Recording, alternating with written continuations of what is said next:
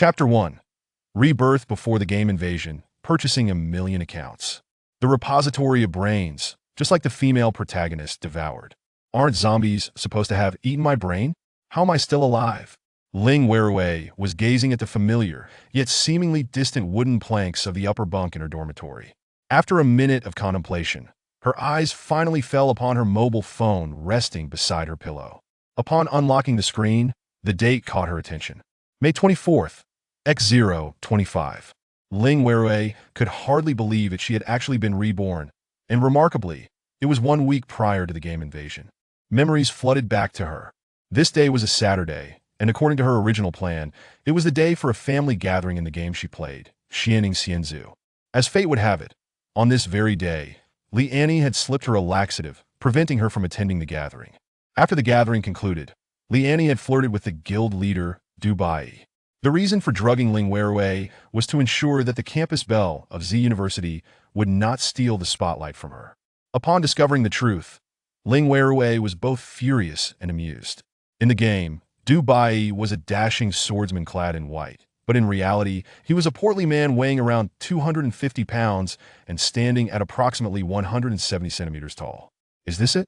Ling Weirui cursed inwardly, thinking that Li Annie should keep a closer watch on her Kappa boyfriend and best hide him away.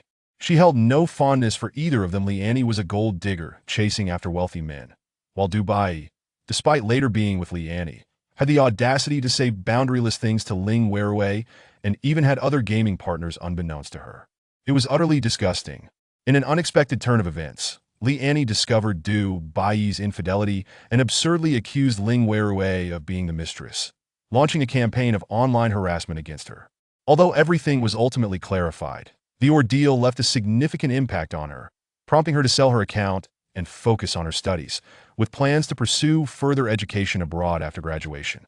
Who could have predicted that just 1 day after selling her account, the game would invade reality, granting everyone a chance to synchronize their game characters and acquire game skills, equipment, and other items in the real world. Soon after, monsters began to appear across various locations, and only those who possess combat-capable game characters could eliminate them. Ling Weirui, having sold her account, found herself struggling to survive in society and ultimately fell prey to a zombie that unexpectedly breached the safe zone, devouring her brain. Perhaps heaven felt pity for her, granting her this second chance to return to a week prior to the game invasion. Ling Weirui swiftly rose, tidying up her surroundings. 7 days may seem ample, yet she had a considerable amount to prepare for the impending game invasion. First and foremost, money. Clang. The dormitory door swung open as Li Annie entered. Upon seeing Ling Weirui awake, a flicker of guilt flashed in her eyes before she said, "Weirui, you're up? I brought you some soy milk and buns, please eat." Ling Weirui quickly devised an excuse. "Oh, is that so? Then you should finish yours before heading out. I spent 20 yuan on them." "So, she added ingredients and still expected me to pay?" Ling Weirui smirked inwardly and replied, "Then I'll take it with me to drink later." Li Annie placed the food on the table. Seizing the opportunity while Li Annie was in the restroom, Ling Weirui swapped the soy milk. If Li Annie was generous enough to provide her with plain soy milk due to her absence from the gathering, that would be one thing. However, if she knowingly offered her the spiked soy milk, it would mean that Li Annie herself would inevitably be drinking the spiked version. After tidying up, Ling Weirui took the soy milk and buns, left the dormitory, and promptly discarded them into the trash bin outside. She checked her phone and was pleased to find 200,000 yuan remaining on her card. For a third-year university student, this was quite a substantial sum. Yet, this amount was merely the compensation for her parents' death. Ultimately, they had been exposed and met a tragic end. Now, only the cold digits on the bank card remained over the years. Expenses had taken their toll, leaving her with just 200,000 yuan. This amount was, of course, insufficient. Ling Weirui knew she could not afford to wait, so she researched fast lending companies online. The house was valued at 2 million, and the high-interest loan she found could provide 1.8 million, albeit with exorbitant interest rates, yet the funds could be disbursed on the same day. After completing the paperwork and securing the funds, Ling Weirui opened her portable notebook and accessed the official sales website for Xianing Xianzhu. She wished to select the most powerful damage-dealing character, the Fenshin sect, which was a fire-type swordsman, But due to the character's popularity, there was only one account available for 850,000 yuan. An account for 850,000 yuan? Have they gone mad? Yet, such was the reality of the game. To Ling Weirui, the price seemed somewhat inflated. The account itself was not worth that much, likely due to the explosive damage potential of the Finch insect. Moreover, the gender was mismatched, and Xianing Xianzhu lacked a gender transformation potion, making it impossible for her to synchronize the character with herself during the game invasion. Ling Weirui opted for the highest-priced option, which presented a character from the Yaoqi Xinzong valued at 1.35 million. Perhaps it was fate. Ling Weirui's account name, Wei Ru Feng, belonged to the Yaoqi Xinzong. This level 135 account boasted top-tier equipment, fully upgraded, allowing it to compete for the #1 spot across any server in the game, along with countless fashionable outfits, rare mounts, dazzling effects, and more. This was the one. As she clicked the purchase button, the account was registered under her identity card, and her excited heart finally began to settle. Safe at last. This account would serve as the foundation for her survival and growth following the cataclysm. Of course, she had to remain cautious, otherwise, if discovered, she could be captured, imprisoned, and abused, causing her synchronized items to serve as nothing more than gifts for others. Ding dong! Ling Weirui's phone chimed. She glanced at it and was surprised to see photos from the gathering shared in the guild group. In the pictures, a man with a pig-like appearance was embracing Li Annie, sporting a greasy yet confident smile. However, Li Annie's complexion was rather pale, rendering her somewhat fragile. Ling Weirui scrolled through the messages and indeed found that Li Annie claimed to have eaten something bad and was suffering from diarrhea. What poetic justice! Yet, she was resilient, having continued to socialize with everyone until now. It was likely that the daytime gathering had concluded, and they had moved on to a bar in the evening. In the dimly lit booth of the bar, the table was strewn with champagne, each bottle adorned with fireworks. This was likely the bar's most expensive champagne, Ace of Spades, a set worth 200,000 yuan, paraded around by a bunny girl before being delivered to their table, eliciting envious glances from onlookers. Furthermore, she had been mentioned in a tag. Annie baby. Wei Ru Feng, Weirui, it's such a pity you didn't come. Others chimed in with compliments. The guild leader is so generous. The guild leader looks like a true tycoon. Is that the little beauty, Annie baby, sitting next to him? Amidst the flattery and uncertain sincerity, Ling Weirui began to type furiously. Wei Ru Feng. Baby, don't flatter him if you can eat like a pig. You're really working hard for money. Wei Ru Feng.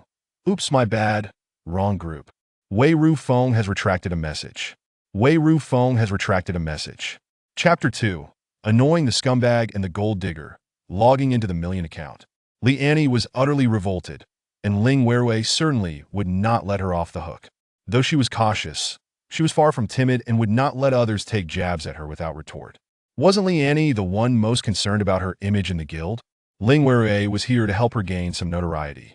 At this moment, the others in the group naturally saw Ling Weirui's remarks, assuming she had accidentally shared a private conversation with Li Annie, speaking the unvarnished truth, nearly bursting into laughter. Wei Ru Feng was spot on. They had never imagined that the ethereal white-robed swordsman in the game would be such a sight in reality. Li Annie, of course, noticed, seething with resentment towards Ling Weirui. Annie baby, what do you mean by that? Are you actually calling the guild leader a pig? And what do you mean by for money? My relationship with the guild leader is completely innocent. Wei Ru Feng. A question mark for you to ponder. Wei Ru Feng. I already stated that I sent it to the wrong group. What are you talking about, Annie? You can't be taking it personally, can you? Surely not. Surely not. Wei Ru Feng. Besides, Annie, you've got it all wrong. Taking it personally means you think the guild leader is a pig. That's not what I said. Wei Ru Feng. You're not regretting liking the guild leader, are you? You clearly said in the dormitory that he was gentle, a good person, and wealthy. If only you could be his girlfriend. If you truly like the guild leader for who he is and not for his money, you mustn't spend his money. How about this? Let's split the bar bill with the guild leader this time. Ling Weirui chuckled mischievously. Li Annie would certainly not agree to split the bill, given her lack of funds. The crux of the matter was that the above was merely a trap set by Ling Weirui. With a decade of experience in group chats and a typing speed of 4,000 characters per hour, she continued her onslaught. Wei Ru Feng. If you genuinely like the guild leader, you mustn't use his money. Be a good girl. Also, about the in-game items, don't let the guild leader foot the bill for those either. or others might think you're just after his wealth. Li Annie was so agitated she could hardly contain herself. After all, she was indeed after that wealth. With Ling Wairu's words, how could she brazenly continue to spend the guild leader's money?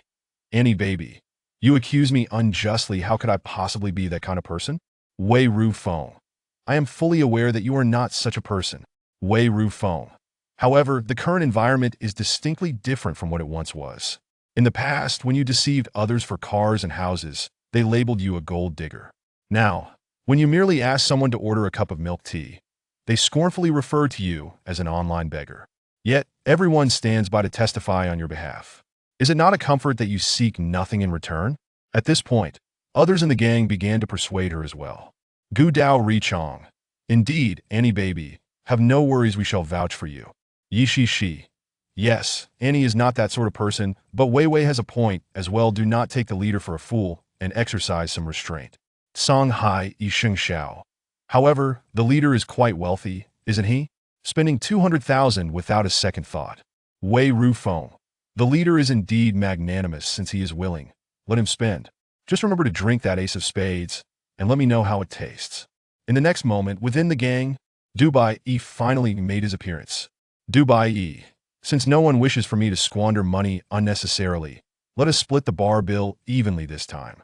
The ace of spades is far too expensive. I shall cover it myself and leave it at the bar. Everyone else, refrain from drinking. Dubai E. I managed to invite guests incorrectly. Dubai E removed Wei Ru Feng from the group chat. Ling Wei Rue chuckled softly. How did he break down? Though she had been removed from the gang, she felt no anger, for she held a significant secret. The account of Dubai E did not belong to the gang leader at all.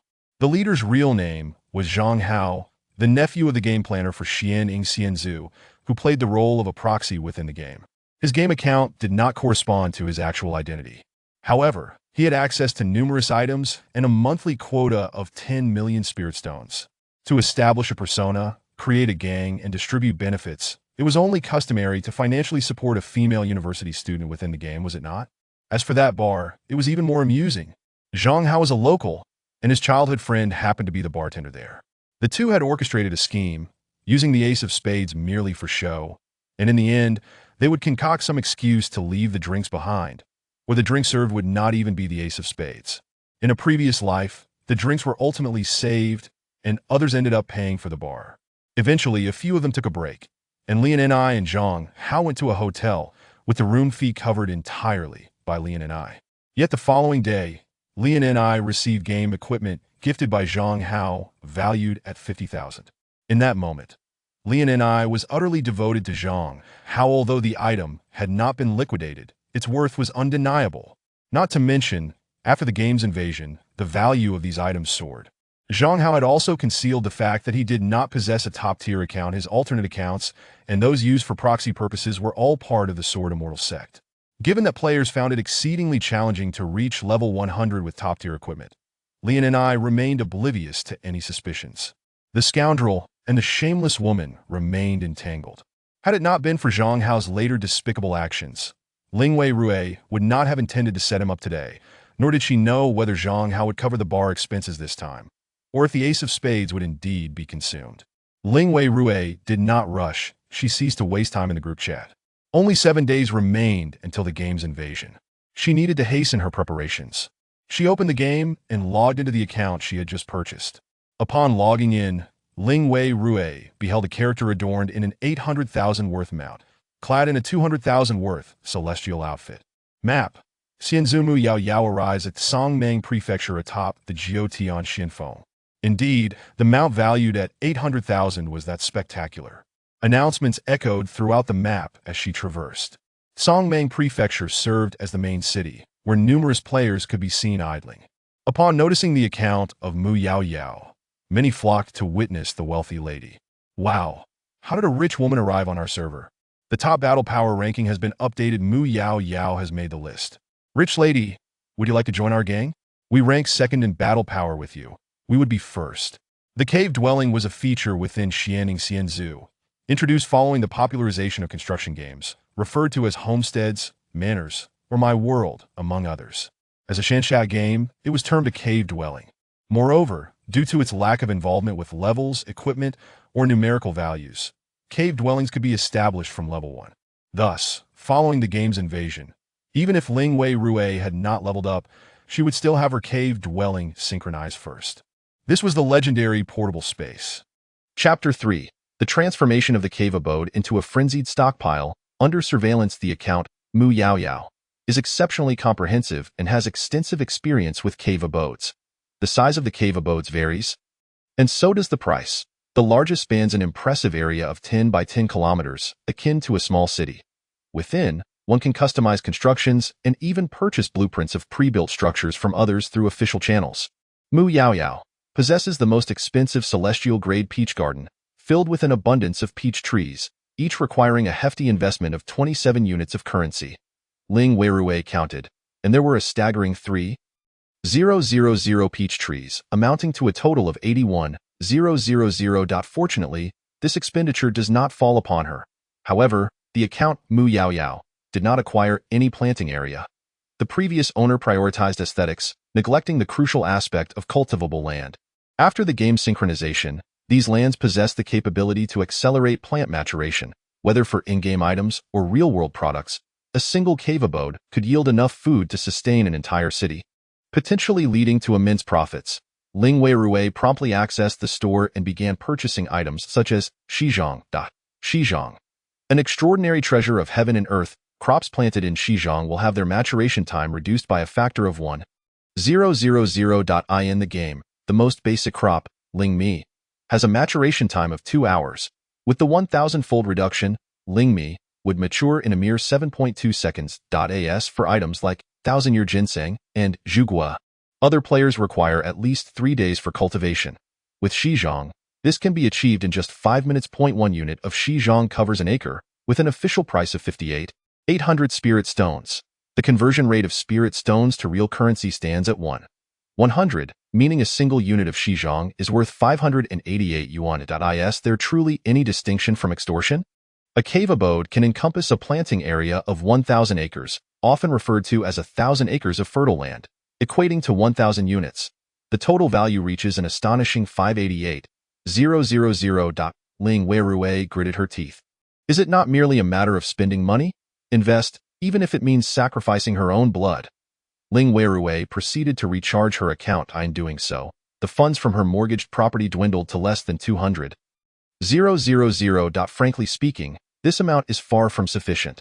Ling Weirui reached out to various lending companies, attempting multiple mortgages on a single property to secure additional funds.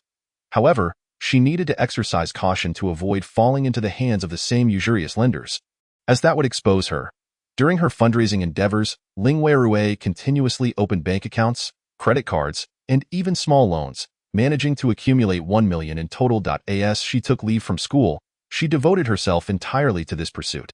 After a week of tireless effort, she managed to amass an additional 8 million. While acquiring low-level items in the game, she also purchased the necessities for the cave abode from the official store. After all, she had already reached the pinnacle of equipment within the game. Yet, there was still much to be done regarding the cave abode. Following the planting area, there remained the breeding zone, which required another 600,000. Additionally, various spirit beast offspring and eggs could be procured using in-game currency, prompting Ling Weirui to recharge and exchange for a substantial amount of game currency. Next came the planting and breeding-related Cave Spirit Spring. Cave Spirit Spring. Practicing within the cave will restore injuries and enhance physical fitness. In the vicinity of the spring, plants thrive vigorously, free from disease, increasing yield and having maturation time while enhancing quality. Animals will experience heightened intelligence. Spirit Spring Lottery yields a minimum of 3 million spirit stones per unit. The minimum cost for a Spirit Spring is 30,000 yuan. Ling Weirui took a deep breath and drew 99 Spirit Springs, distributing them between the planting and breeding areas, costing her 2.76 million. Subsequently, she acquired puppets. Planting puppet, capable of automatically sowing and harvesting spirit plants. Breeding puppet, able to care for and nurture spirit pets and beasts. Servant puppet, cleans the cave daily, maintaining its cleanliness, thus minimizing the chances of illness among spirit plants and beasts. These puppets are quite affordable, priced at 3,000 spirit stones each, equivalent to 30 yuan per puppet. Ling Weirui purchased 3,000 000. Each puppet can only operate on 1 acre of land, necessitating not only their purchase but also the consumption of spirit stones. However, following the game's invasion, the game was shut down, and spirit stones were no longer available for direct purchase. Consequently, Ling Weirui aimed to acquire spirit stone veins to place within the cave abode. This proved to be an expensive endeavor, as these veins directly produce currency in the form of spirit stones. Akin to a recharge rebate. At the time, it was touted as an unbeatable investment, promising lasting profits. A single spirit stone vein costs 10 million spirit stones, equivalent to 1 million yuan. Each day, it produces 10,000 spirit stones, translating to 100 yuan worth of spirit stones. Many joke that one could play this game until retirement. Once profits are made, one could purchase spirit veins, ensuring a comfortable pension in old age, amounting to 3,000 a month. However, such spirit stone veins are only available to the elite million-dollar spenders. Even so, these spenders often disdain such trivialities. 1 million does little to enhance combat capability, so what is the purpose of purchasing them? The account, Mu Yaoyao, also did not acquire any deity, was merely a gimmick. Who could have anticipated that such items would one day manifest as reality? Ling Weirui purchased 4 veins, strategically placing them in the eastern, southern, western, and northern sections of the cave abode. Once the game was invaded, the spiritual energy here would likely be so dense that a single breath could extend one's lifespan in just a few days. Her expenditures had been extravagant, leaving her with only 500,000 remaining on her card. With this last amount, she proceeded to purchase a batch of items from the store, including beginner, intermediate, and advanced life recovery talismans and spirit power talismans. Priced at 1,000, 15,000, and 2,000 spirit stones respectively. Accumulating 1,000 of each would cost around 45,000. Additionally, special items such as invisibility talismans, transformation talismans, and stabilization beads also consumed about 50,000. She also delved into learning various auxiliary professions, including talisman crafting, formation techniques, weapon forging, alchemy, and spirit cuisine, amassing a significant quantity of materials and blueprints. She hoarded level 1 resources and materials, depleting her funds nearly entirely. Simultaneously, she purchased equipment ranging from level 1 to 90, deeming level 100 unnecessary as she already possessed it. Moreover, she diligently grinded in the game while not neglecting her real-world responsibilities. Ling Weirui purchased a vast array of seeds, predominantly medicinal herbs. Once the game was invaded, these crops could be cultivated within the cave abode. Meanwhile, at the border of Huagua, a clandestine organization combating crime was convening. According to the intelligence we've gathered, this illicit fund is currently being laundered through game recharge methods. However, a week ago, the game company suffered an inexplicable Trojan attack, resulting in the deletion of all player identity information, leaving us unable to trace the target's details. Nevertheless, we have a suspect. The screen displayed the account information of Mu Yaoyao. Chapter 4. The Butterfly Effect. The game descends from the information we have received. This account holds a value of 1.35 million in the game. A considerable sum.it is highly probable that the criminal gang is laundering their funds by purchasing accounts and then selling them at a lower price. Furthermore, the owner of this account has been accumulating game materials in large quantities without engaging in regular game activities, neglecting daily tasks, dungeon runs, and battles, while also restricting external access to the constructed cave abode. Despite acquiring an impressive volume of materials, all transactions were conducted using in-game currency. I discreetly dispatched an operative to register a secondary account to sell items, intending to conduct cash transactions, only to find that they were unwilling to provide even a payment platform. Their meticulous actions raised suspicions instead. However, since they are engaged in fraud, it is likely that they will attempt to act again. Over the years, numerous instances of gaming fraud and human trafficking have surfaced. I believe this individual merits close scrutiny. Ling Weirui had no inkling that her inadvertent acquisition of this game account would lead to suspicions of money laundering by the authorities. This marked the first flutter of a butterfly's wings set into motion by Ling Weirui. Little did she know that the power of this flutter would far exceed her expectations. Perhaps we require additional manpower. After the inspector reported the situation, he turned his attention to another team. So, now we are not required to engage in combat. You cannot possibly be suggesting we play the game to approach the enemy, can you? On the opposite side of the conference room, clad in a dark green uniform in stark contrast to the inspector's blue attire. 5 individuals bore the unmistakable insignia of the garrison. Each member bore a grim countenance, recalling the previous intelligence provided by the inspector that had led to their commander being ambushed, sustaining severe leg injuries that would likely force him into retirement. The notion that the enemy had resorted to gaming was simply unacceptable. Liang Jing, the man seated in a wheelchair, barked an order, his piercing gaze fixed upon the head of the opposing team. So, does Inspector Su mean that it means nothing of consequence? We are merely reporting the situation. Of course, Major Tang, who has recently been injured, may also participate in this operation, perhaps play a game and recuperate. You? The youth addressed as Liang Jing nearly erupted in anger, but was restrained by Tang Tianqing. Fine, since we have nothing but time on our hands, we might as well take a look. He produced a notebook, familiarizing himself with the game, and directly went to the official site to purchase the most expensive male character from the Burning Heaven Gate. You all should register an account as well. I'll cover the costs for a batch of accounts. The nearby team members gasped in disbelief. Commander, this account cost hundreds of thousands. What a ridiculous game. His tone dripped with sarcasm, expressing his disbelief towards the individual known as Su Yixing. For him, several million was merely a drop in the bucket. His parents were business people, and he had inherited his grandfather's aspirations, choosing to join the path of guarding the homeland. However, the betrayal of his injured leg could not go unpunished. Before long, he purchased accounts for several individuals, oblivious to the distribution of roles, assigning 1 tank, 3 damage dealers, and 1 healer. Subsequently, several individuals logged into the game, performing a few operations with the intent to approach Mu Yao Yao. In the next moment, the game unexpectedly went offline, and files on the computer were swiftly erased. Ling Weirue was completely unaware that her butterfly effect had altered the fate of an entire team, at the same time. Ling Weirue sat in front of her computer, waiting for the game invasion. Surely it would not fail to arrive. Otherwise, how could she repay this 10 million? At this moment, Ling Weirue felt a surge of anxiety. Fortunately, the time had arrived. June 1, 2025, 10:24:35 a.m. Across the globe, with a population of 10 billion, even infants heard a voice resonating in their minds, accompanied by a panel that emerged. From that moment onward, this panel would accompany them throughout their lives. Global population has reached 10 billion, initiating the cosmic battlefield. Esteemed citizens of Blue Star, greetings. The universe is vast and chaotic, inhabited by various powerful races that are in conflict with humanity, as the planet we inhabit faces incessant invasions. To ensure survival, humanity has dispatched countless vanguard teams, traversing time and cosmic distances in search of new habitable planets, sowing seeds for future generations.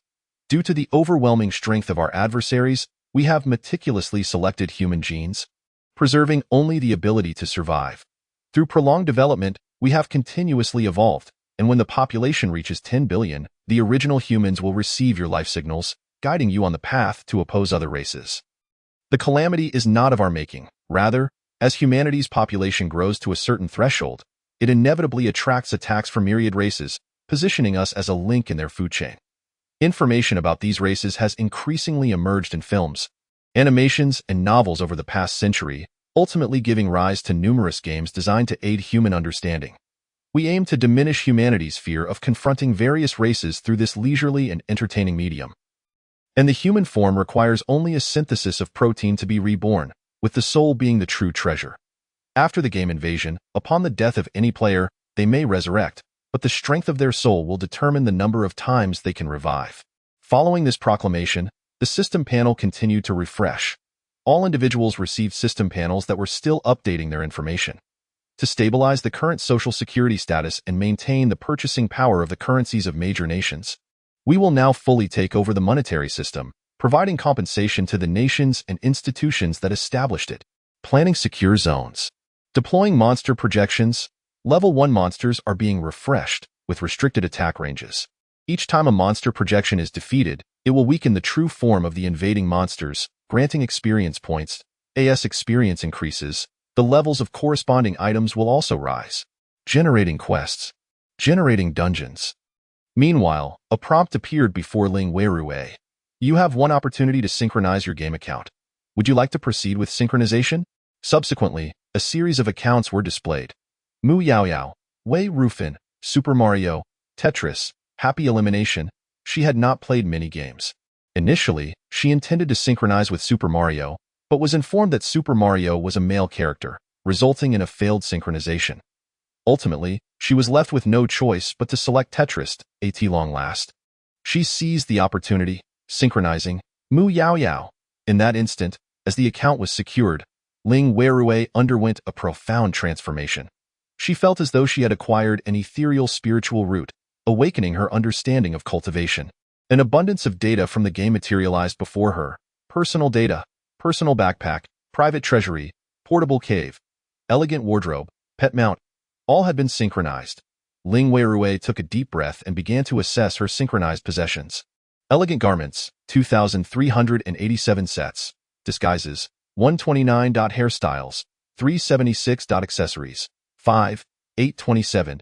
At that moment, she was adorned in an outfit valued at 200,000 in the game, a celestial garment woven from the silk of the 9 nether ice silkworm, its hem swaying gracefully without the need for wind, shimmering with the radiance of falling snow, appearing like distant stars, dazzling and resplendent. Chapter 5. 10 years of fish slaughter, cultivating spiritual rice.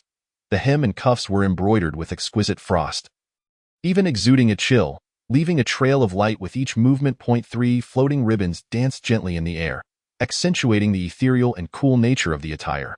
Ling Weirui's hair rapidly lengthened, transforming into an ice blue hue. Adorning her head was a delicate phoenix crown, encrusted with brilliant sapphires and diamonds, resembling a vividly lifelike ice phoenix, exuding unparalleled nobility. Her makeup had also transformed, featuring blue eyelashes and crystalline irises that contained the vastness of the universe. Her skin was snow-white, radiating a sparkling brilliance akin to ice and snow. Even the finest cosplay could not replicate such intricate details of a game character. Now, with a mere synchronization, she had achieved this. She was no longer Ling Weirui, but rather Ling Niu Hurith Huan Kai Lu Li Chui Kan Xing Hui Ji Ming Shuang Shuechun Shiyuing Weirui. She longed for the world to know she had synchronized with an extraordinary character. Quickly, she dismissed the attire, hairstyle, makeup, and body shape. She was, after all, a person. Though the attire was beautiful, it was absolutely unsuitable for her to wear out at this moment. Naturally, during combat, Ling Weirui could not reveal her true identity. Fortunately, there were numerous options available, leaving her unhurried. Moreover, she did not underestimate these garments. As they were special outfits, they could not be damaged, ensuring their exceptional quality. They even required no cleaning, remaining pristine each day. Ling Weirui could even extract these garments and sell them to others, though there was no need, as who wouldn't appreciate beautiful clothing? She had plenty of items to sell. Ling Weirui began examining her other possessions. Personal backpack, private treasury, which had already synchronized all of Ling Weirui's level 1 items. Items, 16, 290. The sheer quantity was formidable.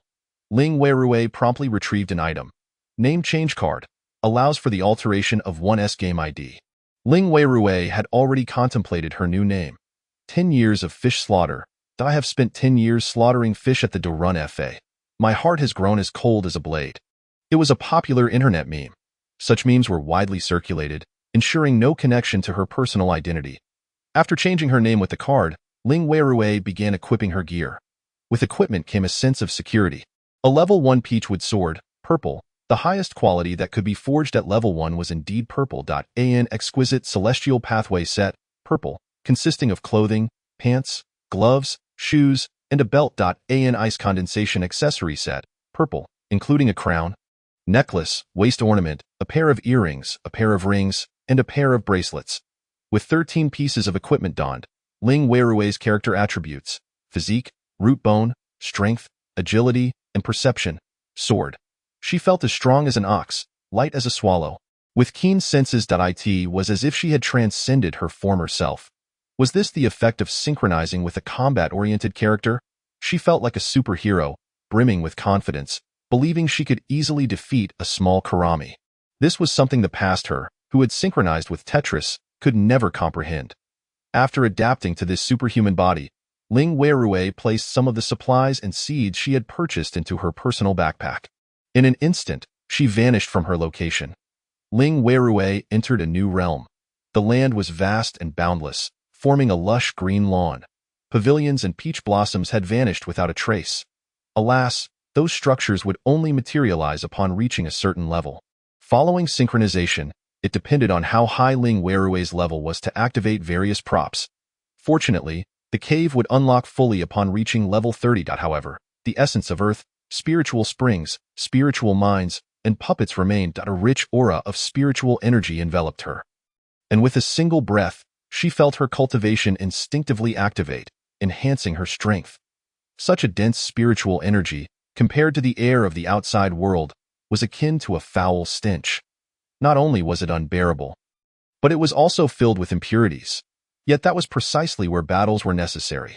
Ling Weirui inspected the entire cave and ultimately discovered 10,000 bags of spiritual rice and 10,000 seeds of spiritual rice in the warehouse. Spiritual rice seeds require spiritual fields for cultivation, meticulous care, and can be harvested in 3 years, yielding 10 pounds of spiritual rice per acre. Neglecting their care would negatively impact the harvest, while diligent nurturing could increase yield. Due to the synchronization of the game into reality, the time for cultivating spiritual rice had also transformed. Ling Weirui commanded the planting puppet to sow the spiritual rice seeds. Instantly, the planting puppet sprang into action, and the system prompted a notification. You have planted spiritual rice seeds. Due to the enhancement from the essence of Earth and spiritual springs, your spiritual rice seeds have accelerated their maturation time by 1,000 times. Next maturation time, 24 hours, 16 minutes, and 48 seconds. The spiritual rice seeds you planted have been nourished by the spiritual springs, having the maturation time, doubling the yield, and increasing the mutation probability by 0.5, resulting in high-grade spiritual rice. The high-grade spiritual rice was of level 5, thus not synchronized, but through this planting, it could still be produced. Ling Weirui considered that the seeds were no longer obtainable in the game store. So she instructed the planting puppet to enable a seed retention function. Moreover, the planting puppet would automatically shell the rice and weave straw into burlap sacks to store the spiritual rice in the warehouse. Following the game invasion, many perceived the world as an apocalypse. As the apocalypse descended, people panicked, fearing what? The lack of food. What actions would they take? Naturally, they would hoard supplies. These spiritual rice would undoubtedly fetch a high price. Additionally, vegetables would be cultivated. On the 1,000 acres of essence of Earth, a majority would be dedicated to spiritual rice, with a smaller portion reserved for vegetables and fruits. These are not game outputs, such as leeks, tomatoes, and little whites. After accelerating, they can mature in just a few dozen minutes, so there is no need to rush. At noon, when she had not yet eaten, Ling Weirui took out the generator from her personal backpack, along with a rice cooker, an induction cooker, and so forth, and began to prepare a meal. The spirit rice does not require washing.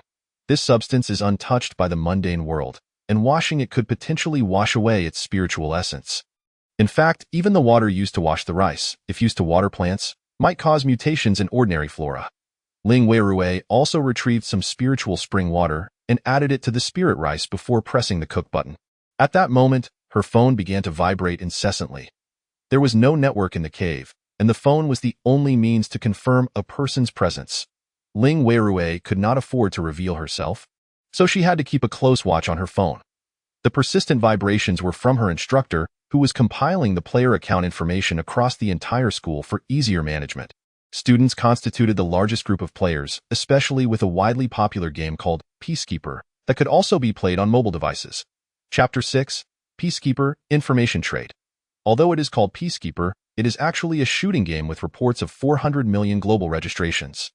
At its peak, 80 million players were active worldwide. By simply creating an account, one could gain the physical attributes of a special forces soldier. Furthermore, possessing weapons and vehicle skins from the game would grant access to those weapons and vehicles. The game frequently holds events to distribute skins, and long-term players naturally accumulate various skins for assault rifles such as AKs and M4s, with some even possessing rocket launcher skins. Vehicle skins could confer supercars or even helicopters. Each weapon comes with ammunition, which presents a significant impact on the gun-restricted Flower Nation. What happens when these individuals run out of bullets? Fear not.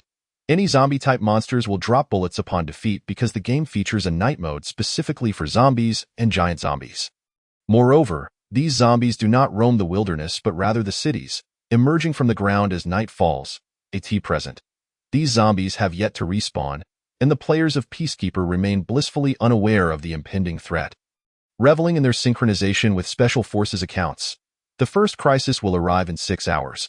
Ling Weirui answered the call. Instructor, I apologize.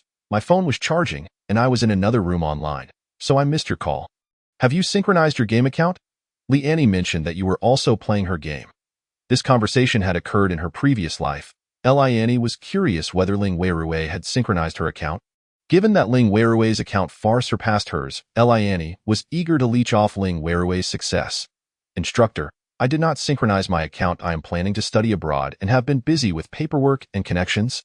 So I thought I would stop playing the game. I hung my account online yesterday, but today that alien civilization informed me that synchronization failed because I had already sold my game account. The civilization compensated me with 7,300 yuan, which was the amount I received for hanging my account. Then, have you synchronized any other accounts? No. I saw that there might be activation codes distributed for new accounts.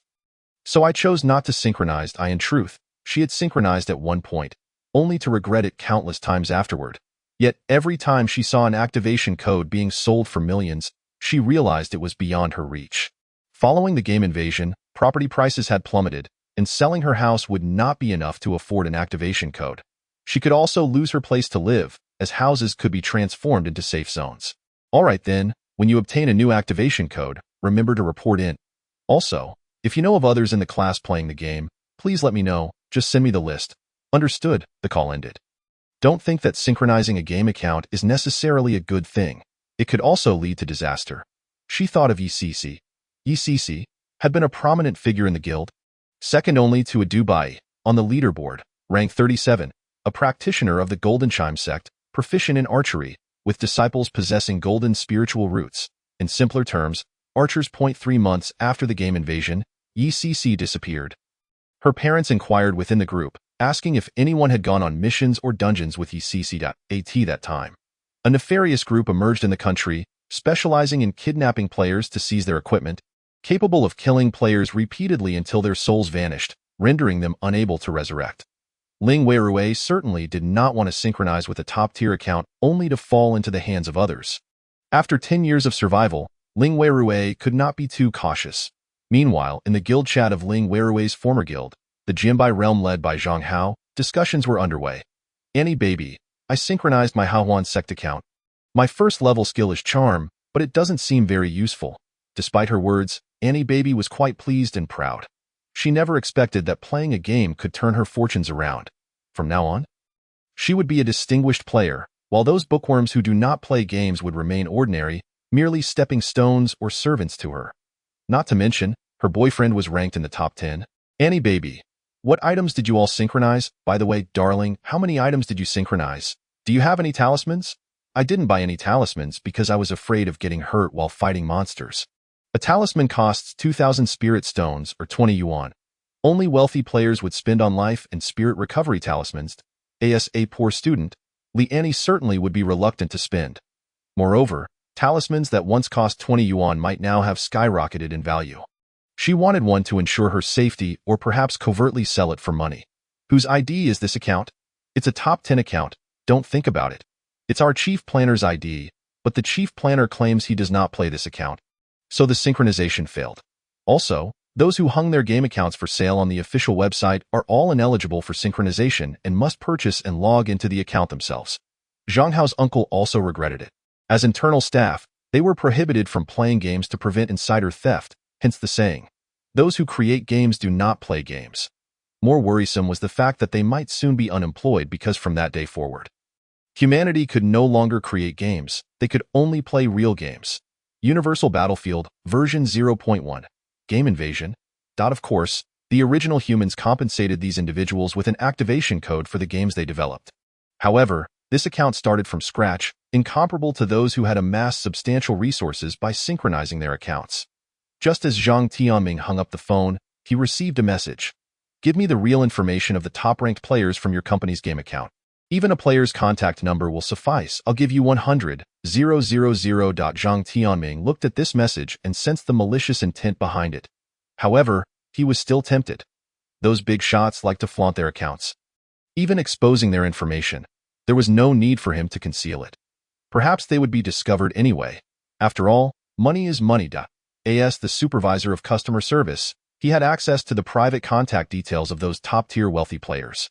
Zhang Tianming sold all their information. Chapter 7. Explosive trending searches, cultivation techniques. Ling Weirue cautiously made her presence known across various platforms, explaining that she did not have an account and was involved in resource acquisition. Subsequently, she casually scrolled through the trending searches. Various headlines adorned with deep red, explosive tags appeared, each relating to the game Invasion and quite explosive in nature. Game Invasion will upheave the world. Good news for cancer patients. Treatment potions. Experts advise players who have synchronized their game accounts to provide treatment potions to hospitals for centralized distribution. Medical giants begin acquiring treatment potions and hiring game pharmacists and alchemists at high salaries. The military is mobilizing to clear outdoor monsters. Synchronized shooting game players will become one of the most unstable elements in society. Game accounts are not above the law, and all murderers will face consequences. Will kitchen games provide infinite food? Can interstellar games synchronize spaceships fly beyond the galaxy? Necromancer profession players are prohibited from disturbing cemetery urns. Ling Weirue had seen these trending searches in her previous life. A quick glance was enough to grasp their significance. Scrolling through the internet felt like a waste of time. However, she still awaited a phone call. As an orphan with a simple network, few could contact her at this critical juncture. Aside from her instructor, there was one other relative. Soon, her phone flickered with an incoming call. It was Grandpa Tang. He was the former leader of Ling Weirue's parents. Since both of her parents were orphans, the old leader was more like a rebirth parent, benefactor, and guide to them. Following her parents' deaths, Tang Xiao had always felt guilty, even considering adopting Ling Weirue. But she was already 13, at an age of understanding. And having spent much time in boarding schools, she had grown accustomed to independence. Sometimes, she felt that her parents were true love and that she was an accident. She bore no resentment towards Grandpa Tang. The true culprits were those criminals. Grandpa Tang, Xiaowei, how are you over there? Are you safe now? The heavens are about to change, and one wonders if there will be enough provisions. If not, let Tianqingu send some over. He has synchronized his gaming account and has become quite formidable. Ling Weirue is naturally aware of Tang Tianqing's account, as he has consistently ranked high on the leaderboard in shooting games. Truly the king among kings, the ultimate grindmaster. The account of the Peacekeeper is not particularly conducive to developing a strong player character, yet Tang Tianqing, backed by official resources, has managed to acquire many advantages, including the gene serum from the shooting game Doomsday Crisis. Through continuous gene injections and unlocking genetic locks, a decade later, Tang Tianqing has become the guardian of the entire Danning province. Ling Weirue and he have developed a sibling-like bond. And under his protection, coupled with her own survival skills as she has followed the official construction team, she has managed to live for 10 years. It is infuriating to think about. Nevertheless, Ling Weirue is not inclined to cling to Tang Tianqing. In this life, she aims to be the one in power. She spoke into the phone. Grandpa Tang, you need not worry, I have already purchased a month's worth of supplies, so I am certainly well prepared. Please ensure your safety. There is no need for Tianqingu to come looking for me. He should rather take care of himself. All right, I understand that if you encounter any danger, do not hesitate to call your brother. Ling Weirue hesitated for a moment but ultimately said, Grandpa, I've noticed that many people online have synchronized to the game Peacekeeper. Did I recall this game spawns monsters at night? Should we not issue a curfew? Her voice was soft, as she did not intend to spread any speculations or warnings online, given the plethora of conjectures already circulating. Ling Weirue could only offer a gentle reminder. This topic has indeed been the subject of much discussion among many players.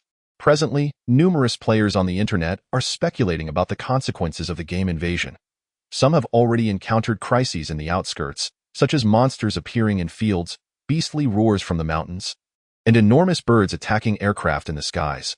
The death toll has surged, and those who remain indoors are hiding in their homes. Their greatest fear now is the prospect of a siege by the game. However, these events remain mere speculations. The garrison and patrol forces have fully committed their strength to managing unforeseen circumstances.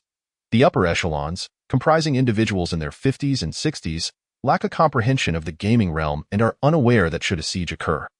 The resulting chaos would not be a singular incident, but rather a catastrophic crisis. Fortunately, Tang Xiao still values Ling Weirue's words. All right, I will be cautious. After hanging up the phone, Ling Weirui confirmed that no further messages had come through, and with no word from Tang Tianqing, she felt a sense of relief. It appeared he would not be coming, likely preoccupied with other matters. Inside the cave, the rich aroma of rice wafted through the air. Tantalizing the senses, Ling Weirui could hardly believe how fragrant the spiritual rice was. It was as if the fragrance could travel for miles. Eagerly, she opened the rice cooker. Each grain of rice shimmered like pearls, glistening with a radiant glow.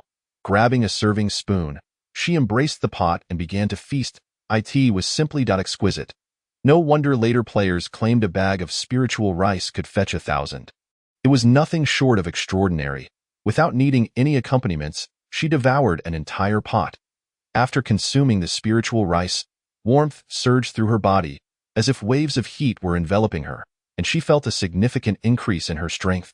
Energized, Ling Weirui proceeded to the next stage of her endeavors, cultivating her skills. Upon activating Cosmic Battlefield, players are encouraged to slay monsters to gain experience for leveling up.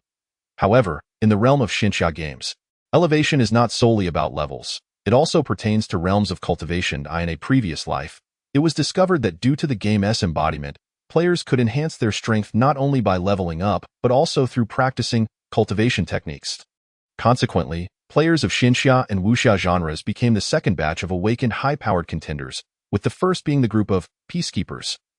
What Ling Weirui now engages in is cultivation. Her synchronized character belongs to the Yuan Ing Xian Zhu within the Yaoqi Xinzong profession, which exclusively accepts female disciples. The disciples of this sect possess two sets of cultivation techniques, one titled Ice Heart Sacred Art, and the other, Ocean Embracing Heart Sutra. Ice Heart Sacred Art includes a sword technique, a level 1 skill known as Frost Sword Chi, which consumes magical energy to unleash a sword chi imbued with freezing attributes, capable of injuring foes. Ocean Embracing Heart Sutra encompasses healing techniques. With a level 1 skill named Calming Incantation, she must cultivate Ice Heart Sacred Art, as it is her means to slay monsters and level up. Chapter 8. A heavy strike on the internet. Ling Weirui began to operate her cultivation techniques according to the memories synchronized from the game. Within the Yuan Ing Xian Zhu, different sects possess distinct backgrounds. Players who choose Yaoqi Xinzong are greeted with a cutscene. The sect's senior sister guides the players through a testing platform and then declares, "Innate Ice Spirit Root, do you wish to join our Yaoqi Xinzong?" Thus, Ling Weirui now possesses an innate Ice Spirit Root. In the synchronization to reality, all players exhibit extraordinary talents. Ling Weirui's first attempt was cautious, yet surprisingly successful. The spiritual energy flowed through her meridians, while the surrounding spiritual springs and mines emitted a burst of spiritual energy that was absorbed into her body, leaving her feeling warm and invigorated. Upon completing a cycle of meditation, additional spiritual energy settled into her spiritual reservoir. Life limit 10, spiritual power limit 20, attack limit 20, frost attribute attack 40, magical defense 10, bone quality. Perception 1. A series of data appeared before her. Summary. She has grown stronger. In terms of cultivation realm, Ling Weirui has ascended from a mere mortal to the first layer of fetal breath. The fetal breath stage comprises 9 layers, and upon reaching the 10th layer, one can directly break through to a renowned realm in the cultivation world, the Qi refinement stage. However, Ling Weirui decided to change locations and ventured to the vein of spiritual stones, where the spiritual energy was even more concentrated. Sitting cross-legged, she began her cultivation. The last time she took 30 minutes. This time, it only took her 25 minutes. The speed was remarkable, and she gained another boost in her attributes. This was too easy. Moreover, once she entered the state of cultivation, Ling Weirui felt as if she were in an ethereal realm, and time seemed to fly by in the blink of an eye. She had cultivated 10 times, with the last session requiring only 12 minutes to complete a full cycle. In total, she spent 4 hours on this endeavor. Truly, in the mountains, time is but a fleeting concept. It feels as though 1,000 years have passed in the world. The daily practice of cultivation was accomplished. In her previous life, Ling Weirui did not inherit her account, but she was part of other groups within Yuan Ing Xian Zhu, which heightened her attention to these players, allowing her to quickly summarize experiences. Each day, she could practice her cultivation 10 times. It was best to find areas rich in spiritual energy. If such places were unavailable, One should seek out serene and picturesque locations. After 10 sessions, there was a significant risk of entering a state of demonic deviation. Quality was more important than quantity in cultivation. Ling Weirui felt that her cultivation quality had reached a remarkably high level. She had now attained the third layer of fetal breath, with attributes equivalent to a level 3 player. Glancing at the time, she noted that it was already 4 o'clock in the afternoon. Ling Weirui hastened her pace, retrieving her Millennium Peach with sword to practice, Frost Sword Chi. After 2 hours of practicing various techniques, slashes, chops, thrusts, flicks, and sweeps, she finally came to a stop. Her stomach growled with hunger, prompting Ling Weirui to command her puppet servant to assist in preparing a meal. The leeks and tomatoes in the ground had ripened. Leeks cultivated using spiritual springs. Regular consumption can nourish kidney function.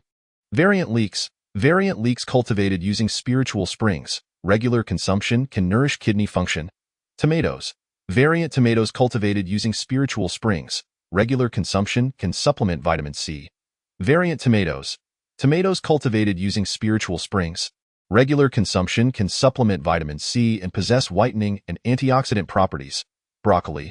Looking at the bountiful harvest filling her storage, Ling Weirui felt uncertain about how to choose, especially those rare variant vegetables. Each one was tantalizing. Ultimately, Ling Weirui decided on a cold tomato salad and stir-fried cucumber slices. Regrettably, the breeding system would only unlock at level 5, while level 1 would allow for the cultivation of white phoenix black chickens, which would undoubtedly yield delicious eggs and meat. After enjoying dinner, the time reached 5:30. Ling Weirui exited the cave. The sky outside had not yet darkened. It seemed someone was using a loudspeaker to announce something. Ling Weirui breathed a sigh of relief. In her previous life, although the highways were sealed off to prevent players from venturing into the wild, there was no nighttime curfew, leading many to rush for food and wander outside. Consequently, during the first day, the losses for the flower-growing nation were severe, particularly among students at boarding schools, as they were more engrossed in gaming and had more synchronized professions. When monsters descended, these individuals were mercilessly hunted by zombies. Now, with the imposition of a curfew, at least they had the buffer of buildings. At this moment, within the Z University student group, discussions were lively. Lu Yuechen, is there really no beauty willing to go for a ride with me? I have the full set of Peacekeeper skins, along with a Lamborghini and a helicopter. Lu Yuechen, Ling Weirui, Campus Bell, I heard you haven't synchronized your game account. Would you like to join me for a ride? I'll take you. Chundong, you've really become arrogant. Do you dare the Campus Bell to go out? Wang Sheng, Brother Lu has synchronized his game character. He is no longer the same as ordinary people. What do you think, Campus Bell? Huang Yu, is it just a ride? Do you want to go to a hotel afterward? Yuan Na, could you not be so disgusting? We're all classmates. Look at how smug you all are. Lu Yuechen, what do you mean by smug? Do you understand what kind of world we're living in now? It's called Cosmic Battlefield, but let us be frank, it's the apocalypse. In this apocalypse, women without power or status will merely be resources for currency and trade. While you still have some capital, it's best to find someone to cling to. Otherwise, you won't even know how you met your demise. And you might end up being taken advantage of by a crowd. Ling Weirui's phone chimed, and in order to maintain her persona of being accountless, she casually glanced at the group chat, only to find her companions indulging in frivolous banter. Ling Weirui, my apologies for my late response. I was preoccupied. Seems the dogs on the street have become quite the nuisance, barking loudly enough to annoy others. Truly, in a vast forest, one encounters all kinds of birds. Back then, I was meek and hesitant. Now, however, they dare to act brazenly before me. Having survived for 10 years in the apocalypse, Ling Weirui, feeling the weight of boredom, had taken to idolizing celebrities and had become a master of the keyboard. Typing is a skill anyone can possess. In the virtual realm, I strike hard. In reality, I still strike hard. If Lu Yuechen happens to be outside, she will certainly give him a taste of his own medicine. She stowed her phone away and opened her portable wardrobe, selecting her attire. Ling Weirui was momentarily dazzled by the thousands of garments at her disposal.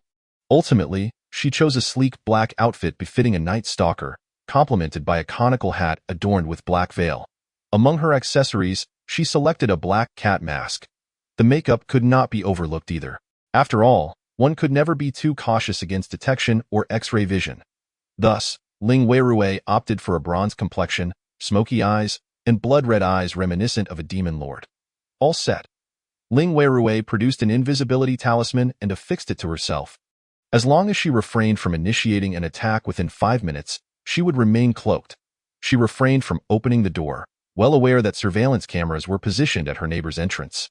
Residing on the 12th floor, she opened the window. Who would ever suspect she would choose to make her exit from here? Chapter 9. Game time enters the night. Monsters spawn. Ling Weirui inhaled deeply, channeling her spiritual energy into her hands, allowing her to adhere to the wall like a gecko. She descended from the 12th floor. Her legs trembled slightly, but she needed to adapt swiftly. After all, soaring through the skies on a flying sword was a feat achievable at level 20. Upon reaching the ground, she dashed toward the exit of the community while her invisibility talisman still had 3 minutes of effect remaining. She crossed the street and arrived at the entrance of Z University. That moment, a flamboyant pink Lamborghini was parked out front. A man, clad in futuristic attire and donning a helmet with LED lights, was showing off. Lu Yuechen. What a foolhardy display! Dinner time had arrived, and the cafeteria was bustling. Students were still lining up for food, with the uncertainty of monsters appearing at night and the sky still illuminated. University students were hard to restrain. The citywide lockdown merely prohibited students from exiting the campus. A notable crowd had gathered around Lu Yuechen, some even requesting his phone number. Lu Yuechen reveled in the attention, blissfully unaware that everything was about to change. Ling Weirui glanced at the time on her phone. 17:59, 59, 1800 hours, 00. In an instant, a system announcement appeared. Game time enters the night. Safe zone contracted.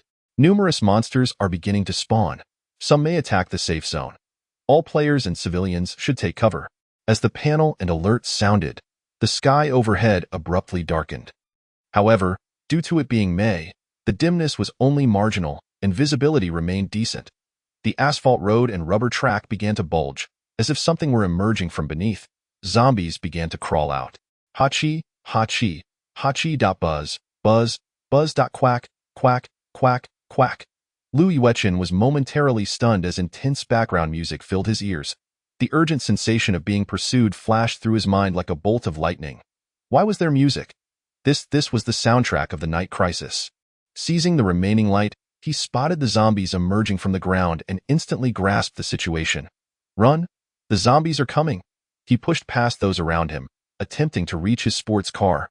However, a zombie had just spawned right in front of him. Engaging him in a face-to-face encounter, the zombie seized Lu Yuechen's shoulder, its mouth agape, and bit down on his neck, blood immediately gushing forth. Ah, ah, ah, Lu Yuechen screamed, trembling uncontrollably. Other students screamed and fled. Fortunately, the zombies moved slowly, all targeting Lu Yuechen while he was still alive. A horde of 7 or 8 zombies descended upon him, instantly dismembering him. An ice blew him, for submachine gun fell from his grasp and clattered to the ground. Ling Weirui's eyes gleamed upon witnessing this. Equipment drop, and that Lamborghini too. With Lu Yuechen's demise, everything became unclaimed. Ling Weirui drew her sword and swept it. Whoosh! A wave of icy blue radiance erupted, enveloping the zombies and freezing them in place. Ling Weirui channeled her spiritual energy, igniting the frost sword aura. Boom, boom, boom. The heads of 7 zombies exploded. Zombie slain, 10 experience points. Ling Weirui's experience bar surged by 0.7 in this game.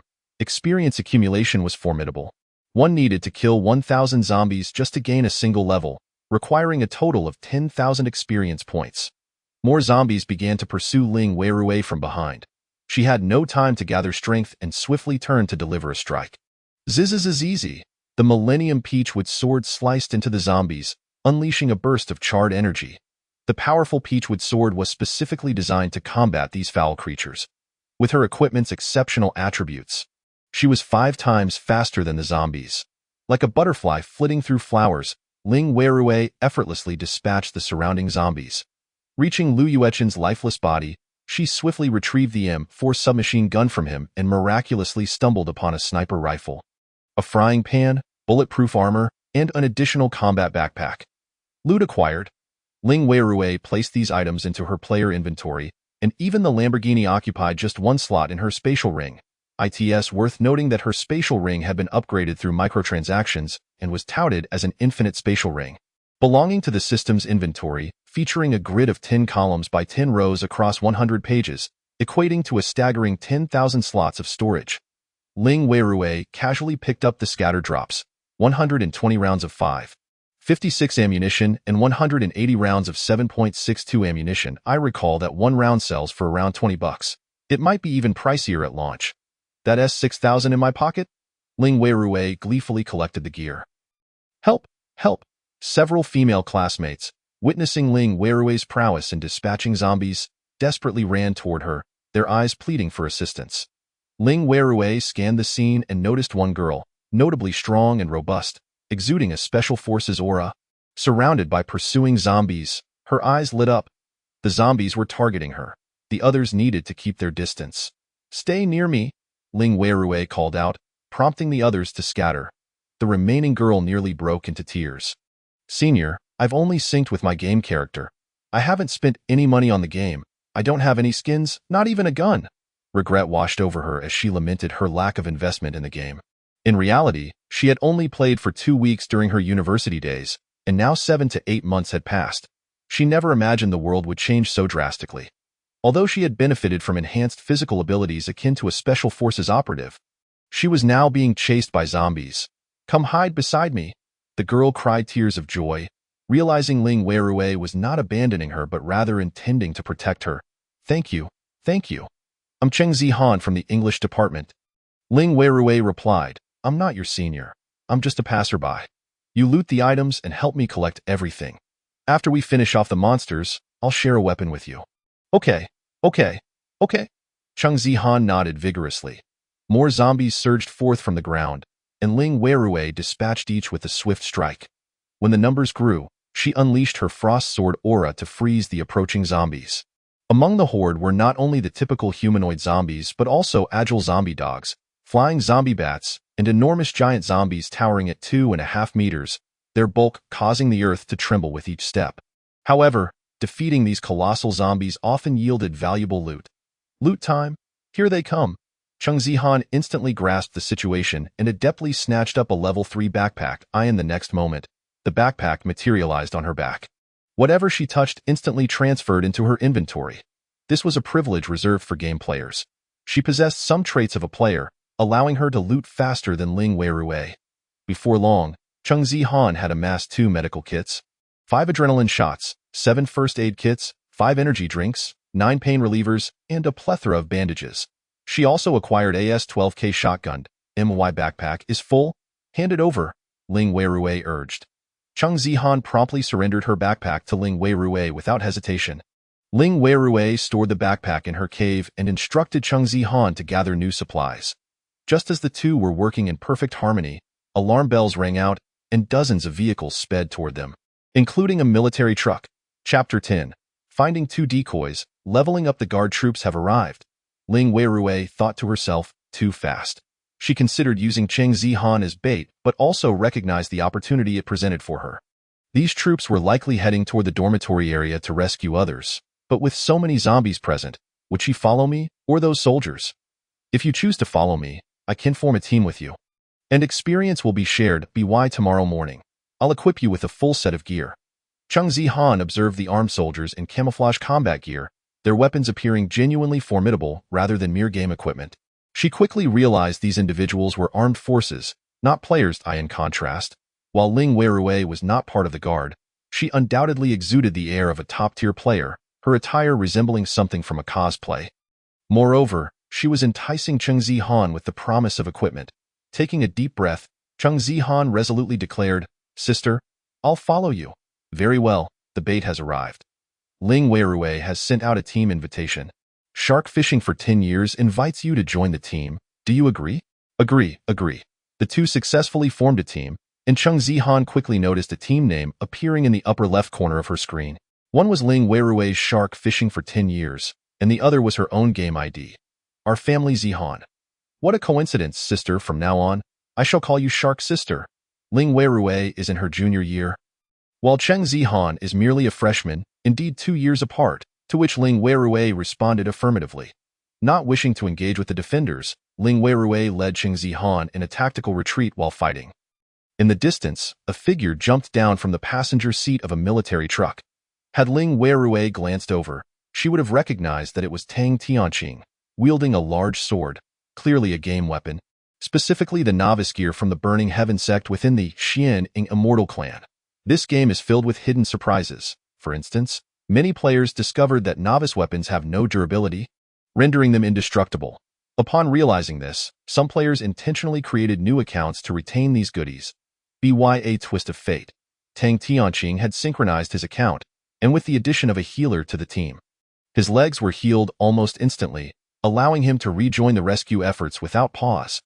Naturally, Tang Tianqing spotted the two retreating figures, but he was unfamiliar with the fashion of Xian Immortal clan, thus failing to recognize them. The shadowy figure in the distance, wearing dark attire, was a character from the game. Little did he expect that the target of his mission, Mu Yaoyao, was right there. The world had changed drastically. The gaming account worth 1.35 million could potentially fall into the hands of a criminal organization, which could spell the emergence of a formidable enemy. However, there was no time to ponder this now. Tang Tianqing strode into the school, swiftly dispatching zombies to aid other areas. Unbeknownst to him, the zombies he defeated would merely respawn until dawn, when the spawning would cease. Thus, what people needed to do was hide and wait until daybreak to eliminate the zombies. Of course, there were also brave souls who seized the cover of darkness to level up and slay the undead.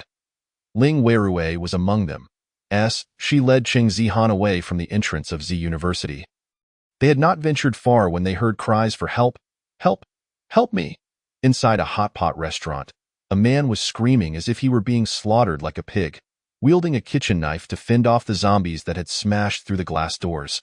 The establishment was within the bounds of a safe zone. However, a safe zone merely indicated the absence of monster spawns, not immunity from attacks. Ling Weirui's eyes flickered with concern. Something felt amiss. She rushed forward, her sword glimmering as she froze and obliterated the zombies. Upon slaying one of the larger monsters, a rocket launcher dropped. After clearing the area of monsters, new ones began to spawn behind Qing Zihan. Get inside! Qing Zihan dashed into the restaurant. Ling Weirui threw a Lamborghini from her backpack to block the entrance, forcing the zombies to enter one by one, some unable to squeeze through. The man wielding the kitchen knife saw the two and his eyes lit up with hope. Are you players? Can you save my wife and son? They're still in the kitchen. Are there any peacekeeper players here? Ling Weirui inquired. My son plays this game. He even synchronized with it, but he is only 6 years old. The man's face was etched with anguish. Though his son had synchronized with the game as a special soldier, he lacked the mentality of one. The 6-year-old was terrified and crying at the sight of zombies. This was one of the most absurd aspects of the game, which was rated for 6-year-olds and even allowed children to register accounts using their phone numbers. His son had signed up for a Peacekeeper account using a Shout Eon Genius watch, limited to playing 2 hours a day while earning numerous free skins. The shop owner, armed with a firearm, was fending off the zombies, but once his bullets were exhausted, he could no longer withstand the assault. He was already covered in bites. Ling Weirui noticed another player, which brought her joy. Since zombies would relentlessly pursue Peacekeeper players, she needed bait to attract the monsters. The more players, the better. She eliminated all the zombies in the shop and then casually threw a massive stone from the cave to block the front door, leaving only a narrow gap. Thus, only 1 or 2 zombies could enter at a time, creating a perfect upgrade point. The owner lay in a pool of blood, gazing at his wounds glowing with a green light. Am I going to die? I was bitten by a zombie. Qing Zihan felt a pang of sympathy, but her gun remained trained on the owner. Ling Weirui did not switch to the healing method and casually said, Zihan, give this owner a bandage. Huh? Oh, okay. Qing Zihan quickly realized, retrieving a bandage from her backpack, unsure of how to apply it, and awkwardly wrapped it around the man's wounds. To her surprise, the bandage vanished upon application, and the wounds miraculously healed. Clearly, this was the effect of a game item. The shop owner was instantly filled with gratitude. Thank you, little girl. My name is Qin Tianlong. I owe you my life. If you need anything, I will do my utmost to assist you. Then I will borrow your shop for one night. Sure. Use it as you please. Qin Tianlong nodded vigorously. However, he was also anxious about his son, rushing to the kitchen to check. His wife and child were cowering in the restroom, trembling in fear. His son clutched a pink AWM, a weapon obtained through free sign-ins, recognized as the most powerful sniper rifle, but at close range. It was merely a firewood stick. Killing zombies with it was laborious. Had it not been for Ling Weirui, both the shop owner and his wife would likely have perished today, but the child might survive. As a player, death meant resurrection. However, how many times could a child endure death in such a game invasion? Chapter 11. National Big Shots seeking activation codes. Ling Weirui had held off the entrance for a full half-hour. And finally, the zombies ceased to respawn. Is it over? Cheng Zihan plopped down on the ground, utterly exhausted. She was tired from looting gear off the zombies. Ling Weirui remained silent, producing a bottle of energy drink. She unscrewed the cap and gulped it down. Her stamina quickly replenished, though her spiritual energy did not recover. However, Ling Weirui possessed a primary spiritual recovery talisman. Primary spiritual recovery talisman. This talisman contains 200,000 points of spiritual energy, automatically restoring one's own spiritual energy. With Ling Weirui's current spiritual energy at only 2,000, this talisman was worth the equivalent of 100 blue potions. Market price, 1,000 spirit stones, roughly 10 yuan. Yet, this time it was different. It was a treasure. Ling Weirui was unperturbed about her blue energy consumption. You should drink some too. Restore your stamina, Ling Weirui advised Cheng Zihan. Seeing the plethora of drinks, Cheng Zihan joined in, soon realizing the drink's superior quality. What a delightful find! However, merely 10 minutes of rest passed before the intense chase music resumed. Shark sister, they're coming, along with the zombies. No need to panic. Continue fighting. Ling Weirui remained composed, continuing to slay monsters. They quickly discerned a pattern. The zombie horde would pursue for 50 minutes, then rest for 10, before resuming the chase. During those 10 minutes, Cheng Zihan dashed outside to scavenge supplies, various firearms, medical supplies, and ammunition, all hastily stowed in her backpack and handed over to Ling Weirui. She herself donned a bulletproof helmet and vest, and now wielded 2 additional weapons. Ling Weirui did not restrict herself from monster hunting either. Still hesitant to approach, she used a sniper rifle to pick off enemies from within the shop. Gunfire echoed throughout the city, the cacophony louder than a festive celebration. Fear gripped the populace, and those who had synchronized with Peacekeeper were filled with regret. Throughout the night, the two continued their relentless assault against the undead. Even though Cosmic Game required vast amounts of experience to level up, Ling Weirui reached level 3. Although they were in a team, experience points were still allocated based on individual contributions. If Cheng Zihan did not engage, she would only receive a single point of experience. Having dealt minimal damage with her sniper rifle, she still advanced to level 2. As dawn approached, the darkest hour before daybreak arrived, and amongst the newly spawned zombies, a colossal creature emerged. This was a composite zombie, sporting 4 arms and 6 legs, capable of shaking the very boulders at the entrance. Yet, Ling Weirui's eyes gleamed with determination. She unleashed her ice arrows, and after enduring 30 strikes, the beast finally succumbed. With a flash, a golden light appeared on the ground. Before Cheng Zihan could react, Ling Weirui stepped forward and claimed a rectangular item resembling a 30-centimeter ruler, adorned with a series of numbers. Peacekeeper activation code, dropped. What a stroke of luck! The activation code was undoubtedly the most significant gain of the night. Chen Tianlong, having not slept a wink, naturally noticed the golden activation code. Is that an activation code? Are you selling it? Ling Weirui raised an eyebrow. You want to buy it? Chen Tianlong nodded vigorously. Having witnessed the duo's prowess throughout the night, he recognized Ling Weirui's formidable strength. Cheng Zihan, despite her sniper role, had her advantages as a peacekeeper player, possessing the ability to automatically pick up gear. Had Chen Tianlong possessed such speed earlier, he could have efficiently collected bullets while fighting, allowing him to continue battling effectively. How much can you offer? Ling Weirui inquired. At this moment, Chen Tianlong found himself at a loss. Cosmic Game had only just begun its first day, and he was uncertain about the availability and value of the activation code.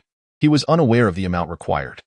Ling Weirui, however, was not one to procrastinate. She was well aware of the price of the activation code and had no intention of deceiving Chen Tianlong. As you know, the cosmic game was just commencing, and the first batch of activation codes globally represented an opportunity to become a player, allowing one to engage in combat and level up without falling far behind others. The activation code for the Peacekeeper game had its evident drawbacks, as it would render you a target for monsters. However, as long as one resided on a higher floor at night, the dangers were minimal. Its advantages were also quite apparent. There were many players of the same caliber, making resource acquisition easier, and zombies refreshed every night, dropping bullets and equipment upon defeat. The price was set at 10 million, payable in cash or assets, which could be viewed on one's attributes panel. Chen Tianlong was genuinely taken aback. 10 million seemed excessively extravagant. He hesitated, contemplating whether to wait and see what others were offering for the activation codes. Suddenly, a notification popped up on the system panel. Bighorn. Greetings to all players of the Flower Kingdom.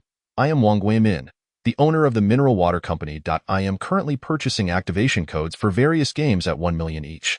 Those willing to sell may contact our customer service at 878887. The wave of astonishment swept across the nation. Chen Tianlong was momentarily stunned, then exhaled in relief. Wang Guimin was a renowned tycoon in the country. His mineral water company had made its fortune in coal mining last century and later ventured into the thriving real estate market. If such a magnate was only offering 1 million, wouldn't he that drive the price down? Yet, it was clear he was overly optimistic. Ling Weirue wore a knowing smile. If you think my price is high, you might as well wait, as many others are seeking to purchase. The Bighorn was a tool from a chibi-style fantasy game, capable of sending global notifications, and there were indeed many such items. As expected, following the appearance of the Bighorn, another item activated. Broadcasting a message. Long-distance transmission. I am Song Yihong, the chairman of Hongtu Automobile Industry, offering 2 million for game activation codes. If you find this price unsatisfactory, we can discuss it in person. In any case, if you possess an activation code, do not hesitate to contact me at our customer service, 969978. After this long-distance transmission was released, the affluent were eager to act. The price escalated from 2 million to 8 million.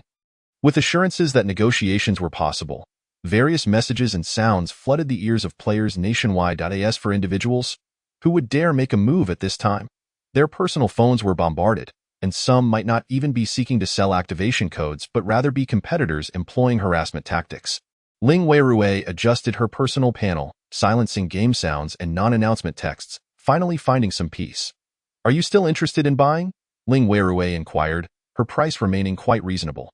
Chen Tianlong, fearing that these wealthy individuals might drive the price up to 20 million, dared not delay any longer. I will buy, but I only have 1.7 million in cash.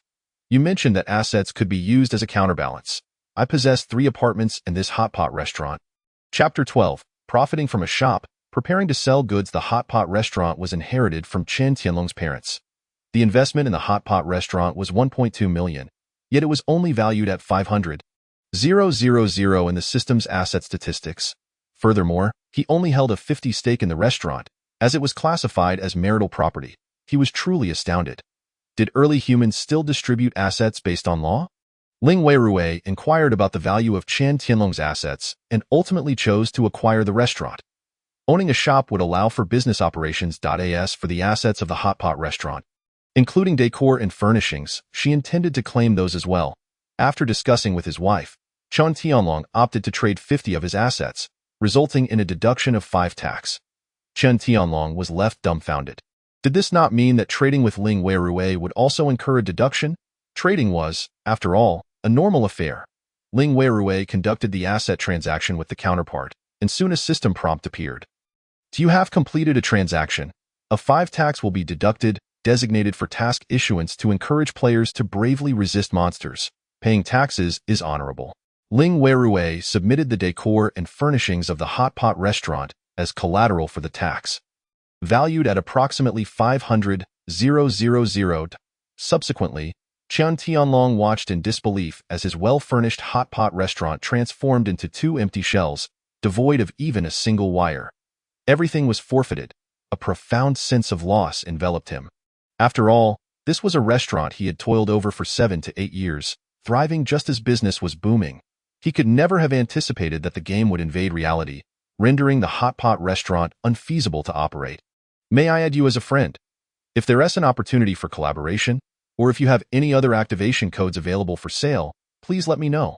Chen Tianlong, with financial backing from his parents, was keen. Certainly, Ling Weirui accepted the friend request. Sister Fishkiller, may I add you as well? Of course. If you wish to be bait, no one will stop you. Ling Weirui, needing to slay zombies for at least a month, would not refuse a player from Peacekeeper. In truth, the most unfortunate were not the players of Peacekeeper, but those from a game called Temple Run. This game could be played without registration, but once an account was registered and synchronized with Runner Boy, players would face relentless, perpetual monster pursuits. Stepping outside would mean being hunted, unless one remained in a safe zone. However, the number of players who synchronized with this game was low, and should they cross paths in the future, it would be wise to keep an eye out. If you wish to collaborate, meet me here tomorrow at 5 o'clock, Ling Weirui declared. All right, I will definitely come. Chung Zihan replied, shouldering her combat backpack as she headed toward University Z. She was exhausted from the Night S events and needed to rest. Upon entering University Z, Cheng Zihan was greeted by a strong smell of blood. Reaching the dormitory area, she could see body bags being carried out. Chung Zihan's face turned pale. Chung Zihan, I thought you had perished outside. You have no idea. A massive monster appeared earlier, and when it did, hundreds followed. Even the military couldn't withstand it, suffering heavy casualties. Many zombies broke through the windows, nearly collapsing the building. The first and second floors are uninhabitable. Countless people were captured and devoured. Meanwhile, Ling Weirui had acquired a 2-story shop spanning 240 square meters. Along with 1.5 million in cash, the system then displayed a notification. You have 10.72 million in debt that needs repayment. Would you like to repay it now? In the midst of an apocalypse, I still have to repay loans. It truly offers no respite for debtors. Those with mortgages were still required to make payments, and personal assets were reflected on the player panel, making it impossible to evade. Ling Weirui did not repay immediately, choosing to wait until 20 days later when the first mortgage payment would be due. Repaying early would only raise suspicion. Having more debt is not a problem, she reasoned. With a top-tier account, her earnings would only increase. However, Ling Weirui had not anticipated gaining an activation code on the very first day, securing a substantial profit. Ling Weirui had reached level 3. Synchronizing 2 skills, Silver Moon Hook and Exorcism Spell. After a refreshing bath, it was already 8 in the morning. The news on her phone had already reported significant losses overnight. Ling Weirui pondered for a moment before dialing Tang Xiao. Grandfather, I saw the news. Is Tianqing okay? She merely sought an excuse to initiate conversation with Tang Xiao. Tang Tianqing was strong, so naturally, he was unharmed.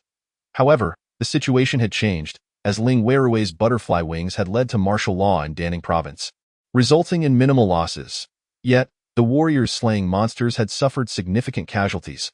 Grandfather, I frequently play games and know that many possess resurrection abilities. This loss is considerable. Many warriors are not players but ordinary individuals. However, they can still be revived after death.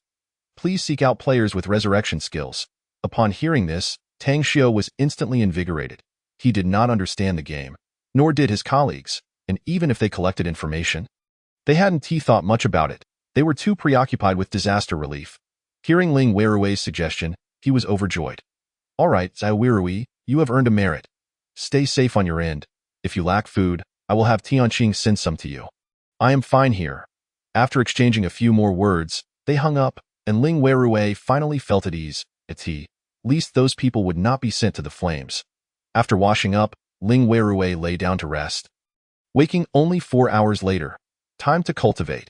Once I reach the foundation establishment stage, I need to sleep. Ling Weirui entered her cave dwelling, consumed spiritual rice, drank a large bucket of spiritual spring water, and began her cultivation atop the spiritual stone vein. After 10 cycles of internal energy operation, she spent 2 hours.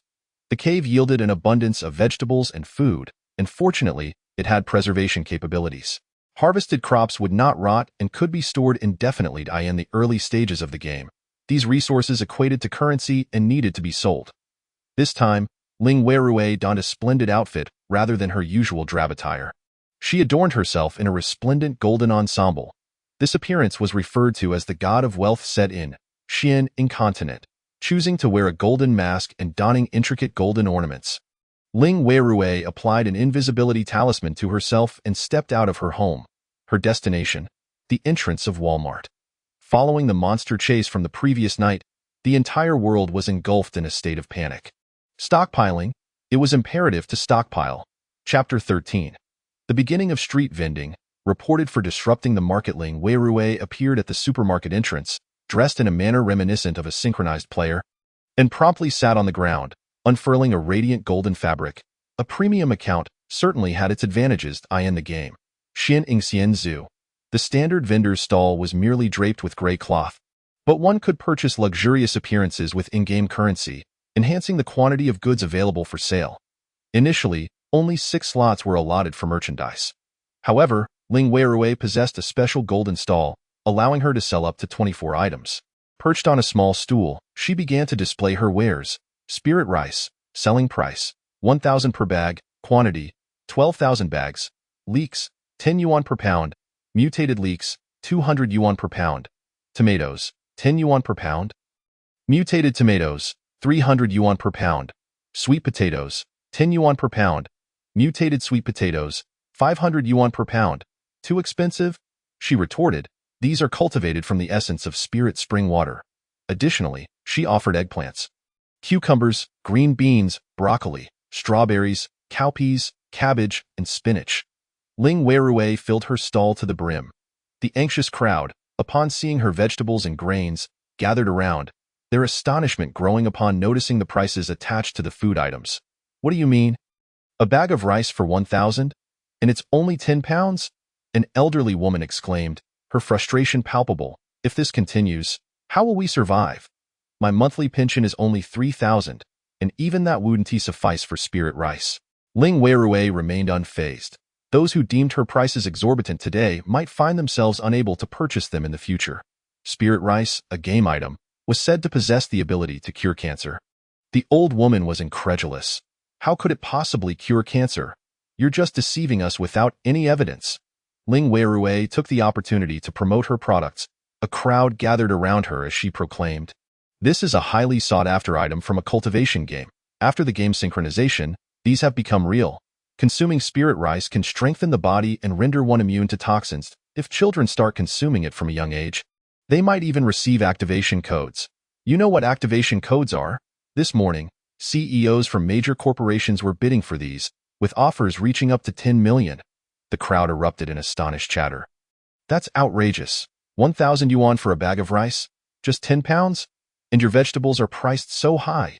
Leeks at the supermarket cost only 2 yuan. Yet here they are 10. Ling Weirui chose not to argue with the elderly woman. If you find my prices too steep, you are under no obligation to purchase. If you prefer the leeks at the supermarket, you are welcome to go there. Yet, she knew that the supermarket had run out of stock. Delivery trucks could not even enter the city, blocked by wild monsters. Transporting goods now required military escorts. Those unwilling to buy would soon find others willing to do so. Can mutated leeks enhance virility? Can mutated tomatoes provide skin-whitening benefits? Wait, does this mutated spinach grant extraordinary strength? Is this for real? Money is just paper now. Without food, one cannot feel at ease. That I'll buy a pound. I'll take a pound as well. The stall had officially opened. Ling Weirui hurriedly instructed, "Don't rush. Anyone who sees my stall should focus on the items, silently wish to purchase, and a transaction box will pop up. Select the desired quantity and click confirm." Upon hearing her words, the crowd eagerly tried it out, quickly discovering the method. Before long, items from her stall began to vanish at an astonishing rate, with buyers leaving with arms full of vegetables. Some even dashed into the supermarket, seizing shopping carts or plastic bags to carry their goods. Despite the high prices, the speed of sales was even more remarkable, with no need to form lines, an indication of a frenzy for her wares. "Inspector, that's her, selling overpriced vegetables and disrupting the market, profiting from national calamity." Ling Weirui turned pale. She had no desire to engage with officials, be they the local defense forces or inspection patrols. Without hesitation, she dismantled her stall, activated her invisibility talisman, and vanished from sight. "Hey, I haven't paid yet. I didn't get to buy anything. What's wrong with you? The supermarket is out of stock, and just when we finally had someone selling." They get reported. All eyes turned towards the elderly woman who made the report, with hostile glances cast towards the police. Why can't you let others be? If you don't want to buy, then don't. Why interfere with others' choices? The old woman shouted. Why should she sell 10 pounds for 1,000 yuan? She should adhere to old prices. That is spirit rice. The data is right there. Consuming it strengthens the body. What data? It's all a scam. Just because you say so doesn't mean it's true. And don't believe that zombies will show up at night. Keep dancing your square dance and see if the zombies eat you. The customers were furious. The inspector grew impatient. I'm just here to understand the situation. If she has goods, she can sell them to everyone. Ling Weirui dreaded inquiries. They would ask for her name, her address. She would not reveal a thing. Moreover, with so many supermarkets in the city, she was confident she could sell her goods. She relocated her stall once more and soon encountered a customer purchasing 300 bags of rice, carting them away. Once one sale occurred, many followed suit, and 10,000 bags of rice were swiftly cleared from her inventory. The vegetables had long since vanished. In the distance, she spotted official personnel approaching, prompting Ling Weirui to quickly roll up her stall. Apply her invisibility talisman and flee. Boss, don't leave. I just want to understand the situation. I have no intention of confiscating your stall. We're not city management. Ling Weirui vanished without a trace. She counted her assets. The revelation was startling. Her goods had been completely sold out, netting her an astounding 18.24 million. The predatory loans from before had been repaid in a single day. Of course, the majority of her sales were from spirit rice, of which she had previously synchronized 10,000 bags. Now, spirit rice required 13 hours to mature for a harvest, plus an additional 2 hours each day, yielding around 4,000 bags. In truth, cultivating ordinary vegetables would yield more profit if done in large quantities. But Ling Weirui understood that stability would soon return to the world. Other players specializing in cultivation would be far more ruthless than she. Food was not the most scarce resource. Only in these initial days could she reap significant profits. Beyond that, she would focus on cultivating special items. An hour later, Ling Weirui found herself at the entrance of a hot pot restaurant, where Cheng Zihan was already waiting. Sister Killfish, my classmate heard that I leveled up with you yesterday and wants to know if you need more people. Chapter 14. Whatever teammates you need, just have them work for me. Are they players of Peacekeepers? Ling Weirui inquired. Cheng Zihan shook her head. They're players of Sword and Blade, and they're healers. Ling Weirui was taken aback. Isn't that the quintessential support role? Why not seek out the officials?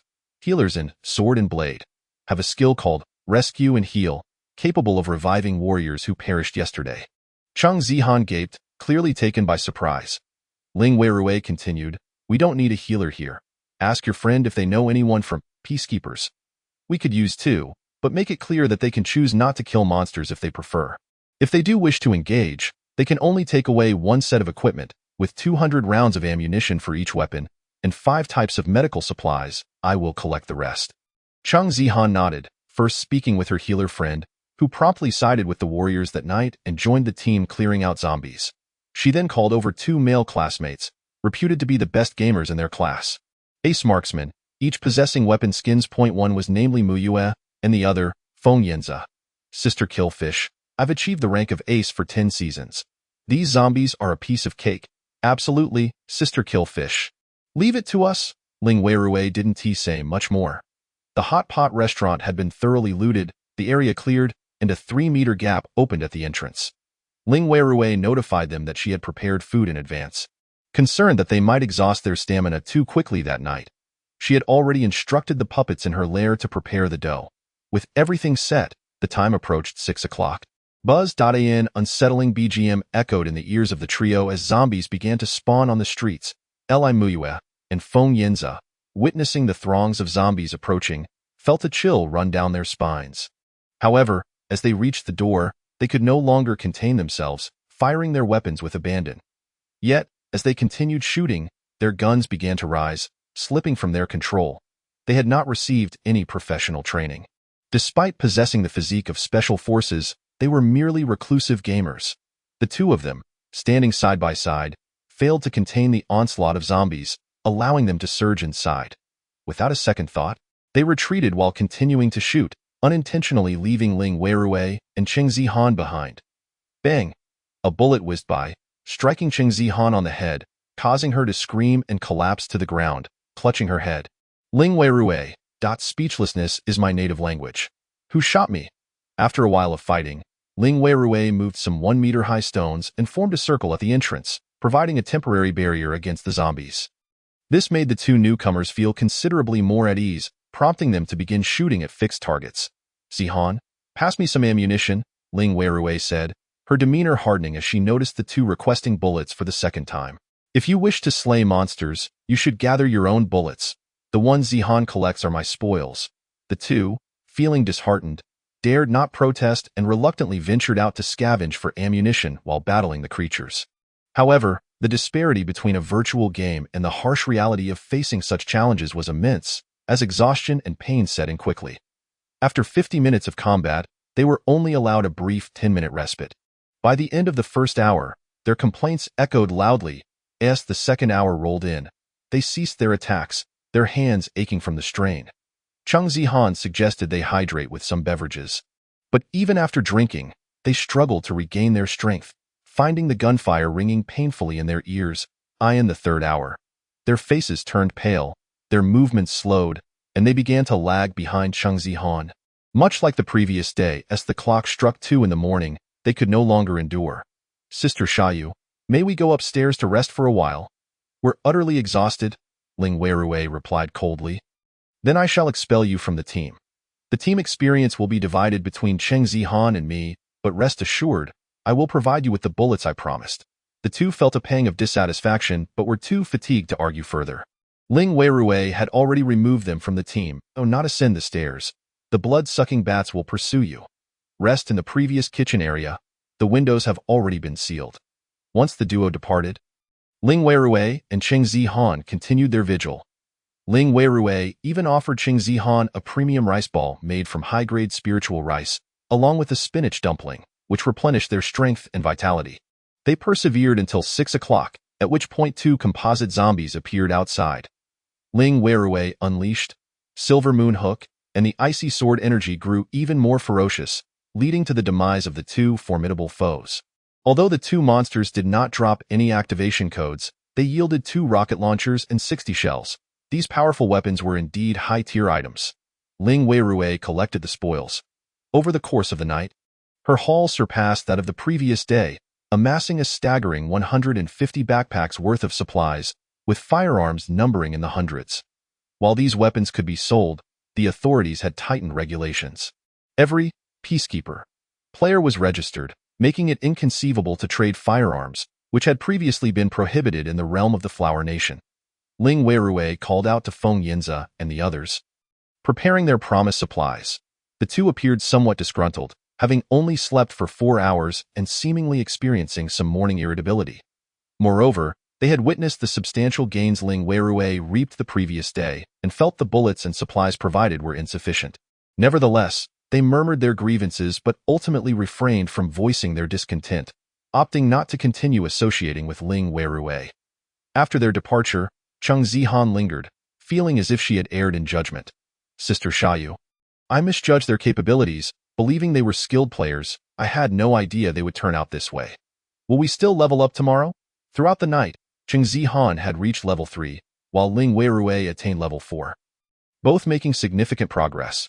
Cheng Zihan worked tirelessly, not merely for the meager supplies, but because she understood that the world had changed, and levels needed to rise. A level 3 player was vastly superior to a level 1 player. With a noticeable increase in strength, she could not afford to fall behind.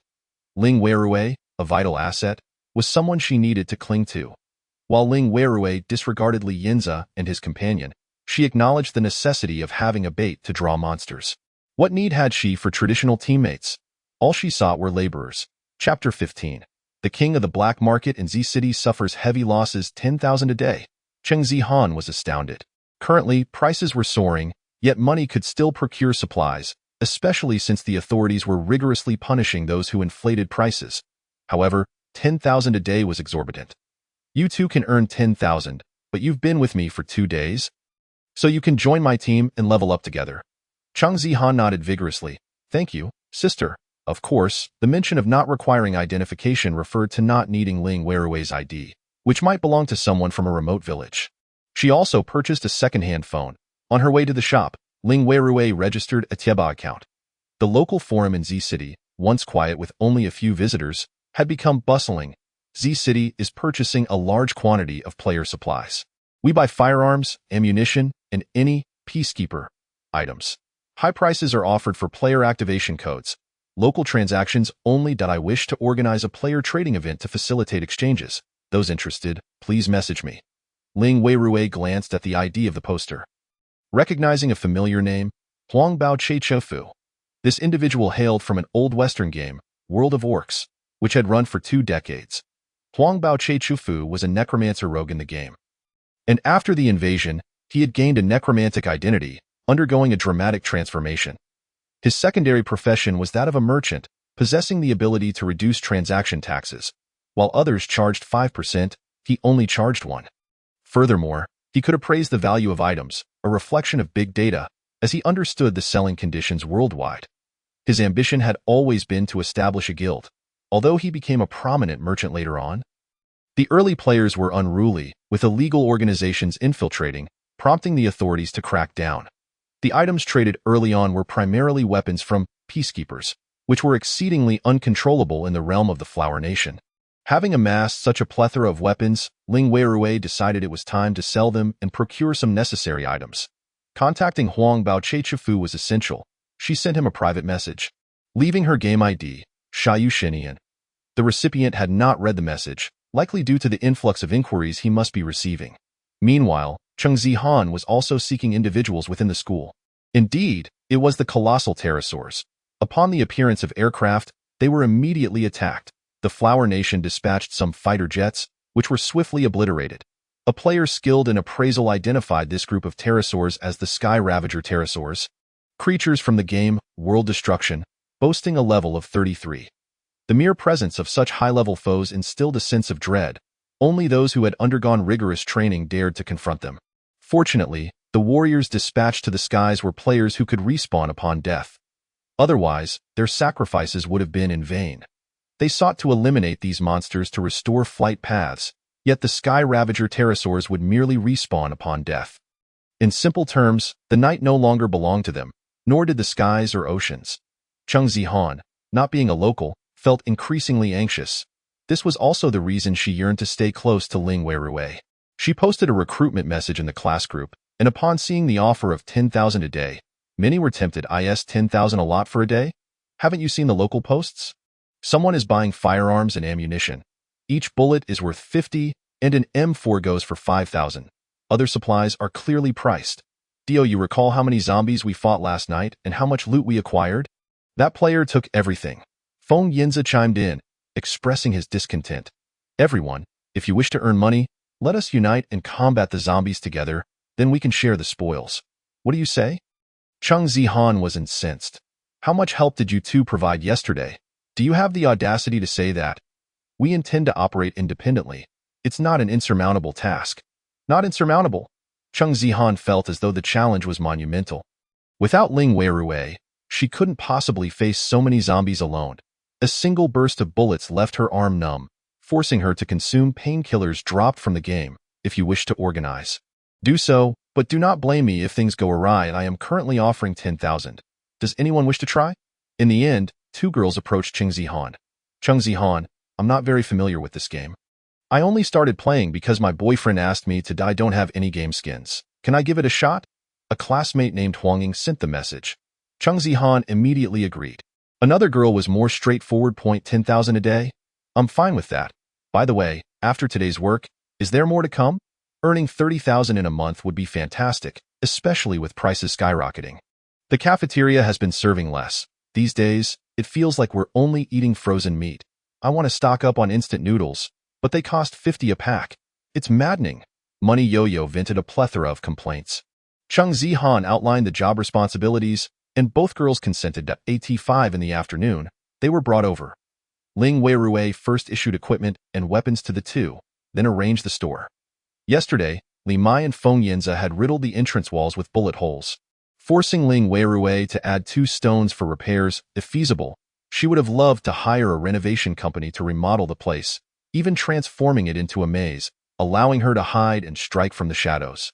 As 6 o'clock approached, the night, a domain of the zombies, descended upon them on the other side.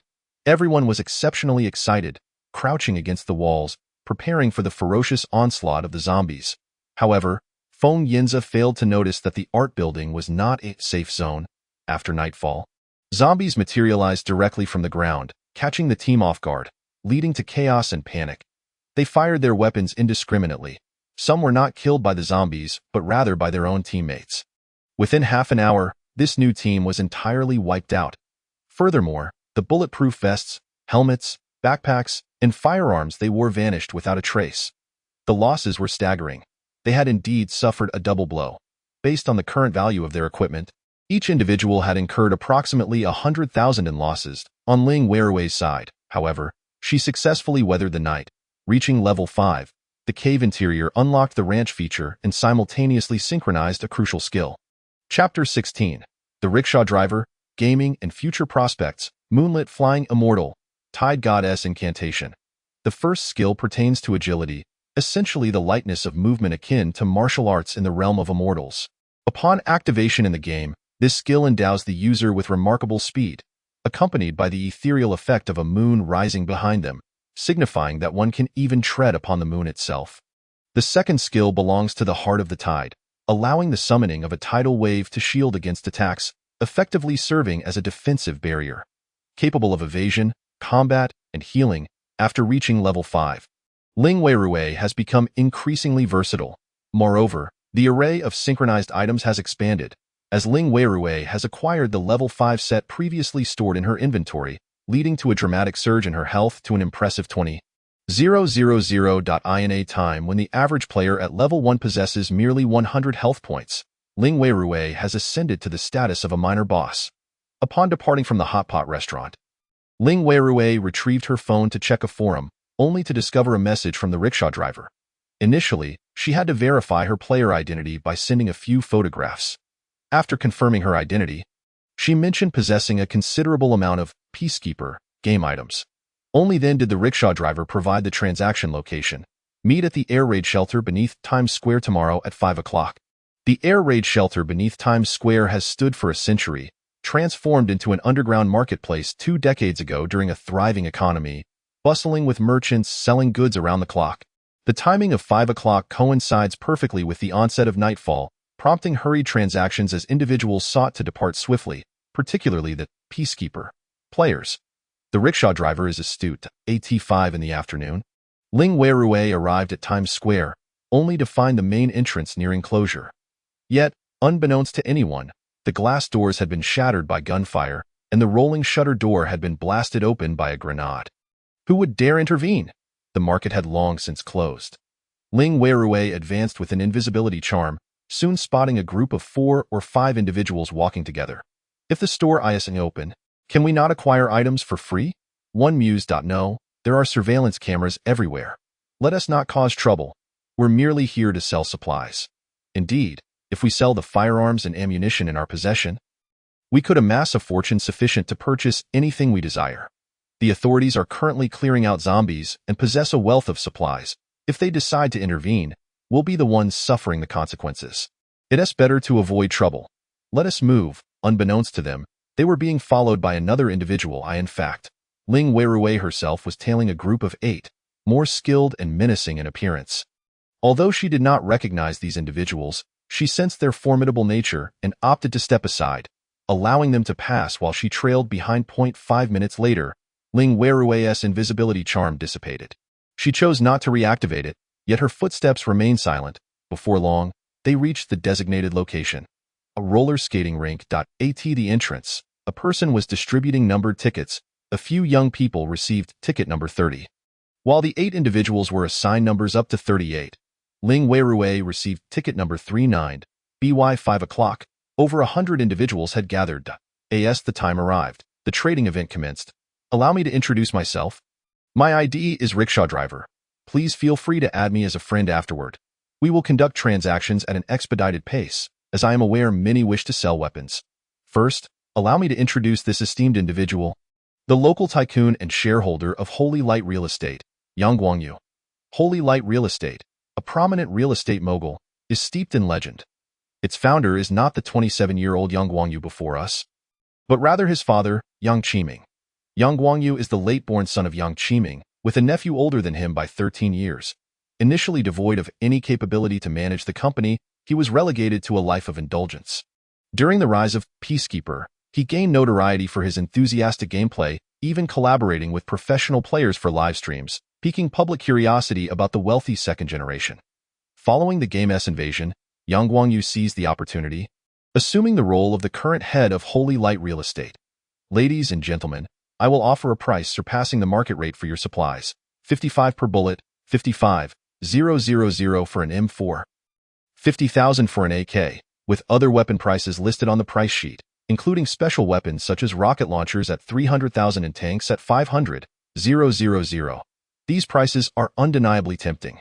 Due to substantial game taxation, you may initially trade your items with me, and I will subsequently transfer them to Director Yang, the rickshaw driver announced. If you possess any desired or special items for sale, feel free to step forward and introduce yourselves. For those unwilling to present, players without stall functionalities may also sell their items directly to me. I will acquire everything. At this moment, the rickshaw driver set up a stall, activating his sales function. His stall was not merely a cloth, but a table. Many Peacekeeper players flocked to him. However, Ling Weirui's attention shifted to other players. One individual stepped onto the platform, astonishing the crowd with their declaration. I am selling resurrection scrolls, a total of 13, priced at 10 million each. Ling Weirui remained unfazed, for she knew the late game value of resurrection scrolls was merely 1 million. 10 million was exorbitantly high. After 3 days of selling, she had only earned 40 million, meaning she could acquire only 4 resurrection scrolls. Nonetheless, she made a mental note of this individual. The next person took the stage. Ling Weirui nodded in acknowledgement and approached, purchasing 10 scrolls immediately. Her expenditure of 500,000 drew the attention of many, including those holding tickets numbered 31 to 38. Ling Weirui maintained her composure, refraining from seeking out the rickshaw driver immediately. Sensing that unforeseen events were afoot, particularly with the presence of those individuals in black, Ling Weirui listened to the presentations on stage and wandered among the makeshift stalls. She stumbled upon an item that made her heart race: Awakening Stone. This item, upon use, could enhance a specific ability, facilitating a transformation, and was priced at 5 million. Chapter 17. The Dark Side. The Black Rat Organization. The Awakening Stone is akin to a single-player game item from Blood Boiling. This game allows each individual to activate a unique power related to their blood. Various protagonists possess distinct abilities. For instance, one female character, a leukemia patient, upon awakening, can regenerate her spine and even manifest a spinal sword. In the game, acquiring the Awakening Stone in the late stages and utilizing it to enhance one's ability can lead to extraordinary powers. Blood Boiling. The chances of obtaining an Awakening Stone without prior usage are exceedingly low. Yet here it materializes in front of Ling Weirui. The vendor's pupils were blue, and the veins in his neck mirrored this hue, indicating he had chosen a different protagonist, one whose blood turned blue due to radiation, possessing a combat ability that could spew toxins. This Awakening Stone was intended for sale. Although aware of its potential value to him, he understood that in the current chaotic market, failing to sell it at a high price would only lead to depreciation. Players familiar with the game know that the most valuable equipment is that which is available at the server's launch. Ling Weirui did not hesitate and promptly purchased it for 5 million. As the Awakening Stone vanished from the vendor's stall, he was yet to grasp the magnitude of his 5 million gain, feeling a sense of loss as if he had relinquished something valuable. Ling Weirui, concealed within the crowd and maintaining her forward momentum, went unnoticed by the vendor as the purchaser of the Awakening Stone. That moment, the group of players with ticket number 30 had already commenced trading with the rickshaw driver. Upon completing their transactions, they retained a set of equipment, a capital for future earnings. Thus, they had no intention of utilizing it. Ling Weirui, having failed to spot any valuable items, realized it was now 5:30. With only half an hour remaining before the monsters would respawn, she needed to expedite her actions. Approaching the rickshaw driver, she produced a level 3 backpack, a substantial combat pack brimming with ammunition, medical supplies, painkillers, and adrenaline. Ling Weirui swiftly navigated the acquisition page, selling her items with remarkable efficiency. She then produced another backpack. The ammunition disappeared in a flurry, 200 rounds for 11,000 and 2,000 rounds equating to 110,000, with hundreds of combat backpacks in her warehouse, encompassing levels 1, 2, and 3. She possessed at least 100,000 rounds of ammunition, amounting to over 5 million. Not to mention the other medical supplies. She unveiled her fourth backpack. The rickshaw driver was taken aback and promptly added Ling Weirui as a friend. Moreover, Yang Guangyu approached to introduce himself. Madam, may I add you as a friend? If you have more of these supplies later, I would be interested in purchasing them. Trust me, in Z City, no group possesses greater financial strength than ours. If this transaction succeeded, his standing within the family would soar. While speaking, Ling Weirui's keen ears caught the sound of a soda can being opened. Clink. Clink. Suddenly, a green hand grenade was hurled at the feet of Ling Weirui and the others. In an instant, she kicked the grenade away. Boom. The grenade detonated midair, unleashing a powerful shockwave that knocked several players to the ground. Who threw that grenade? Players 31 to 38 have raised their heavy machine guns, unleashing a frenzied barrage that mercilessly eliminated the youthful player 30 and his companions. It is worth noting that when a peacekeeper player perishes, all their equipment is dropped. Clearly, the adversaries sought to engage in a treacherous act of betrayal. Ling Weirui deftly manipulated her incantation, conjuring a vast expanse of seawater that coalesced into a formidable wave. The azure waters materializing before her like a colossal tide, a tsunami. However, this wave did not advance but instead rose continuously, ultimately enveloping Ling Weirui, the rickshaw puller, and Yang Guangyu in its grasp, a relentless barrage of bullets, numbering in the hundreds, struck against the tidal divine curse. With another swing of her sword, a silvery crescent moon was launched, instantly targeting the necks of the 8 assailants. Pift, pift, pift, pift, pift, pift, pift, pift. Instant kills. These players were ruthless, yet their prowess paled in comparison to Ling Weirui's formidable strength. They were swiftly dispatched with a single move. In a brief span, they had unleashed a torrent of 340 rounds, leaving the remaining players to flee in terror. Their path littered with over 30 corpses. Unlike players from other games, who retain their equipment upon death, peacekeeper players lost everything. The rickshaw puller's face turned ashen, and Yang Guangyu trembled in fear. Ling Weirui approached the fallen players, collecting all their dropped loot, including that of players 31 to 38. The stench of blood assailed her senses. Yang Guangyu, belatedly realizing the gravity of the situation, inquired, "Why aren't their bodies disappearing?" Ling Weirui coldly replied, "They are not players and lack the ability to respawn. Thus, they will not vanish." The rickshaw puller nearly leaped in shock. "They aren't players? Does that mean you, have killed?" Ling Weirui paid no heed to his alarm. She gathered the equipment and began to strip the clothing from the deceased, revealing a tattoo on the abdomen of one of them. Among the extensive inkwork, a pair of blood-red eyes emerged, accompanied by a grotesque visage of a rat clutching gold coins. She produced a bottle of beverage, dousing the individual and, with a casual rub, the tattoo vanished. The same was done to all 8. Does this tattoo hold any special significance? Have we incurred the wrath of someone we ought not provoke? The rickshaw puller's fear intensified, yet his gaze toward Ling Weirui was filled with reverence and admiration. They had speculated endlessly about Ling Weirui's identity, pondering if she was an official hidden powerhouse here to deal with these individuals. In truth, Ling Weirui was merely curious. After the game's incursion, many malevolent forces had resurfaced, including the nefarious organization known as Black Mouse, akin to rats lurking in the shadows yet omnipresent. Those marked with tattoos were merely pawns. Although Ling Weirui was disappointed not to have eliminated any higher-ups, she had nonetheless eradicated several nuisances. Time was running short, and Ling Weirui declared, "I possess a substantial amount of resources that I can trade with you. Let us reconvene another time." The rickshaw puller, flustered, exclaimed, "But what about this? There are dead bodies here. Why are you so calm? Are you not part of a special department? Shouldn't we call for assistance?" Ling Weirui waved her hand dismissively. "Then go ahead and report it." Chapter 18. Murder. The pursuit scene. After 10 years of survival in the apocalypse, Ling Weirui had encountered numerous crises and, in many cases, had proactively struck first if she had the capability, rather than waiting for others to ambush her.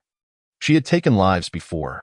The moment these individuals sought her demise, she did not ponder whether they were players or mere mortals. They were all destined to die. Having endured much, she remained unfazed. Her suggestion for the two men to call the authorities was not insincere.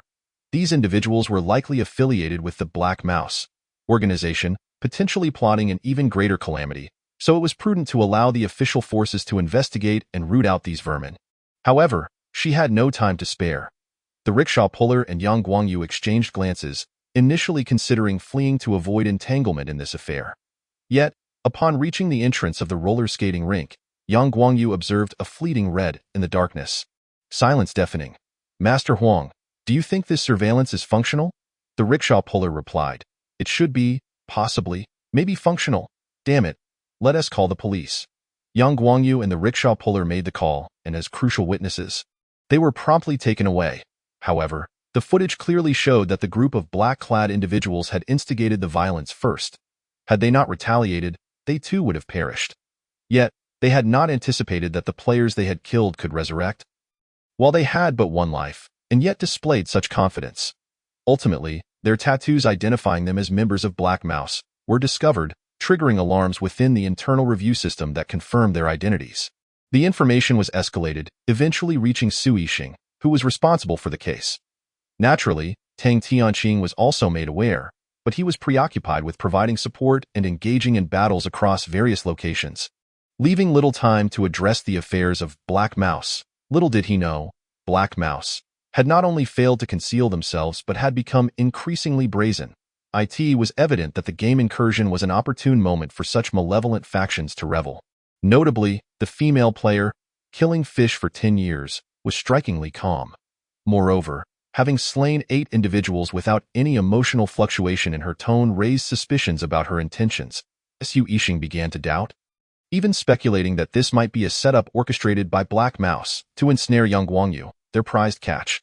Thus, while Black Mouse remained elusive, their immediate focus would undoubtedly be on the one who had dispatched their members. Such familiar tactics, as night passed, Ling Weirui's experience increased by only half, which was to be expected, as the experience required for players to level up only escalated.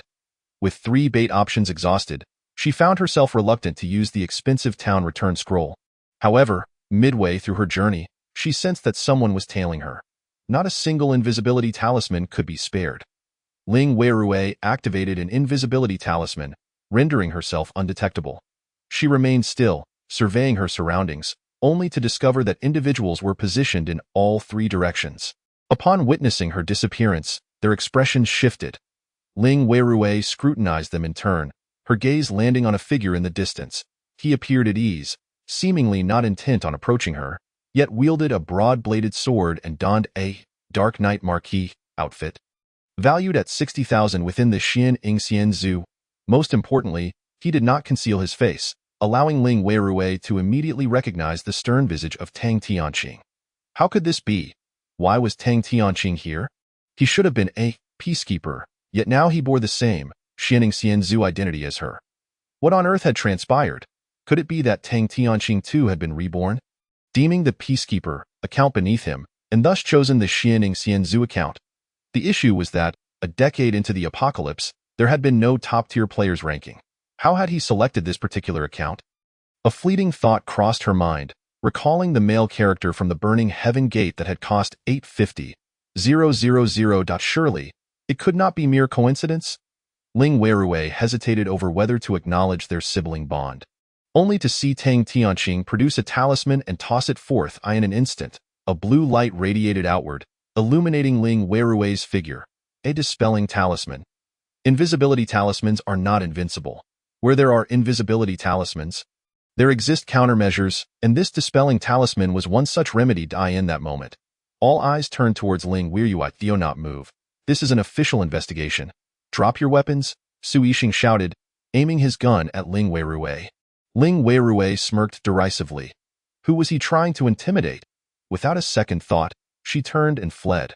Her movements were swift, akin to Chang'e soaring to the moon, as she ascended the high-rise with incredible speed. Yuing Fei Xian. Su Yixing was utterly unprepared for Ling Weirui's reaction, but he had no real intention of firing.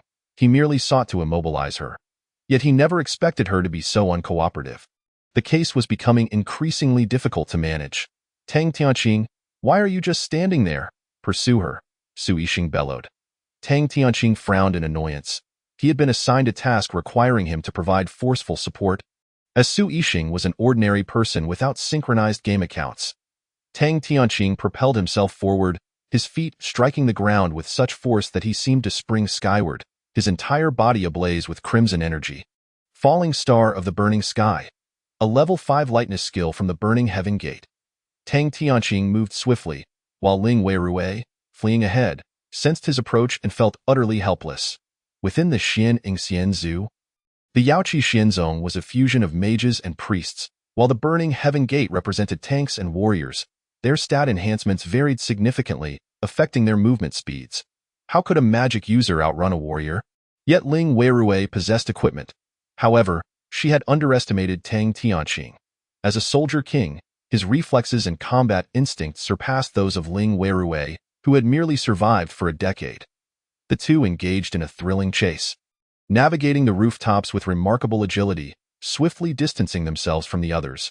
Killing fish for 10 years, the investigation team merely wishes for your cooperation. Please cease your flight. Cooperate with the investigation? Are they suspecting me? It was they who were paid to kill me. I merely defended myself. How dare they suspect me? Ling Weirui deliberately altered her tone. Tang Tianqing pursued from behind. Your calmness in killing is what's raising suspicion. Ling Weirui found herself at a loss for words that, of course, she was accustomed to it. After 10 years of slaying fish at Darun Fa, her heart was as cold as her blade. Tang Tianqing remained silent, struggling to grasp the humor of the younger generation.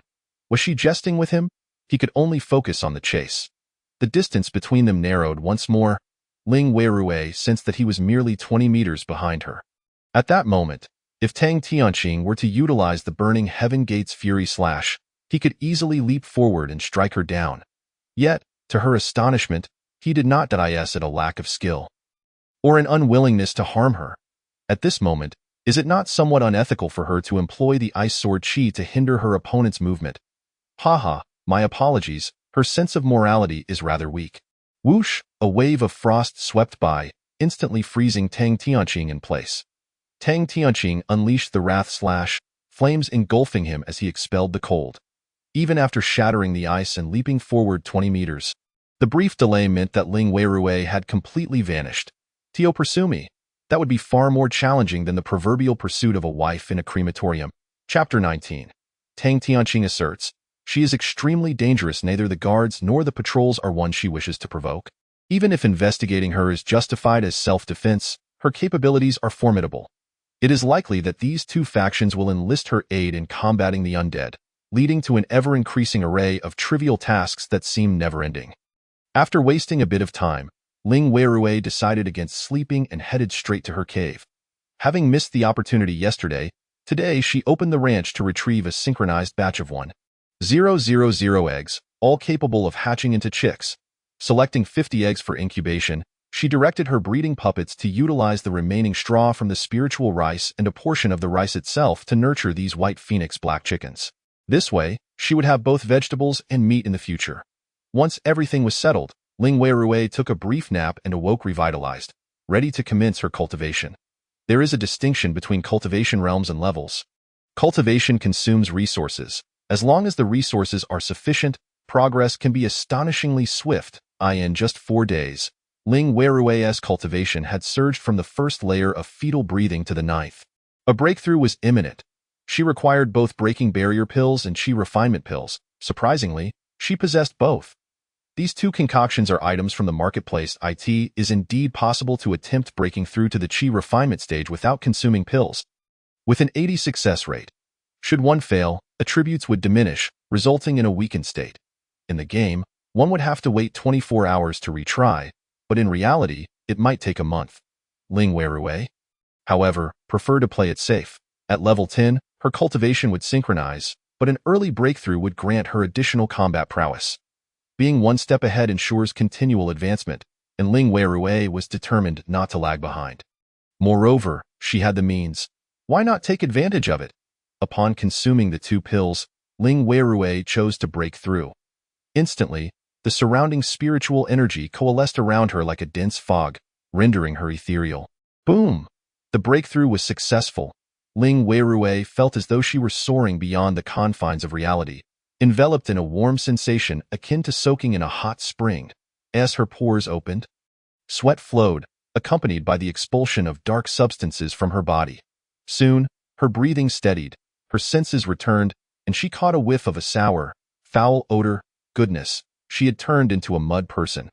Having just reached the qi refinement stage, she had already undergone a wave of purification. One could only imagine what awaited her in the foundation establishment stage. Ling Weirue promptly sought a spiritual spring to cleanse herself. It took quite a while to wash away the residue. Checking the time, she realized it was already 3 in the afternoon. Time to set up her stall. Dressing in her Kaishan attire, she prepared to leave. However, upon glancing at her phone, she discovered 24 missed calls. All from Tang Xiao. Oh no, little Rue, I'm relieved to hear you're safe. Why haven't you been answering your phone? My apologies, Grandpa. The zombies were too noisy yesterday, and with the gunfire, I couldn't sleep well. I only managed to rest during the day. That's fine. As long as you're safe, don't worry. The zombie situation will soon be resolved. We have established a player fortress in Z City, and every night, all peacekeepers will be relocated there. You won't have to worry about sleepless nights anymore. That's wonderful. With Grandpa in Z City, I feel reassured. You needn't worry about me. The main concern is that your worry might expose my identity. Ling Weirue was aware of this matter, which is why she chose not to renew her contract upon parting this morning. After all, she had once been a member of the construction workers. Since the zombies pursued peacekeepers, someone suggested gathering them together to create a safe zone. At this juncture, the pace of construction would mirror that of a certain flower nation. Moreover, with the game synchronization, the speed was even more terrifying. One particular construction game, called I Build the World, allows players to choose props for infinite stacking, whether they need stones or wooden planks. Many players were synchronized with this game. Z City had unearthed over 100 players who began construction on the outskirts of the city. Although Ling Weirue was a Tetris player, she could summon blocks, ensuring that as long as there was a gap left, they wouldn't disappear. Thus, her responsibility lay in installing doors. Ridiculously, she was assigned to secure the doors and windows. Under the efforts of over 500 builders, a castle rose within 3 short days, and under the system's evaluation, it was designated a safe zone. Z City boasted an impressive 120,000 peacekeepers, which was notable considering that many players were engaged in other games, and some did not even play as their own gender. With 120,000 players relocating to the fortress, they exchanged the chaos of the city for a semblance of peace, but they would soon face even more intense battles. On this first day, Ling Weirue was determined to join in the excitement. It's still too dangerous now. I'll have Tianqing send you some supplies. He should be arriving at the school soon, so come out to collect them. Ling Weirue quickly declined. No, Tianqing must be very busy right now. There's no need to send me anything. What I'm sending is essential. As the elder, you cannot refuse. Tianqing will call you shortly. Before Ling Weirue could protest further, Tang Xiao hung up.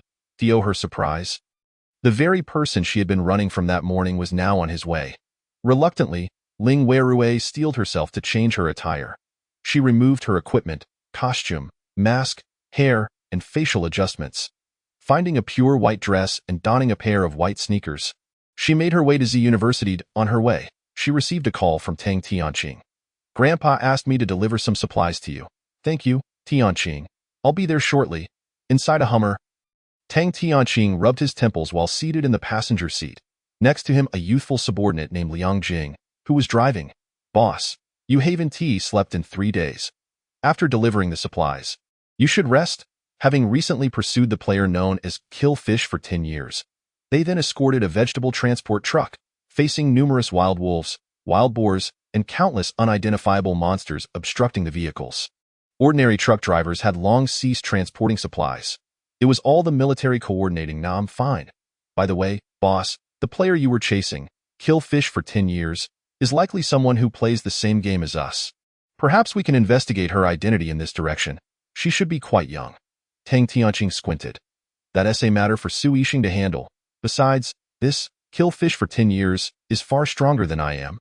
This was something Tang Tianqing struggled to comprehend. He had no intention of confronting Kill fish for 10 years. This morning, as he sensed an overwhelming pressure emanating from her, it was neither hostility nor danger, but rather a sense of superiority. He could not fathom why, unaware that this was merely the disparity in their realms. Ling Weirui had cultivated to the 7th layer of fetal breathing, while Tang Tianqing had not practiced. Remaining at the 1st layer, however, he would synchronize into the qi refinement stage after reaching level 10. The rules of cultivation were another level of oppressive difficulty. Naturally, Tang Tianqing felt that pressure. Chapter 20. Scoundrels and wicked women full of malice so formidable? I feel quite powerful now that I have acquired a gaming account. Liang Jing had obtained the Xian Ing Immortal Clan's Divine Calculation sect, known for its astrology and divination, also possessing combat capabilities, categorizing him as a mage and prophet type. Yet, their team's healer was not from the Yaoqi Immortal sect, but rather from the Xianin Pavilion, specializing in sound-based attacks and healing. It remains uncertain how formidable Kill Fish for 10 years truly is.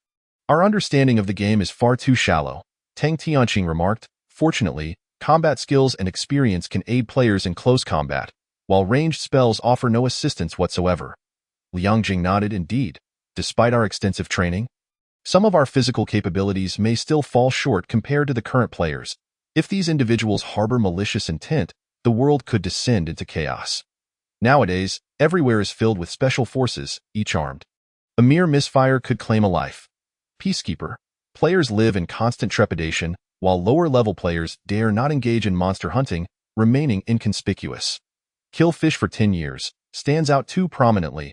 According to the data, she has been slaying monsters every night for the past 3 nights, even more diligently than we have. Ling Weirui's shop and her dealings with Cheng Zihan and others have already caught the attention of the Sky Eye. Such diligence, yet she remains unutilized by the authorities. Everyone finds it regrettable. Regrettably, Ling Weirui harbors neither reverence nor respect for the authorities and wishes to distance herself from them. Too many share her sentiment. No one desires to be bound by the authorities. Now that numerous players have synchronized their gaming accounts, they are growing increasingly arrogant, akin to wild horses that have broken free from restraint. Acting without consideration, in Tang Tianqing's view, Kill Fish for 10 years exudes an air of nonchalance and indifference toward life, as if she has grown accustomed to the cycle of life and death. This is exceedingly perilous. Were it not for the discrepancy in their IDs, Tang Tianqing might suspect that Kill Fish for 10 years is the high-tier account Mu Yao Yao. Little did he know that the game features an item called Name Change Card. And who would fortuitously have a Name Change Card in their inventory to change names upon synchronization? As he pondered this, Liang Jing spotted Ling Weirui approaching. Your sister is here. In the next moment, Tang Tianqing's phone rang. He answered the call. Brother Tianqing, I've arrived. I'm wearing a white dress. Where are you? On the roadside, there's a black Hummer. Oh, I see it. The car door swung open, and Tang Tianqing stepped out. At the school gate, 2 figures also appeared, Li Annie and Zhang Hao. Their gazes met Tang Tianqing's, yet they were captivated by his attire, in white. Look, isn't that man wearing the Dark Knight marquee outfit? I remember you have one too. Why aren't you wearing it? Li Annie remarked, a costume worth 60,000 in the game, so eye-catching. Wearing it would surely attract attention. Having a boyfriend like that is definitely impressive. Of course, it would be even better if he looked like this man. She glanced at Zhang Hao. What a pig. Where did that pig come from? Li Annie suppressed her disgust. Zhang Hao replied, the game has just started. Let us keep a low profile. Dressing up so well is just to impress girls. But isn't it attractive? Look at me. I've turned into a 36G now. You should adjust your physique as well? Li Annie murmured. She couldn't understand why Zhang Hao, despite having so many outfits in his account, never wore them, even with such a handsome character model and a strong physique. He insisted on maintaining his own figure. What a peculiar preference. Zhang Hao thought the same. However, his alternate account was filled with valuable items he had secretly transferred, and he hadn't adorned himself with outfits, physique enhancements, or character models, which were all paid features. He could only retort, forcing a smile, I just like it this way. You dressing beautifully proves I'm wealthy, and besides, there is something thrilling about making a beauty feel wasted on me. As he spoke, his expression suddenly shifted to a cold stare. Are you unhappy? Then let us break up. Do you like me, or do you prefer a game character? I hope you can distinguish between the two. Although he hadn't synchronized with a top-tier account, The disparity between a top-tier account and others lay solely in the quantity of items, just top-tier equipment. Now everyone was at level 1. He had synced skills from the Sword Immortal Sect, the strongest output in the game, and soon enough, he would find himself surrounded by beauties vying for his attention. Just then, his gaze sharpened. "I asked that girl from your school? What is her name? Did she sync her game account?" Liani followed his line of sight and immediately spotted Ling Weirui. After just a few days apart, Ling Weirui seemed to have grown even more beautiful.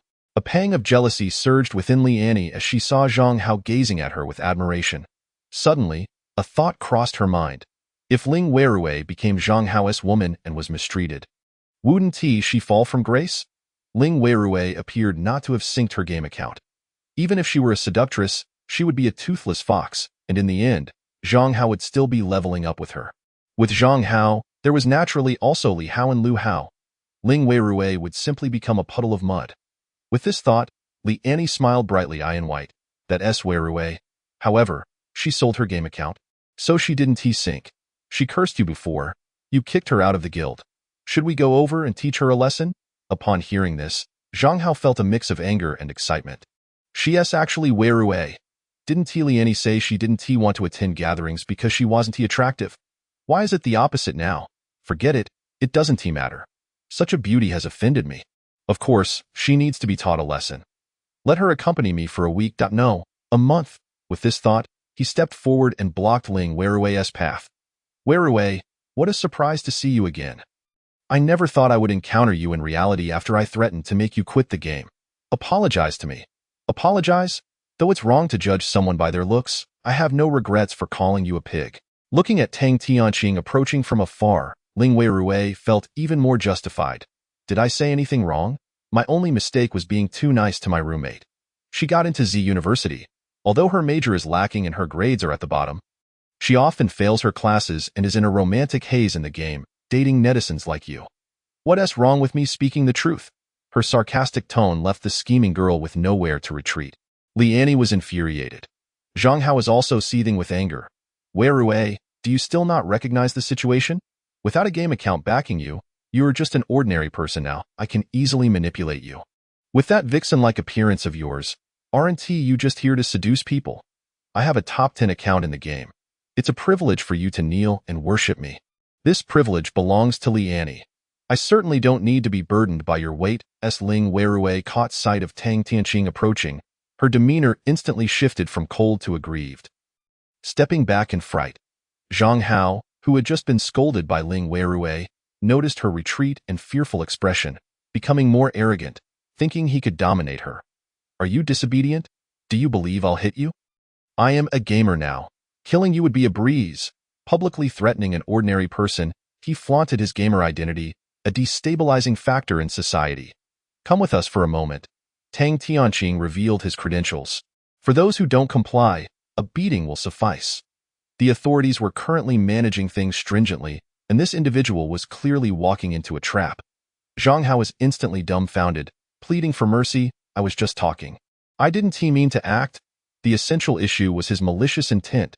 As Zhang Hao attempted to resist, he was suddenly threatened by Liang Jing with a gun to his head. "I am dealing with gamers." There was no room for non-lethal threats. Liang Jing took Zhang Hao away, along with Liani, unable to attend to Ling Weirui any longer. Ling Weirui displayed a grateful and pitiable expression, reminiscing about her admiration for Tang Tianqing. Feeling excited, making her act like a little fangirl. "Thank you, Brother Tianqing, and I would appreciate it if you could send me some supplies." Tang Tianqing's gaze lingered on Ling Weirui's face. Momentarily lost in thought. The last time he saw her, she didn't seem this beautiful. How had she changed so much in just half a year? Moreover, her aura felt so unique. Had she synced a game account? Was it the scent of a clear spring? Unbeknownst to him, as someone who had synced an account, Tang Tianqing lacked the spiritual resources of the cave spirit spring, and due to his inexperience with cultivation, he hadn't practiced any techniques, which made him feeling Weirui's aura was distinctive. However, because he hadn't trained, he couldn't sense the shared aura. After cultivating, Ling Weirui had advanced a whole level beyond Tang Tianqing, and he could no longer perceive her aura, unlike before when he felt a pressure from her. What should I say? It's only right. Recently, it's dangerous, so don't wander around. I'll send supplies once you run out.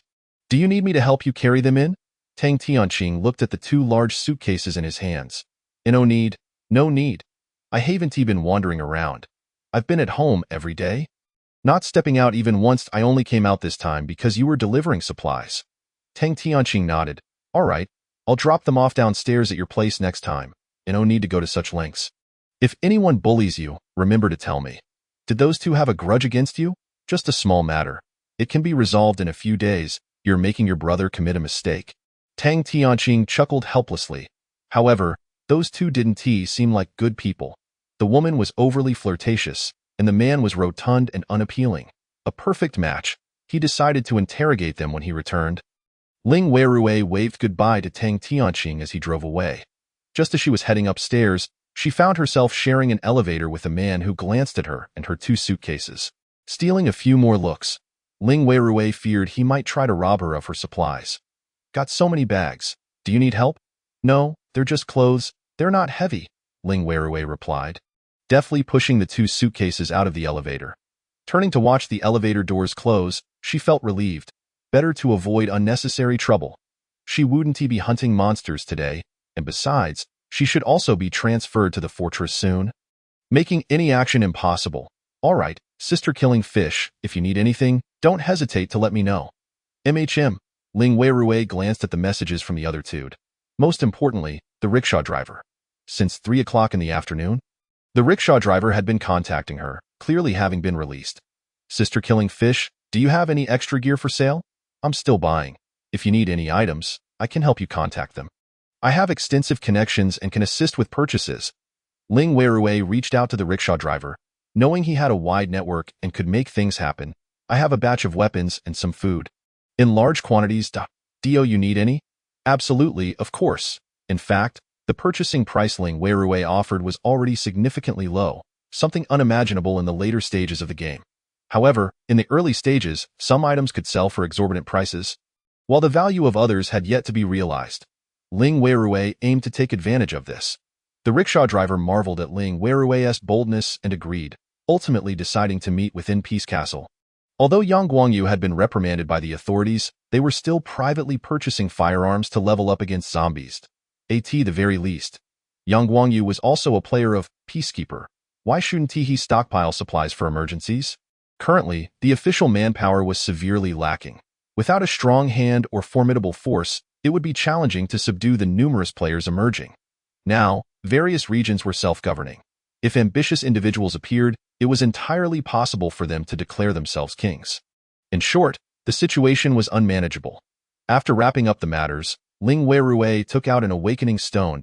At present, she possessed only one awakening stone. In the interest of safety, she ought to allocate the awakening stone to enhance her agility skills. By doing so, she could not only soar through the skies but even set foot on the moon. However, the most pressing concern at present is to level up. Ultimately, Ling Weirui decided to invest the awakening stone into the first level of Frost Sword Chi. Would you like to use the awakening stone to strengthen Frost Sword Chi? Yes. Enhancement in progress. The power of the awakening stone is tremendous. Please wait 24 hours for the enhancement to complete. Frost Sword Chi is currently unavailable. Chapter 22. Peace Castle, Zombie Tide. Fortunately, she did not choose to enhance her agility. Otherwise, without it, if she were to encounter Tang Tianqing today, escape would be an impossibility. Only 2 skills remain for today. Silver Moon Hook. Yet she possesses other means to vanquish monsters, contingent upon the rickshaw puller bringing the necessary items to her. The rickshaw puller was indeed swift. Promptly joining several gaming groups, he stated his intent to procure items from the game, without specifying a singular desire for the awakening stone. As he gathered information, he discovered the scarcity of such items, but serendipitously encountered 2 players who possessed them. The price was set at 2 million, allowing the rickshaw puller to secure a profitable margin. However, the 2 players were located at opposite ends of the map. Yet this posed no challenge for the rickshaw puller, who had ingratiated himself within various groups and knew a player named Fang Zhan, a spatial mage capable of teleporting individuals over great distances, up to 1,000 kilometers. With his assistance, they could easily traverse the safe zones. A fee of 100,000 was already a generous offer from the rickshaw puller, at 5 in the afternoon. Ling Weirui made her way to Peace Castle. She selected a facial configuration devoid of any special effects, with a beautifully tanned complexion. Among countless ancient and fantasy hairstyles, she opted for a simple ponytail. Clad in level 3 armor, a level 3 helmet, and a level 3 backpack, she equipped herself with an M4 and an AK. Summoning a pink Lamborghini, Ling Weirui headed towards Peace Castle, located in the suburbs. The road that once should have been lined with cornfields had been entirely cleared to construct a castle resembling a mosaic of bricks. This was the castle built by players of AI Build the World. It was impressively vast and displayed a trapezoidal shape, with numerous windows allowing players to mount firearms for defense. The road leading to Peace Castle was bustling with trucks transporting people, with many also approaching voluntarily. Along the way, announcements echoed through loudspeakers. As night descended, new missions would be issued. Slaying a zombie would reward 100, a zombie dog 50, a zombie bat 30, a colossal purple zombie 300, and synthesizing a zombie would yield 1000. In just 3 short days, Z City had outpaced other cities, swiftly addressing the crisis of nocturnal zombies. Ling Weirui blended into the crowd, entering Peace Castle and, through the means of forming a party, found Yang Guangyu and others. Upon seeing Ling Weirui's attire, Yang Guangyu was taken aback. "Sister Fishkiller, your makeup skills are astonishing makeup skills," she retorted. "This is simply character customization. If you don't play large-scale games, you wouldn't know." The rickshaw puller, clearly an old hand in gaming, was already aware that Ling Weirui's character belonged to Xianing Xianzhu. "Sister Fishkiller, the items you asked me to procure have all been gathered, but I only managed to acquire 2 awakening stones."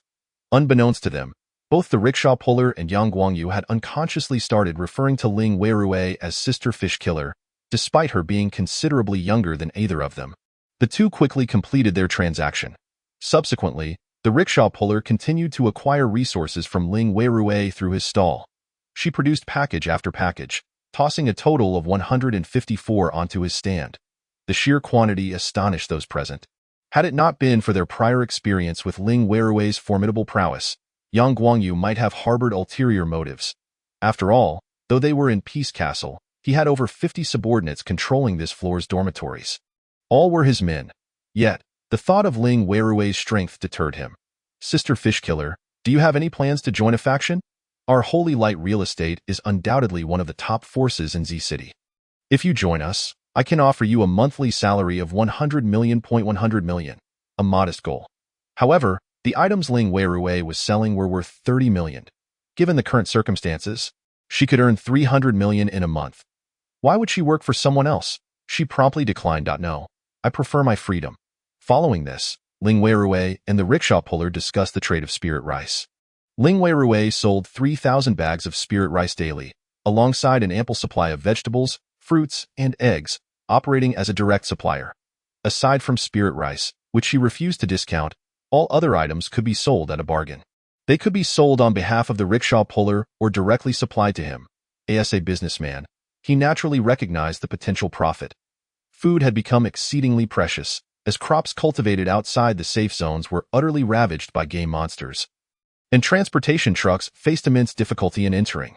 The populace of a city was left in dire need. These vegetables and fruits possessed unique functions, making them highly sought after. Ling Weirui sold an additional 10 million worth of supplies. An hour passed. As night fell again, Ling Weirui noticed a prompt appear on her system panel. Public task, issuer, Z City Garrison Headquarters. Task details. All Peace Envoy players must remain within Peace Castle for 12 hours to earn an asset of 100. Side task, participate in combat.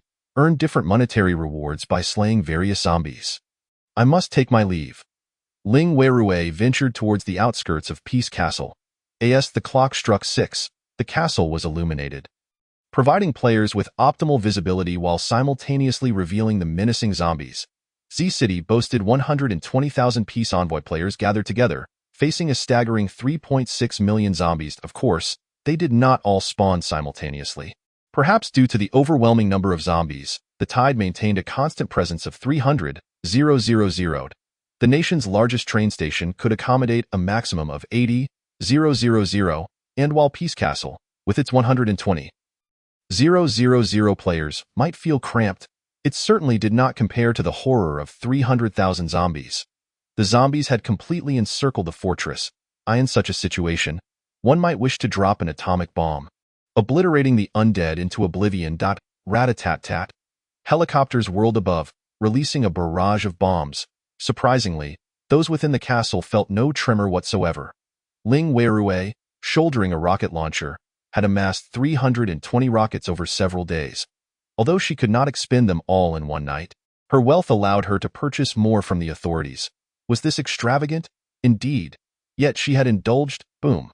A shell launched from the rocket launcher soared 200 meters, landing amidst the zombie tide, resulting in a deafening explosion that claimed the lives of over 100 zombies. 1 million earned. A single rocket costs around 2 million. That essay loss. Chapter 23. Spending for upgrades, unyielding willpower. However, from the perspective of experience gained, it was undoubtedly profitable. Following Ling Weirui's rocket, other, peace envoy, players also regained their senses and opened fire. A multitude of zombie bats soared towards the castle's windows, attempting to attack the players, only to be shot down by a hail of gunfire. Players finally gained the upper hand, resulting in a fervent exchange of fire. Inside Peace Castle, on the 13th floor at Windows 134-178, Z University students had taken residence. All players synchronized with the Peace Envoy were present here. After enduring 3 nights of torment, they could finally engage in zombie hunting without worry. Chung Zihan steadied her sniper rifle, calmly taking aim. Bang. A bullet pierced the skull of a zombie. In this current zombie tide, one could easily slay zombies even with closed eyes. Yet if multiple participants struck a single zombie, the bounty would be divided among them. Chung Zihan, with her sniper rifle equipped with a 15x scope, targeted zombies 800 meters away, effortlessly dispatching them one by one without contest. She remained composed, not taking a break throughout the night. As the night wore on, the players' initial excitement waned, and the reinforcements consisted of Z City's garrison and police forces. They regarded Cheng Zihan with surprise. "Little girl, your marksmanship is impressive. You must be quite skilled at this game."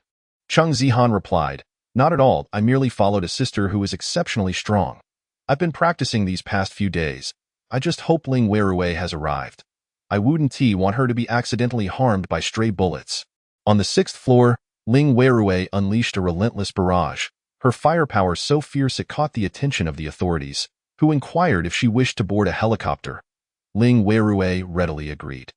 After spending 20 million to replenish her ammunition, her reckless investment that night elevated her level by 3, reaching level 8.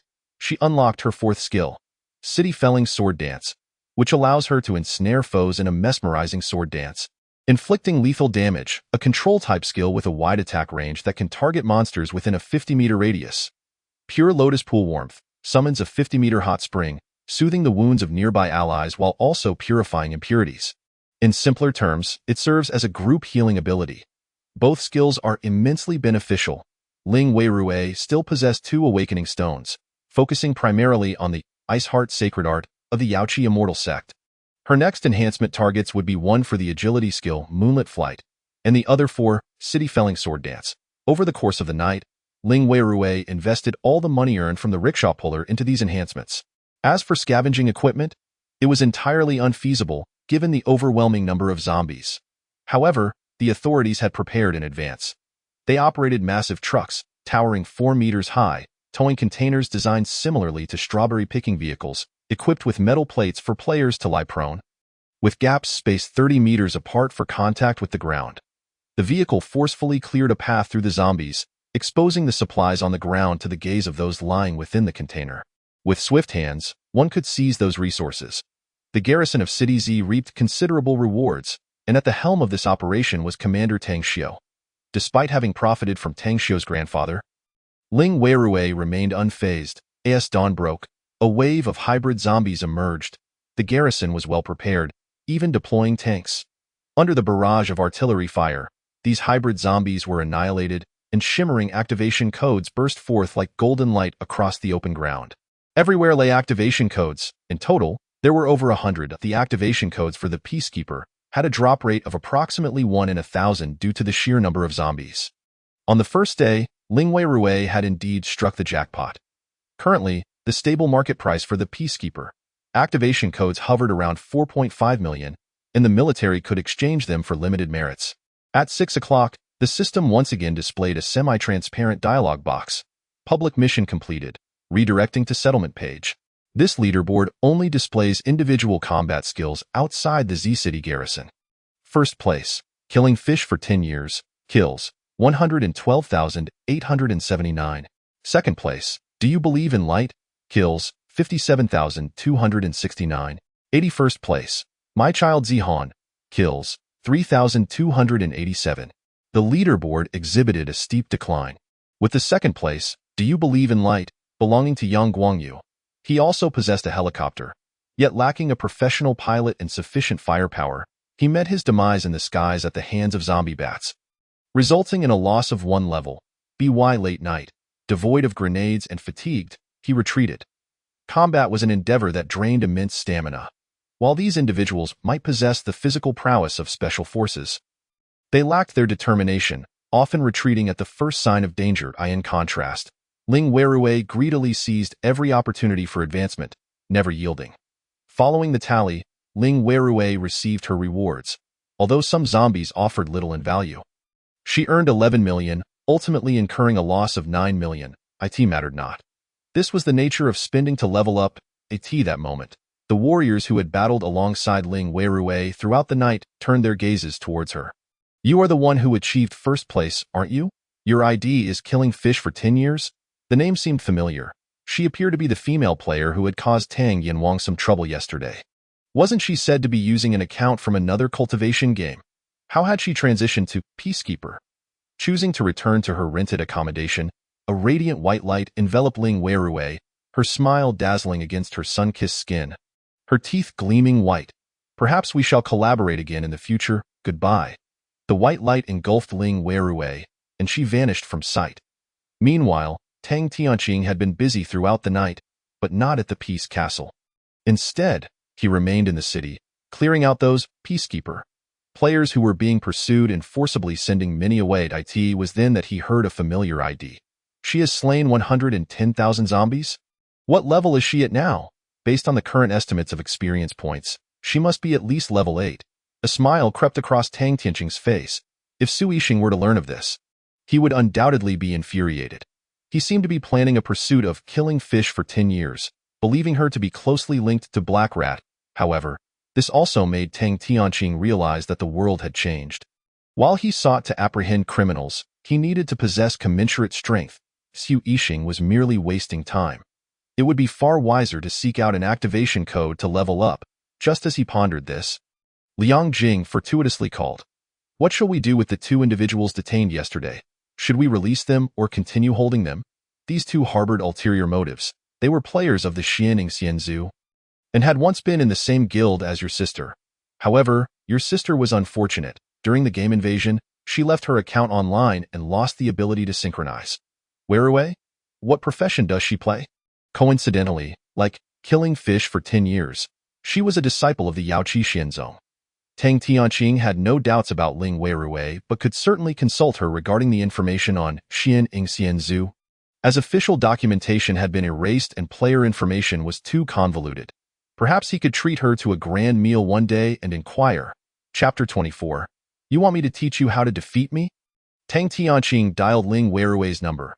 Fresh from her shower, Ling Weirui was startled by the call. Why are you calling so early? Is my identity exposed? She had long concealed her identity due to the presence of individuals with various abilities in the game, among which the officials possessed one that could lock onto and monitor a person's abilities simply by knowing their true identity, even casting curses. This curse could not lethally harm but could diminish one's luck. This profession was known as the evil caster. However, this individual could not curse a player's identity. For instance, even if they knew killing fish for 10 years, they could not cast a curse. Hello, Brother Tianqing. What can I do for you? Indeed. Tang Tianqing's voice was somewhat hoarse, tinged with weariness, emanating a sense of maturity. The 2 individuals I apprehended yesterday hold considerable animosity towards you. However, since they did not commit any crimes, I merely reprimanded them and had them write a letter of guarantee. They should not disturb you. They would not disturb Ling Weirui, but she would not let them off easily. Thank you, brother, Ling Weirui replied politely. No need for such formality. I have another matter to discuss. I heard you also play Xianing Xianzhu and are a disciple of Yaoqi Xinzong. I am currently pursuing a suspect who is affiliated with Yaoqi Xinzong. Could you provide me with an overview of all their skills and how the Finchaman can contend with Yaoqi Xinzong? The more Ling Weirui listened, the more uneasy she felt. This suspect isn't me, is it? And you're asking me how to defeat myself? You certainly know how to pick your targets. With no other recourse, Ling Weirui could only share her experiences. Their conversation lasted half an hour until Tang Tianqing received another call, compelling him to return to work. Brother Tianqing, I will compile the information and send it to your email. Please provide me with your address. All right. Due to the game invasion, all games worldwide had ceased operations, and documentation had vanished, necessitating the compilation of information through player recounting, making this data quite essential. Ling Weirui organized a document on Yaoqi Xinzong and another on Finchaman, though the information was purely game knowledge and significantly lagged behind the current state. Most importantly, she did not mention the potential for cultivation at this time. Upon receiving the message, Tang Tianqing suddenly inquired, "Do you wish to obtain the activation code for Peacekeeper? If you assume a player identity, I can assist you in leveling up." Ling Weirui quickly declined. "No, thank you. I fear the zombies. Even if I desire an activation code, it must be from Xianing Xianzhu." The Xianing Xianzhu was a cultivation game. And following the game invasion, all monsters had retreated deep into the mountains, with the nearest being Panlong Mountain. The mention of Panlong Mountain reminded her of a tragic incident. Once she reached level 10, she could prevent that occurrence. Tang Tianqing's voice resonated once more. "All right, I will keep an eye on it." After the two hung up, Ling Weirui finally felt at ease and entered her cave dwelling. However, there was a silver lining. Ling Weirui could substitute meditation for sleep. Meditation required merely an hour, while previously, sleep necessitated at least 6 hours. After meditating 10 times, the spiritual energy within her body accumulated to a third of her current realm. At this rate, she could reach the first level of Qi refinement in 3 days, and approximately a month later, attain the 10th level of Qi refinement, subsequently pushing towards foundation establishment. Not only that, but after another night of hunting, reaching level 10 would unlock even more possibilities. After completing her cultivation, Ling Weirui checked the news online. Trending on the hot search was, Z City establishes fortress to resist zombies, which had gone viral. Although some discussions revolved around killing fish for 10 years, they were few. Spending to obliterate zombies with rocket launchers was hardly remarkable. Conversely, another trending topic related to Ling Weirui surged to the forefront. Xianing Xianzhu, spiritual rice. Ling Weirui immediately clicked on it.as, the most popular and comprehensive game on the market. Xianing Xianzhu attracted numerous players, and following the game invasion, everyone sought to stockpile resources. However, players who had synchronized with Xianing Xianzhu possessed cave dwellings in which they could cultivate spiritual rice. Moreover, the effects of spiritual rice were astounding, even capable of curing cancer. Naturally, players from various games could also heal ailments, but how many were there? Spiritual rice, however, not only served as food but also as medicine. And it was in high demand. In an instant, spiritual rice became scarce. The price of ordinary spiritual rice had surged to 2,300 per bag, while advanced spiritual rice had skyrocketed to 10,000 per bag. Upon this news trending, rickshaw drivers immediately reached out to Ling Weirui, desperately seeking to purchase spiritual rice. This time, Ling Weirui managed to gather 4,000 bags and ultimately sold 2,000 bags to the rickshaw driver. The rickshaw driver also brought Ling Weirui a batch of attribute-enhancing food and elixirs from other games. Beginner Strength Enhancement Potion. Increases strength by 1 upon consumption, with a maximum of 10 uses. Intelligence Elixir.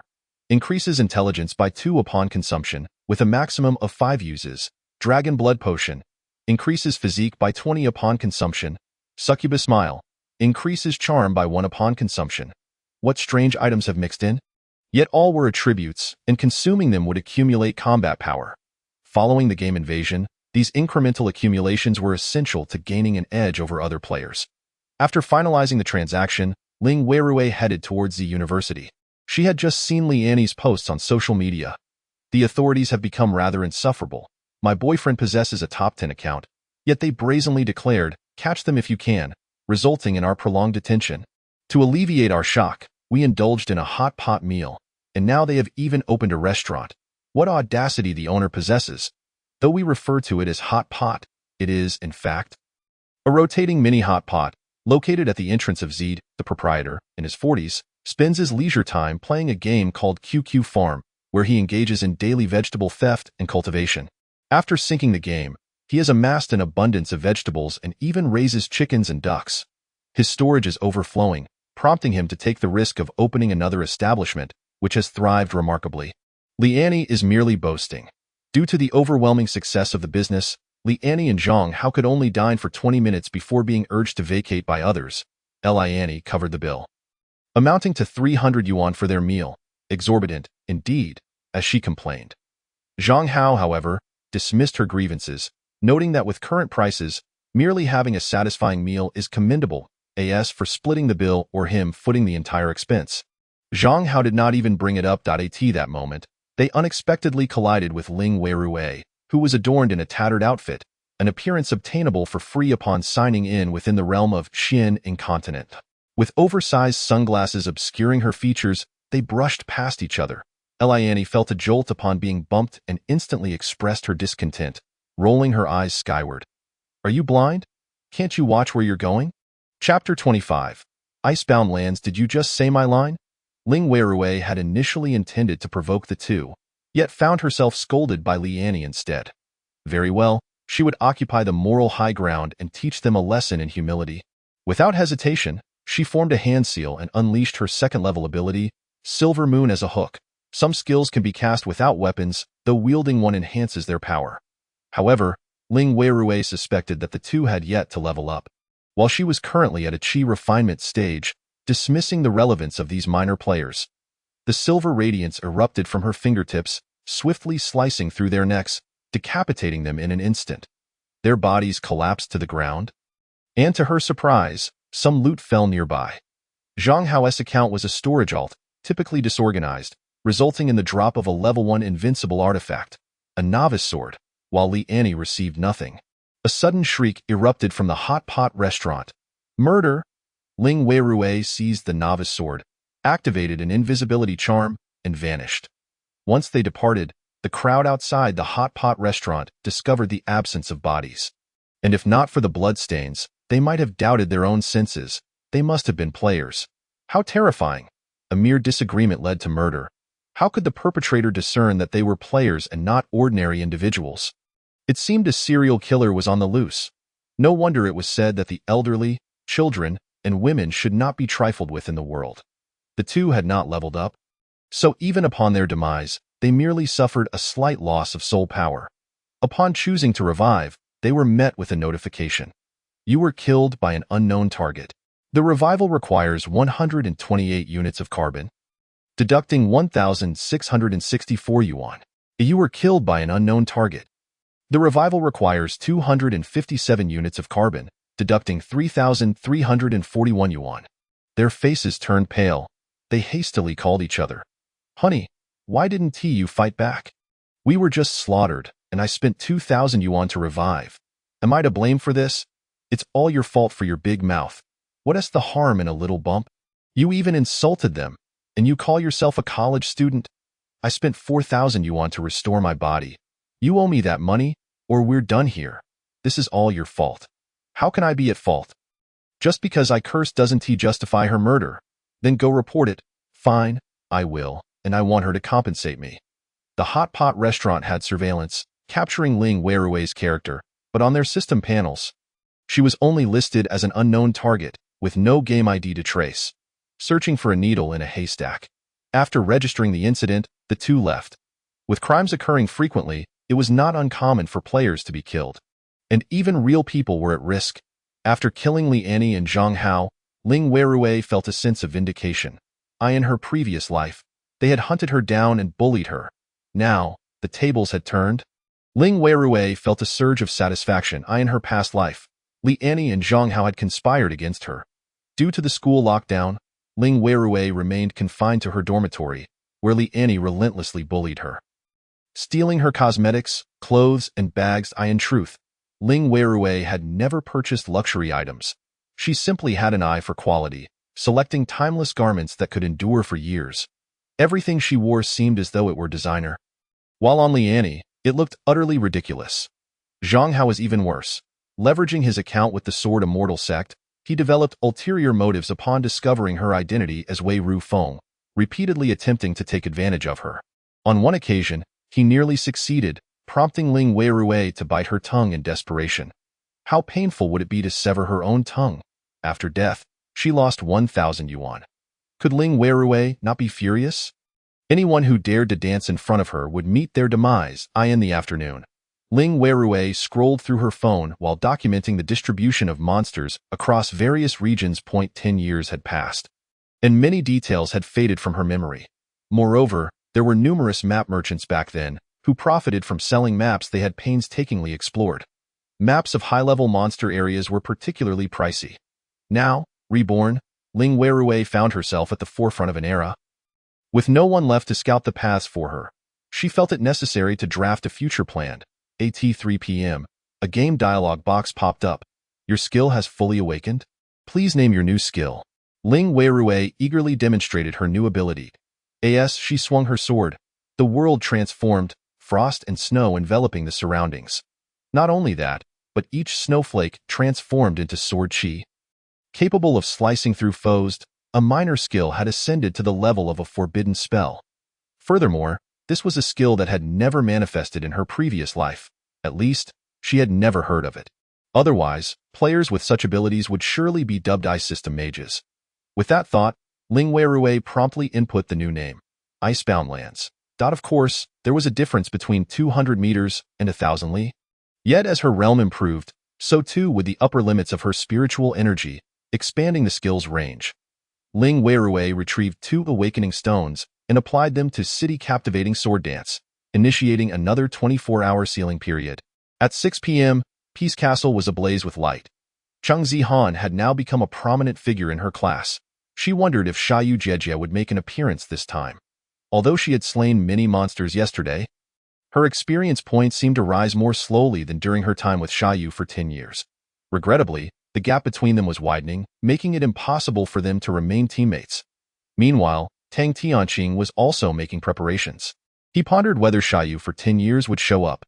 He couldn't afford to lose this time.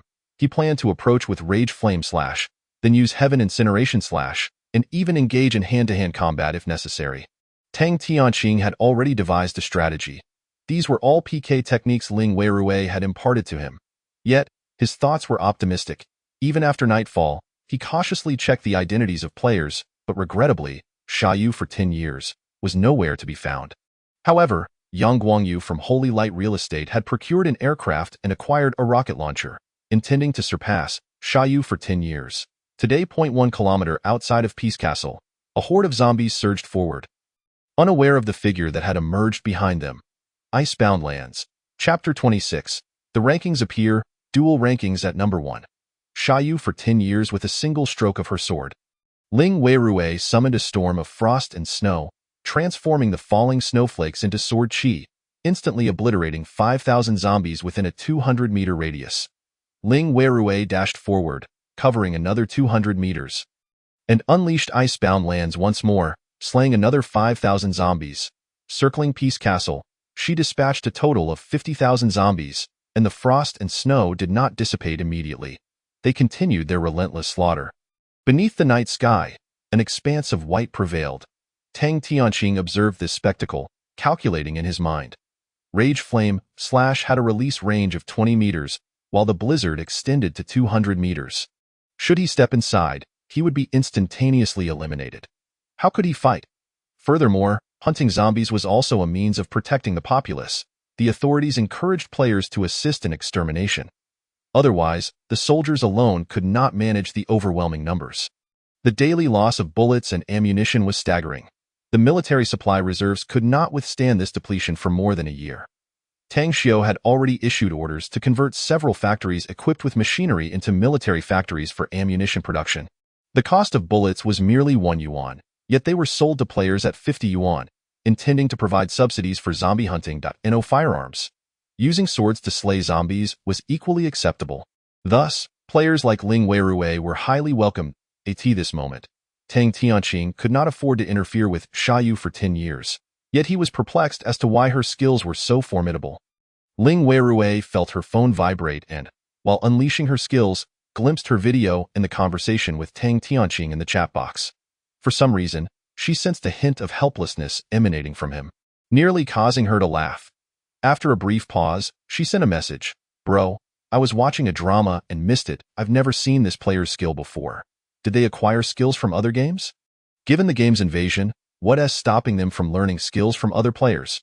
At least that's what I did when I ordered a skill from the rickshaw driver in Bloodthirsty Youth, Shadow Clone. At that moment, wouldn't it be even better for one to portray Ling Weirui while the other takes on the role of killing fish for a decade? With an entire night at their disposal, Ling Weirui could annihilate 1,000,000 zombies. The zombies are endless. As long as there are players present, they will respawn infinitely at night. The quantity that can be dispatched depends solely on the speed of the kill. Even the fastest player would take a month to vanquish 1,000,000 zombies. This implies that in her previous life, the first player to reach level 10 exerted themselves for a month. Ling Weirui initially believed she would also have to slay zombies for a month. However, bolstered by both monetary investment and relentless effort, she achieved her goal in merely 5 days. At precisely 4:32 a.m. Ling Weirui attained level 10.at that moment. Countless players' minds and visions were bombarded by a translucent panel, accompanied by a thunderous announcement echoing for all to hear. Cosmic Game Frontline Broadcast. Game Day 4. Version 0.1. Player killing fish for a decade has, through unwavering effort, become the first to reach level 10, earning substantial rewards. The game leaderboard is now active, featuring level rankings, combat power rankings, and wealth rankings. As the leaderboard materialized, it was only natural that the top position on the level rankings belonged to Ling Weirui under the game ID, killing fish for a decade. The combat power ranking similarly bore her name. First place, killing fish for a decade, with a comprehensive combat power of 10,289. The second place, astonishingly, was a mere 576. At this juncture, Ling Weirui ceased her assault and beheld the system's notification. Esteemed player, killing fish for a decade. Through your efforts, you are the first to reach level 10 and are entitled to the following rewards. 1. Special title, first person, level 10. Upon equipping, experience points gained will increase by 10. This title is temporary. It will vanish once others surpass your level and are the first to reach level 20.2. Blessing of the Primordial Human. 3 instances of the Death Immunity Aura. Upon death, you will not drop equipment or experience points. 3. You may withdraw one item you possess in advance, including equipment, skills, and items. The Primordial Human will exempt this equipment from usage restrictions, and you may equip it immediately. Who would have thought that the first player to reach level 10 could acquire top-tier equipment? This was truly unexpected, considering that in her previous life, the first to attain level 10 was Tang Tianqing. Yet what divine equipment did he receive? The Peacekeeper, highest output weapon, didn't even possess a nuclear warhead. Such a waste. However, this reward would not be squandered on Ling Weirui, for she possessed an account of supreme combat power.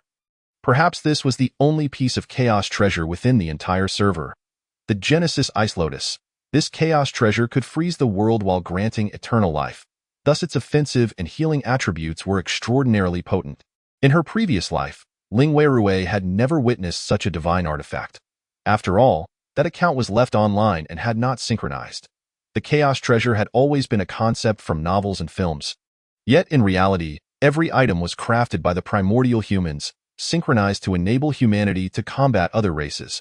Just how formidable this weapon was, Ling Weirui could not fathom. Without hesitation, she chose this artifact. Consequently, from level 10 onward, she would no longer need to change weapons.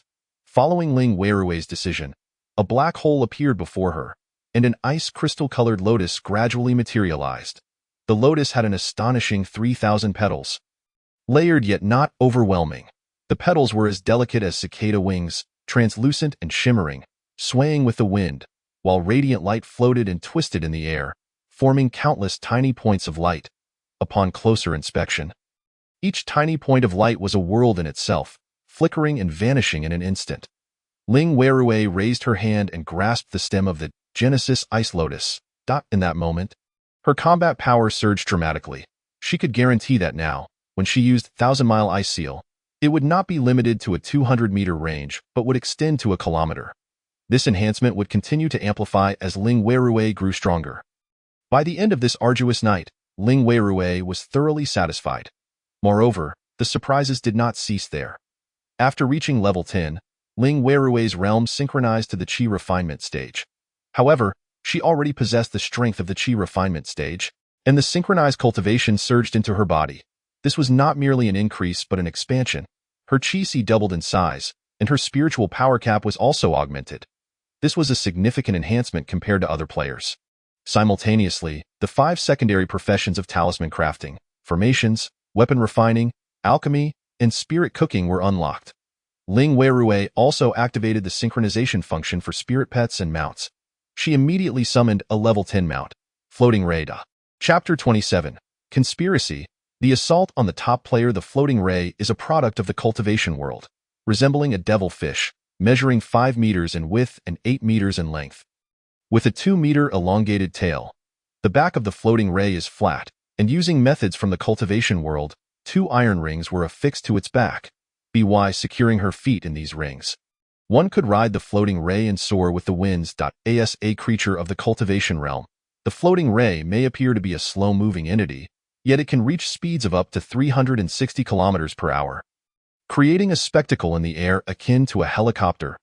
Ling Weirui contemplated taking flight but hesitated, fearing she might mismanage the control and plummet from the sky. Just as she hesitated, a sudden, intense pulsing sensation surged at her brow. Cultivators possess an acute sensitivity to foreboding dangers. Boom! The sound of a tracking cannon reverberated.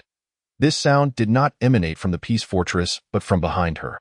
Ling Weirui's mental focus shifted, and the Sea Tide mantra within the Sea of Absorption Sutra instantly surged forth, forming a wave-like shield that enveloped her, akin to a tsunami. Boom! The tracking cannon directly engulfed Ling Weirui. Who could it be? The defense forces or the patrol team? Surely, they wouldn't attack her just for slaying 5 members of the Black Rat. She had only just been reborn and had not offended many. Liani and the others were still unaware of her identity. Moreover, with rocket launchers now deployed, only one organization could orchestrate this. Black Rat. Tat tat tat tat tat tat. 7 helicopters swooped down, rocket launchers trailing fiery red tails, arcing through the air to strike the very spot where Ling Weirui had just been. Boom boom boom boom boom. The terrifying explosions roused everyone. At that moment, players within the Peace Fortress had already deduced that the one outside relentlessly exterminating zombies was killing fish for a decade. They could hardly fathom who could reach level 10 so swiftly. Yet, just as killing fish for a decade had unveiled the level leaderboard, she was besieged. Why would they pursue that player? Who were these people? How audacious. Wasn't killing fish for a decade assisting the officials in eradicating zombies? Why would anyone attack her? They were not affiliated with the officials. Those helicopters were merely skins within the game, tradable items. Were they seeking to kill killing fish for a decade to loot her equipment? These individuals fixated on the battlefield, disregarding the remaining zombies that had been assaulted.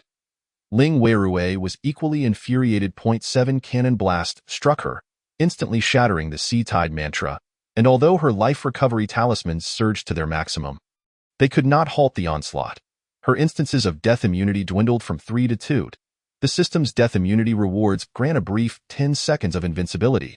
The golden light is a manifestation of that invulnerability. Damn it! The ambushers had shattered one of her death immunity instances. This enmity was irreconcilable. With this immunity, Ling Weirui could achieve so much, yet it was so ruthlessly taken from her. She longed to tear them to shreds. However, the immediate crisis remained unresolved. Ling Weirui had to escape the searing flames, for the helicopter still hovered menacingly, eager to strike again.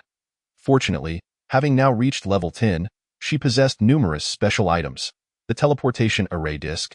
Ling Weirui retrieved an array disc from her backpack, casting it to the ground, whereupon it instantaneously split into 4, occupying the 4 cardinal directions. The 4 discs formed a square, rotating clockwise, and Ling Weirui found herself 100 meters away.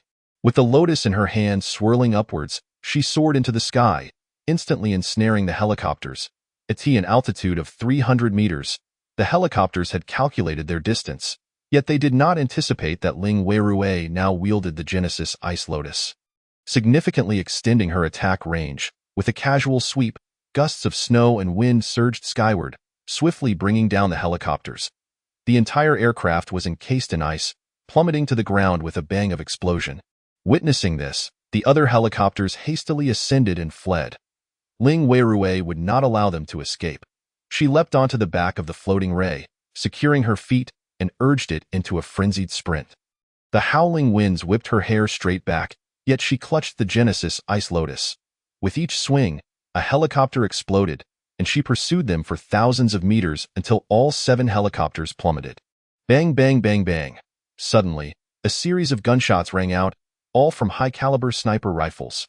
Snipers lay concealed in the surroundings. Including the helicopter crew, over 100 had come to besiege her. Had this ambush occurred before she reached level 10? They might have succeeded. However, now that Ling Weirui was level 10 and had unexpectedly obtained the Genesis Ice Lotus along with 3 instances of death immunity, she was not so easily slain. On the contrary, those who dared to strike her would pay a grievous price.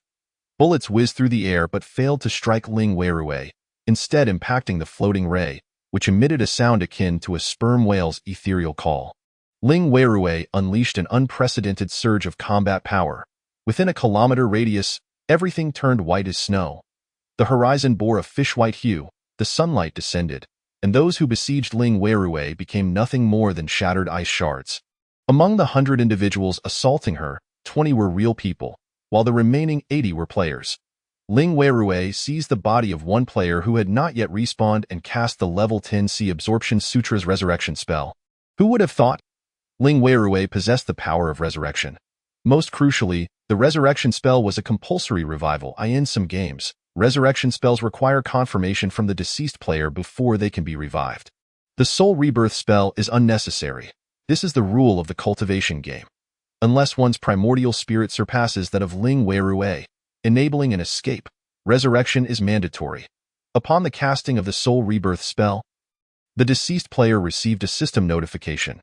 You have been resurrected by the soul rebirth spell used by the player, killed fish for 10 years.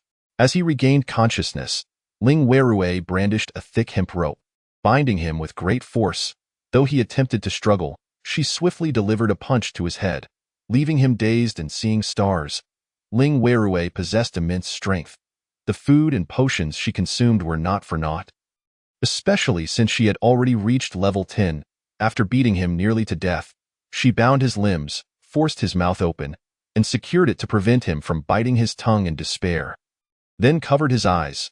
Ling Weirui tossed him into her cave dwelling, instructing her puppet servant to take him to a room for confinement. Having completed this, she heard the sound of footsteps approaching.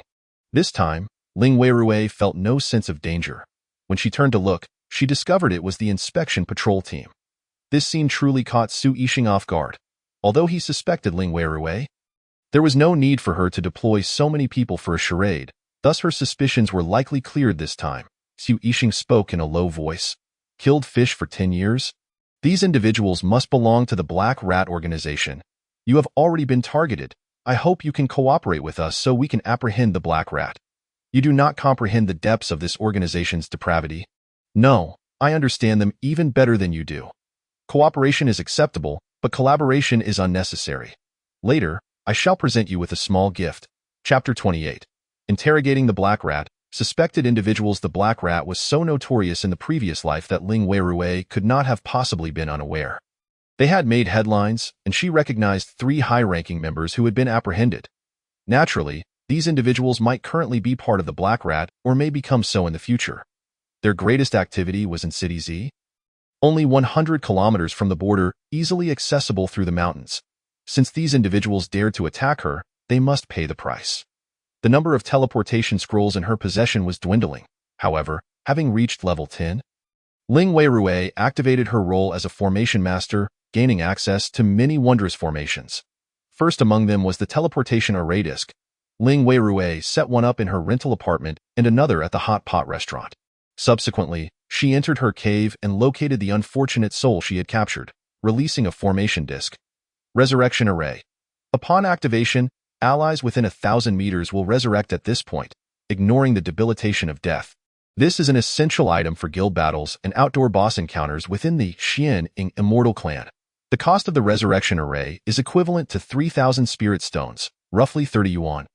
After the game's invasion, Such a price would not suffice since the ability to ignore the debilitation of death essentially informs everyone that death no longer requires the consumption of one's soul power. Though resurrection still demands a financial cost, Ling Weirui unbound the mouth of this peace messenger player who did not immediately take the opportunity to end his life but instead cried out, "Big shot. Spare me. I didn't mean to do it. I was blinded by greed and accepted 200,000 to lay in ambush for you. Whose money did you accept? What is that person's name? How do I contact you? I only know him as Cheng Gu. We communicated face to face, and he paid me 200,000 through mobile contact, and my phone is still in my backpack. You can check." When Ling Weirui had apprehended him, she had indeed collected some supplies and rummaged through his backpack.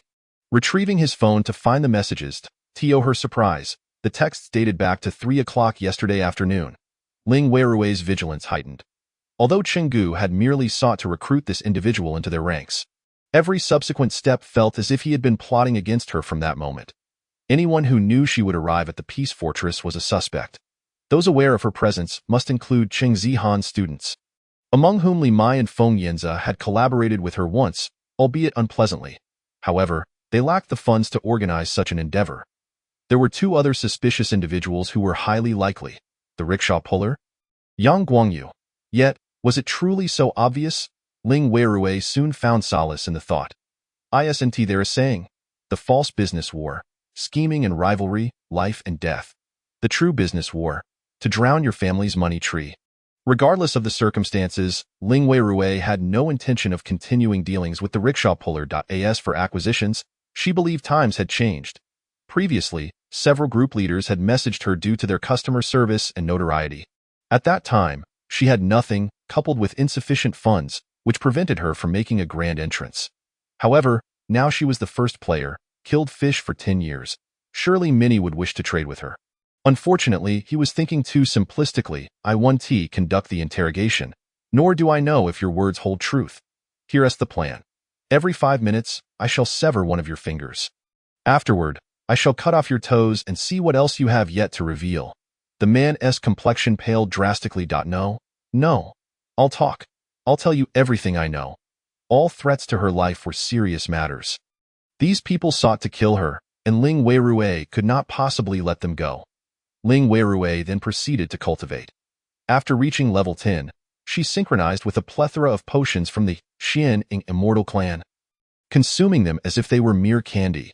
This rapid cultivation brought her unexpected joy, allowing her to break through to the first level of Qi refinement. Did you confess? Ah, I forgot. Puppets actually do not speak. So did you confess? The man was already in a state of utter defeat, his spirit waning. Upon hearing Ling Weirui's words, he nearly succumbed to despair. Hadn't she noticed how he had screamed in agony just moments ago? Why continue to interrogate him? I confess. I was actually a burglar. I served 6 years and couldn't find work, so I played games every day. Chenggu found me and wanted me to join them. They planned to establish a new order, killing zombies and selling arms, very lucrative, promising riches and power. Ling Weirui nodded. Those who could associate with the Black Rat were hardly virtuous individuals. They were all criminals and scoundrels. She even recalled that later in the game, after the activation codes for the peace messengers became widespread, the Black Rat organized a prison break, allowing these criminals to obtain activation codes and become players. Very well, I shall kill you once more.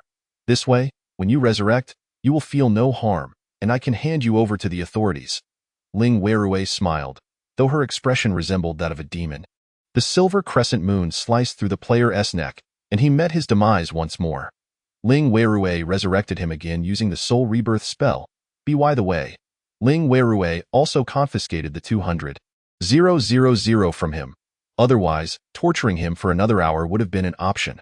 The player dared not defy her, transferring the 200,000 to Ling Weirui. She then covered his eyes and bound his mouth before exiting the cave. Glancing at her phone, she noted that no one had contacted her. Due to the establishment of the Peace Fortress, the Hot Pot restaurant had ceased to serve as a safe zone for monster farming. However, the creation of the Peace Fortress had rendered the city relatively safe, allowing ordinary people to return to their normal lives. Shops began to open, though many had converted to player-operated enterprises. Ling Weirui also intended to reopen her shop. Chapter 29. Opening a shop, Killing fish and hunting rats. Establishing a shop required more than ordinary trading taxes, necessitating a tin fee. However, shops affiliated with the game could automatically sell, with transaction funds directly deposited into Ling Weirui's account. Moreover, due to the digitization of game data, theft was impossible here. Nevertheless, destruction from monster attacks was a risk. Gradually, players took control of the shops, as only they possessed the strength to retaliate against disruptors. Ling Weirui was the first to apply for renovations. You are applying to the system for shop renovations. Different styles come at varying costs. Simple renovation, 100,000. Advanced renovation, 500,000. Luxurious renovation, 1 million. Ling Weirui understood that when she paid taxes for the hot pot restaurant, the renovation request would likely appear on other lists. Now that she had sufficient funds, she chose the luxurious renovation on the spot. The bare space transformed dramatically. The ground floor became a fruit shop, while the upper level was converted into a store for medicines, talismans, formations, and other high-end items, with access granted to players. Not only that, Ling Weirui also set up a purchasing page. 5 million for awakening stones, 500,000 for any combat skill books, 1,000 for various game-embedded gems. The only hassle was pricing the daily inventory. Thus, she priced spirit rice at 2,000, ordinary vegetables at 5 yuan per gene, and special effect vegetables at 100 yuan. The primary distinction between game shops and regular stores lay in their inventory display. At first glance, the shop appeared to have 10 bags of rice. In reality, if one bag was taken, 5,000 bags remained in stock. This was a form of spatial stacking technology. Once everything was settled, Ling Weirui also established 2 confinement array discs to prevent players from attacking within the shop. Additionally, she released puppets to dissuade disruptive customers who purchased items but refused to leave. In fact, even from 20 meters outside the shop, one could summon the system panel for direct purchases, much akin to placing an order on an online shopping platform. With immediate delivery, with all matters addressed, she felt a sense of accomplishment. Ling Weirui produced the 3 Realms announcement, a world communication tool exclusive to the Xian-Ing Immortal Clan, which could only be utilized by players of level 10 or above. The announcement read, "I have established a shop on XXX Street in Z City, specializing in the sale of celestial products produced by the Xian-Ing Immortal Clan's cave dwellings.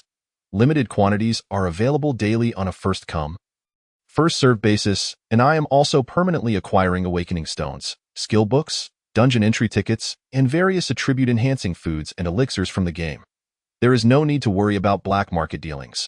Items can be automatically sold within a 20-meter radius of the shop. I urge all players to be cautious of the recent malicious activities of evil organizations." Upon its release, the announcement sparked an immediate uproar. Little did anyone know, within just 3 short hours of Ling Weirui activating the leaderboard, discussions were already ablaze across the internet. Her gaming persona, Kill Fish for 10 years, was thoroughly exposed online, causing a seismic reaction. Her profession, skills, and equipment were meticulously analyzed by netizens, leading to dozens of trending topics, all revolving around her. Double rankings first. Kill Fish for 10 years. A strong player emerges from Z City. The first player to reach level 10 is actually her. How are Kill Fish for 10 years skills so powerful? Who wants to kill Fish for 10 years? Criminal elements among players are escalating. Is the reward for being the first to reach level 10 the Chaos Treasure from the Yaoqi Immortal Sect? The Genesis Ice Lotus? Unbeknownst to them, while everyone was surfing the web, Kill Fish for 10 years had opened a shop, and upon hearing the news, the residents of Z City flocked to the establishment, causing a traffic jam that nearly resulted in a stampede, prompting the Ministry of Transportation to intervene to maintain order. The goods within the shop were rapidly sold out, despite Ling Weirui having limited purchases to 1 item per person. Moreover, those possessing various resources began to contemplate heading to Z City, especially concerning Ling Weirui's mention of black market dealings. The first individual had been besieged. How could others withstand such pressure? Meanwhile, a rickshaw driver immediately messaged Ling Weirui in-game. "Sister Kill Fish, I beg you, sell me another batch of supplies. Mr. Huang, it's not that I don't want to sell, but as you can see, I've just been pursued. How could I possibly venture out to trade alone?" The rickshaw driver felt something was amiss. "I swear, I absolutely did not leak your information. Besides, considering how many zombies you killed yesterday, it's only natural they would guess you'd want to kill more. Is that so? However, the information I obtained indicates that they began planning yesterday, And there are not many who knew I went to Peace Castle. It absolutely wasn't me. I swear on my life. It's my family or nothing. Such a solemn oath. Yet Ling Weirui harbored not a shred of trust. Those devoid of morality typically lacked family ties, their household registration a mere page. If she were to believe the rickshaw driver solely based on an oath, then her 10 years of survival in this apocalypse would have been in vain. Furthermore, in truth, the rickshaw driver was more suspicious than Yang Guangyu, for in the previous life, Ling Weirui had never heard of the rickshaw driver's true identity. He had concealed himself too well. Ultimately, he remained merely a suspect. Ling Weirui would not act against him for the time being, but trading with him was out of the question. After firmly declining, Ling Weirui took the criminal's phone she had captured and opened a video application, searching for a name. Wu Tao's Jade Stone Livestream. In her previous life, many captured criminals fell into the hands of Black Rat, and Wu Tao was one of them. He exploited the sale of jade stones to gain the trust of his followers, smuggling people across borders under the pretense of gambling on stones, only to kidnap them and sell their organs for substantial profit. This was the little gift Ling Weirui had prepared for the inspection team. At that moment, Wu Tao was still live streaming in his studio. My friends, I, Wu Laosi, always keep my word. I'm willing to purchase the activation code for Peacekeeper for 6 million, and I'll buy any other game's activation codes you have. I'm not joking. I need one right now. Money isn't worthless. At least you can still buy things with it. Sooner or later, money will stabilize, and then it might not be profitable anymore. Message me quickly. Ling Weirui immediately sent him a private message. And it was evident that he belonged to an organization. Although Wu Laolu did not reveal anything on his end, someone in the private messages asked Ling Weirui for a photo of the activation code. Chapter 30. Dismantling a den, doing good without leaving a name. The other party was very cautious. Fortunately, Ling Weirui had killed a significant number of zombies yesterday, although she did not eliminate the final boss. She did acquire a new activation code. Without time to sell it, Ling Weirui took out the activation code, snapped a photo, and sent it. They arranged to meet at a small town on the outskirts of Z City. Ling Weirui claimed she could not leave the city, prompting the other party to come to Z City for the transaction. Naturally, they were unwilling. Ling Weirui knew they must have laid an ambush. After some back and forth, Ling Weirui headed to the small town. Boarding her hovercraft, she reached the town at a speed of 360 kilometers per hour. She altered her appearance to a less severe look, sporting twin ponytails, and did not wear the attire of the Xianing Immortal clan. Equipped with level 3 headgear, armor, and a backpack, she planned to purchase some peacekeeper outfits shortly. Upon locating the designated meeting spot, she discovered it was a back entrance. A man smoking stood waiting at the door. When he looked at Ling Weirui, his eyes were greedily fierce like a wolf's. Ling Weirui feigned surprise, frequently glancing at her phone before approaching. Are you one of Wu's people? I'm here to sell the activation code. Yes, we are. Come in and talk. The man smiled warmly, visibly excited. He hadn't anticipated that the visitor would be a young girl. Yet her online name was something like "Look at my sculpture." However, it was said that nowadays, young girls like to say such things, innocent and easy to deceive, adept at pretending to be articulate. Such individuals were hardly worth the effort of extracting organs. Once trained, they could fetch a high price at underground auctions. Yet Ling Weirui halted in her tracks. Then let Wu come out. I want to see him personally conduct the transaction for the activation code. I only trust Wu. Haha, this little girl is quite cautious. All right, just wait. Soon, Wu Tao appeared. The girl is here. Come in. I'm so grateful to you. Rest assured, I will buy the activation code for 6 million. Come in. Come in. Ling Weirui entered the room. Wu Tao was very welcoming, immediately pouring her a cup of tea. The tea was evidently of high quality, barley tea, which girls were less sensitive to due to its bitterness. Yet its aroma was tantalizing. Unfortunately, this fine tea had been tampered with. Moreover, at that moment, 5 burly men entered the room one after another, all glaring menacingly at Ling Weirui, clearly waiting to capture her. Ling Weirui inquired, Wu, you seem to be a player of Peacekeeper now. Haha, isn't this to buy activation codes for my brothers? Oh, everyone is a player of Peacekeeper? Ling Weirui asked. At this moment, Wu Tao appeared somewhat smug. It was all thanks to his black market dealings. Everyone who followed him now had the identity of a Peacekeeper player. That's right. Then I can rest easy. Huh? Rest easy? Rest easy about what? Ling Weirui ignored Wu Tao's confusion and swiftly produced the Genesis Ice Lotus. Ice Condensation Eternal Freeze. The level 10C Embracing Heart Sutra possessed the resurrection technique, and the Ice Heart Sacred Art naturally had its own skill, called Ice Condensation Eternal Freeze. Among players, it was referred to as the Ice Coffin. This skill could be used on enemies or oneself. When used on oneself, it granted a 7-second invulnerability state, while when used on an enemy, it would freeze them for 7 seconds without causing damage. If used correctly, it was a divine skill. If not, it could inadvertently aid the enemy. All 7 individuals present were instantly frozen.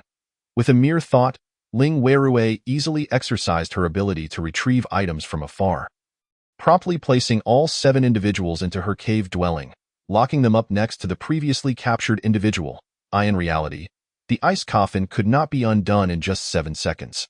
One needed equal strength to find a way to break free, or else wait, potentially for 2 hours. Ling Weirui could naturally release them. She first unsealed Wu Tao's binding, then used a crescent blade to behead him, causing him to fall lifelessly to the ground. She promptly confiscated his level 3 armor and the pistol at his waist, leaving him in nothing but his underpants, devoid of any concealed items. A black, red-eyed rat was clearly visible on his abdomen, and it was not merely stuck on but rather tattooed.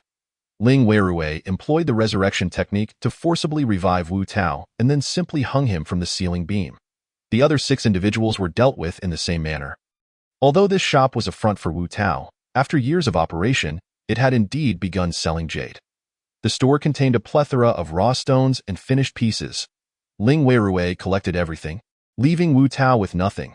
She also discovered a safe embedded in the wall. Haha, is this a challenge for me? With the technique of ice sealing 1,000 miles, thousands of sword chi snowflakes sliced through, and the safe was opened, revealing an abundance of cash, gold, and high-end jade. Furthermore, Ling Weirui spotted a bag of flour, the very flour. The quantity was sufficient for Wu Tao to indulge in peanuts. Ling Weirui did not interrogate Wu Tao. She had already wasted half a day on the Black Rat incident, and in the early stages of the game, every minute was incredibly precious. The Z City Defense Command Headquarters. Tang Xiu furrowed his brow as he issued a series of rescue orders, which included urban construction tasks. After the construction of the Peace Fortress, although it successfully repelled the majority of the zombies, there remained a few rogue peacekeepers, players who disregarded discipline and refused to follow orders, ultimately leaving some zombies wandering within the city. Tang Xiu swiftly heeded the advice of several gaming experts and scoured the internet for information, ultimately deciding to embark on a new endeavor, building walls. He envisioned players of I Build the World hastily erecting towering fortifications, allowing everyone to reside within these high walls, akin to the scenario depicted in the anime Giant Crisis, where ordinary people lived protected from the giants outside. It remained uncertain whether this constituted the establishment of a safe zone.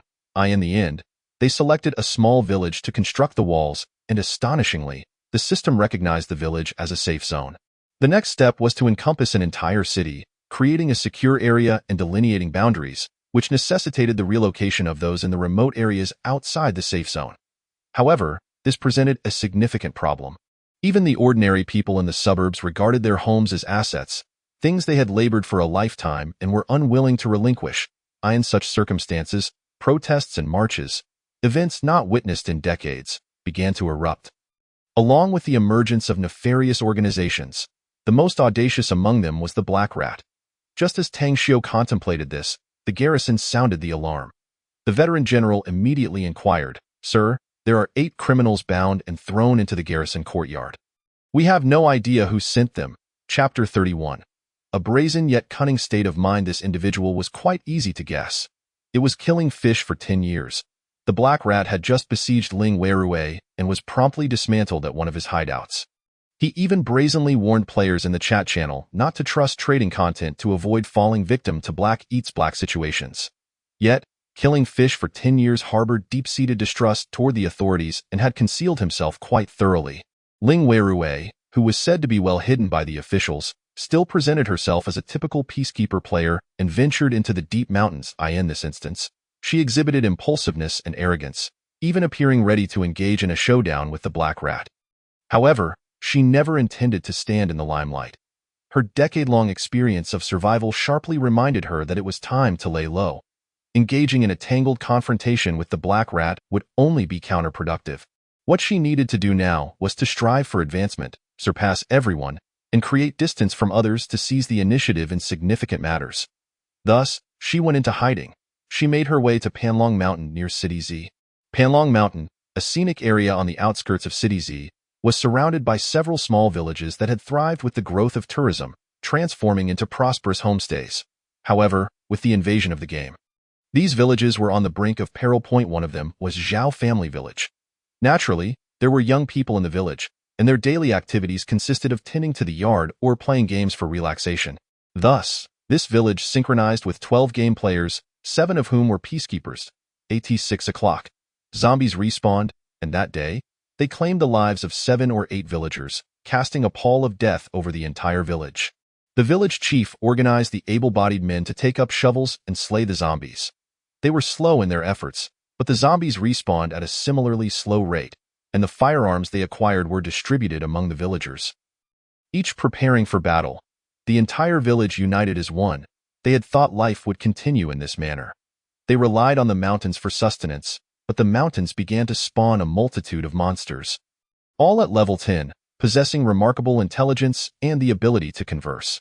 Just yesterday, a villager had been captured by a demon wolf, which threatened the village, demanding a full-grown adult as tribute each day, or it would devour the entire village. The village chief, terrified, frantically filed reports, and the higher-ups only allocated funds for him to issue quests, requesting players to come and eliminate the monsters. However, he could not invite peacekeepers, as they would be attacked by zombies at night. Yet, upon hearing about the level 10 players, those newly synchronized game account players were filled with dread. They had not anticipated that within a day, the world would change drastically. The village was inundated with countless players. Were the creatures on the mountain from the Xian Immortal clan? Indeed, the level 10 demon wolves, if defeated in sufficient numbers, could spawn a demon wolf boss, surely yielding activation codes. Currently, activation codes from the Xian Immortal clan were being traded for as much as 30 million. Killing fish for 10 years belonged to the Yaoqi Immortal sect. But it was said that the most formidable faction in this game was the Burning Sky sect, while the weakest was the He Huan sect. There was also the Medicine King Valley, rumored to bestow the gift of immortality, and if one synchronized with it, it would be worth it. Brothers, shall we team up to slay the wolves? Activation codes are up for grabs, and we'll split the earnings. The ferocious crowd squeezed into the little village, creating a scene so packed that Ling Weirui doubted she had arrived at the right place.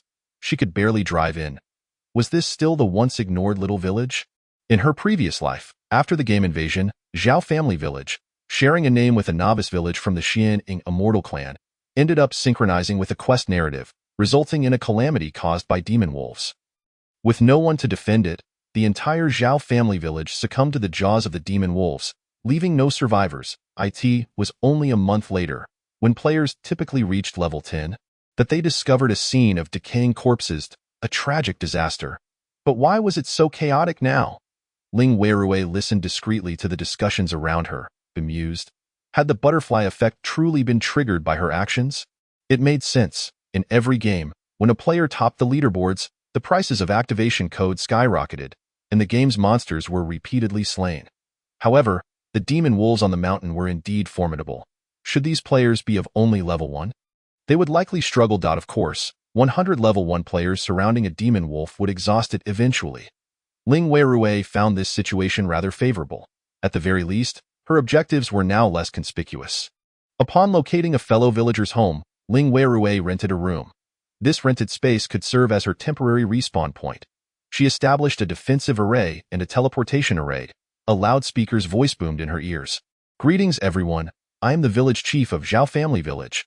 Thank you for coming to support us. I hope you enjoy your stay here, and more importantly, I hope you'll help us eliminate the demon wolves. I have a recurring quest to offer. Please come to the old banyan tree at the village head to receive it. Ling Weirui approached the village chief and, as expected, found 2 or 3 dozen players gathered around him. Her interface automatically displayed a quest. New quest released. Issuer, Zhao Family Village Committee. Quest content. Hunt the demon wolves lurking around the village. Quantity. 20. Quest reward. 500 coins, 2,000 experience. Village chief. These are level 10 demon wolves. You offering just 500 for killing 20? ISNT, that rather stingy? That's quite a lot of experience. The chief replied with a wry smile.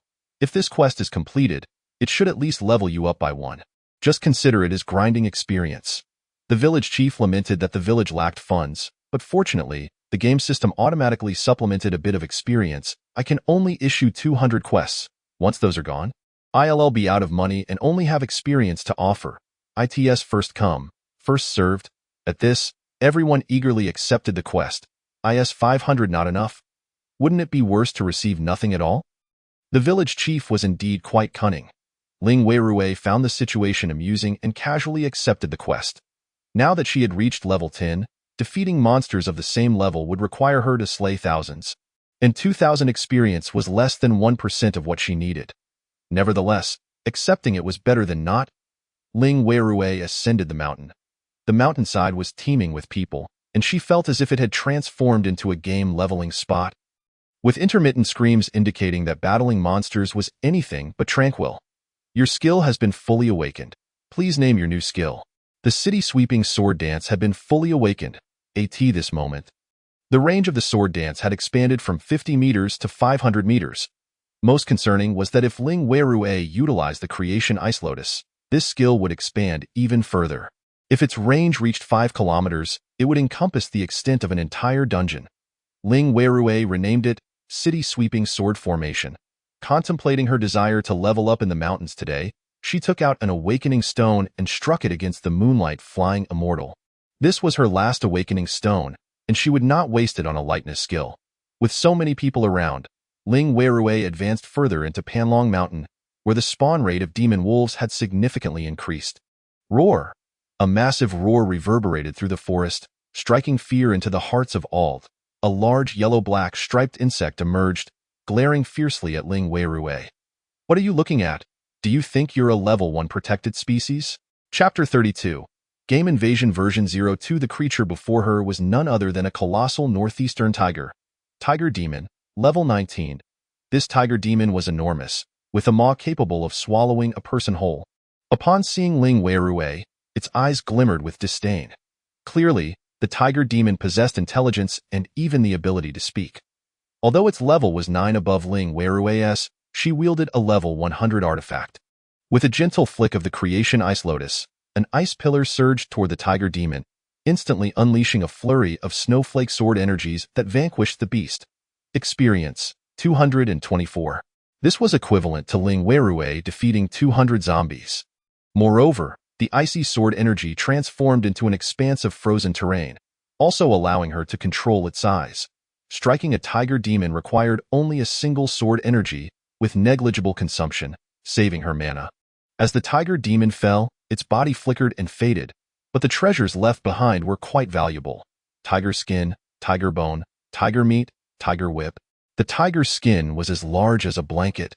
Highly sought after by the wealthy and boasting formidable defense, as many zombies could not penetrate garments made from tiger skin.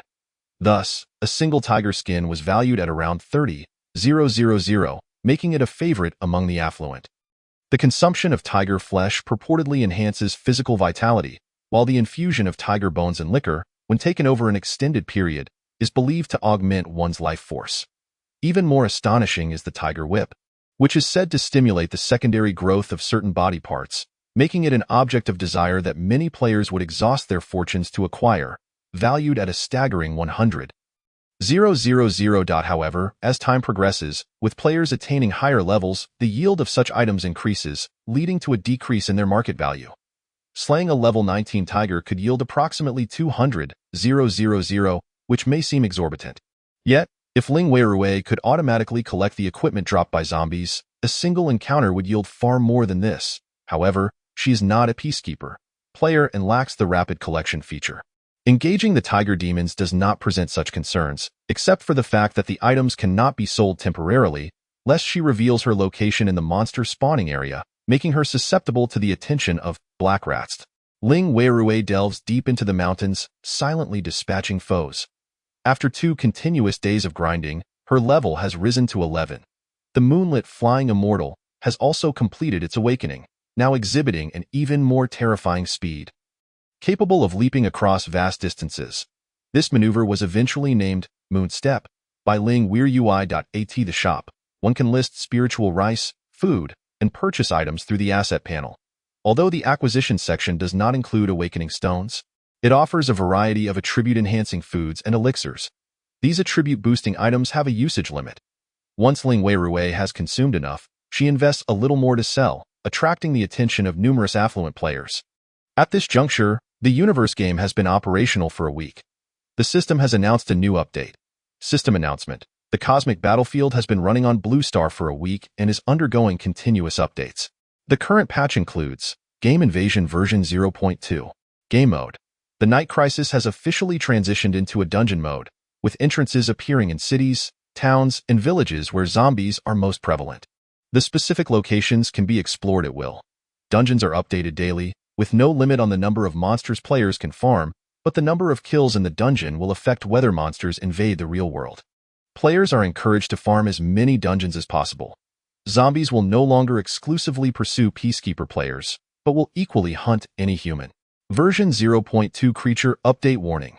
A significant number of goblins will spawn in the wild, possessing intelligence and the ability to form squads, troops, tribes, and nations.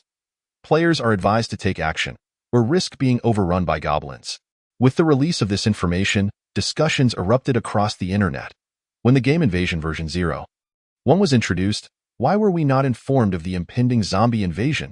Had we known, many lives could have been spared. Zombies no longer target Peacekeeper players. Does that not place us all in peril? I posit that the fault lies with the gamers. Gaming has become a scourge. If there were fewer players, perhaps the invasion would not have occurred, plunging us into this damned apocalypse. Without players, how can we resist the current monsters? What are those upstairs babbling about? They fail to comprehend the game's content. The invasion only arose due to the population reaching 10 billion. It is your lot's incessant breeding that has birthed this calamity. Having just battled zombies, we must now contend with goblins? Are we not allowed to live? 1 week and everything has changed. What monstrous entities may follow the goblins, slimes? If renowned creatures can invade Earth, one must ponder the likes of dinosaurs, titans, or the swarm of bugs. This is truly terrifying. As the updates concluded, countless dungeon entrances manifested throughout. The entrance of Ling Weirui's shop, a dungeon entrance appeared as well. Igniting a frenzy at her fish-killing mall, Ling Weirui, in her previous life as a construction worker, had never willingly entered a dungeon. Dungeon name: Night Crisis, recommended level 1-5. Recommended players 1 of 4, maximum 4. The entrance of the dungeon appeared as a swirling blue vortex, mesmerizing yet disorienting. Numerous players gathered nearby, calling out. Level 3 Peacekeeper players sought 3 teammates, requiring level 3, with 500 bullets and shared equipment. Dark Game Necromancers sought groups, level 1 players with the ability to summon skeletons, undeniably formidable. Make way, line up to enter, form your teams before coming.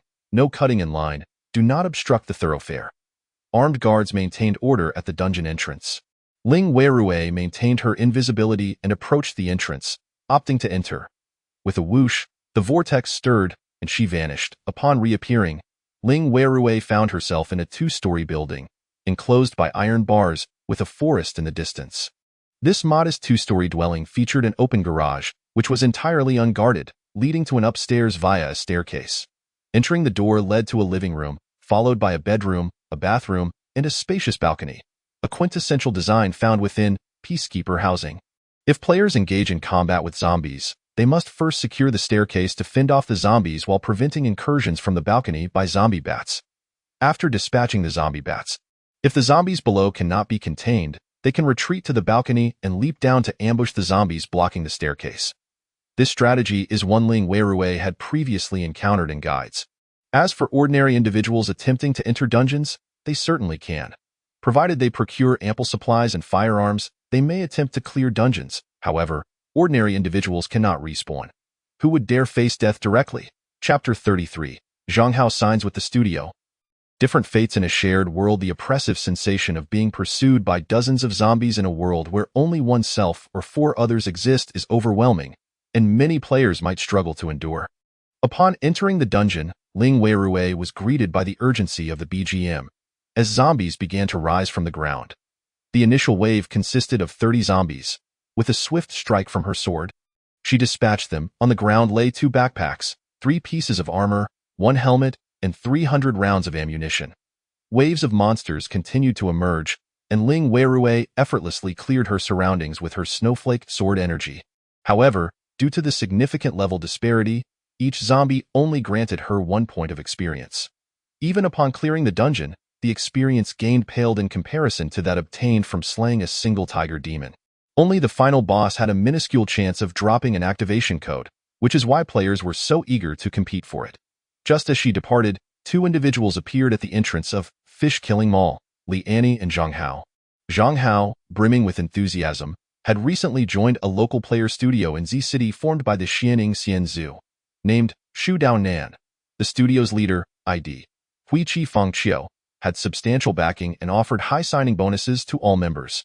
Zhang Hao, having previously ranked among the top 10, was offered an annual salary of 2 million, with a monthly payout of 180,000.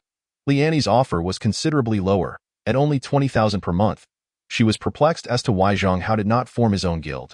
Yet, Zhang Hao had his reasons. Previously, establishing a guild in the game required only a financial investment, and regardless of the chaos in the game, it posed no threat in reality. Now, with the game invading reality, one could encounter a deranged woman with a knife at any moment. Instead of risking that, it was wiser to seek a powerful ally. The individuals investing in the Shu Dao Nan studio were undoubtedly worth billions. Li Annie found this reasoning sound, and I believe you are an independent woman and will earn your own money. Wouldn't it be better for us to join the studio and strive together?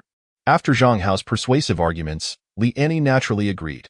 The Shu Dao Nan studio even dispatched 2 professional experts to lead the team, all of whom were players from Peacekeeper, equipped to the teeth and looking every bit like real special forces. The 4 of them entered the dungeon together, and with the guidance of the studio's experts, they took charge. Zhang Hao's sword Immortal Sect possessed a skill known as Flying Immortal Sword, allowing him to launch his sword 20 meters to strike enemies. Though his novice sword was lost, he had spent 200,000 at Fish Killing Mall to procure a new novice artifact, the source of which remained a mystery. Li Annie lacked any weapon, but her skills did not require one. The first skill of the He Huan sect was Charm, which simultaneously enchanted the target while reducing their maximum health. During this enchanting process, monsters would be drawn towards Li Annie in the game. As a level 1 player, when utilizing Charm to lure enemies, she could then dispatch them with her whip, taking them down with a few basic attacks. In reality, however, how could Li Annie dare to do such a thing? As zombies charged towards her, she screamed in terror. But the 2 experts would not easily let her off the hook. Damn it. Your screaming is unbearable. Why not scream in bed instead? The studio had paid for her services. They did not expect her to cower in the back, even in a team, if one contributed nothing. Their leveling would be painfully slow. Start running, circle around the building, use Charm. That way, the zombies will follow you without hindering our damage output. Under the relentless urging of the studio's experts, Li Annie assumed the role of a tank in the game, pursued by zombies, running at least 30 laps during a single dungeon run. Zhang Hao was delighted. Li Annie, however, was exhausted, feeling as if she had labored more than in a day of foraging for wild vegetables.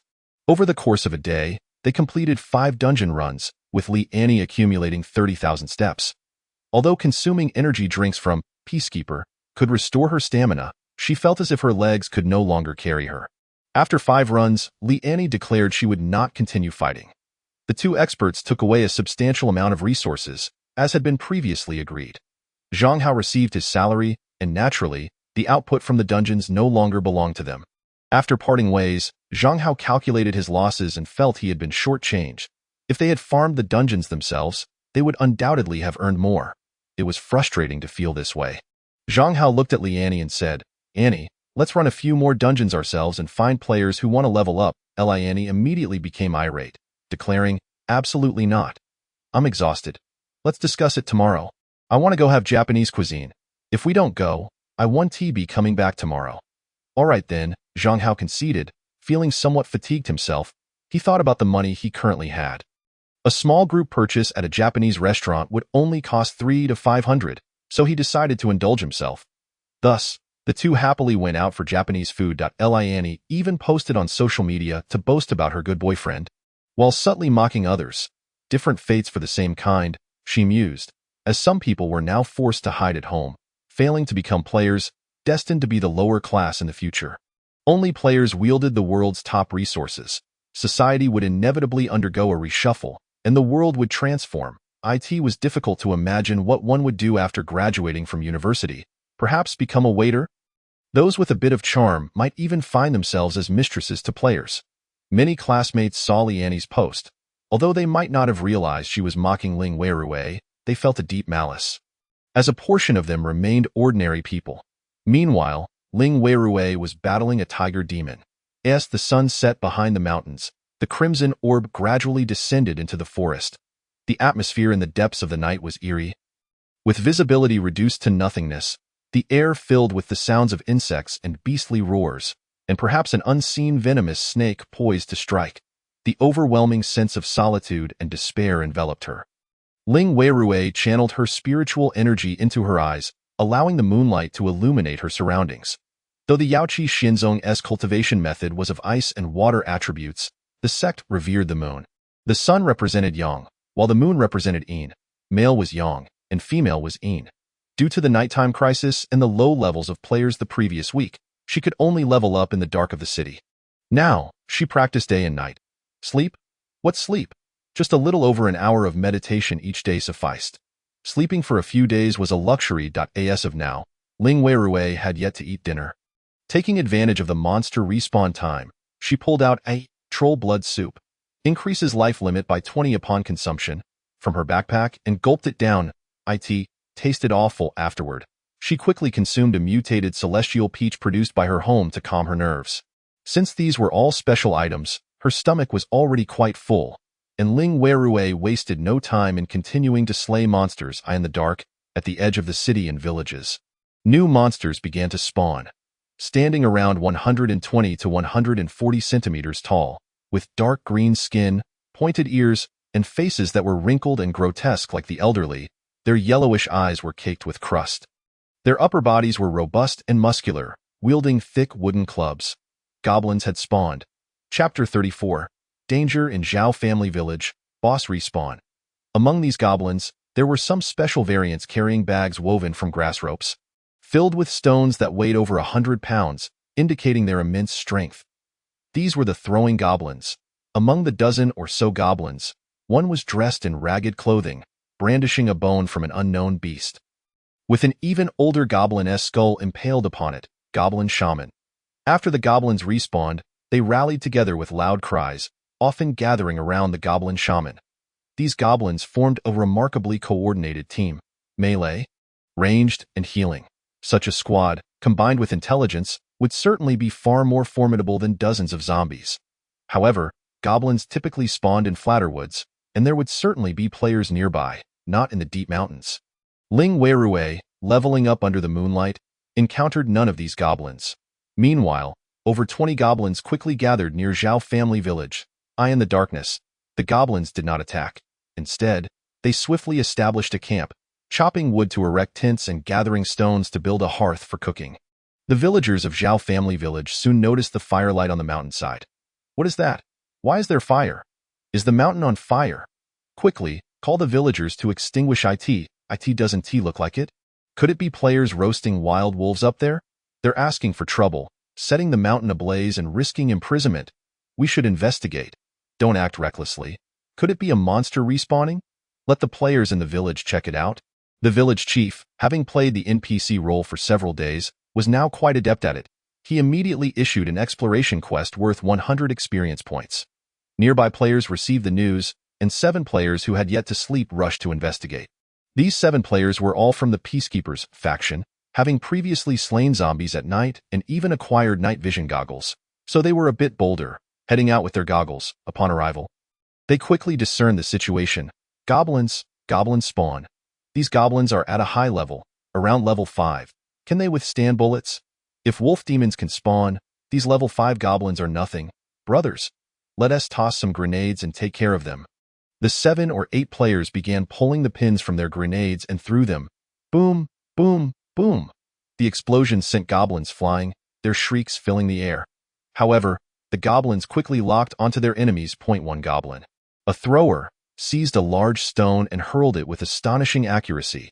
A large rock struck one player squarely in the chest, and even the bulletproof vest could not prevent the impact injury. Instantly shattering several ribs, the player coughed up blood, screaming in agony. The throwing stones continued to rain down, causing players to scream in distress. Zombies could not launch such attacks. One unfortunate player was struck in the head. Although his level 3 helmet remained intact, his neck snapped with a sickening crack, and he vanished in a flash of white light, leaving behind his backpack, bulletproof vest, and helmet. The losses were significant. Gunfire erupted as players retaliated, momentarily suppressing the goblin throwers. Yet, other goblins charged forward, utilizing the cover of plants and the darkness to approach. The goblins' speed was incomparable to that of zombies.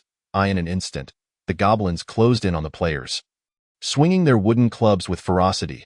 Half an hour later, all 7 players lay dead. The ground was strewn with equipment. The first player to die had attempted to return for his gear, only to be slain by goblins again. Losing 2 levels and barely affording the cost of resurrection, his complexion greener than that of a goblin. Meanwhile, the goblin team remained puzzled. During the previous battle, one unfortunate goblin had been killed by 2 consecutive grenades. They promptly dismembered the goblin's body, skewered it on a wooden stick, and began to roast it. They were still in need of a large pot to cook food, which they could only acquire at dawn. Seeing that the goblins did not pursue, the players dared not venture out at night. Other players had not anticipated the goblins to be so fierce and refrained from leaving the safety zone. The following day, as daylight broke, 60 goblins gathered in the woods, while over 50 players assembled. Enemies meeting face to face ignited fierce animosity, leading to a chaotic melee. Moreover, the goblins divided their forces and sought cover, ultimately resulting in the deaths of 10 players, leaving 3 goblin corpses in their wake. After looting a household, the goblins retreated, taking even the pot with them. In the forest, the goblins fought with even greater ferocity. The situation devolved into a stalemate. Throughout the morning, a new term began trending: goblin hard to kill. On Panlong Mountain, Ling Weirue was engaged in battle with the tiger demon when she suddenly heard a howling wail from the opposite mountain. Her eyes brightened instantly. A boss has spawned. According to the lore of the Xian Ingxian clan, defeating a certain number of minions would summon a boss, but the bosses were not summoned infinitely. Wild monsters had a built-in cooldown period, equivalent to 3 days in reality. The timing was perfect. Ling Weirue summoned Floating Ray, soaring into the sky towards the opposite peak. Atop the mountain, a massive wolf demon howled at the heavens. After its emergence, it circled on a large piece of azure stone, showing no inclination to hunt. Monsters from the celestial clan did not require sustenance. They only needed to absorb the essence of the sun and moon. Thus, this boss had a fixed spawn point and would not roam. As Ling Weirue approached in the air, the wolf demon let out a long howl. The sound caused the floating ray beneath her to tremble violently. Plummeting rapidly, the game imposed restrictions on boss fights. Just as she feared a fall, Ling Weirue quickly activated her moon step skill, landing gracefully on the ground. The wolf demon lunged, jaws agape, aiming to bite her. Ling Weirue brandished the Genesis Ice Lotus, unleashing a flurry of snowflake sword energies that pierced the wolf demon's body, slicing it amidst a blizzard. It took a full 20 seconds for the wolf demon to collapse to the ground. A level 10 boss had considerable health. At that moment, over a dozen items dropped to the ground: wolf hearts, wolf bones, wolf meat, wolf skin, a wolf fang dagger, a wolf fang necklace, and a wolf skin coat, along with a colorful glow. Chapter 35. Politely declining Tang Tianqing, recommending Tang Xiao to join Yaowang Valley, Shtou. This was the Xian Ingxian clan activation code. Ling Weirue felt she had grasped an essential clue. Although the universe game did not explicitly state it, it was evident that the first player to slay the boss would likely receive rewards. The wolf demon boss is undoubtedly the first to be slain among the Xian Ing Immortal clan's bosses. Just as she was about to collect her reward, a colossal creature suddenly leapt from the hillside, its body adorned with vibrant stripes, its mane bristling, and golden light cascading from its form, with flames dancing at its edges. It was the lion-tiger beast. This rare mount within the Xian Ing Immortal clan could only be obtained with a slim chance from the level 20 dungeon, Lion-Tiger Nest, making it a coveted prize for mount enthusiasts. Although the lion-tiger beast possessed a degree of combat capability, it could not fly, rendering it less functional compared to the floating ray. However, The floating ray appeared too slender to support the towering figure of the one who rode the lion-tiger beast, none other than Tang Tianqing. In the first week of the game, the emergence of a corpse-tide refreshing location like Peace Fortress allowed players willing to invest money in bombs to annihilate zombies, significantly advancing their levels and distancing themselves from other players. After departing from Peace Fortress, Tang Tianqing also procured a sufficient quantity of bombs to bombard the surrounding zombies. Achieving level 10 today.as for other affluent players, they were likely to regret their decisions, as they would now have to grind dungeons slowly, with their leveling speed a far cry from that of Peace Fortress. The next wave of monsters would be the goblins, but as level 5 creatures with ranged attack capabilities, they would require time to gather. Tang Tianqing had fortuitously followed the right path to leveling, aided by Ling Weirui. His presence at Panlong Mountain was not due to knowledge of Ling Weirui's location, but rather his own desire to farm activation codes. Little did he expect to witness Ling Weirui defeating the boss and acquiring an activation code. "Are you selling the activation code?" he inquired. "What price are you offering? I also have 2 excellent items suitable for the Burning Heaven sect, usable at level 10. You make an offer." Ling Weirui, not wishing to take advantage of Tang Tianqing, considered the potential awkwardness if a later drop were to occur. Recently, the market price for activation codes had soared to 30 million, so she proposed selling one of the exquisite items for 50,000 ASA bonus? That's out of the question. The price is the price, Tang Tianqing agreed. He suddenly remembered something and asked, "Do you still need the equipment you replaced earlier? If not, I would be happy to purchase it all." Ling Weirui had indeed not sold those items, as they were taking up space in her inventory, so she decided to sell them all to Tang Tianqing, netting an additional 100,000. These level 1 exquisite items had been transferred directly from the game, costing her no more than 200 yuan in total. It was quite a profitable transaction. Tang Tianqing continued, "May I acquire some information from you? For instance, how did your skills become so powerful? There are numerous speculations online now." Ling Weirui's public acquisition of awakening stones had clarified to many that these stones could significantly enhance skills. This approach had its advantages and disadvantages. The benefit was that players would no longer treat awakening stones as mere trash, using and selling them indiscriminately. This could potentially lead to an influx of top-tier players from other games, which would be beneficial for humanity as a whole. The downside, however, was that Ling Weirui had yet to procure her 4th awakening stone. Tang Tianqing simply needed an accurate answer, which he obtained after spending 1 million. Ling Weirui, fearing his suspicion, did not dare to decline. The total amount thus far was 31.2 million. After their transaction, Tang Tianqing refrained from lingering or questioning Ling Weirui about the Black Mouse. Ling Weirui piloted the floating ray to the opposite hillside to farm the Tiger Demon. Following her method, the Tiger Demon King would soon respawn. Just as she was contemplating this, her phone vibrated. Upon checking, she was astonished to see it was Tang Tianqing. Realizing something, she was momentarily taken aback that, in a way, she thought. She opened the message and found Tang Tianqing had sent her a note. "Tang Tianqing, I managed to obtain an activation code for the Xian Ing Immortal Clan. Didn't you mention wanting one last time?" Ling Weirui found it absurd and immediately refused. "Brother Tianqing, that activation code is far too valuable. I cannot accept it. You should sell it instead. It's not about value." He replied, "You understand this game. With an activation code, you could go much further. The times have changed. Without a player identity, survival will be challenging, and you will encounter numerous crises. With a player identity, at least you won't face death. If you believe this activation code is too significant to accept, then let us arrange for you to pay me back in installments." Installments? Paying 2,000 a month for 1,250 years, is that it? Ling Weirui was resolute in her refusal of Tang Tianqing's activation code. Thus, she presented a reason that Tang Tianqing could not dismiss. "Brother Tianqing, you can't give it to me. Does Grandfather Tang have a player identity now?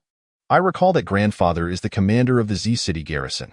With the game Invasion, if Grandfather Tang lacks a player identity, it would be difficult for him to gain respect. Moreover, he must be quite exhausted after worrying about so many matters. Without a player identity, he might wear himself to death." Ling Weirui understood that Tang Tianqing's parents were quite affluent, yet the elder was irked that his children had chosen business over martial pursuits. Hence, he had never utilized their wealth. After the game Invasion, due to his age, he had not activated his code to become a player. Wasn't he this opportunity even better? Ling Weirui suggested this to Tang Tianqing. Chapter 36. Dual avatar monster farming, learning by example revised. This activation code is not suited for me. The first reason was that Ling Weirui did not wish to owe such a significant favor to Tang Tianqing. The second reason was that it felt inappropriate to give the activation code to her when neither his grandfather nor his parents possessed one. Ling Weirui sensed that Tang Tianqing wished to repay the debt stemming from her parents' demise. In truth, that was unnecessary. After this persuasion, Tang Tianqing truly took her words to heart. "All right, I'll keep the activation code for you when I acquire it later," he said. They have their own activation codes prepared. Grandfather's activation code is indeed urgent. "Thank you, brother." They hung up the call. Tang Tianqing drove to the garrison. Over the past few days, Tang Xiu had not rested properly, residing in the military district, issuing commands and coordinating the overall situation. After retrieving the activation code, Tang Xiu was initially reluctant to use it. "I want to use it. Activation codes are precious. Why would I need one as an old man?" Upon hearing this, Tang Tianqing replied, "I initially intended to give it to Wei Ruei, but she suggested that you should choose the Medicine King Valley first. This child, you should persuade her to use the activation code. It is only right that I compensate her." Tang Xiu fell silent for a moment, pondering the impact of Ling Weirui's parents' death on him. Tang Tianqing continued, "I will find a way to get her another account, and I suspect she won't accept it.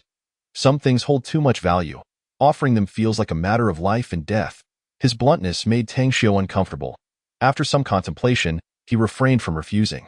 Little did they know, in his previous life, Tang Xiu had failed to use his activation code, leading to his demise from overwork a year later in his office.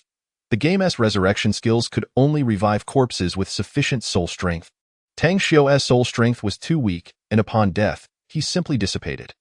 Ling Weirui's actions had indirectly saved this elder. Tang Xiu was quite unfamiliar with the game. Fortunately, with Tang Tianqing's guidance, he ultimately selected the Medicine King Valley on the activation page. The Medicine King Valley possessed a passive ability.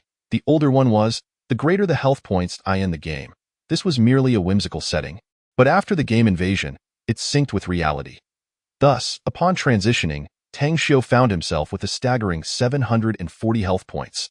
This amount, combined with healing spells, was ample for him to endure sleepless nights without concern. "Hey, this skill is quite interesting." Tang Xiu found himself exhilarated. If Tang Tianqing were to discover that by providing his grandfather with an activation code, he had effectively resurrected a 70-year-old veteran, he might be left pondering whether it was a blessing or a curse. Meanwhile, Ling Weirui was troubled. Tang Tianqing's presence at Panlong Mountain could only mean he intended to farm monsters here. If that were the case, their interactions would increase, and she did not wish to reveal herself, at least not before reaching level 20. Quickly, Ling Weirui devised a brilliant plan to create a dual identity for herself, ensuring that her identity as Ling Weirui would maintain a game account. Currently, the most accessible accounts in the market were those of the Peace Envoy. Should she disguise herself as such a player and claim to be grinding dungeons daily, she could easily avoid Tang Tianqing in the afternoon. Without question, the goods had been snatched up, yet among the items collected, a few intriguing objects were indeed found. Dual shadow clone technique.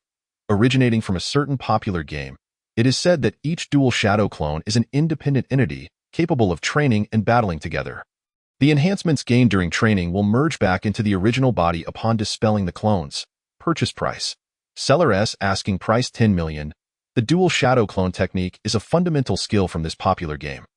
Capable of being dropped by minor monsters. It is certainly not akin to the awakening stones, which are core items obtained much later in the game. Ling Weirui directly altered the acquisition price, offering 1 million for the dual shadow clone technique. This price differs by a factor of 10. The other party can leave messages in the store's comment section to contact Ling Weirui. To the top buyer, I assure you, this skill is formidable. Even if it cannot reach 10 million, I can still offer 5 million. Ling Weirui, however, remained patient. Firstly, the dual shadow clone is not an exceptionally hard to obtain item in the game. It simply happens that you have not learned it yet. Moreover, the dual shadow clone is challenging to control and has a steep learning curve.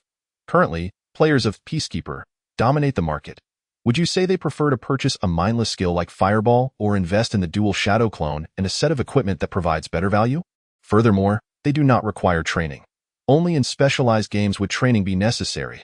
The individual immediately replied, "All right, I will reconsider." After all, if he sells it, his synchronized bloodthirsty boy account will no longer possess the dual shadow clone. The price set by Ling Weirui did not align with his desire for overnight wealth. Nevertheless, Ling Weirui did not agree to buy exclusively from him, so she promptly sent out a message across the realms.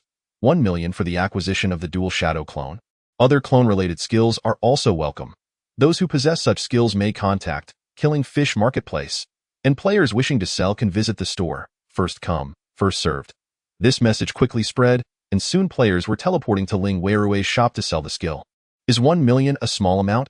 Not at all. It is considerable. However, the invasion of the game has altered players' mindsets, leading them to believe that game items frequently reach millions. Yet, utilizing this skill does not rectify deficiencies such as a weak game account or a lack of combat awareness. In summary, there are both advantages and disadvantages. And can the items bought by the top buyer be anything less than exceptional? Upon seeing this, various conglomerates began to acquire them as well. Even the officials took action. Killing fish for 10 years has now become the benchmark. However, officials are still officials. Although all online game data has vanished, they control the network and possess high-level permissions. Through screening, they have identified numerous players, swiftly contacting them to acquire the dual shadow clone. Ultimately, this skill found its way to the formidable Tang Tianqing, who also learned it. Upon using it, he found it incredibly convenient. One could tackle missions alone, rescuing crises across the land, while another could grind wolves in the wild. How expedient! This skill is truly perfect, though it does feel like a grueling double shift. Nevertheless, at that moment, many realized that closely following the steps of the top buyer would surely lead to success. Chapter 37. Game Trials, a true genius. After acquiring the dual shadow clone, Ling Weirui unexpectedly received a clone skill as well, Slime Split. This is a unique skill of the slime race, allowing one to squirm and split into halves, continuing to divide indefinitely, although each slime's base attributes cannot fall below 1. Quite powerful. However, Ling Weirui is not a slime. This presents little issue in this game. There are specific potions that, when consumed, temporarily transform one into Frost Slime, Flame Slime, or Light Slime. For an hour, Ling Weirui offered 2 million for the acquisition of this skill and also purchased 3 potions at 50,000 each. Having learned Dual Shadow Clone and Slime Split, Ling Weirui's first thought was to cultivate her techniques. The Dual Shadow Clone can only be cultivated by 2 individuals. But what of the slime? Ling Weirui could potentially create as many as 128 slimes. Thus, she consumed a Frost Slime potion and began to split. After the division, she attempted to train but discovered she could not, as her physical meridians had vanished in her slime form, replaced by a jelly-like substance. She wasted 50,000, yet one cannot engage in gaming without a measure of experimentation. Subsequently, Ling Weirui cast Dual Shadow Clone. This time, the Shadow Clone entered the cave, where it could cultivate in the Spirit Stone Mine. What a delight! After an hour of training, she merged with the clone and indeed felt an increase in spiritual energy within her acupoints. With a mere thought, she divided another clone for training. And astonishingly, it could train again. Remarkable. If this were a conventional game, it would be deemed a loophole, but after the game's invasion, it merely reflects Ling Weirui's diligent experimentation, leading her to discover a pathway to the celestial continent. Could she truly be a genius? Moreover, Ling Weirui conceived another method. She could allow the clone to train within the cave while her original self consumed the slime potion, splitting off to engage monsters in various locations. The entire Panlong Mountain is vast, capable of accommodating thousands of players to hunt monsters. Previously, Ling Weirui had to search for grinding spots in the forest. If she could occupy several different spots simultaneously, she could effectively farm monsters. Ling Weirui conducted her experiment, ultimately controlling the number of slime splits to 10, as exceeding this would diminish the skill's potency, leading to the slime being overwhelmed by the tiger demon instead. Thus, Ling Weirui equipped each slime clone with life restoration talismans and donned basic tiger skin gear before unleashing them to battle. This significantly accelerated her leveling speed by 10-fold. However, the potions were running low. With only 2 remaining, she hurriedly sought to acquire more, hoping to obtain the potion's recipe. She contacted the seller, inquiring if any gaming friends had potions for sale, and even visited the game's forum to procure some. Temporarily acquiring 23 bottles, enough for a single day's practice, of course, Ling Weirui did not forget her primary objective. However, the expenditure totaled around 200,000, which was essentially the amount she had originally possessed. Next, the clone began to delve into dungeons, whether utilizing firearms or skills within. Who could say? Each dungeon run lasted an hour, and Ling Weirui emerged only at night, her expression one of sheer delight. She planned to create a facade, claiming her luck was exceptional, that she had soloed the dungeon, ultimately acquiring the activation code for Peacekeeper, which she would then utilize. From that day forth, she would be a seemingly ordinary Peacekeeper player. It is worth noting that while Peacekeeper players are numerous, the game's player cap is exceedingly low. Typically, upon reaching level 20, they struggle against most monsters. Very few, like the previous Tang Tianqing, who injected genetic serums to become gene warriors, exist. Thus, Ling Weirui, as a Peacekeeper player, would find it challenging to team up with Tang Tianqing in the future. Her plan was exceptionally well-crafted, but of course, her caution bordered on excessive, almost as if she were performing for an audience of none. Yet this was merely a precaution. Until she had fully developed her abilities, Ling Weirui's vigilance was entirely warranted. That night, she remained atop the mountain, relentlessly repeating the techniques of dual shadow clone and slime split for a full 24 hours. Ling Weirui's level soared from 11 to 13. Previously, she had spent 2 days merely progressing from level 10 to 11.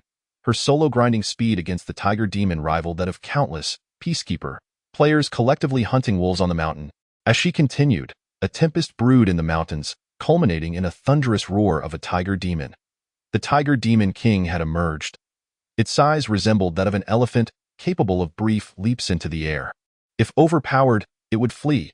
Upon spawning, it immediately targeted one of Ling Weirui's slime clones, its feet creating afterimages as it swiftly tore the slime clone apart. The shredded clone disintegrated into jelly, scattering across the ground, leaving behind 2 pieces of tiger skin armor. Ling Weirui now understood the Tiger Demon King's position. This formidable foe evidently boasted high attributes, and the slime clone, unprepared and lacking in defense, naturally fell victim. However, with preparation, each clone focused on the shield of the Sea Tide Divine Spell, while the original wore a set of exceptional gear, augmented by the Genesis Ice Lotus, creating a shield so formidable that even the boss despaired. With 9 clones attacking simultaneously, Ling Weirui's original self led the charge, and 2 clones switched to the Sea Nurturing Heart technique to heal her. Ling Weirui thought to herself, I have single-handedly created a 10-person elite team. Under the overwhelming offensive power, the Tiger Demon King fell to the ground. The Tiger Demon King was a level 20 boss, and the items dropped were all level 20, which no one could equip. Nor did they yield an activation code. Ling Weirui was not taken aback. Your temporary safe zone is under attack. Please proceed to the safe zone immediately to fend off the assault, or you will lose your residency rights. Currently, she possessed 5 safe zones: her house, a rented place, her dormitory, and her shop. Additionally, there was a temporary rental in Zhao Family Village. It was apparent where the issue lay.at this moment. Outside, the air was filled with screams as over 100 goblins gathered together, assaulting Zhao Family Village. Chapter 38. The newbie slayer. The goblins attacking Zhao Family Village had significantly increased after the second day's respawn, now numbering over 100. These goblins possessed combat capabilities, easily overpowering a settlement of 400 to 500 people. The disparity in strength was insurmountable. Goblins are level 5, far superior to the level 1 zombies. Ling Weirui genuinely felt that the residents of Zhao Family Village needed to relocate promptly. Otherwise, the events of the previous life would repeat themselves. The village's geographical position was exceedingly poor. If players reached level 10, this could still serve as a temporary location, but that would take at least a month. In that month, the villagers could perish over 10 times. She struck the door of the inn with her wolf-toothed club, the wooden door, old and poorly maintained, warping under the ferocious blows with a single sword chi. She shattered the door, killing the goblins outside with a swift strike. Ling Weirui stepped outside, where goblins were rampaging, robbing and killing at will, with a goblin priest standing in the center of the road, commanding the goblins in their pursuit of humans. As she prepared to leap into the air, she heard a furious roar. In an instant, a 40-meter-long blade sliced through the air, cleaving the goblin priest in 2. Ling Weirui glanced into the distance and saw Tang Tianqing riding a lion-tiger beast, flames still flickering in his hand. The skill, Fury Slash, was part of the Burning Heaven Gate's first ability. but it shouldn't be this powerful. Ling Weirui quickly realized that Tang Tianqing had used an awakening stone. She wondered how many awakening stones he had acquired. With his official connections, it would certainly be easier for him to procure them than for her, as his network was far superior. Without the rickshaw driver, she could still negotiate with Tang Tianqing, depending on his willingness to sell. However, having just traded him a 30 million account, she figured he would grant her some favor. With that thought, Ling Weirui approached him. After dealing with the monsters, could they discuss a potential collaboration? Ling Weirui inquired. What collaboration? Tang Tianqing assumed that Ling Weirui had finally come to her senses and was ready to join the defense forces, which he would welcome. Although he had been striving to catch up with the progress of killing fish for 10 years, he still couldn't comprehend how that player had managed to level up twice in a single day. Was it simply because they were grinding monsters on Tiger Demon Mountain? He had too many questions he wished to pose to killing fish for 10 years. Sure, Tang Tianqing intended to persuade the villagers to relocate to the city. If they had nowhere to stay, they could temporarily find refuge in the Peace Fortress, which offered meals and land for cultivation. In any case, they could not remain there. It was too perilous. Unfortunately, leaving their homeland was a difficult decision. They were reluctant to abandon their home, and with able-bodied individuals in the village, they only considered inviting more players to eliminate the goblins once and for all. Tang Tianqing ceased his urging and sought out Ling Weirui. Do you need a place to rest? He asked. No, let's talk here. I noticed you also used an awakening stone for your first ability, so I wanted to inquire if you have any awakening stones for sale. If so, I am willing to pay a premium, Ling Weirui replied. Tang Tianqing shook his head. The official statistics indicated there were 4,587 players with the blood-boiling status. The game itself was not particularly renowned. Being a single-player experience, and its combat mechanics were not as captivating as others, so having 4,000 players was already a considerable number. After sifting through the data, only one player remained unaccounted for. No more were available. Truly, the power of the official forces was formidable. Ling Weirui felt fortunate. She had acquired a total of 4 awakening stones, purchasing one at a stall while encouraging the rickshaw driver to act quickly and buy 2 more. The last one was in Tang Tianqing's possession. Such high-tier items were indeed rare and hard to come by. Theo, you need any other items? If so, I can assist you in procuring them. Tang Tianqing offered, keen to align with Ling Weirui on behalf of the defense forces. However, he was not as impatient as Su Yixing, eager to recruit her immediately. For now, maintaining a friendly rapport was sufficient. Unfortunately, Ling Weirui shook her head. Not for the time being. I understand the situation regarding the game's invasion better than you do. Currently, I don't have any particularly useful items, and even if I did, the profit margins would be minimal and wouldn't significantly enhance my capabilities. If you need anything, feel free to ask. Alright, Tang Tianqing was at Wolf Demon Mountain, while Ling Weirui headed to Tiger Demon Mountain. Their paths diverged, yet as they engaged in their respective quests, Tang Tianqing began to sense something amiss. Ling Weirui, this sorceress, seemed to possess an abundance of mana. Unable to inquire directly, he decided to consult his assistant. He pulled out his phone and sent a message. At Tiger Demon Mountain. Ling Weirui's phone vibrated. She felt akin to a secretary, but since the information was not confidential, she provided Tang Tianqing with the answer he sought. Tang Tianqing understood. It suddenly struck him how significant the gap was between his account and that of killing fish for 10 years. Ling Weirui smiled. Indeed, she's a player with a game account worth 1.35 million. Moments later, she received a message. Dio, you know the game ID Mu Yao Yao. She was unsure how her account compared to killing fish for 10 years. Ling Weirui was puzzled. How did Tang Tianqing know about Mu Yao Yao? However, she cautiously considered her response. I don't know her. There's something special about her. When I was playing, she was ranked first, so I wanted to ask. No more talking. I need to level up. It involved a confidentiality agreement. Tang Tianqing refrained from saying more, leaving Ling Weirui in a state of confusion.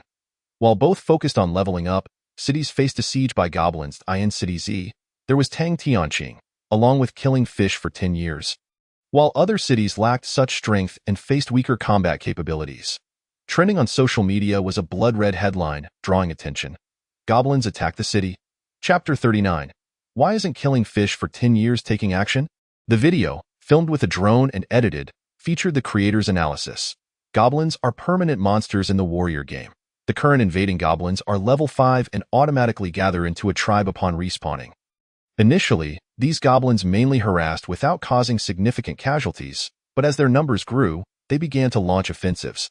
From my observations, these goblins differ from zombies in that they require food. If food is scarce, they may even resort to consuming the weakest or oldest members of their tribe. This is terrifying, indicating that goblins form a small-scale society that may attack due to food shortages. During filming, I have witnessed gruesome images of humans being cooked, which are too bloody and brutal to share. As time passes, the goblins' desperation for sustenance increases, and their combat prowess. The 2nd Battalion is tasked with overseeing the responsibilities of the Patrol Police Department. The battalion will address incidents of wilderness monster invasions, while the Patrol Police will maintain public order. Upon encountering suspicious individuals posing a danger, they are authorized to eliminate them on the spot.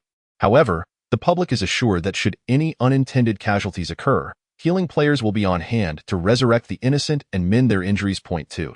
The restoration of educational activities and production is essential to mitigate the issues caused by idle individuals roaming, which adversely affects public safety. Point 3. Each community will utilize loudspeakers to broadcast messages targeting those criminals. Yet, following the resumption of classes, the entire school has revised its schedule, unexpectedly introducing military training for all students. The school has undergone reorganization, distinguishing between players and non-players. Ling Weirui, who had not participated in such activities in her previous life, now finds herself assigned to Class 2034, Section 7, alongside Liani. It is noteworthy that in university, roommates are not necessarily from the same class, and although they share a dormitory, they belong to different majors. To her astonishment, they have now become classmates. Ling Weirui, you have become a player? Surely you are not a player of the Peacekeeper class? How high can this game be leveled up? The potential seems rather limited. How did I end up in the same class as you? I am a player of the Shining Immortal clan. Akin to the likes of Xiaoyu for a decade, Liani's remark offended all 20 Peacekeeper players in the class. Ling Weirui was at a loss for words. The other party boasted using her name without even consulting the principal character. Regardless of the profession, there exists a pathway for advancement. Do you truly believe you are formidable? How is it that you are only at level 2? Chapter 40. Defeating monsters grants internship certificates. Players at levels 1 to 2 must defeat 1,000 zombies, while those at levels 2 to 3 need to vanquish 3,000 zombies. Each dungeon can be completed in a maximum of half an hour, allowing for 10 runs a day, which totals 5 hours. The dungeons have been open for 4 days, yet Liani has yet to reach level 3, which speaks volumes about her laziness. It is likely she only completes 5 runs a day. Although Zhang Hao exhibits some ambition, wishing to clear more dungeons, that is solely because he does not have to exert himself. Liani, even while completing 5 runs a day, appears as if she is on the brink of collapse, unwilling to endure any hardship. Were it not for the contract she signed, she would not even consider descending for 5 dungeon runs. In her view, completing 3 runs a day would suffice. Having attained the status of a noble player, capable of infinite resurrection, she believes she should enjoy life without excessive toil. Why should she tire herself so? Ling Weirui's sarcasm did not faze her. What do you know? Even if I do not wish to level up, I have guild members guiding me daily. I will inevitably reach level 100. By then, I will synchronize with graduation gear. Moreover, my boyfriend ranks among the top 10. What about you? Currently, Peacekeeper players cannot even defeat goblins. Can you really reach level 100? Ling Weirui's smile was peculiar. Zhang Hao's top 10 status is still unfulfilled, is it not? Furthermore, your shabby equipment merely constitutes a basic set for level 100. Others wear innate treasures while you don a postnatal artifact. Can that be deemed graduation gear? Besides, the game has been invaded for 10 years, and the top player is only at level 70. To reach level 100, one might need to wait another decade. Of course, after my rebirth, I certainly won't take 10 years to achieve level 70. The inability of players to level up in the later stages is entirely due to the inadequacy of their professions and equipment. However, having used an awakening stone and accumulated equipment, I will undoubtedly level up swiftly. Furthermore, I am sufficiently diligent. My main body is still grinding tiger demons on Panlong Mountain. What is all this fuss about? If you believe yourself strong enough to forego training, then defeat me, and I shall grant you a graduation certificate, allowing you to seek employment and level up in dungeons. A warrior approached. I am Feng Su, your instructor. I am level 8 and have been fighting since the beginning of the game, belonging to the Peacekeeper class. Henceforth, I shall teach you combat skills. With ordinary strength, one can still slay zombies. Ling Weirui became intrigued. Thus far, she had relied primarily on her formidable attributes and the skills from the Awakening Stone, coupled with a relentless desire not to lag behind. Otherwise, she would not have achieved the milestone of being the first to reach level 10. She recognized the severity of the game Invasion and gritted her teeth to level up daily. In terms of combat, she had yet to receive any formal training. This presented a splendid opportunity. Ling Weirui began to study earnestly, practicing diligently. Her shadow clone technique integrated seamlessly with her main body, allowing for the absorption of experience. After 2 days of training, the instructor commenced practical combat exercises. The only weapons available to the students were frying pans and crowbars, and they were grouped into teams of 4 to engage in dungeon battles. Ling Weirui's combat rating was an A, whereas Liani, who avoided utilizing her innate skills, only managed to flee, earning a C rating from the instructor. This made Liani seethe with resentment. Naturally, unarmed combat merely imbues one with the instinct for battle. The game Invasion is not a survival game, so possessing suitable weapons is advantageous. We shall now venture into the wild to confront goblins. Today's objective is to slay 10 of them. The instructors finally unveiled their true intentions, leading the students into battle. Previously, calling on all players to slay goblins would have met with reluctance. Yet now, the prospect of obtaining internship certificates and graduation credentials for defeating goblins. All hands shot up in eagerness. I will go. I will go. The class resembled a spring outing, whisked away by a bus towards the wilderness. Everyone felt reassured that no significant danger awaited them, as the battalion was assisting in clearing the goblin tribe ahead. They merely needed to ambush the straggling goblins. They were approximately 200 meters from the tribe, where fires blazed high into the sky. Ling Weirui spotted the imposing 40-meter blade wielded by Tang Tianqing. The students from Ling Weirui's class waited at a distance, with all the Peacekeeper players setting up sniper rifles, aiming at the goblins fleeing from the camp. Ling Weirui followed suit, lacking any special forces bonuses.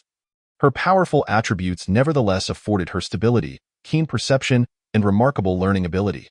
The sniper rifle was swift and precise. With everyone pooling their efforts, they indeed succeeded in slaying numerous goblins. Meanwhile, Tang Tianqing's battle within the goblin tribe had concluded. Leaving the battlefield astride a lion-tiger beast, he suddenly noticed a group of students in the distance, particularly a girl wielding a sniper rifle, who immediately captured his attention. It was Ling Weirui as he approached on his lion-tiger beast. The surrounding students gasped in awe. Wow! What is that? What game character is that? So formidable.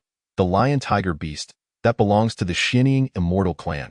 I told you our players from the Shinying Immortal Clan are superior. Liani beamed with pride as the lion-tiger beast drew nearer. The students became increasingly agitated. Tang Tianqing approached, and Liani intended to ingratiate herself, only for her expression to darken upon seeing his face. She had not forgotten that he had previously gotten her into trouble. Tang Tianqing waved his hand, and Feng Su quickly donned a smile, hurrying over. Captain, did you summon me for something?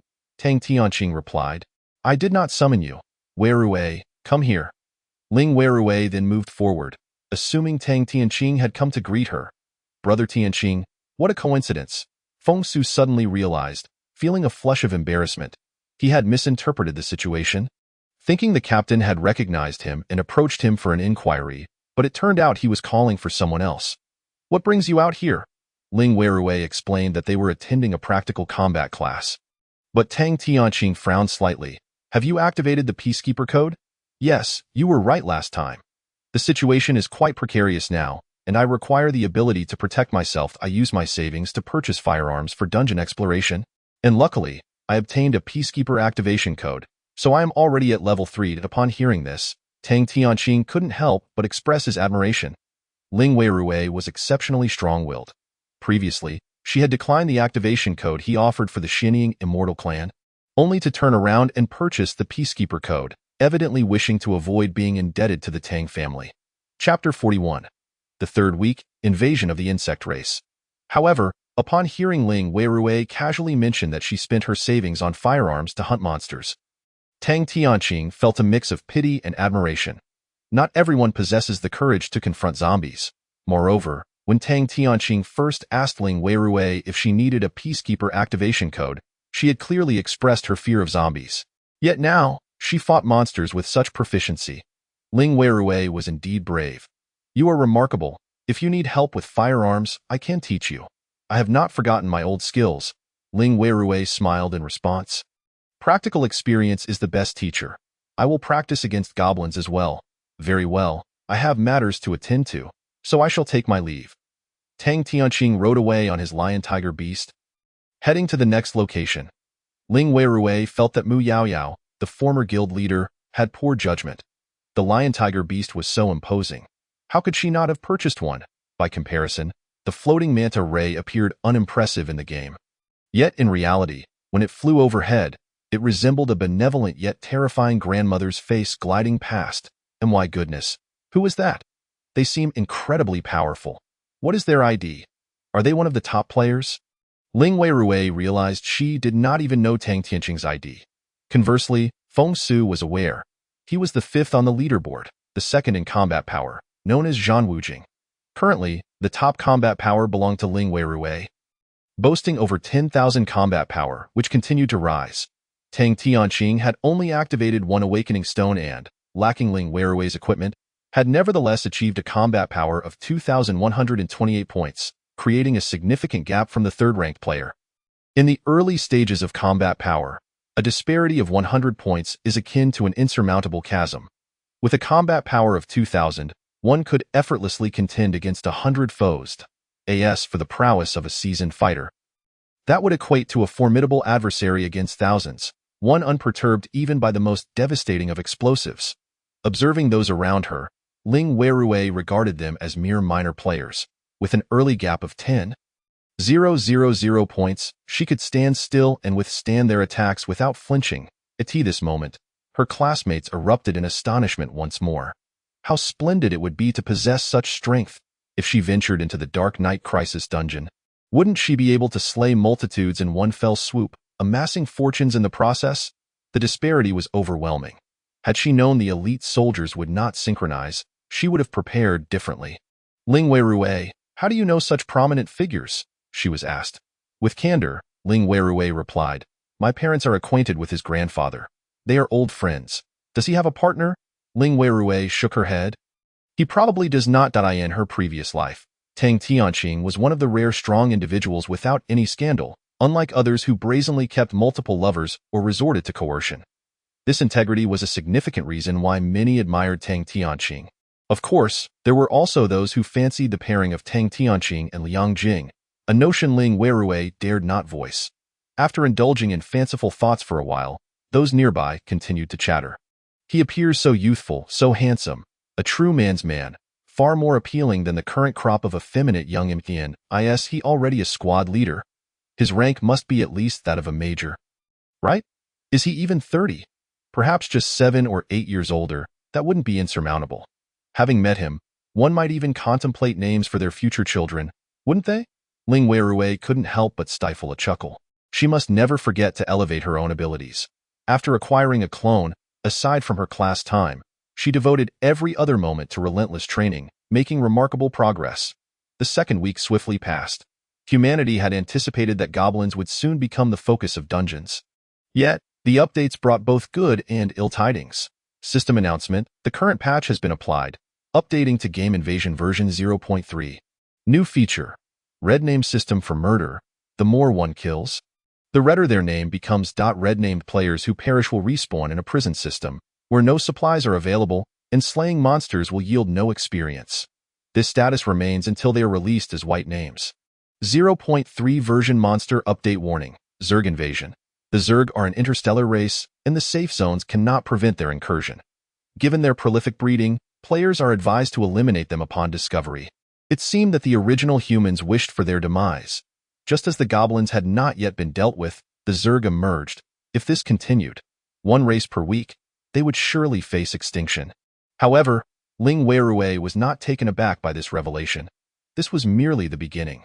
They had yet to encounter giant sieges or Godzilla rampaging through cities, or monsters emerging from the depths of the ocean. Furthermore, the monsters introduced in the game did not necessarily increase in level with each update. Players assumed the initial zombies were level 1, goblins level 5.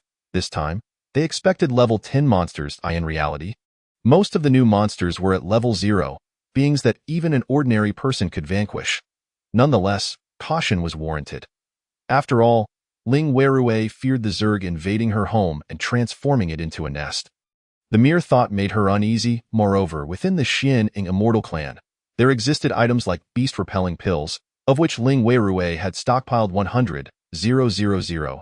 She could also craft them herself. She listed the pills in her shop at a price of 1,000 each, limiting purchases to 2 per person. Within a day, they were all snatched up, netting her an additional billion. Furthermore, she could continue production in the game. A single furnace could yield 10 pills in merely 3 seconds. In reality, concocting such a potion would take at least half an hour.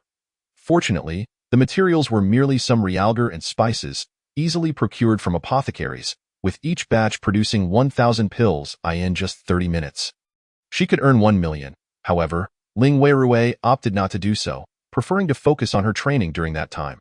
Additionally, she knew that as soon as she took a single step, the players of Xian Ing Immortal clan would follow suit. Indeed, once the beast-repelling pills became available, players from various games began crafting them. The medical industry had already seen an influx of players entering the field, researching restorative potions, and the market was rapidly expanding. From the initial price of 1,000 for the pills, it had plummeted to 100 each, with promotions like buy 10, get 1 free. Some sulfur-based beast-repelling powders were even selling for a mere $1 per bag. And numerous corporations were negotiating with officials about insurance coverage. Before the Zerg even arrived, the market was already in disarray. As everyone prepared fervently, the daytime revealed the devastating power of the Zerg invasion. In one household, a cockroach crawled up the plumbing, breaking through the toilet. The next day, when the man opened the bathroom door, hundreds of cockroaches swarmed over him, biting him, and as he screamed, they burrowed into his mouth. Chapter 42. She stood here, back to the city, defying the Zerg. This man had children, hence the presence of surveillance equipment. After the incident, the mother, clutching her child, called for help. Fortunately, the neighbors were eager to assist. A player residing above had synchronized with a fire character in the game. In a blaze of heat, he exterminated all the insects. Although the man perished, a medical team arrived afterward, using resurrection magic to bring him back to life. The video was shared online, with him expressing gratitude to the medical team. I thought I was doomed, but I was revived by a priest. Dio, you know how much they charged me? $145 for a single life. Not even as expensive as pork. Thank you to the hospital and the kind-hearted priest for saving my life. Comments flooded in, remarking on his luck and inquiring about the psychological toll on the content creator. And let us not forget, cockroaches are quite delicious. Thank you, Mother Nature. Image of fried cockroaches. These cockroaches are terrified of fire. Thus, if one finds themselves under a cockroach siege, do not panic. Douse yourself in oil and ignite it. Though it may cause burns, it will preserve your life, and a quick treatment will suffice. Outrageous. Where do these creatures come from? My house has been invaded by red ants, and they devoured all my wooden furniture. One red ant was as large as a fingered eye. In fact, the most lethal at present is the worker bee. This cosmic insect race harbors potent venom. A single sting from a worker bee inflicts excruciating pain, with the toxin spreading, causing swelling and skin necrosis, rendering one's existence a living hell. If stung on the face, it could lead to anaphylactic shock. Not everyone is fortunate enough to encounter a good Samaritan or make it to a hospital. Some bodies decay or turn to skeletons and cannot be resurrected. Ling Weirui had just been grinding monsters when she heard a buzzing sound atop Panlong Mountain, discovering a colossal worker bee nest projected onto a large tree. This was indeed a dire threat. However, it also represented a significant opportunity for experience.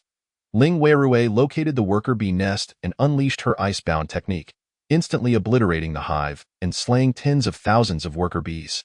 This endeavor yielded substantial experience. Moreover, due to the sheer number of worker bees, she obtained a corresponding activation code. The activation code for Zerg Invasion would allow her to specialize as a Zerg Slayer. The Zerg Slayer is a profession known to Ling Weirui, renowned for its versatility and strength, adept in toxin and fire attacks, with agile movements. Should she slay Zerg, she could also decompose their armor to craft Zerg armor for her own protection. Ling Weirui listed this activation code in her shop, pricing it at 20 million, and within moments, it was purchased. After defeating the worker bees, She rode her floating ray around the vicinity and stumbled upon a red ant nest. After exterminating it, she gained another wave of experience, advancing her level to 16. Finally, Ling Weirui descended from Panlong Mountain. Next, she needed to find a new location for leveling up. Before she departed, she took a glance at Zayajayakan. The entire village was in chaos, yet its residents refused to evacuate to the city. It was truly futile to reason with such stubborn individuals. Ling Weirui could save them once, but not for a lifetime.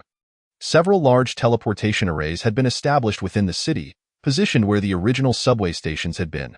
Ling Weirui made her way to the subway station, utilizing the teleportation array to transport herself to the southern part of the city. She then rode her floating ray westward for 10 kilometers, and beneath the cover of a row of trees, a massive waste processing plant came into view. This facility was a garbage processing plant. Hundreds of enormous waste refining pits overflowed with garbage, resembling small mountains, and the stench was unbearable. The factory was devoid of any personnel. After Z City constructed its walls, the plant was clearly outside the protective zone. It lay abandoned. Nevertheless, the city still generated vast amounts of waste daily, and some familiar garbage trucks continued to deposit refuse here for convenience and cost savings. However, in light of the Zerg invasion, this garbage dump had transformed into a paradise for the Zerg.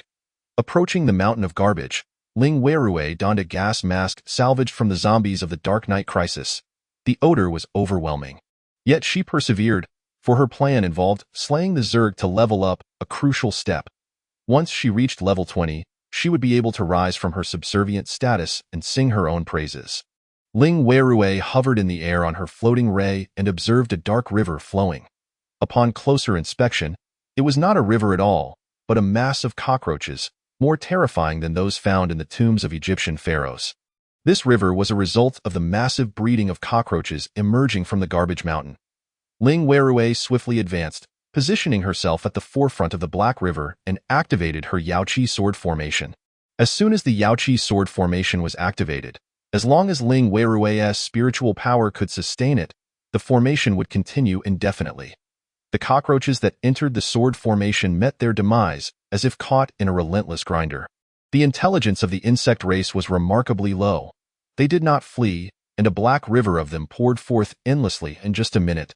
Ling Weirui had exterminated hundreds of thousands of cockroaches, amassing a corresponding wealth of experience.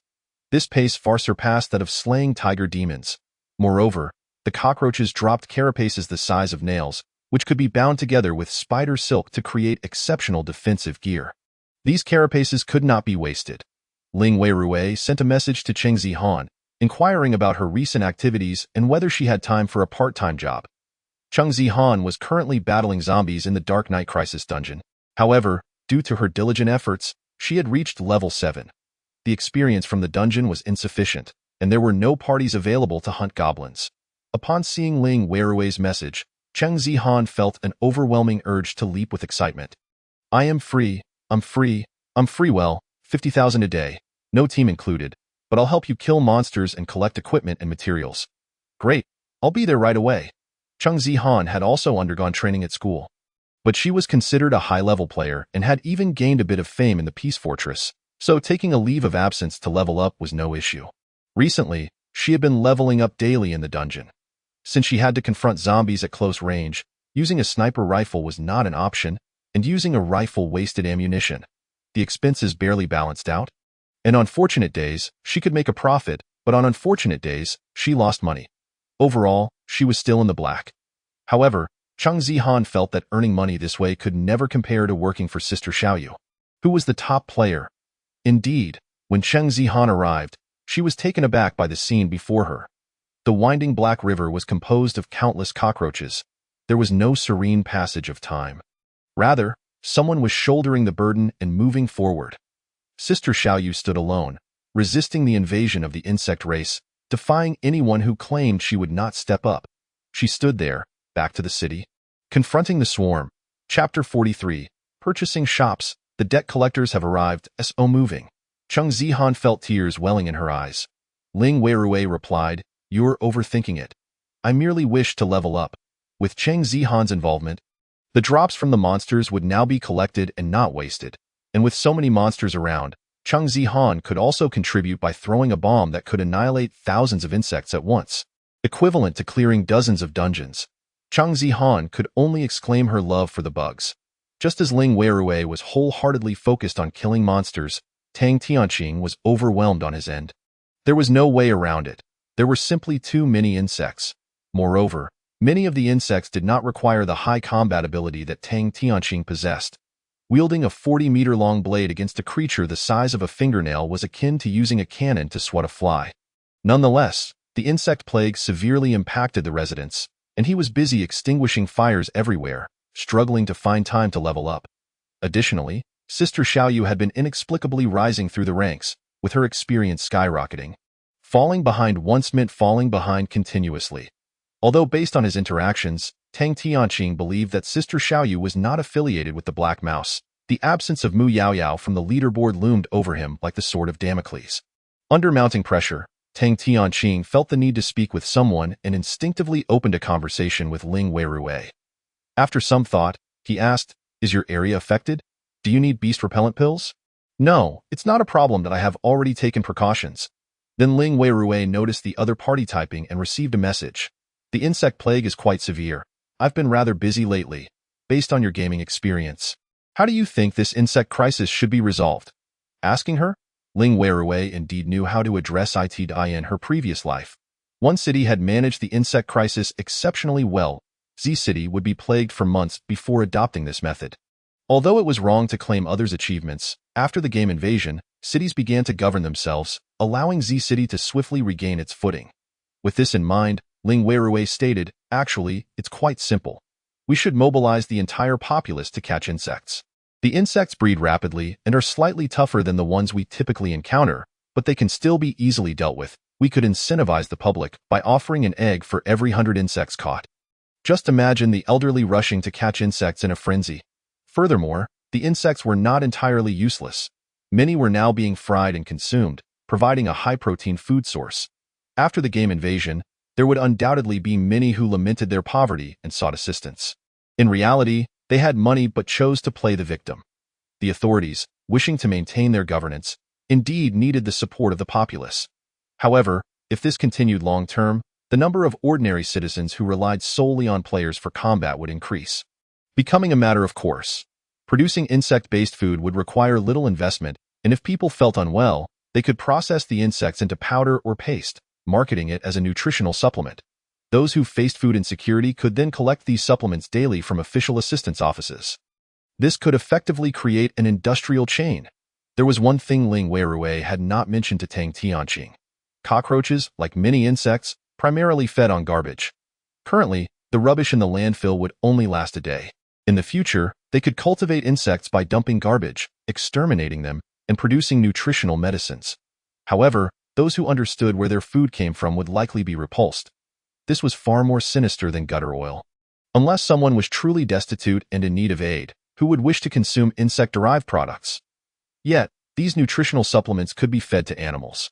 Ling Weirui knew that in later years, the garrison had been consuming insect powder, albeit made from higher-grade insects. Although the materials were unappealing, the insect powder supplements were indeed highly nourishing. Overall, this could form a complete industrial chain. Upon hearing Ling Weirui articulate her thoughts, Tang Tianqing found her method quite feasible. Students would catch insects for their practical classes, and the elderly would catch them for eggs. Perfect. Weirui, I'll remember this contribution. I'll treat you to a feast later. You're too kind. At the same time, the matter of collecting garbage was set in motion. Ling Weirui searched online for individuals currently selling property.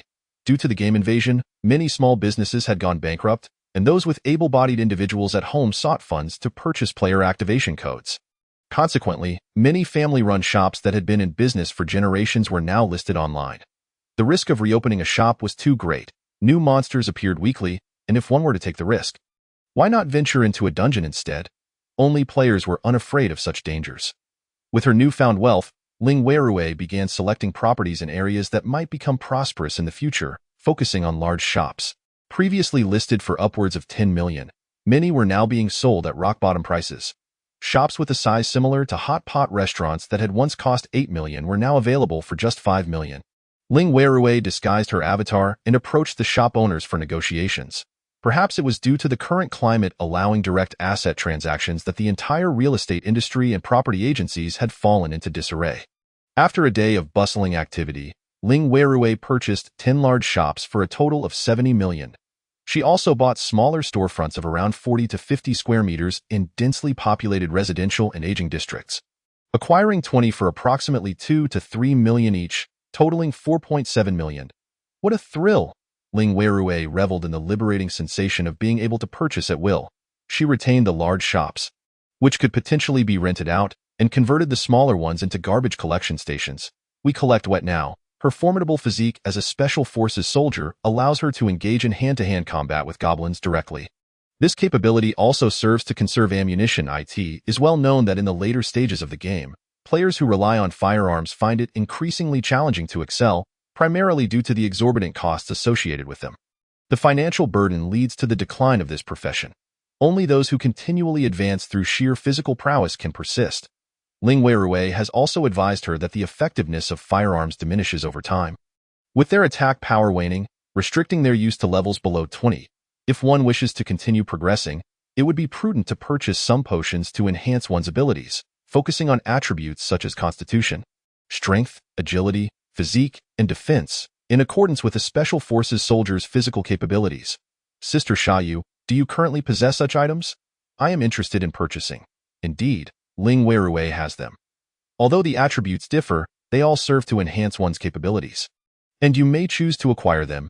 Body Enhancement Pill, usable by players below the Qi Refinement stage. Each use increases physique by 1 point, with a maximum of 5 uses. Strength Pill, increases strength by 1. Swift Wine Pill, increases agility by 1. Minor Enlightenment Pill, increases insight by 1. Vital Essence Elixir, consuming it raises one's health cap by 20 points, usable up to 5 times. Additionally, Ling Weirui has some potions she previously acquired, of which she has surplus. Some have been sold, while others remain unsold. Cheng Zihan purchased all of them. However, over the past 6 days, she has greatly benefited. Sister Xiaoyu, do you plan to come back for upgrades tomorrow? No, perhaps the announcement of Zerg Invasion will be converted into a dungeon tomorrow.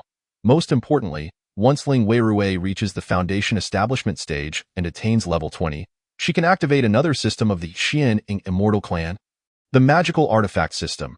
The Genesis Ice Lotus is indeed a graduation item, yet it is a personal magical artifact, not merely a functional one. Once she possesses a magical artifact, there will be no need for assistance in collecting items. Although Cheng Zihan feels a twinge of disappointment, she accepts it with grace. All right, Sister Xiaoyu, just call me if you need anything. If you wish to establish your own faction, I shall be the first to pledge my allegiance. Given Cheng Zihan's remarkable performance in Peace Castle and her current level of 10, many groups have sought to recruit her, yet she has declined all offers. If Ling Weirui were to establish a faction, she might reconsider. We shall see. Ling Weirui is also contemplating this, but it requires reaching level 30 before she can activate the system function. At level 30, she will undoubtedly be a formidable figure in the Golden Core stage, truly mastering everything. Resolutely, she casts a purification spell to dispel any impurities from her body. However, for some reason, she still perceives a faint, unpleasant odor. Ling Weirui checks the warehouse once more. She is now at level 19. And besides the spirit rice, a plethora of additional items has synchronized into the warehouse. There are 5-level blood condensing grass, 10-level spirit focusing grass, and 15-level fragrant condensing orchid. The fragrant condensing orchid is a potion that increases a player's hit rate, which most players find unnecessary, yet the game often presents items that may not suit every player. Ling Weirui, exercising caution, decides to cultivate the fragrant condensing orchid, amassing 5,000 blooms. She takes out over 20, tearing them apart, and indulges in a petal bath. At this moment, she feels the unpleasant odor dissipate. This can be considered a form of cleansing. Subsequently, Ling Weirui arrives at the Spirit Stone Mine and sits cross-legged. Supreme Foundation Establishment Pills, Supreme Breakthrough Pills, and Pulse Protection Pills. She takes out a series of elixirs, ensuring a 100 probability of breakthrough. As she channels her cultivation technique, she attempts to breach the barrier. Everything proceeds smoothly. As her cultivation technique flows, the barrier is breached, and Ling Weirui feels an overwhelming lightness. with more tiny meridians infused with spiritual energy, cleansing the impurities within her body. A significant amount of filth is expelled, forming a thick shell that envelopes Ling Weirui, rendering her gray and resembling a stone statue. Long last, a day passes. Ling Weirui's body stirs slightly, crack, the shell fractures, and like a butterfly emerging from its cocoon, Ling Weirui steps forth from the clay figure, shaking her body as dust scatters around her. She appears to have lost 10 pounds and looks even more delicate. Yet, the power contained within her is increasingly refined. Foundation establishment complete. Ling Weirui gazes at her form, marveling at its almost surreal perfection. Foundation establishment stage. Completes bodily deficiencies, approaches the great Tao, pursues immortality, transcends the mundane. When all of this manifests into reality, Ling Weirui truly comprehends the nature of her transformation. The strength of this cultivation game is indeed formidable. Ling Weirui glances at the time, her eyes widening in shock. She has spent 3 days in seclusion. The moment she retrieves her phone, she hears the buzzing sound of incoming calls. Over 100 calls ring simultaneously, accompanied by various notification alerts. Ling Weirui's expression darkens. Foundation establishment is a significant event. And naturally, she cannot afford to be distracted or control a doppelganger. She assumed that foundation establishment in this game would be as simple as clicking to complete. She did not expect that in the blink of an eye. 3 days had passed without her noticing the passage of time. She taps her fingers, seemingly contemplating whether or not to log off. Having already completed foundation establishment, she is on the verge of reaching level 20. After pondering for half a minute, she ultimately decides to fabricate a small lie. 3 days prior, Tang Tianqing finally carved out a moment of respite from his busy pest control endeavors. With the implementation of the egg reward system, the Andes enthusiastically joined the pest control ranks, and many unexpectedly obtained activation codes for the Zerg Slayer. Some sold the codes, while others used them on the spot, believing they could embark on a second spring. After all, pest control isn't that difficult, right? Consequently, Tang Tianqing no longer needed to extinguish fires everywhere. He breathed a sigh of relief, feeling grateful for Ling Weirui's significant contributions, and planned to treat her to a lavish meal while also gifting her some equipment as a token of appreciation. Chapter 45. Tang Tianqing's Fury, yet another black mouse. During a private outing, Tang Tianqing decided against wearing the game's attire and thus removed it. However, upon opening his wardrobe, he inevitably encountered makeup, physique, and accessories. While his account may not be as affluent as Ling Weirui's, it is still well stocked. He instinctively examined the items, suddenly realizing their potential usefulness in stealth missions. Wait, something feels off, fake, too fake. The standard of beauty presented here evokes an unsettling sense of artificiality. It is all too easy to get caught. Only then does he come to a startling revelation. So, Sister Sha Yu has never revealed her true face in 10 years. She has always used these disguises, flawlessly resembling a mere mannequin, yet she is indeed well-versed in the game. Not only has Sister Sha Yu been a facade, but even those peace messengers, who synchronized with the Special Forces' physical attributes, are also phony. Are these mere illusions, or is it the power brought forth by the game Invasion? Will there come a day when these powers are stripped away? Tang Tianqing's mind raced with various speculations. Accompanied by a chilling sensation, he remains unaware of whether such matters could pose new dangers to humanity, compelling him to compose himself and exhale deeply. Subsequently, he heads to the garrison's warehouse, where the accumulation of resources from the fierce battles fought by the garrison is substantial. After surveying the area, he selects gloves, shoes, leg wraps, and other gear for Ling Weirui to facilitate her movements. A casual glance reveals the presence of Peace Messenger item skins, such as Lamborghini and Maserati. With this thought in mind, Tang Tianqing chooses a pink Lamborghini, certain that a little girl would adore it. This item, valued at 3 million before the game Invasion, now requires approximately 3,000 yuan due to its premium skin acquired through microtransactions. Consequently, the price of the real car plummeted while the value of the skin car surged, likely reaching around 500,000 yuan. The garrison's vehicle, if all goes well, should have been seized after a player fell in battle and dropped their equipment. Tang Tianqing takes it as well, as he has ample military merit to exchange. With the gifts of gratitude prepared, Tang Tianqing calls Ling Weirui. Unfortunately, there is no answer. Assuming she is occupied, he sends a message via WeChat. But again, There is no response. This wait stretches on for half a day. Finally, he senses something amiss and begins searching. The school and her home yield no results, and dust has settled in her house. Fortunately, he soon learns of Ling Weirui's whereabouts from his mentor and heads to her rented apartment. Yet, she is nowhere to be found. In the span of 3 days, a living, breathing person, a player, has vanished without a trace. With no other option, Tang Tianqing heads to the inspection office to file a report. The patrol team is only responsible for deploying force, while locating individuals and conducting investigations falls under their purview. As luck would have it, he encounters Su Yixing. Intrigued, Su Yixing inquires about Tang Tianqing's situation, and he shares Ling Weirui's details in his quest to find her. Another player? A player has gone missing? Su Yixing remarks. It seems that many players have recently vanished. Was she playing Xianing Immortal Clan? Why does it relate to Xianing Immortal Clan? Tang Tianqing furrows his brow. There have been over 30 recent cases of missing players, all associated with Xianing Immortal Clan, one of whom was a wealthy individual who boasted that his account was ranked #1 in the game. He declared that once he rose to prominence, even Sister Xiaoyu would not be his opponent. Arrogant as he was, he vanished shortly thereafter, and no trace of him remains, and his family members, who are friends of his, found his ID missing from their friend list within mere hours. Players possess soul power, allowing for resurrection. However, once they die infinitely, their souls dissipate entirely, rendering them unable to resurrect. Do you recall the small gift Sister Xiaoyu sent us previously? She mentioned that she intended to send a private message, but never did. Death occurs right at the spot of resurrection or through forced resurrection by others. It appears that someone has utilized the setting of a cave and employed resurrection props to orchestrate assaults, successfully overthrowing the previous top contender. It is highly likely that the rival is also a top contender, leaving only one person in question. Tang Tianqing's expression darkened. I'm Yu Yao Yao. All evidence points directly to the organization that previously sought to launder money through the game. Black Rat. So it is them again. Indeed. I comprehend your desire to locate your sister. By the way, isn't Liang Jing a member of the divination sect? A simple divination should suffice, shouldn't it? Realizing this, Tang Tianqing hurriedly asked Liang Jing to perform a divination. The result was unexpectedly supreme fortune.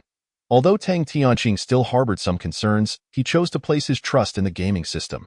However, striking against Black Rat could not be delayed.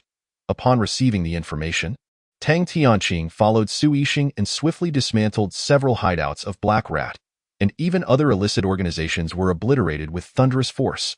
Coupled with the application of severe measures in chaotic times, those with blood on their hands were secretly executed, leaving no room for further harm. This offensive operation lasted a full 3 days. The news in Z-City vehemently condemned criminal elements, and the underhanded organizations that had emerged amidst the chaos began to retreat, resulting in a significant improvement in the security environment. Regrettably, however, they still had not located Ling Weirui. Just as Tang Tianqing was about to ask Liang Jing for another divination, his phone finally rang, and the 3 words displayed on the screen caused the tension in his heart to dissipate. Tianqing Gu, why have you made so many calls? Are you the one complaining first? Where have you been these past few days? It's been 3 days, and I thought you had been kidnapped. Are you safe now? Where are you? I discovered a temporary that seems to be a secret realm opened by Xianing Zuda. Ling Weirui spoke with her eyes wide open, fabricating a tale. I exerted considerable effort to defeat the boss and obtained a washing marrow pill. After consuming it, I fainted. Isn't that too realistic? Many cultivation novels depict this. When mortals consume the elixirs of cultivators, they often faint to digest them, with some sleeping for a century. Tang Tianqing felt relieved, convinced that Ling Weirui was indeed unharmed. I'll come find you now to discuss. Tang Tianqing, wary that these might merely be Ling Weirui's excuses after being coerced, was anxious to meet her in person to ascertain her safety. Her parents had perished at the hands of criminals. Ling Weirui could not afford to come to harm. After a brief moment of hesitation, Ling Weirui agreed. On the other side, after hanging up the phone, Ling Weirui felt that her deception had succeeded. She casually glanced at the game update content. Chapter 46. The repayment day has arrived. The misfortunate loan company. 2 days ago, a system announcement indicated the launch of version 0.4, marking the 4th week. This update not only failed to introduce new, but rather, following the emergence of Nightmare Crisis, the zombies had ceased to respawn, and now roaming zombies were beginning to appear. The system provided a detailed explanation. Because not only Peacekeeper had zombies, many other games feature them as well. Thus, the content of this update involved zombies, crawling corpses, and undead creatures randomly respawning in the wild. Furthermore, this time, zombies would drop a batch of Plant Master activation codes, allowing players who transition to this class to activate mutated plants for combating zombies and even hasten plant growth. Currently, all over the country, the threats posed by goblins and insects had subsided, and efforts were being focused on combating zombies. With the dropped Plant Master activation codes firmly in the hands of the officials, before troops are mobilized, provisions must be secured. Whoever controls the supplies can dictate the fate of the people. The Plant Master class immediately became the most sought-after profession, with activation codes skyrocketing to 20 million. This truly astonished Ling Weirui.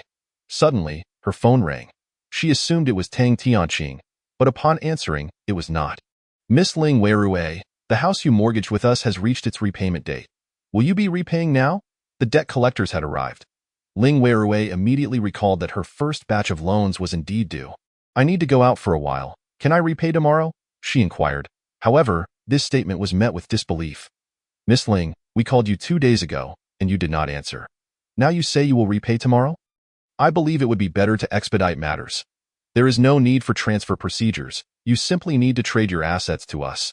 Furthermore, the fact that she could sell her account was indeed due to this institution's influence. Fine, I'll head over now. Yet, to her surprise, they declined, and no need. We'll come to find Miss Ling instead. We are already downstairs. Ling Weirui was taken aback. So soon? Indeed. Just as the call ended, the elevator doors opened, revealing 5 burly men who stepped out. Upon reaching the door of Ling Weirui's rented room, she heard a click.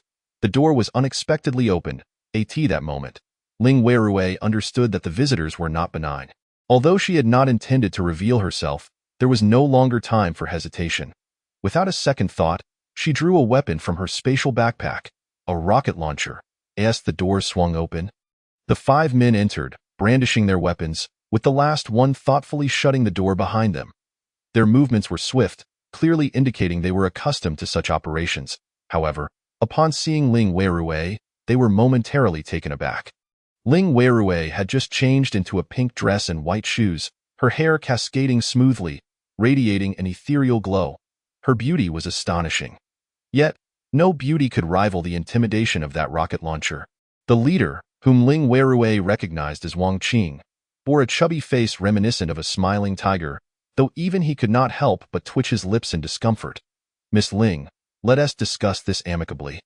If you're in a tight spot, we can grant you an extension of 2 days. Besides, the amount owed is not substantial.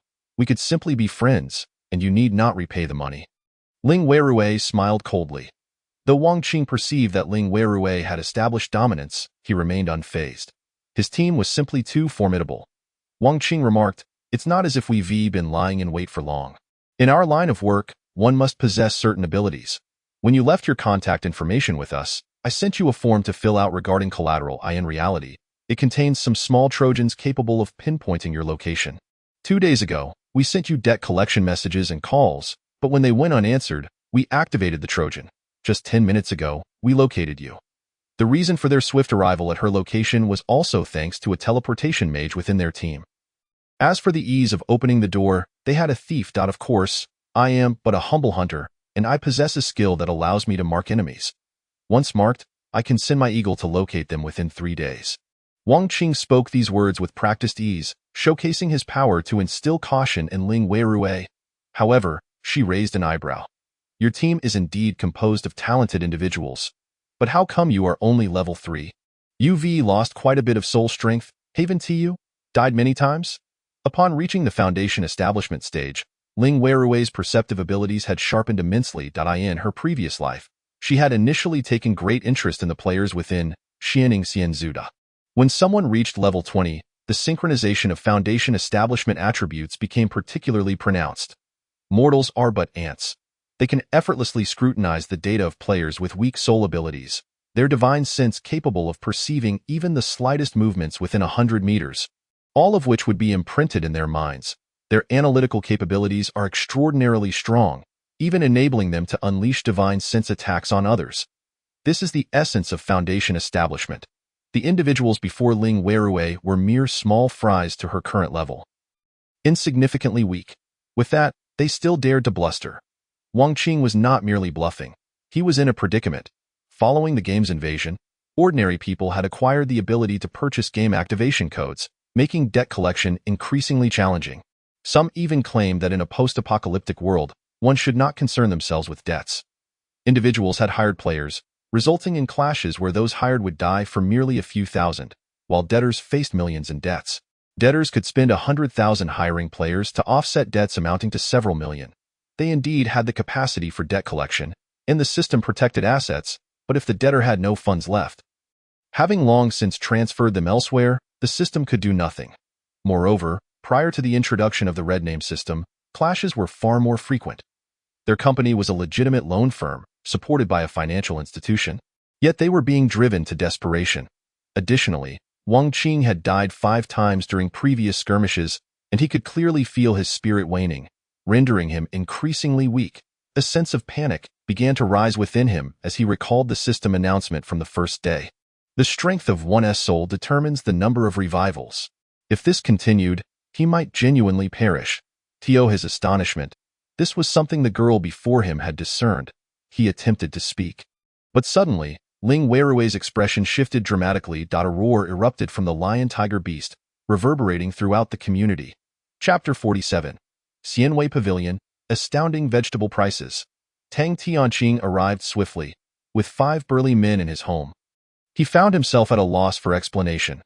Ling Weirui was not yet ready to reveal herself. The more cautious one was, the more prudent they must be. She had not yet reached level 20 and could not afford to squander her efforts at this juncture. With this thought, she focused her divine sense and launched her skill without warning.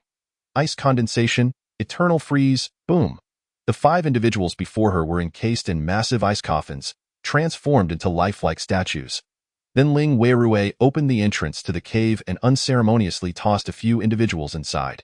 With her current power, freezing several people for 24 hours posed no challenge. Naturally, the individuals did not perish. In fact, they could communicate through private messages, their minds raging with frantic thoughts.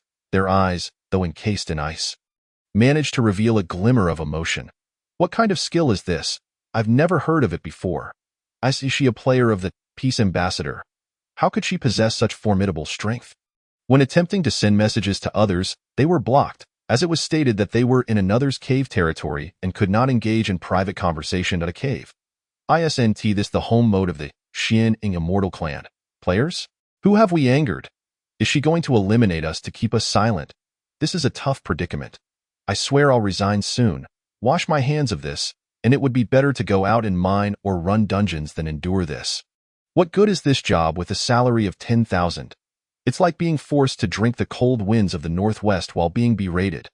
Sometimes, death is not the most terrifying prospect, but rather the unknown threats. The few individuals are now like fish on a chopping board, at the mercy of their executioner, awaiting their fate. Meanwhile, after Ling Weirui had dealt with her opponent, Tang Tianqing had already summoned the lion-tiger beast and strode into the elevator. Heading upstairs, with a wave of her hand, Ling Weirui dispelled the icy aura from her supplies before finally opening the door. The elevator dinged as it arrived. Tang Tianqing and Ling Weirui's eyes met, and the atmosphere turned somewhat tense. Tang Tianqing managed a casual smile. I'm glad you're okay. He wearily rubbed his temples, feeling an immense sense of relief wash over him. Nothing went wrong is better than anything else. He had been overwhelmed lately, worrying about Ling Weirui while juggling matters with Black Mouse and casually hunting goblins. Surely, all the encounters I faced must be fortuitous. Ling Weirui also felt reassured. It seemed she had not been unmasked. Although discovered, it should not be an issue. With her current strength, she could easily overpower Tang Tianqing. Moreover, aside from initially refusing to cooperate, which led to Tang Tianqing's misunderstanding regarding Black Mouse, and eliminating a few pests from Black Mouse, she hadn't committed any acts that would give him cause to relentlessly pursue her. Coming to this realization, Ling Weirui felt at ease. Brother Tianqing, let us go. Didn't you invite me for a grand feast? Let us go. I know you just want to eat. As they descended, Tang Tianqing recalled the gift he had prepared for Ling Weirui and procured the pink Lamborghini. Here is a present for you. A reward for your outstanding contributions to Z City. Ling Weirui responded with an enthusiastic wow, while internally thinking, Brother Tang really knows how to pick gifts. The first gift, an activation code for the Xian Ing Immortal clan, she already possessed. The second gift, a pink Lamborghini, she already had as well. However, she received this gift with a clear conscience. It wasn't too extravagant, valued at around 5 to 600,000, essentially covering the consulting and intelligence fees she had charged Tang Tianqing previously. Thank you, brother. You truly are my dear brother. Dio, you have a driver's license? Hey, I'm a peace ambassador, player. I come with driving skills. Of course, I also have a driver's license. I obtained it in my freshman year. Get in. I'll take you for a spin. Ling Weirui hopped into the Lamborghini, and Tang Tianqing took the passenger seat. After driving for a while, Ling Weirui remembered to ask, where shall we eat? She hadn't inquired about the location yet. Let us go to Xianwei Gu, a newly opened establishment. This Xianwei Gu collaborates with many players to cultivate food and sources ingredients from wild monsters. The dishes are incredibly delicious. I've heard they also procure Xian Ing Immortal Clan, spiritual rice, which enhances one's strength and vitality, especially since I've entered the qi refining stage. Eating ordinary food has too many impurities, which feels detrimental to my body. Now that you've purified your essence, you should avoid those as well. I'll send you some high-grade spiritual rice from the Kill Fish 10 Years store later. Tang Tianqing said, clearly impressed with Xianwei Gu. All right, I'll definitely treat you generously this time. However, after Ling Weirui finished speaking, she curiously asked, where is Xianwei Gu located? Tang Tianqing directed her, and shortly after, they arrived at their destination. Upon reaching, Ling Weirui suddenly realized, isn't this failing restaurant. How has it transformed into Xianwei Gu? The decor was entirely different. She quickly grasped that it was likely the butterfly effect of her presence. Due to Kill Fish 10 Years, prowess, cultivation-themed games shone brightly in the early stages, coupled with Tang Tianqing becoming a player of the Xian Ing Immortal clan. When browsing the local forums, she often saw Tang Tianqing referred to as the strongest major and the guardian deity of Z City. Under such influence, it was entirely reasonable for the owner of Failing Restaurant to convert the establishment into a venue for the cultivation world. Those who know how to make money possess a business acumen that persists through time. Ling Weirui sighed. Upon entering, Ling Weirui discovered the restaurant bustling with activity, filled with players, many armed, and others exuding an air of wealth. When the staff spotted Tang Tianqing approaching, their eyes lit up, and they immediately greeted him with beaming smiles. Welcome. How many guests do we have? Do you have a reservation? Yes, room 307. This way, please. The two made their way to a private room. And as Ling Weirui perused the menu, her eyes widened in disbelief. A bowl of spiritual rice. 155 yuan. Ling Weirui inquired out of turn, may I ask how much this spiritual rice weighs? Exactly how many grams? It's just a small bowl. Roughly 2 taels. 2 taels is equivalent to 100 grams. Given that rice expands when cooked, it means only 50 grams of spiritual rice is sold for 155 yuan. A single bag of spiritual rice can yield 100 servings, translating to 15,500 yuan. This is a tenfold profit. What a swindler, undeniably a swindler. Following this, other dishes appeared as well. Xian chives, 270 yuan. It was said to be a mutated variety of chives cultivated by plant-based players. So it's surprising that it wasn't produced by Xian Ing Immortal Clan players. Xian herb tofu, 620 yuan. What does this have to do with the celestial realm? Oh, you mean the tofu made from genetically enhanced soybeans.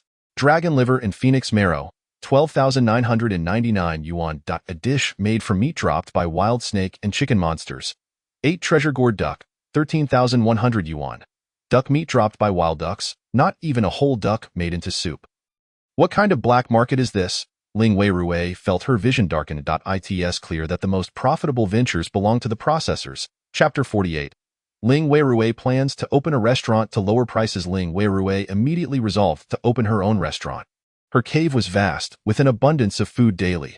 Selling vegetables retail was simply impractical. Why not establish a restaurant? Moreover, with her absolute strength, managing it would pose no challenge, as no one would dare defy her leadership. Ling Weirui understood that after the game invasion in her past life, businesses reliant on the game industry required strong guardianship. Otherwise, mere competitive assaults could lead to a company's bankruptcy, not to mention outright elimination of the owner in the wild. Laws? What laws would remain in the future? Only rules, and those rules are dictated by the powerful. Although Ling Weirui found the prices exorbitant, she refrained from voicing her complaints in front of the servers. "Brother, you order. I'm fine with anything." "All right." Tang Tianqing promptly began placing his order, ultimately choosing 5 dishes and a soup, along with 5 bowls of spiritual rice. Once the dishes arrived, the dining manager specifically approached, presenting a bottle of wine and greeting Tang Tianqing. "Major Tang, I'm your fan. May I take a picture with you?" This time, however, Ling Weirui interjected. "Are you looking to take a picture, or do you intend to use the photo for publicity?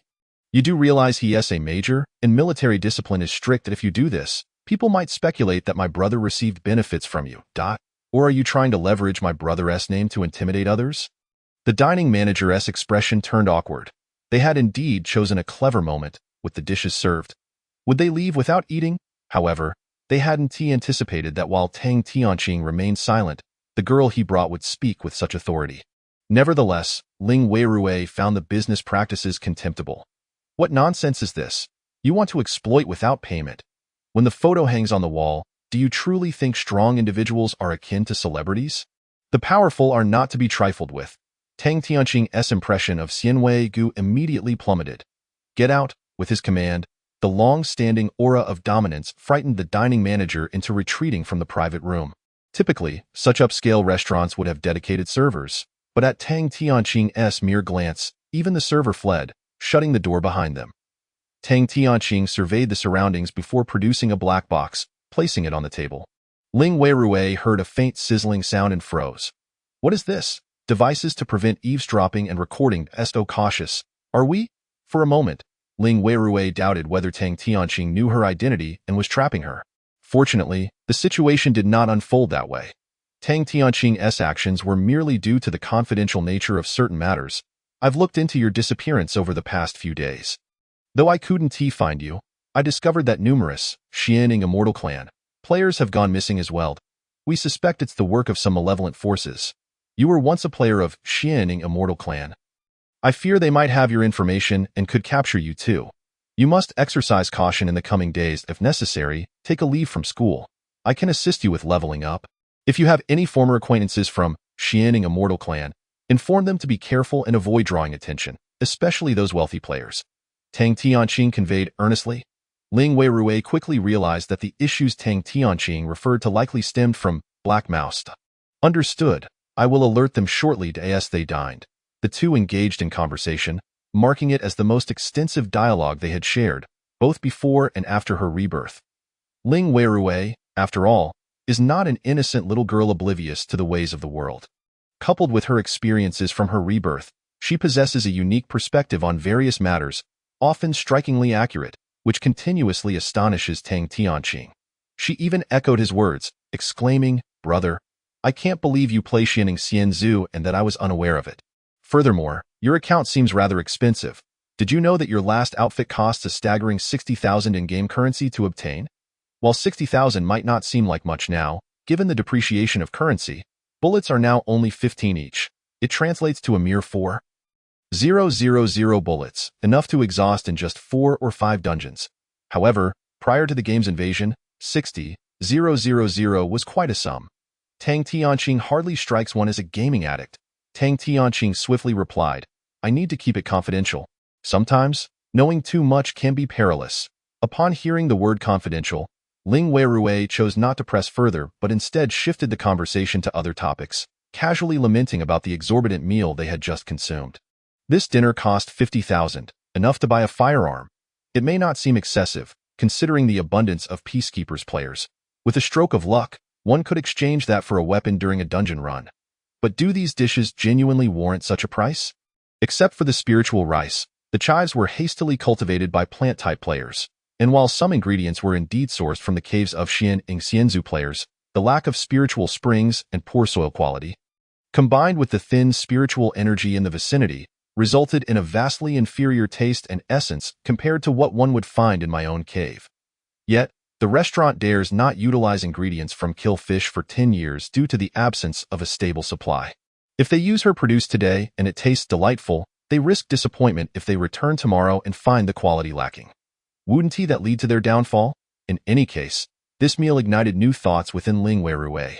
While she may possess formidable strength, relying solely on her personal prowess would surely yield less profit than those cunning merchants.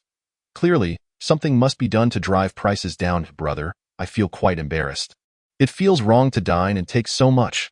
You are truly kind, yet I find myself feeling slightly guilty for deceiving you.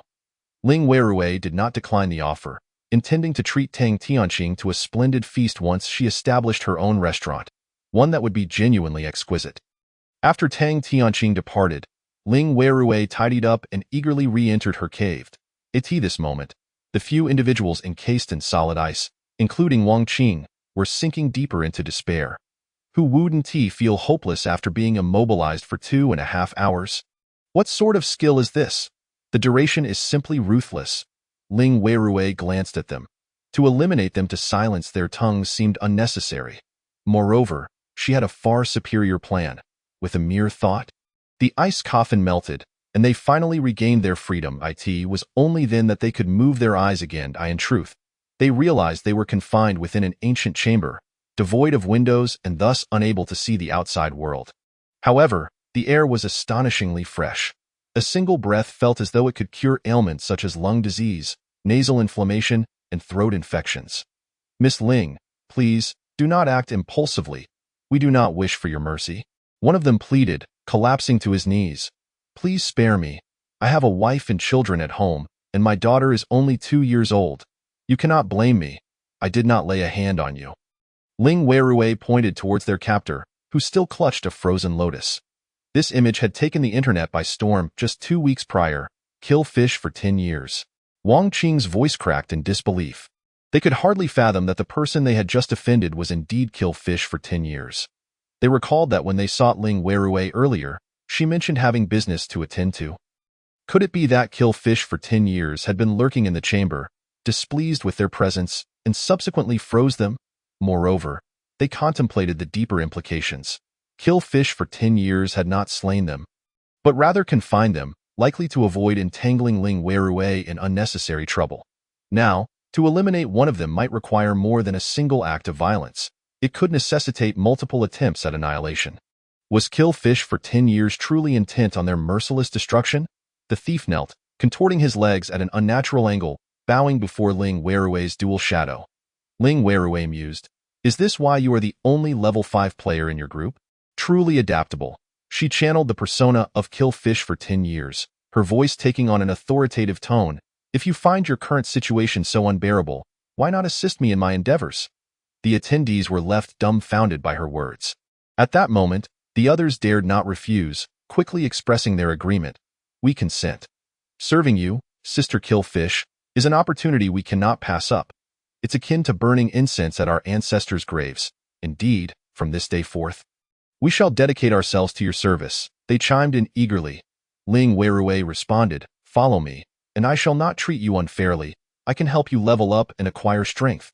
The work will be light, merely overseeing my establishment." In truth, those who would oversee her future businesses would wield the most power. Everyone else would simply be laborers. No problem, no problem, they fervently nodded, filled with a sense of relief at having survived a dire predicament.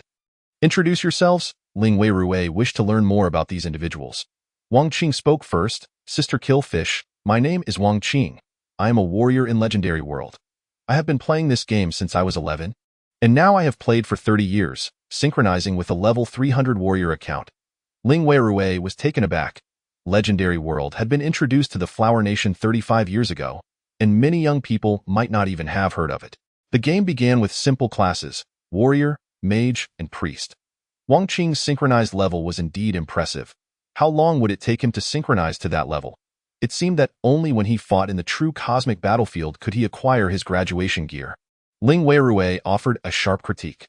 Wang Qing, filled with a sense of bitter nostalgia, realized that he had assumed synchronizing his capabilities would mean transferring his level 300 account, only to discover he must elevate himself to that level to synchronize his equipment.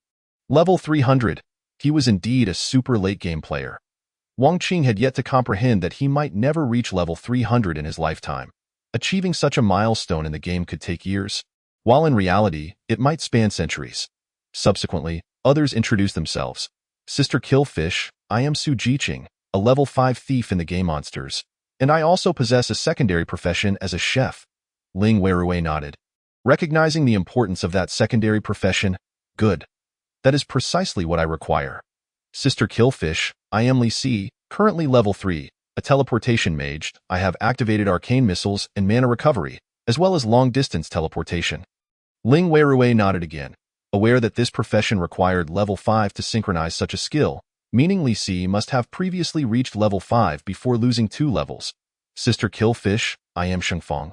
I synchronize with the single-player game Mechanical God. My character is a mechanical master.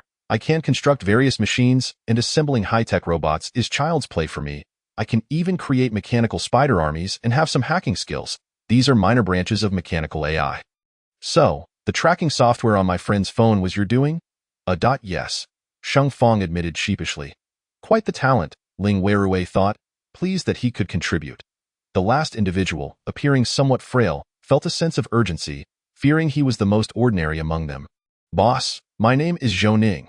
I spent 5 million to purchase a Peacekeeper activation code after the game invasion. I used to work in sales and can handle recruitment and management. Ling Weirui nodded, recognizing their diverse capabilities.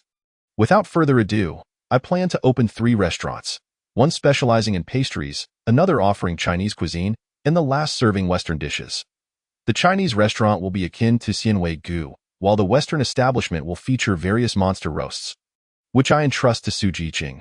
I also need staff, professional hotel managers, servers, and chefs, all selected from players with relevant skills. We shall not employ ordinary chefs from the real world, understood? Isn't that a bit unprofessional? Wang Qing couldn't help but inquire.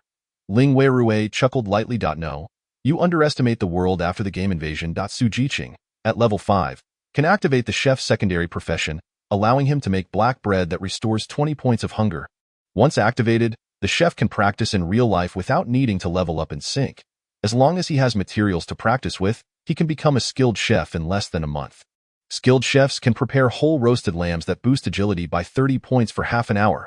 Such food significantly enhances combat prowess and is precisely what players seek.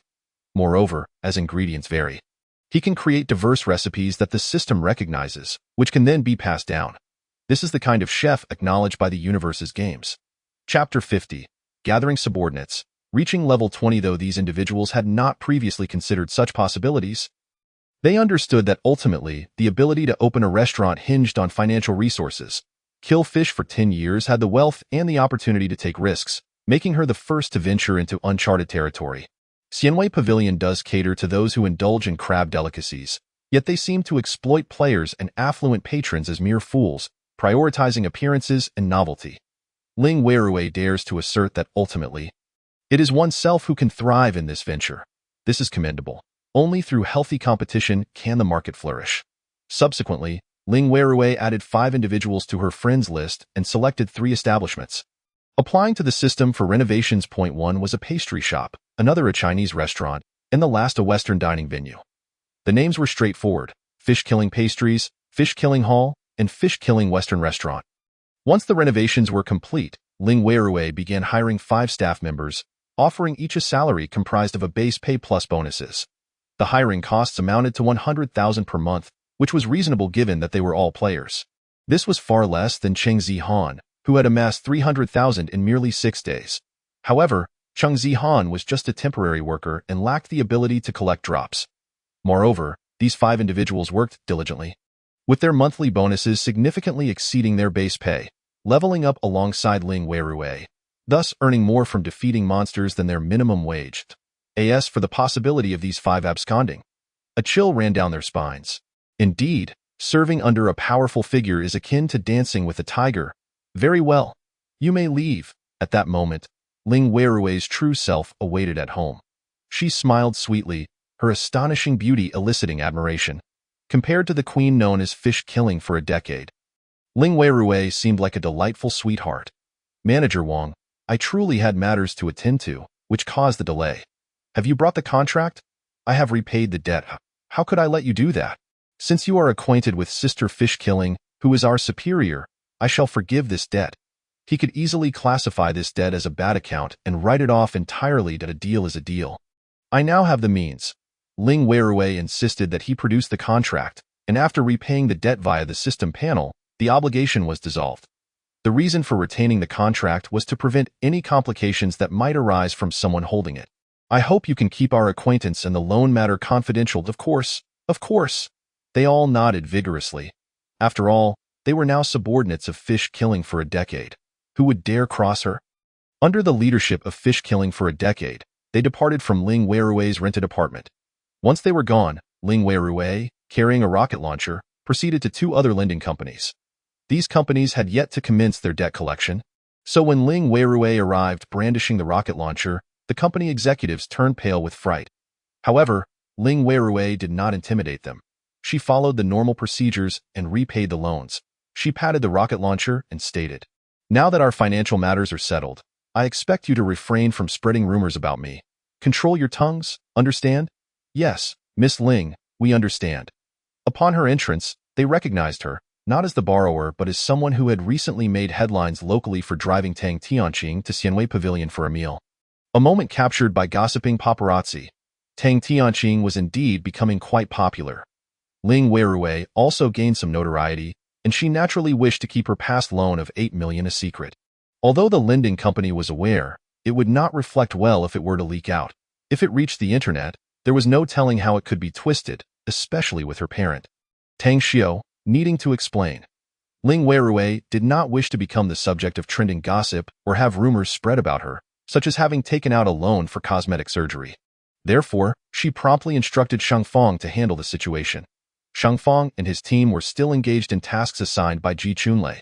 Even if they intended to resign, they needed to manage their handovers. Following Fish Killing for a decade's directives, Shang Fong immediately got to work and soon discovered the video. Brother Wang, this Ling Weirui is likely not to be underestimated. She knows both Sister Fish Killing and Zhan Wuji. Perhaps she is the link between the top 2 players.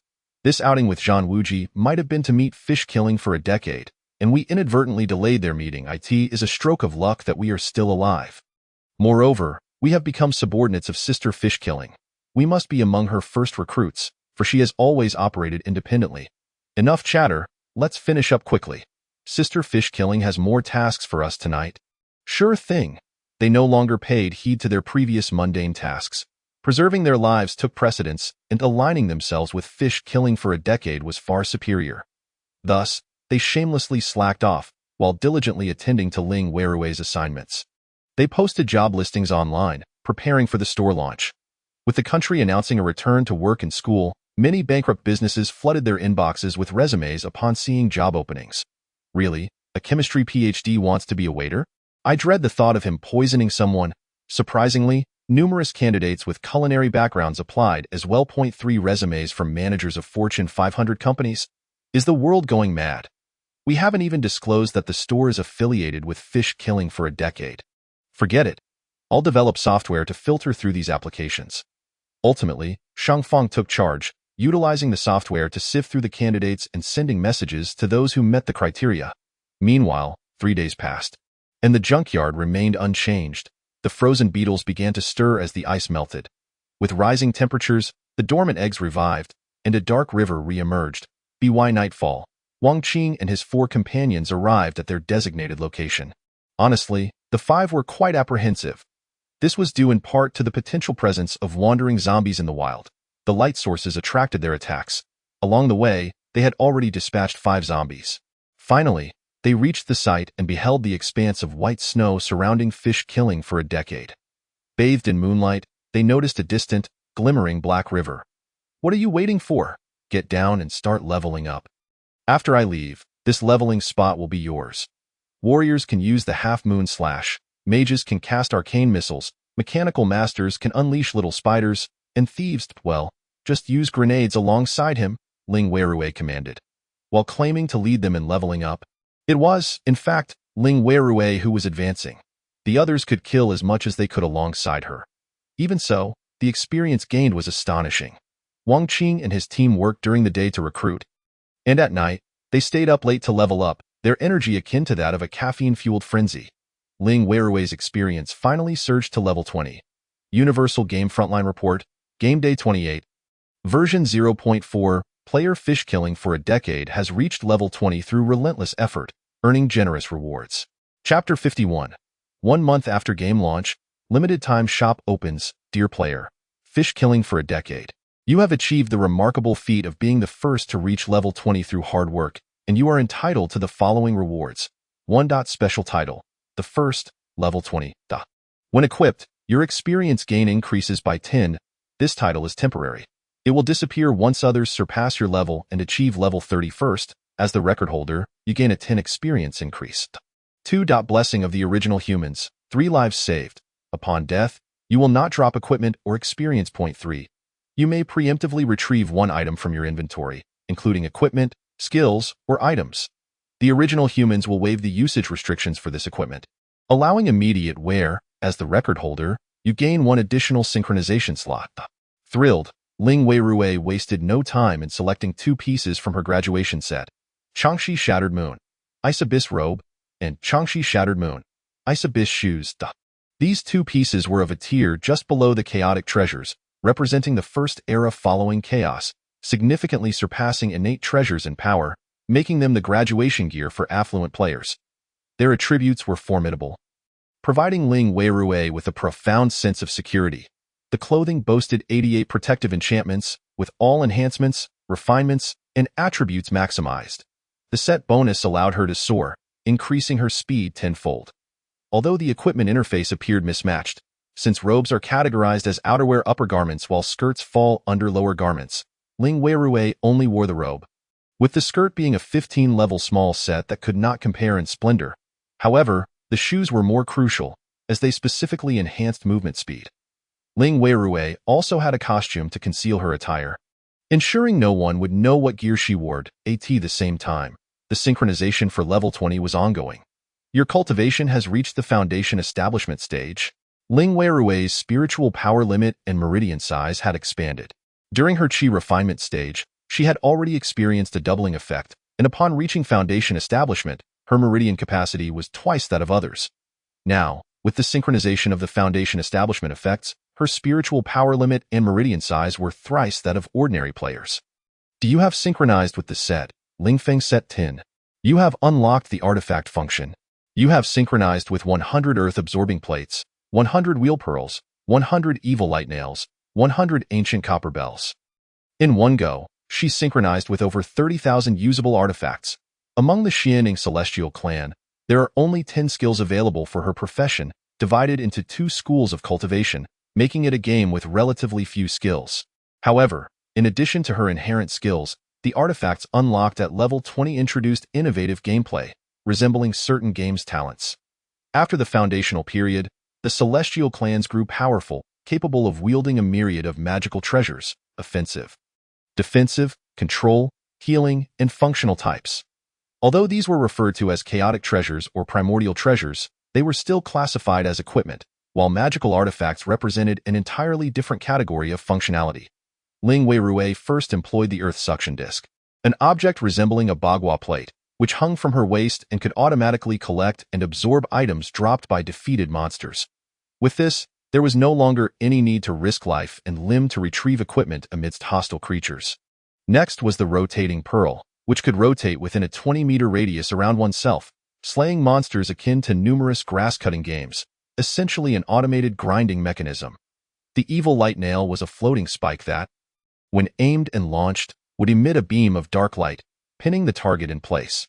The Ancient Bronze Bell, when released, could enlarge to envelop its wielder and shield against attacks. In summary, the diverse magical treasures possessed distinct functionalities that could counteract one another, enriching gameplay and significantly enhancing competitive dynamics. This was precisely why the Xianing Celestial clan had garnered immense popularity in the Land of Flowers in recent years. It truly replicated the essence of an immortal cultivation game. Not only were magical artifacts synchronized, but an array of even more potent items, such as elixirs, spiritual meals, and formation plates, were also made available, with the blacksmith responsible for the equipment already being synchronized. Ling Weirue took out a formation that, while seemingly of little use in the game, proved to be exceptionally valuable in reality, the illusion formation. This formation could envelop a 2-kilometer radius, effectively covering the area surrounding a landfill. Ling Weirui deployed the formation plate, completely shrouding the vicinity. The control permissions for the illusion formation could be assigned to 2 additional individuals besides Ling Weirui herself, so she generously granted access to Wang Qing and Sheng Fang. You two can sell the entry rights to the illusion formation externally for a fee of 10,000 per 24 hours, but it can only be used once without splitting the time for lingering. Once the time is up, you can expel the players. Initially, Ling Weirui intended to sell this leveling location to Tang Tianqing for a significant profit. However, upon reflection, she concluded that a single transaction was less advantageous than a steady stream of income. Moreover, she aspired to establish her own commercial empire and become a pioneer in the industry. Thus, it was imperative for her to maintain control over this venture.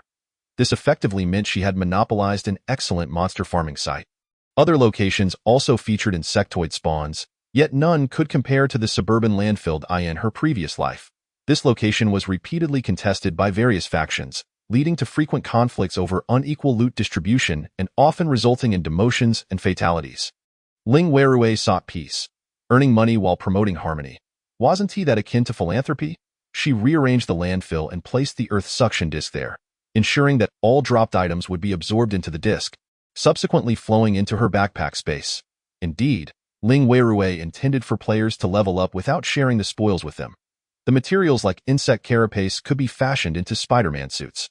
Once a shop was established, her mind was flooded with thoughts of profit. Thanks to the double shadow clone technique, she could simultaneously level up with one clone while generating income with the other. Over the next 2 days, the game underwent an update, though not much changed. The landfill leveling point opened, and although Ling Weirui did not make an appearance, Sheng Fang managed to contact Tang Tianqing, bringing in 1,000 guards for leveling.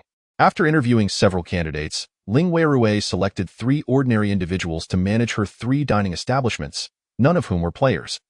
Though she offered a modest annual salary without any shares or similar incentives, she promised them priority access to purchase player activation codes internally. After all, the insect landfill could yield 3 activation codes for insectoid assassins in a single day. The 3 professional managers were invigorated, eager to launch their shops immediately. While Ling Weirui was engrossed in her tasks, an additional system announcement appeared before the eyes of 10 billion people worldwide. After 30 days of the cosmic game, Blue Star Human Calendar marks 1 month.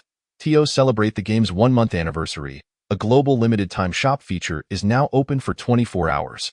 With a hum, a void panel resembling an online marketplace appeared before everyone, showcasing countless products.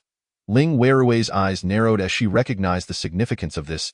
At that moment, humanity gasped in astonishment, for even those who had yet to slay a single monster were presented with an array of shop items. Pain-free gene serum, upon use, significantly enhances one's genes and cellular vitality, maintaining the health of Blue Star humans, curing common ailments, alleviating severe illnesses, extending lifespan, and slowing aging. After injection, future disease infections will be prevented. Price: 100,000. Note: loans available. Drops obtained from monster kills can offset costs. At 100,000 per individual, with 10 billion people, that equated to a staggering 100 trillion. A massive influx of funds was seized. But who would dare abstain from purchasing? Who would not buy? They would sell their possessions to acquire it. In her previous life, Ling Weirui had done the same. Yet this time, her shop was evidently different. Congratulations, player Xiaoyu Shinian.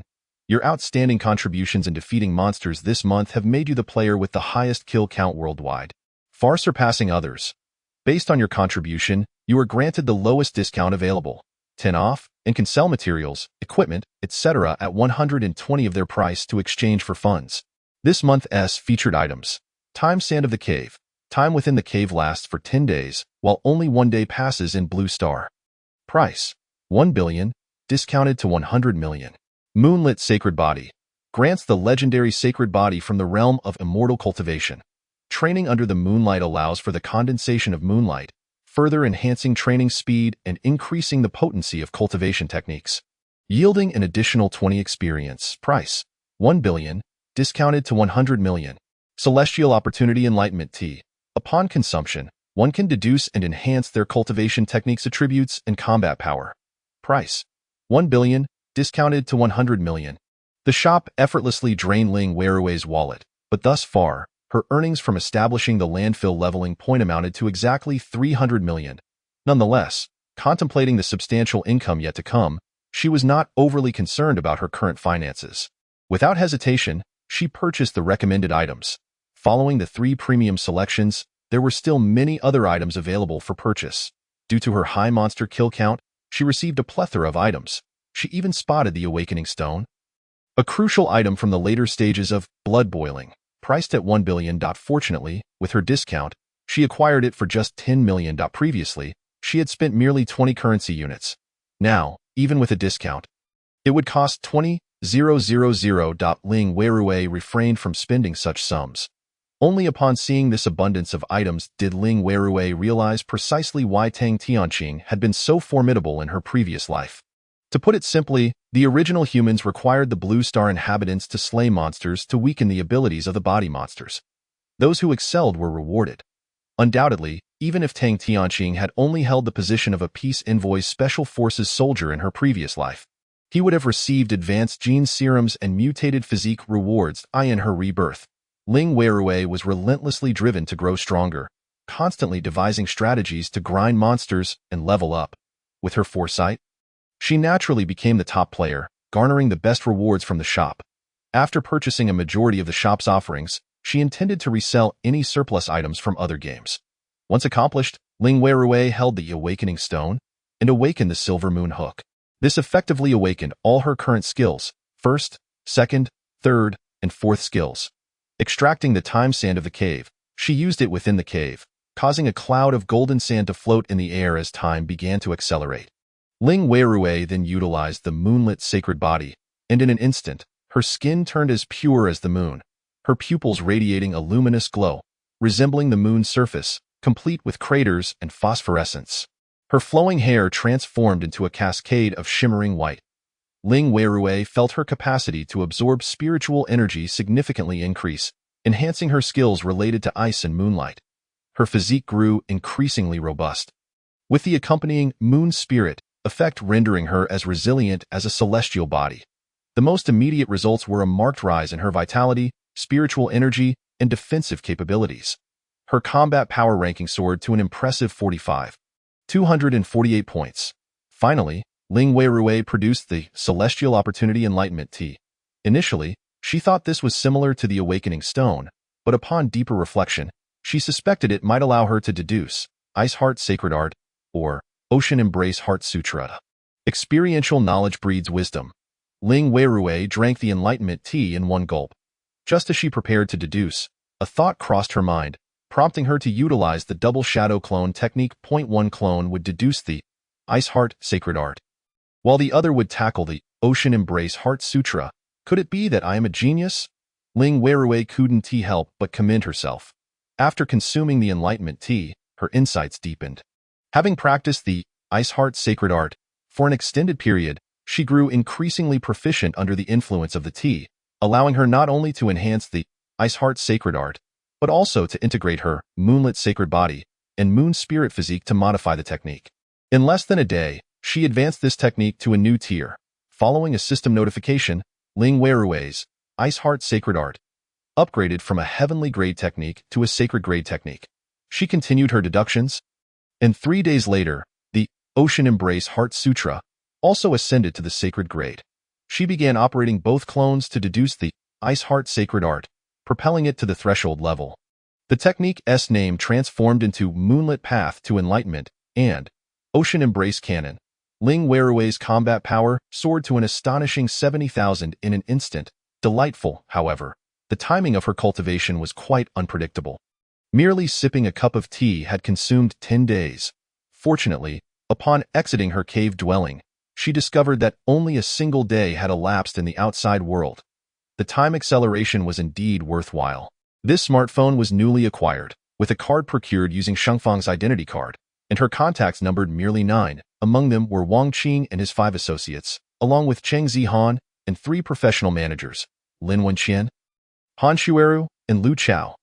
Cheng Zihan had been meticulously nurtured by Ling Weirui herself. After employing Wang Qing and his associates, she also hired Cheng Zihan as a specialized enforcer responsible for patrolling. The remaining 3 professional managers, all aged 38, possessed extensive experience in restaurant management, making them the most suitable choice after careful consideration. Moreover, today marked the grand opening of 3 restaurants under the Xiaoyu Group. Lost in her thoughts, Ling Weirui's phone suddenly rang. Sister Xiaoyu, a department is claiming that our shop has not been registered, and they now require us to close and present our documents. Chang Zihan spoke nervously. Being young, she was unsure how to handle the situation. Ling Weirui's expression darkened immediately. I'm on my way. Chapter 53. Which department? I thought it was a disturbance, but it was an accidental kill. Chang Zihan was in charge of Xiaoyu pastries, primarily selling various steamed cakes made from spiritual rice, alongside fruits crafted from the spirit spring in Ling Weirui's cave. The selected pastry chefs were all synchronized with gaming accounts, and some female chefs specialized in kitchen simulation games, allowing them to convert cake-making skills into practical abilities. Once completed, the pastries were stored in the system's inventory, emerging as if freshly baked, simply delectable. A bag of 10 pounds of spiritual rice could yield around 20 pounds of steamed cakes, each priced at $2.98. Surprisingly, in just one morning, they sold an astonishing 100,000 portions. Ling Weirui's Xiaoyu Grand Mall had ceased selling spiritual rice, as the price had been driven down with the emergence of other players with caves. However, her spiritual rice, irrigated by the spirit spring, was inherently superior to market alternatives. Now transformed into steamed cakes, it eliminated the need for cooking and even possessed unique attributes. Spiritual rice steamed cake, jujube flavor after consumption, it enhances satiety, health, and restores one's spiritual power. Consuming it after injury allows for rapid wound healing. The steamed cakes were instantly snatched up. The pastry chefs were left bewildered. Fortunately, their method of making pastries was unique. Some chefs could produce 10 portions within 5 seconds by simply reading the skill bar, or else they would struggle to keep up with demand. Not only were there Xiaoyu pastries, but also the newly renamed Xiaoyu Chinese Restaurant and Xiaoyu Western Restaurant, each dish possessing unique attributes. The pricing was reasonable, effectively slapping the face of Xianwei Pavilion. How could the proprietor of Xianwei Pavilion, who opened a grand restaurant within a month of the game's invasion, possibly be an ordinary individual?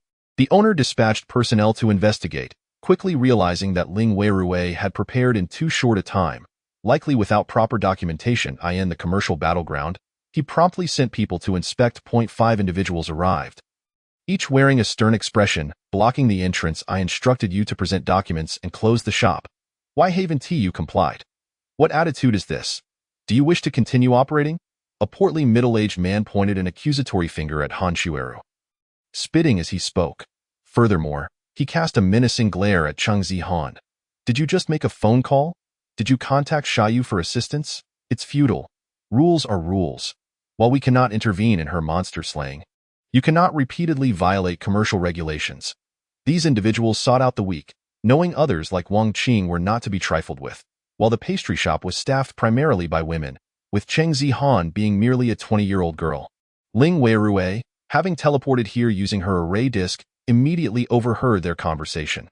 Without a moment's take up your weapon, don your most formidable gear, and reveal your rank. Who dares to provoke? A single shot from a rocket launcher will suffice to deter any challengers. The times have changed. If one wishes to earn a fortune, it is through strength that one must speak. Do you understand? Cheng Zihan has discerned this truth from Ling Weirui's recent actions. Tio put it plainly. Ling Weirui has employed Cheng Zihan because she recognizes the girl's potential. Cheng Zihan is more diligent than her peers, currently holding the highest rank, capable of venturing out of the city to engage in battle, and she possesses a commendable work ethic. With such a mindset and awareness, the future looks promising. Ling Weirui also sees this potential and plans to grant her cave privileges, entrusting her with the task of delivering supplies to 3 shops in the future. However, Cheng Zihan appears oblivious to this and mistakenly believes she has been hired, even donning a server's attire to assist in the shop. Just 19 years old and a freshman in college. It is understandable that she lacks experience in such matters. Han Shueru has experience in managing shops and companies, yet lacks combat prowess. Both require growth. After giving a few more instructions, Ling Weirui departed. Post-level 20, she had been preoccupied with opening her shop, which indeed cost her 2 days, and she had spent another day practicing her cultivation techniques. Finally, she found herself with some free time. Ling Weirui left a clone behind in the cave to continue her training. Fortunately, after reaching the entry level of her technique, She could practice continuously without needing to reset her shadow clone every 6 minutes. She then retrieved the array plate, preparing to teleport to Zhao Family Village. Yet upon inspection, she discovered that the safety point at Zhao Family Village had inexplicably vanished. Could it be that the villagers had perished? In haste, Ling Weirui summoned her flying mount, but this time it was not the floating ray. Upon reaching level 20, Ling Weirui had access to a wider array of mounts and chose the fastest one, a lotus flying boat that suited her sect's characteristics. The boat resembled an oversized lotus flower. Its surface exceptionally smooth with an area of 22, adorned with a 1-meter-wide soft couch, a small table, and various vases, teapots, and teacups as decorations. Initially, she had only noticed the exterior lotus. Now, she realized it was akin to a flying bedroom. Ling Weirui reclined on the soft couch, maneuvering the lotus flying boat toward Zhao Family Village. The speed was astonishing, comparable to that of an aircraft. Moreover, as it flew, a protective shield enveloped the boat, shielding it from fierce winds. The vessel could even ascend to the stratosphere. Ling Weirui, devoid of leisure to admire the scenery, hurriedly proceeded to Zhao Family Village. Upon arrival, she found her concerns unfounded. The village was intact. But the house she had rented had been razed and replaced with a 10-story ancient-style building. In a mere day, a high-rise had been constructed, evidently by players from the architecture department, utilizing modeling masters who could import their designs from the system into reality. Ling Weirui's mind raced. If others could build, so could she. Boss, may I inquire about the name of the architect player who constructed this building? Ling Weirui placed a handgun magazine on the table. The magazine contained 7 bullets, and with the price of bullets having dropped to 20 each, this amounted to 140. Previously, she would have offered a pack of cigarettes for such inquiries. Now, she was offering ammunition instead.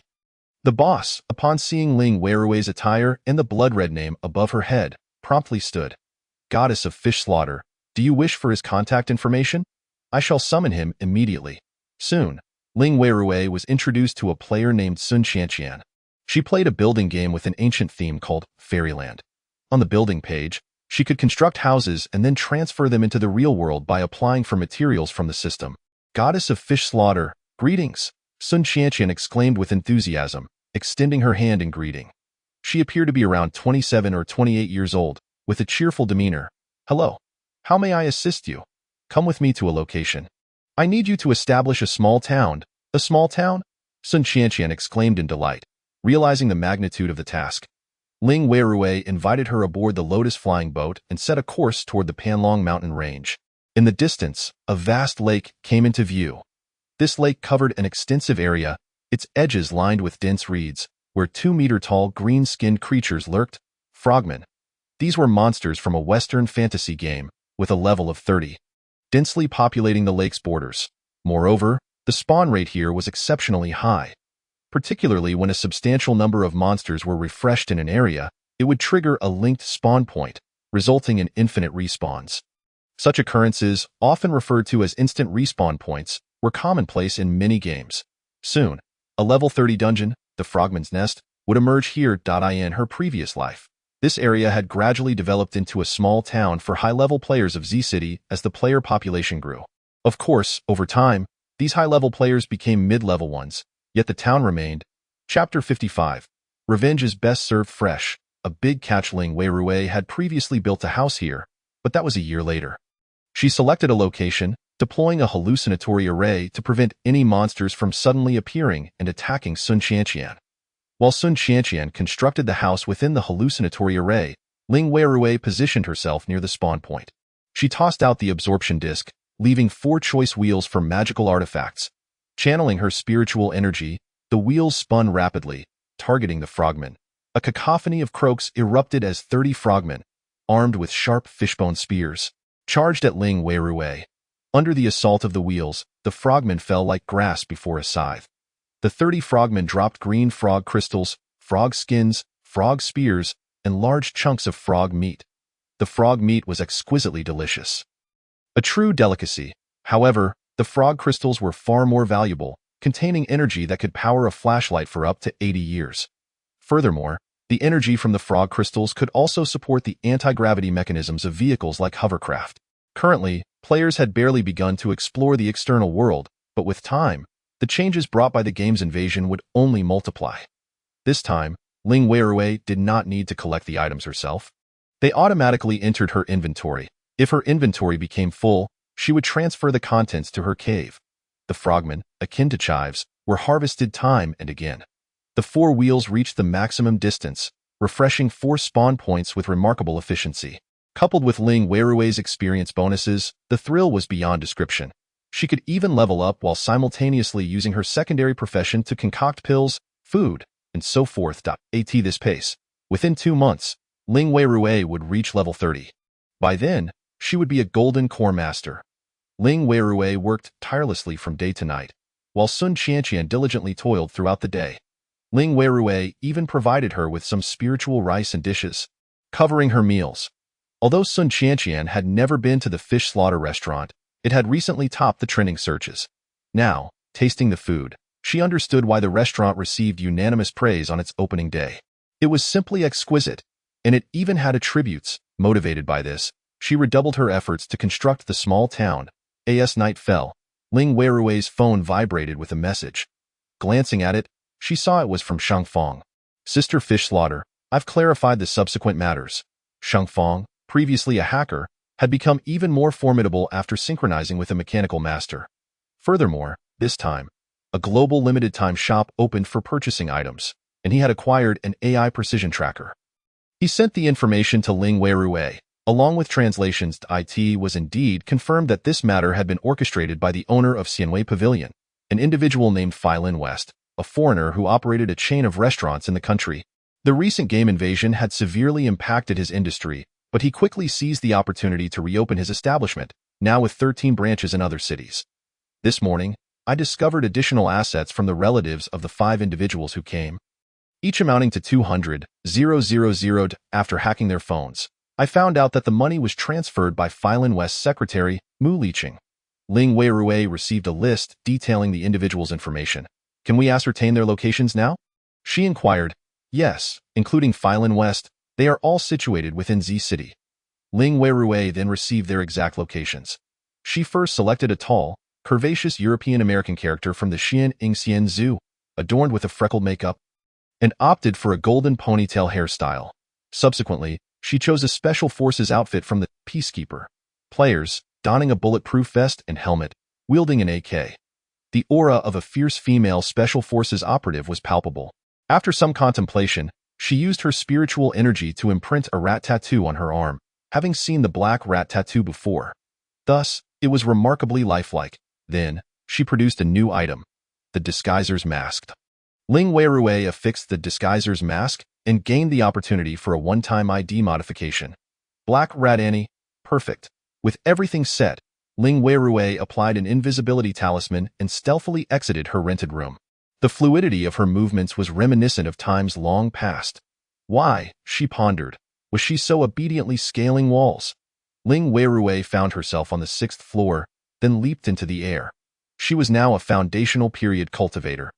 And with the addition of the moonstep technique, her speed was extraordinary, seemingly teleporting in the eyes of others. After employing the moonstep, Ling Weirui swiftly made her way toward the southwest direction of Z City. In this affluent villa district resides a group of the wealthiest individuals in the entire Z City. Ling Weirui, upon scanning the vicinity with her heightened awareness, swiftly pinpointed Philin Wisai, that moment. He was in a fit of rage. Damn it. What do you mean by kill fish for 10 years? Capture her and toss her into the sea to feed the fish. You incompetent fool. How can you not handle such a trivial matter? What use are you to me now? Damn it. Damn it. Philin Wisai kicked the young man to the ground and delivered a fierce blow to his abdomen, reducing him to a pitiful heap. The young man quickly scrambled to his feet, exclaiming, Boss, kill fish for 10 years is too formidable. There's no one stronger than her on the battle power rankings. If you ask me, we should cut our losses and abandon the catering business for now. We can pursue other avenues. There are many combat-capable players we cannot hire, but we can recruit those who lack combat strength and prefer not to fight. I've researched recently, and aside from chefs, there are tailors, blacksmiths, and potion makers. Even players from the Xianying Immortal clan have talisman masters and formation masters. What? After so long in the catering industry, you want me to pivot to something else? Why should I allow a mere woman to wield such power? I intend to hire the strongest assassin to kill fish for 10 years. Even if she possesses combat capability, she is merely a young woman. This time, she is undoubtedly doomed. Last time, it was you who stopped me from taking action against her. Had I been able to strike when her strength was low, I would have long dealt with her. I've loathed her arrogance on the leaderboard for far too long, and as for that John Woods, if it weren't for him, the top rank would surely belong to the Philin family. Ling Weirui glanced at the leaderboard, where she currently held the top position with a battle power of 72, 659. In second place was Tang Tianqing, known as John Woods, with a battle power of 23, 487. The third ID was a string of English characters, translated to Charming Sea King. The Charming Sea King, Philin Zakusi, wielded a game account from a popular Western mythology game called Faith of the Gods. Philin Zakusi had presumably chosen the game's sea god, Poseidon. Presently, their battle power stood at 10,873 points. Is that all? Chapter 56. The Illusory Business War, Reporting, The Real Business War, Robbery. This profession indeed possesses formidable skills, with all abilities being forbidden spells, and their graduation equipment is of mythic quality, comparable in potential to the accounts of the Xianying immortal clan. Ling Weirui recalled this vividly because the Charming Sea King had indeed been the top player in her previous life. Furthermore, she was aware that players in this game could also access additional enhancement channels. For instance, Ling Weirui's cultivation game featured a training system, while the other side possessed a faith system. The more believers they had, the more divine power they could activate. In this life, Ling Weirui firmly dominated both rankings, whereas Philin Zakusi was neither the first nor even the second on the leaderboard, thus attracting far fewer followers and becoming comparatively weaker. She never anticipated she would hook such a big fish. However, the original intent of humanity was to resist the monsters, not merely to engage in a game. Otherwise, with the onset of national wars and guild battles, humanity would surely descend into chaos. Unexpectedly, without such a model, some still wish to eliminate her. It remains unclear whether this was Philin Zakusi's intention or merely Philin Weisi's impotent fury. When individuals lack power, they often resort to empty threats. I'll have my father kill you. My brother is an official in XXX. My father is the boss of the entire Z city. Such statements are feeble. Ling Weirui could now demonstrate to this Philin Weisi what true strength entails. Upon landing in the villa's courtyard, she was immediately greeted by an ear-piercing alarm. A pair of glowing red shoes appeared on Ling Weirui's feet. This seems to be what is referred to as ground lights online. Those installed low to the ground that illuminate a circle of footprints. Some pet owners install such lights to avoid stepping on their pets at night. As a unique footprint emerged, a cacophony of shouts erupted around her. Who's there? Someone is invisible. Release Eagle Eye, lock in the position. Open fire, shoot on sight. The security in this region remained commendably high. But Philin Weisi, hailing from the Free Nation, habitually surrounded himself with bodyguards, employing those with extensive experience. Among them was a player, a hunter with the special ability, Eagle Eye, capable of detecting invisible units. The other bodyguards were not idle either. Firearms appeared in their hands, red laser dots fixating on Ling Weirui, revealing 7 or 8 targets in the previously empty space. Ling Weirui was locked on. Yet, she remained unfazed, her form soaring effortlessly to the entrance of the villa. The door was blast-proof, and the windows were bulletproof. With a mere flick of her wrist, the steel-reinforced concrete door and wall vanished into thin air. With a resounding crash, debris struck the bodyguards, toppling them to the ground. Philin Weisi brandished a submachine gun, unleashing a hail of bullets at the entrance, inadvertently gunning down the rushing bodyguards. He remained oblivious to the fact that Ling Weirui had already appeared behind him. She seized his neck with a swift grip. Crack! A crisp sound echoed, and he immediately succumbed to death. Ling Weirui effortlessly tossed him into a cavern. To prevent his escape, she activated the revival array. Though this array was meant to revive allied units, any human could be resurrected. Ling Weirui also entered the cavern. Outside, Mu Liqing clutched his head, collapsed on the ground. From his vantage point, he had a clear view of Ling Weirui's silhouette and her outstretched arm as she choked Philin Weisi to death. It was all too swift, ruthless, decisive, and brutal. Was this person truly kill fish for 10 years? Wang Zibao had an ominous premonition. He knew he lacked evidence. At that moment, he was at a loss for how to articulate his thoughts. He wanted Ling Weirui to eliminate the opponent yet did not wish to lose his job. Money was hard to earn, and one could not simply stand by to make a living. He knelt to earn it, enduring criticism and blows, and it was only right to receive payment in return. Now, he feared he might lose this job. No, if Wacey died, wouldn't that be ideal? I could take my proposal and approach Kill Fish for 10 years. His eyes gleamed with increasing brightness, and as the bodyguards descended into chaos, he slipped away from the villa. Within the cavern, Phil and Wacey chose to resurrect. As the owner of a top-tier enterprise, he may not have had a synchronized game account, but he would undoubtedly purchase an activation code. Moreover, he certainly would not opt for a common game account like Peacekeeper. The reason he wielded a submachine gun earlier was merely due to its speed. Influenced by Western culture and the examples set by the strongest members of the Philin family, he naturally acquired an account in Faith of the Gods. Upon obtaining it, he selected the god of wealth, Hades. The name Hades also represents the god of the underworld, the ruler of underground resources. In Western symbolism, the source of wealth is often associated with greed and secrecy. Thus, upon choosing this profession, Phil and Wacey could amass wealth, gain faith, and activate various divine powers. Furthermore, the more illicit the means of acquiring wealth, the greater the faith garnered. This is what led Phil and Wacey to engage in such unscrupulous dealings. It is not that he wished to conduct business poorly, the profession simply did not allow it. Unfortunately, the elevation of faith is as slow as cultivating immortal techniques, and Phil and Wacey had just acquired this activation code, currently at level 10. Although this was the average level for players, it paled in comparison to the top-ranked combat power. Upon resurrecting, he found that his submachine gun was missing. It was his first resurrection, and he had assumed he would reappear in a safe location, only to be met with the barrel of a gun pressed to his head as someone shouted, Rob, give me all your money." Phil and Wacey was instantly consumed by rage.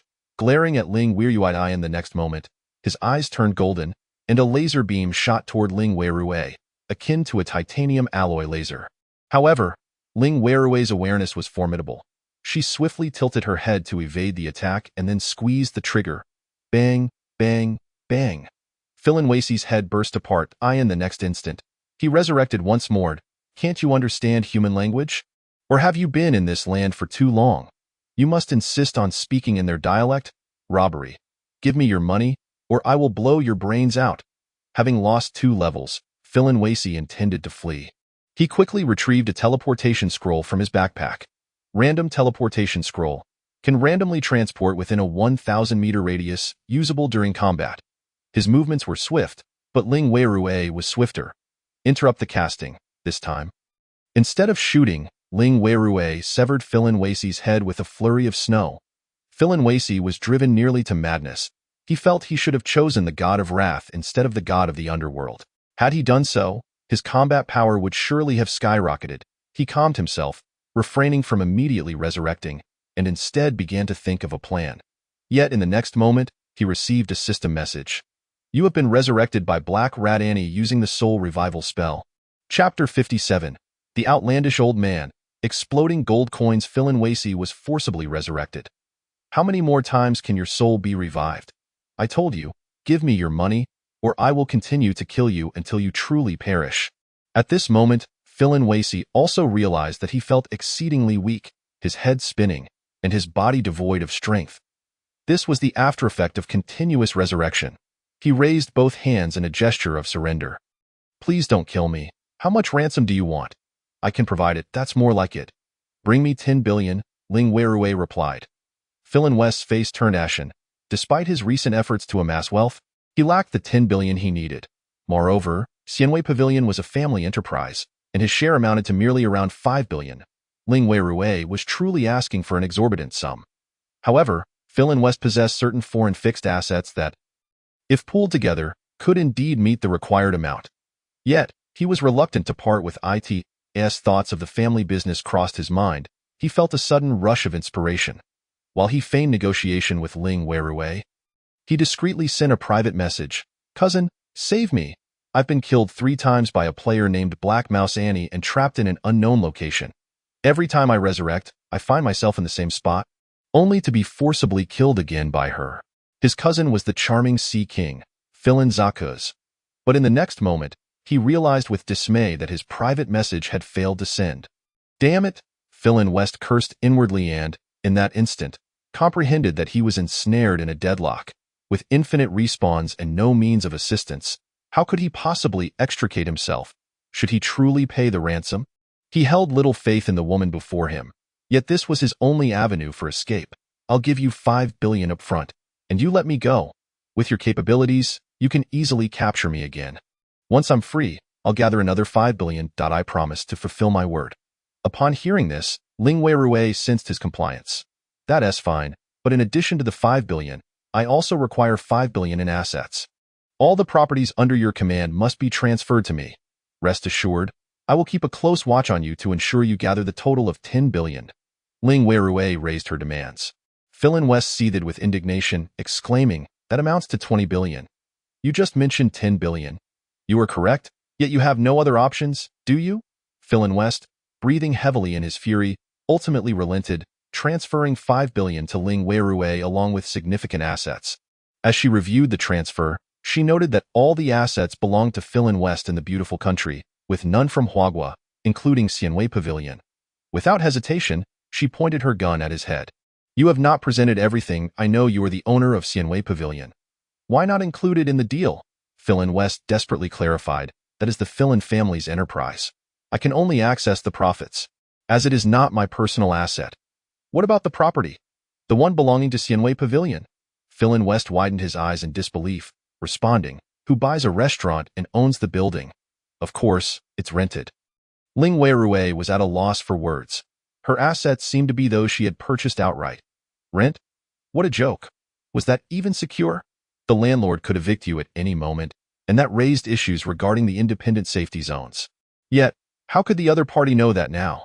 Indeed, renting a place for a business made more sense. Fine, I will temporarily trust you, but I hope you are not deceiving me. With a burst of gunfire, Ling Weirui killed him again, but this time, instead of using a resurrection spell, she discarded his body from the dwelling. Instantly, Philin West's corpse reappeared in his villa. His bodyguards, upon discovering him, were horrified to find he had not respawned. Fearing his soul had dissipated and he could not be revived. Just as they prepared to lay him to rest, Philin West finally realized he could indeed resurrect.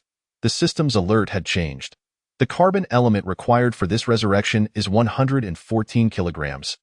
Deducting 3,264 from your funds. Please choose your resurrection location.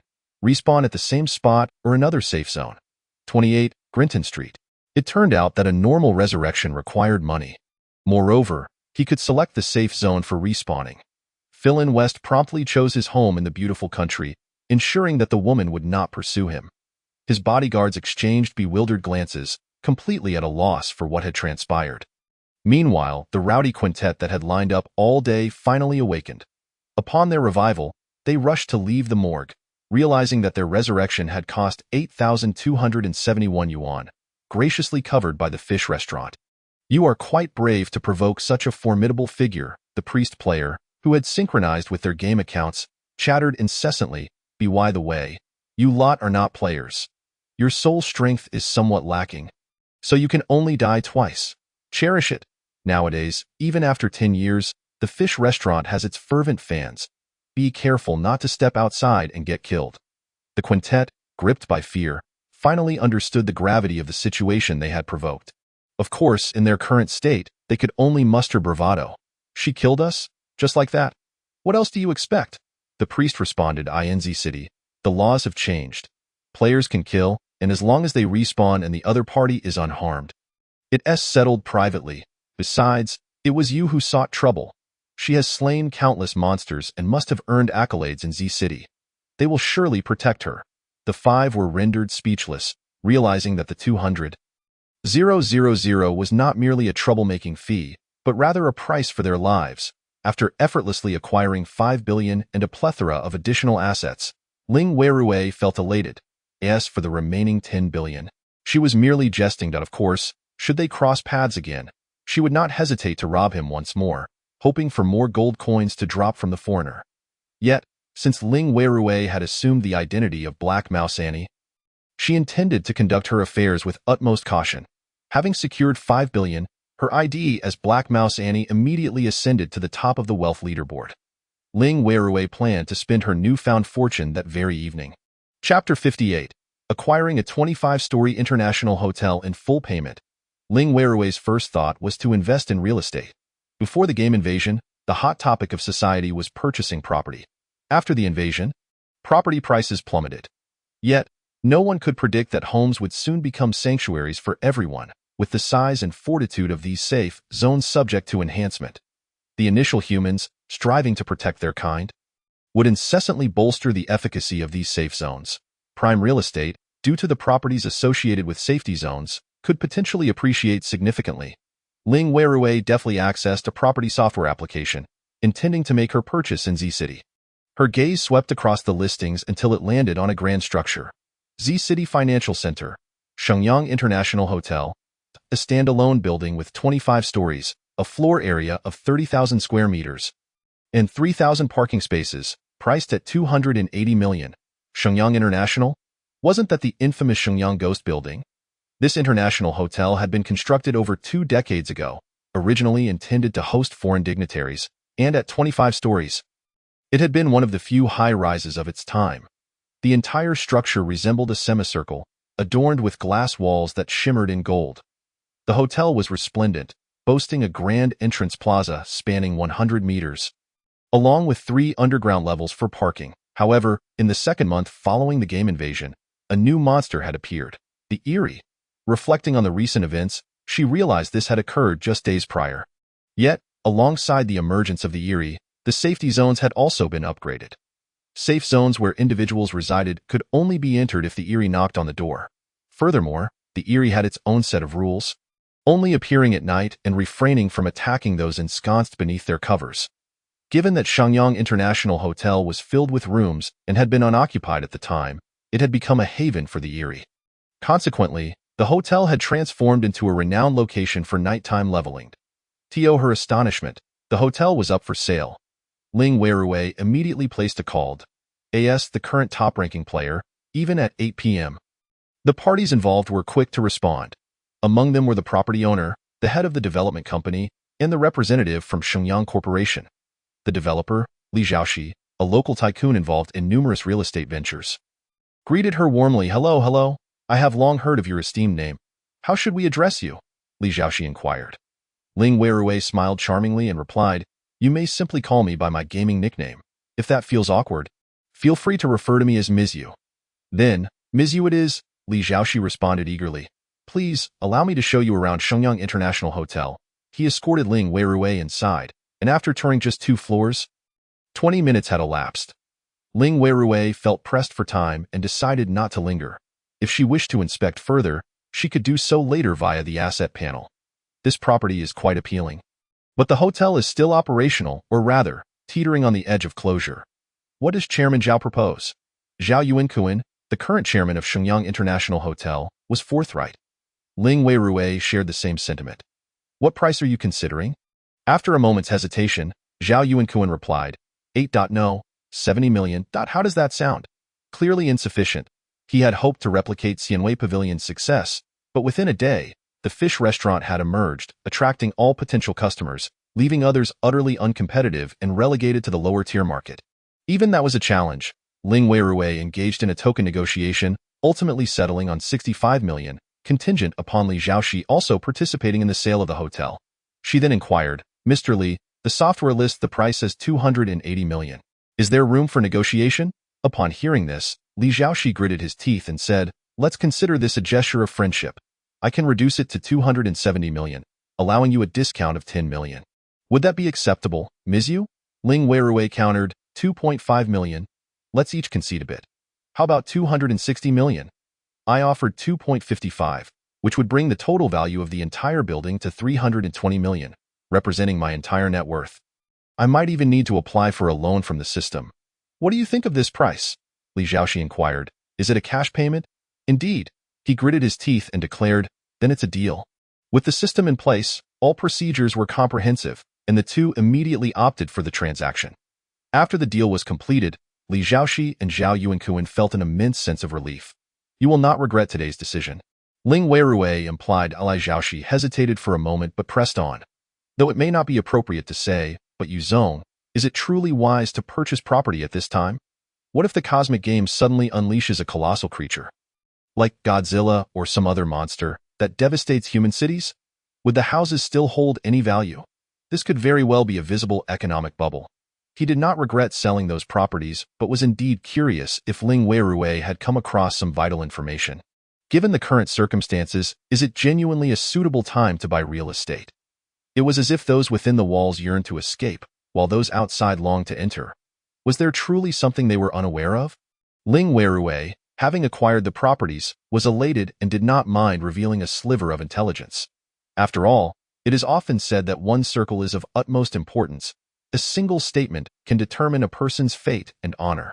Ling Weirui had not merely joined the circle. She had become its epicenter. You hold properties, and that indeed places you in a precarious position. I, however, possess strength. Due to her busy schedule, Ling Weirui departed swiftly.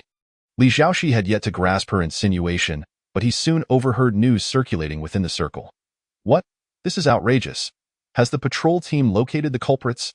They have not, but it seems a terrorist organization named Black Rat may be involved. And they have previously attacked Killfish for 10 years. Upon hearing this, Li Zhaoxi instantly understood the implications of Killfish for 10 years and called Zhao Yuankuan, feeling immensely relieved. Old Zhao, thank goodness we sold quickly. We must convert our funds into strength as soon as possible. Otherwise, we might be the next victims of robbery. Absolutely. Chapter 59. The frenzied buying spree of the self-assured.as for whether anyone suspected Ling Weirui of being the one who robbed Phil and Wiset. Perhaps some did, but they lacked evidence. Furthermore, in this half-apocalyptic world, everyone was merely striving for survival. Who cared if one was wealthy or had been robbed? As long as they were alive, that sufficed. The defense forces were tasked with combating goblins, while the patrol teams were engaged in exterminating pests. Only the Lord's mansion remained, devoid of combat capability and unable to manage the situation, which in turn instilled fear among the affluent. That very night, Li Zhaoxi and Zhao Yuankuan procured a substantial amount of equipment, materials, enhancement stones, attribute-enhancing food, and potions, consuming everything they could, from their 6-year-old grandson to their 80-year-old mother, fortifying everyone comprehensively. On the other side, the mastermind behind it all, Ling Weirui, activated the teleportation array and arrived in Kyoto. In her previous life, she had also visited Kyoto, primarily to contribute to national construction. As a player in the construction field, she was familiar with many cities, yet she had not fought a single monster. After all, Tetris lacked levels. Regardless of how many stages one completed, the blocks remained the same. Upon stepping out of the teleportation array, Ling Weirui was met with gasps of astonishment from those around her. She retrieved an invisibility talisman and affixed it to herself. Subsequently, she opened an app and searched for the currently available buildings in Kyoto. Wealth Financial Center Commercial Building, a standalone 13-story structure, with a floor area of 12,000, priced at 110 million. Ingbin International Hotel, a standalone 23-story structure, with a floor area of 35,018, priced at 350 million. Guimao Center Commercial Office Building, a standalone 38-story structure, with a floor area of 50,000, priced at 750 million. All were appealing options. Ling Weirui called all three establishments. The situation remained the same, even at 9 p.m., when it involved sums exceeding hundreds of millions. And with Ling Weirui promising immediate transactions, these individuals still arrived. Ling Weirui chose a roasted duck restaurant that was still in operation.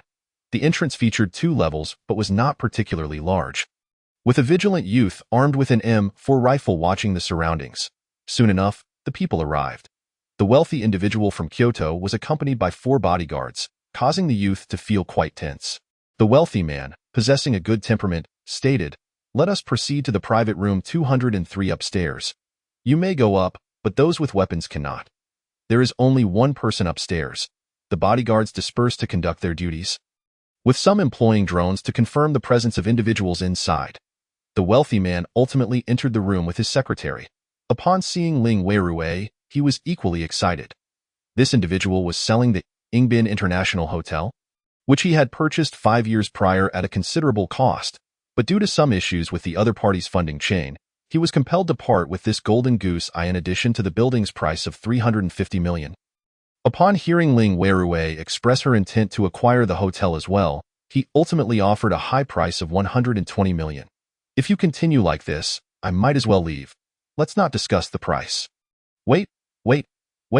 Yuzong, let us communicate properly. As the two negotiated, the owners of the Wealth Financial Center Commercial Building and Guamao Center Commercial Office Building also arrived. The commercial building had ceased operations following a month of pest attacks, leading most businesses to evacuate their goods and close down completely. Moreover, the other party promised to clear the building within a month. Ling Weirui ultimately negotiated a discount of 10 million. As in this era, no one could predict when the property market would collapse. A discount of 10 million would allow them to secure 110 million, which the owner deemed worthwhile. Thereupon, the transaction was completed, and the commercial building owner departed with his bodyguards. Seeing this, the owner of the Ingbin International Hotel also offered concessions, and Ling Weirui managed to negotiate a deal for both the hotel and the building for a total of 430 million. When it came to the final office building, however, a divergence emerged. The owner was He Yongsheng, the chairman of He Group, who did not appear to be in the mood to sell, but rather seemed intent on gathering information. Is Yuzong's decision to purchase a building at this time based on some insider information? Why not collaborate together to monopolize the business and strengthen it? Having listened for half an hour without mentioning a price, he was merely probing for information, which carried the semblance of attempting to glean insights without any cost. Ling Weirui, perceptive as always, sensed that He Yongsheng was not inclined to sell. Perhaps initially there were no buyers. But now that someone was interested, he feared selling at a loss. Ling Weirui was short on time. It was already 9:30 p.m., and she needed to visit other locations to purchase properties without delay. There are no insider messages. If Mr. He is uncertain, please reconsider. I have other matters to attend to, so I shall take my leave. Ling Weirui rose to depart. He Yongsheng, seeing her demeanor, felt even more disgruntled and muttered a curse under his breath. Referring to her as a nouveau riche, to him, Ling Weirui was simply a newly affluent individual. The game Invasion had propelled her to the top of the rankings, and some of the game's synchronized items had sold for exorbitant prices. He might have perceived Ling Weirui merely as a vendor of vegetables. He hastily sought out other acquaintances to inquire about the situation, inadvertently spreading word of Ling Weirui's arrival in Kyoto and her acquisition of 2 buildings. After all, Kill Fish for 10 years held the top rank, and perhaps she possessed some knowledge. It was indeed better to retain the properties in their grasp, lest they regretted selling them later. Are you selling? I need to ponder this. That's right.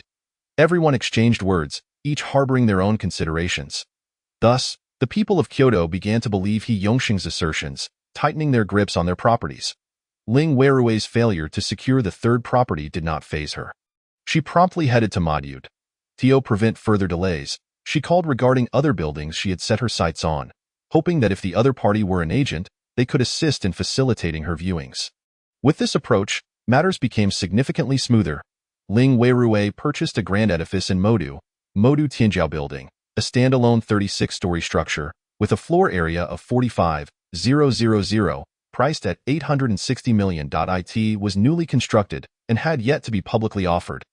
Now it was not being sold, but rather becoming a burden. Ling Weirui acquired it on the spot. Having made prior preparations, she ventured to other cities, where upon landing beside the teleportation array, she could engage in transactions. And the influx of visitors was steadily increasing, leading to competition and comparison. Banks, ancient mansions, commercial streets, scenic hotels, and more were all available for Ling Weirui to choose from, with prices akin to those of cabbages. Ling Weirui also purchased a building each in 8 locations: Pengcheng, Shanqing, Rongqing, Yangqing, Jincheng, Chang'an, Jinling, and Shangjing. Among these, the properties in Chang'an, Jinling, and Shangjing were renowned for their peculiarities. Some buildings, clearly marked as peculiar, caught Ling Weirui's interest, but the owners did not show up, and she could only wish them the best. As for those in the suburbs offering villas at a starting price of 1 billion, Ling Weirui ignored them entirely. At this juncture, who would dare to purchase properties outside the safe zones? Even though Ling Weirui acted swiftly, by the time it reached 3 in the morning, all transactions had only just concluded. Ling Weirui had expended a total of 4.69 billion. She had no intention of keeping the remaining funds. instead opting to renovate the newly completed Tianjiao building. As for whether any astute observers had calculated her expenditures and speculated if she were involved in the robbery of Philanwizet, the wealthy individuals were entirely oblivious to the happenings in Z City.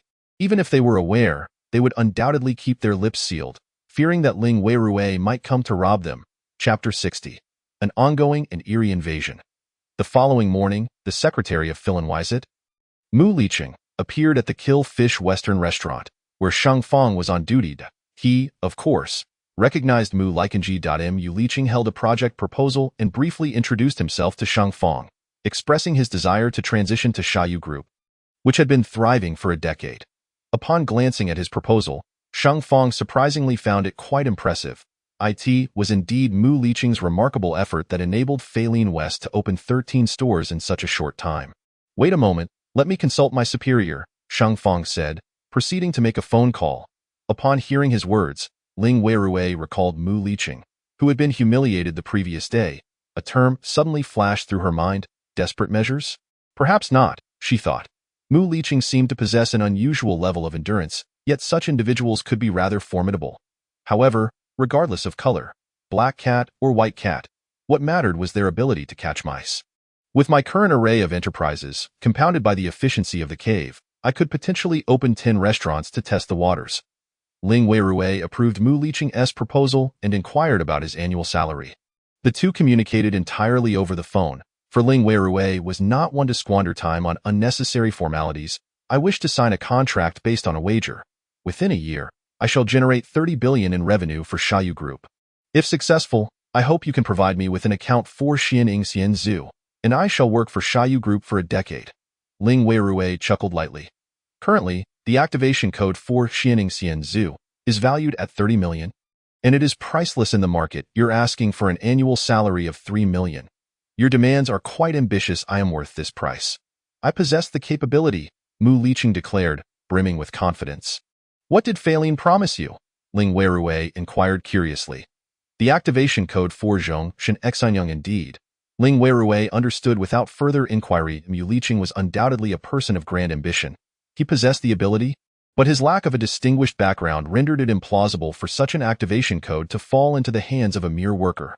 Previously, when Ling Weirui sold the first activation code for Ping Shizhe to a hot pot restaurant owner, he undoubtedly profited immensely. Mu Liqing did not seek ordinary activation codes, believing they would not lead to significant success. Thus, he valued codes from games such as Zhong Shen Xianyang and Xianing Xianzhu. Having ambition is not always a negative trait. Very well, let us proceed with the contract. Ling Weirui signed the agreement with him, with all documents transmitted via Qing Zihan's cave. In truth, this contract only bore legal significance and did not possess binding force from the system. If Mu Liqing received the account and chose to flee, it was indeed possible. However, everything was about to change. 4 days later, at Panlong Mountain's Tianhu Lake, Ling Weirui tirelessly hunted monsters, having eliminated 8 individuals marked in red. Simultaneously, she reached level 21, although her leveling speed had noticeably slowed. Nearby, after enduring 5 nights without sleep, Sun Qianqian had finally completed the construction of a small town, covering an area of 150,000 square meters. The town featured densely packed buildings, including several ancient high-rises that surpassed the customary height limit, reaching a staggering 12 stories. A main thoroughfare flanked by 3-story buildings on either side led to secondary roads featuring 12-meter-high inns. Surrounding the town was a protective wall. The houses were fully decorated, and even the town's landscaping was complete. The entire town was constructed at a cost of 198 million. Within a week, she had already earned 2 million. Feeling an overwhelming sense of pride in her abilities, as the time for inspection approached, she anxiously awaited Ling Weirui, hoping for a successful evaluation. After surveying the town's scale, Ling Weirui recognized the considerable effort Sun Qianqian had invested. Having sourced quality materials. As an experienced builder, she knew that the value of this small town approached 200 million. In contrast to her previous construction team, which would typically withhold 100 million from a 200 million project, Ling Weirui had already made full payment in advance. At that moment, a storm was brewing. System announcement. Current patch applied. Updated to Game Invasion version 0.5. Added contracts with system rule effects.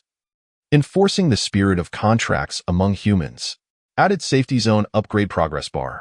Upgrades require additional drops of merit points gained from monster hunting, and multiple players can collaboratively establish a safety zone. Uninhabited safety zones will either be destroyed or occupied by monsters. Added functionality to check the safety of a safety zone. Players can ascertain if there are monster invasions. Safety zones that have been long-term invaded will lose asset rights and transform into danger zone maps until someone clears or guards them long-term. Redistributing ownership. 0.5 version monster update notice. Bizarre invasions. The bizarre entities entering Blue Star are categorized into two types: Western rule-based bizarre and Eastern ghostly bizarre, both of which have interconnectivity. And the bizarre are adept at disguising themselves as humans. Players are urged to eliminate them promptly. Following the announcement, those who had been wandering the streets scattered in panic. How eerie! This is truly bizarre. In our homeland, this is the most mysterious of monsters. Z City immediately went on high alert, and Ling Weirui distributed benefits to her employees. Each received a chicken blood water gun, reminding them to shake it continuously. Otherwise, the blood would congeal and become unusable. Whoever finishes early today, close your business early. This chicken blood was derived from the slaughter of roosters in her cave's breeding farm. Now, she was selling it for 2,000 per unit. Consuming it would bolster one's vitality, rendering one impervious to ghostly threats. That moment, Ling Weirui's phone rang. It was Tang Tianqing. She promptly answered, and his voice came through, somewhat muffled. Weirui, with the bizarre invasion today? It could be very dangerous. I'm bringing you some supplies. If it's dangerous, you shouldn't come. Please don't refuse me. All right, fine, then come. Just as Ling Weirui finished speaking, a mist enveloped the surroundings, and in the distance, Tang Tianqing rode in on a lion-tiger beast. As Ling Weirui wielded the Genesis Ice Lotus. A wave of frost struck Tang Tianqing, instantly causing him to explode. Indeed, he burst apart, transforming into a distorted silhouette while clutching a worn-out phone. Clawing towards Ling Weirui, frost enveloped him once more, and this time, the distorted figure was utterly vanquished. You have slain a phone bizarre, gaining 100 experience and 1 merit point. Ling Weirui noted the notification as she stowed the phone away. His intelligence is too low. Tang Tianqing would seek me out, but he wouldn't approach Xiaoyu Shinian. Just as she pondered, her phone rang again. It was Tang Tianqing, seemingly relentless. Ling Weirui scoffed and answered, Weirui, I just snagged some chicken blood from a Xiaoyu Shinian store and am bringing it to you. I've been quite busy lately and haven't been able to check on you. Your Ping Shizhe account likely won't be effective against bizarre types, so please be cautious and stay safe. Will you knock on the door? What? What if it's a door-knocking bizarre? Chapter 61. Bizarre Invasion of Safety Zone. He Yongxing's regret. That's a valid point. I'll affix a door god for you and leave. You needn't open the door. I'll hang up now. With that, the call ended. Ling Weirui felt a mix of suspicion and curiosity. Is this for real? Tang Tianqing hasn't contacted me lately. Everyone's been quite busy, and I'm content to maintain my persona. However, I've already reached level 20. Is there still a need to act? She decided to play along as best she could. Even if Tang Tianqing discovered her involvement with Xiaoyu Shinian, it wouldn't matter. Nevertheless, she stepped out from her cave and waited a moment. Soon, her consciousness swept through the area, locating Tang Tianqing, who had also reached level 20. He was no longer engaging in pest control, but he was still slow. The goblins in Z City had been subdued, but those in other cities remained uncontained. He was busy encircling large goblin tribes. Thousands of goblins could easily raise a small city. This was precisely why Ling Weirui had initially declined to join the official forces. In this world, someone had to assume the role of a hero, but she was not that person. It was individuals like Tang Tianqing who would take on such responsibilities. Fortunately, in this life, Tang Tianqing had mastered the art of dual shadow separation. Even so, it only added one more potential savior. He arrived downstairs and instinctively glanced upward. Ling Weirui stood by the window, waving her hand. Tang Tianqing. He beheld two versions of Ling Weirui. One floated outside the window, her expression eerie and movements stiff as she waved at him. The scene was utterly surreal. The moon hung in the sky, blood red. In the next instant, the white figure outside the window seemed to embrace Ling Weirui and leapt down. Bang! A girl fell before Tang Tianqing. She wore a white skirt, revealing her delicate calves, her disheveled black hair obscuring her face. and blood gradually staining her attire. Tianqing, save me. Her bloodied fingers reached out toward him. Tianqing inhaled deeply. I merely came to deliver some supplies. Must I endure such torment? His teeth clenched as he drew a crimson long knife, swiftly striking down the falling girl, reducing her to white smoke. Within the smoke, a grotesquely contorted shadow lunged at Tianqing. He countered with his knife, finally slaying the entity. What a bizarre jumping-off-the-building phenomenon, truly peculiar. He failed to detect the absence of the refreshing scent of spring water that would have alerted him to the deception. Tianqing strode toward the elevator and ascended, affixing a door guard at Ling Weirui's entrance. Door guard, an item that prevents bizarre entities from entering safety zones when affixed to a door.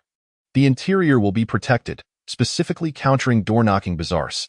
If a door-knocking bizarre attempts to knock, it will be slain by the door god. Tianqing did not knock nor greet. Instead, he turned and descended the elevator. Departing on a level 20 fire-flying vessel, exuding an air of hasty retreat, Ling Weirui remained in her room, unable to contain her delight. Now you've witnessed the power of a bizarre invasion, Haven Tu? In the realm of cosmic game, the updated monsters, although varying in strength, render the eerie invasion version as the most formidable and far-reaching. Ling Weirui approached the entrance, swung open the door, and subdued the guardian spirit. She then closed the door, affixing the guardian to the interior. It was unwise to leave it outside. While it could ward off the supernatural, it offered no protection against humans. After all, this rental abode had neighbors. Not to mention an unsealed safety passage. Should anyone glimpse such a grand guardian artifact at Ling Weirui's residence, they would undoubtedly attempt to seize it. Thus, this guardian spirit was destined to guard the vacant dwelling, while its essence remained in the wilderness. Typically, an average player would encounter merely one anomaly overnight. After a single attack, they would not reappear unless one ventured to sinister locations like the Haunted Tower. Ling Weirui continued her monster-slaying endeavors. Although the eerie invasion introduced creatures of the 0.5 version, their combat prowess was relatively weak, with levels ranging from 1 to 10, significantly inferior to the current players. Should humanity possess artifacts, they could retaliate against the supernatural, rendering them creatures that could be bested through intellect. Master the rules, and victory is assured. However, this was far more challenging than simply squashing 1,000 insects to gain a single merit point. Ling Weirui, on the other hand, garnered substantial merit from slaying frogmen, each yielding 30 points. In a mere minute, she could dispatch thousands of frogmen, amassing 30,000 points in the blink of an eye. Accumulating merit. Ling Weirui was the first to upgrade the hot pot restaurant, known as Fish Killing Mega Mall. Accessing the assets section, she encountered 4 options on the side: defense, guardian spirit, insect repellent, fortification, stealth, corresponding to defenses against supernatural entities, insects, monsters, and zombies, the latter relying on scent to locate humans. Next came attack, golden light spell, beast repellent incense, earth spike technique, cost-effective, targeting both monsters and zombies. Recovery, restore vitality, restore spiritual power, mana, etc. Restore stamina, restore soul. The soul option is essential. Affecting resurrection chances, those who die frequently must recuperate. Comfort, provides a sense of ease, granting 1 experience point per minute. Ling Weirui promptly selected the guardian spirit and golden light spell. The hot pot restaurant, spanning 2 floors and approximately 500 square meters, required a merit expenditure multiplied by 100, totaling 50,000 points. This was a matter of mere seconds for her. After activating the guardian spirit and golden light spell, she sequentially illuminated 3 fish-killing dining establishments. The remaining structures would demand over 1,000,000 points, but for Ling Weirui, that was hardly a concern. Within a single night, she amassed enough merit to fortify all her properties with guardian spirit defenses. Continuing her grind, she could progressively unlock the golden light spell. In Kyoto, wealthy businessman He Yongxing sat in his villa, his face etched with despair. The last time Fish-Killing Decade visited Kyoto, he had harbored thoughts that the skyscraper in his possession held undiscovered business opportunities. However, now, following the eerie invasion, his office building was not only unsellable but likely to be overrun by anomalies that very night. To make matters worse, even his home was unsettled. Dad, I lack sufficient merit. I still need a significant amount. My friends are acquiring merit points, and I am too. Could you lend me another 100 million? At this moment, money seemed trivial compared to life itself. He Yongxing immediately transferred the funds. Outside, what was the exchange rate for merit? 100 to 200 yuan per point. Some had already ventured into dungeons overnight, sending their accrued merit back. Tio activate Guardian Spirit at his villa required 23 million. And with the addition of Golden Light Spell and Comfort, he could simply lie back and gain experience. His villa, despite its luxury, was not as expansive as those in the suburbs, measuring 2,300 square meters. Given this rate, outfitting the office building with Guardian Spirit and Golden Light Spell would cost 1 billion. Chapter 62. Journey to the Terracotta Warriors, Battle against the Eerie Soldiers. The crux was that He Yongsheng was a tycoon. With numerous properties under his name, to safeguard these assets would necessitate an investment of over 10 billion. The pressing question remained, to protect or not to protect? This dilemma left him in a quandary. As a result, he hesitated to acquire merit points immediately. Furthermore, as night fell, the competition among the wealthy for merit points inflated prices, ultimately soaring to 350 points. He believed that by waiting until daylight, when players would emerge to slay monsters and enter dungeons, the merit points would become more affordable. Yet, the following morning, a chilling system notification sent shivers down his spine. Your assets have been invaded by 376 anomalies. Asked the owner, you are now enveloped by their ominous presence. Your luck has diminished. Your soul strength has decreased. Your constitution has weakened. Misfortune now shadows you. Your life is in peril. He Yongxing nearly fainted. Had he not consumed some attribute-enhancing dishes, his original constitution would have plummeted to 0 under this blow. While he would not perish, a severe illness was unavoidable. At that moment, he realized the folly of his decisions. One misstep led to another. Regret washed over him. Why had he not sold the building to Fish-Killing Decade? Right. Fish-Killing Decade. Yet, He Yongxing lacked Ling Weirui's contact information. Desperate, he sought out the owner of Ingbin International Hotel, Fang Zhenghua. Given the magnitude of their transaction and the fact that Ling Weirui currently dominated the leaderboard, it was only natural that Fang Zhenghua retained her contact details. Not only that, but he had also added her as a friend. Seeing He Yongxing's plight and recognizing the urgency, he sent a message to Ling Weirui. Upon reading the message, Ling Weirui chuckled. Boss Fang, kindly decline Mr. He on my behalf. Even if he offered me his skyscraper for a mere tenth of its value, I would not dare accept it. Did Ling Weirui not comprehend that, following the Eerie invasion, property values would plummet, potentially worse than during the game's invasion? Yet, she had never contemplated seizing a bargain or engaging in zero-cost acquisitions. For instance, waiting until He Yongxing's skyscraper was entirely overtaken by anomalies, then venturing in to eliminate them and claim the building for free. However, post-Eerie invasion, these skyscrapers would be perceived by the remaining humans as upgrade locations within the city, continuously spawning monsters akin to a landfill. Moreover, unlike other monsters, anomalies only emerged at night and were invisible during the day, progressively undermining the attributes of their owners. Buildings bearing such a name were cursed. Visiting them brought ill fortune, perpetually lowering luck, exuding an eerie aura, and failing to attract wealth, with no option for comfort. Thus, what purpose did these buildings serve anymore? Presently, He Yongxing's sole option was to relinquish these assets. They could not transform all Blue Star inhabitants into players. Such a scenario would lead to the collapse of societal structure, as everyone would be preoccupied with monster slaying, leaving no one to produce or reproduce. In that case, chaos would surpass the current state. Their methods were astute, akin to boiling a frog in warm water. Initially, a random selection of individuals became players. Players would hunt monsters, yielding activation codes that the wealthy would purchase, forming the second batch of players. Subsequently, the Eerie invasion caused the fortunes of the wealthy to dwindle, their wealth gradually flowing into the hands of players. Throughout this process, the gap between players and the wealthy narrowed, with players acquiring riches while the affluent gained strength through monetary expenditure. Eventually, the world became divided into players and ordinary citizens. Among the latter, those unwilling to accept their fate desperately earned money to become players.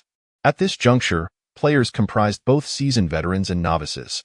The veterans had long ventured into the wilderness, while the novices remained in the city, combating insects, anomalies, and goblins in dungeons. Levels became the new hierarchy. Within this dynamic, speed determined power. That night, numerous businesses suffered misfortunes, including the fill-in restaurant. Yet, Ling Weirui's enterprises remained untouched.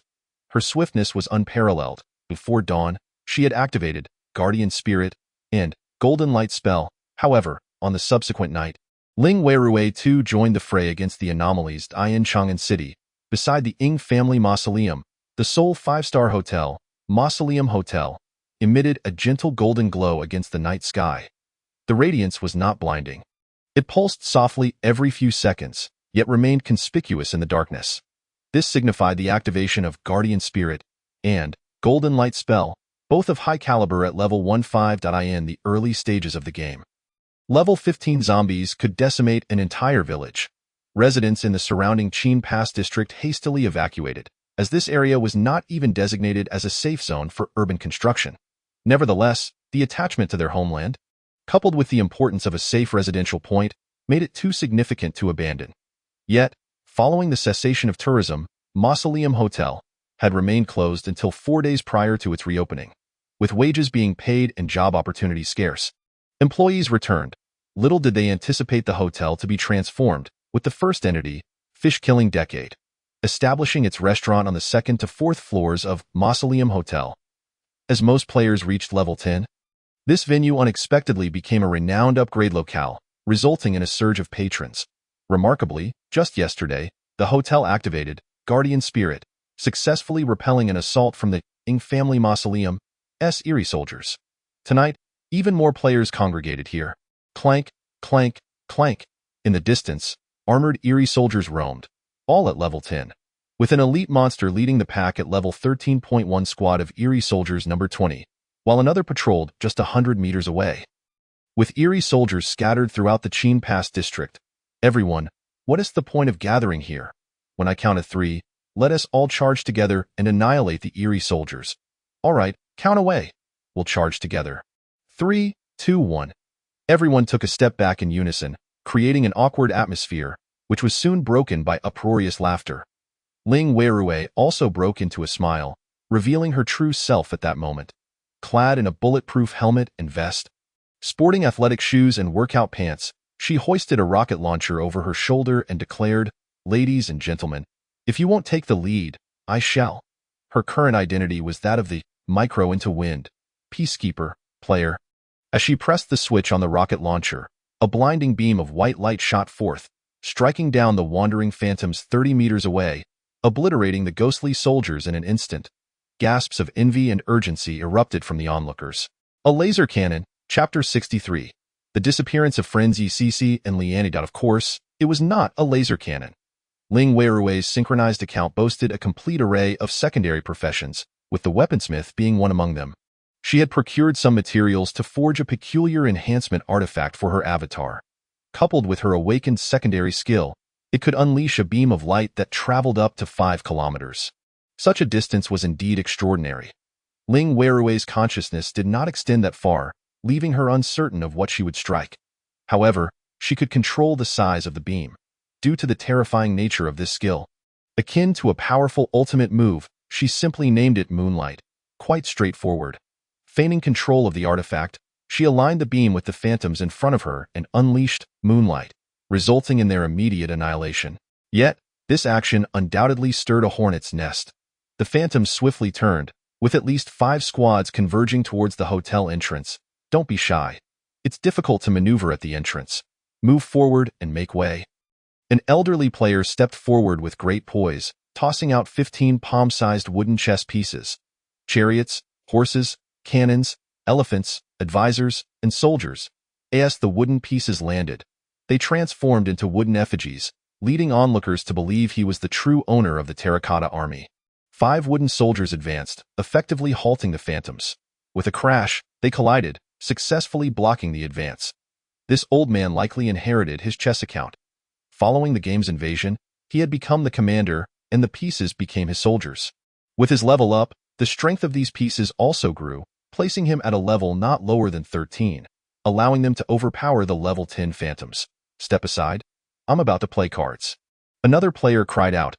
Raising his hands, a deck of cards materialized in the air before him.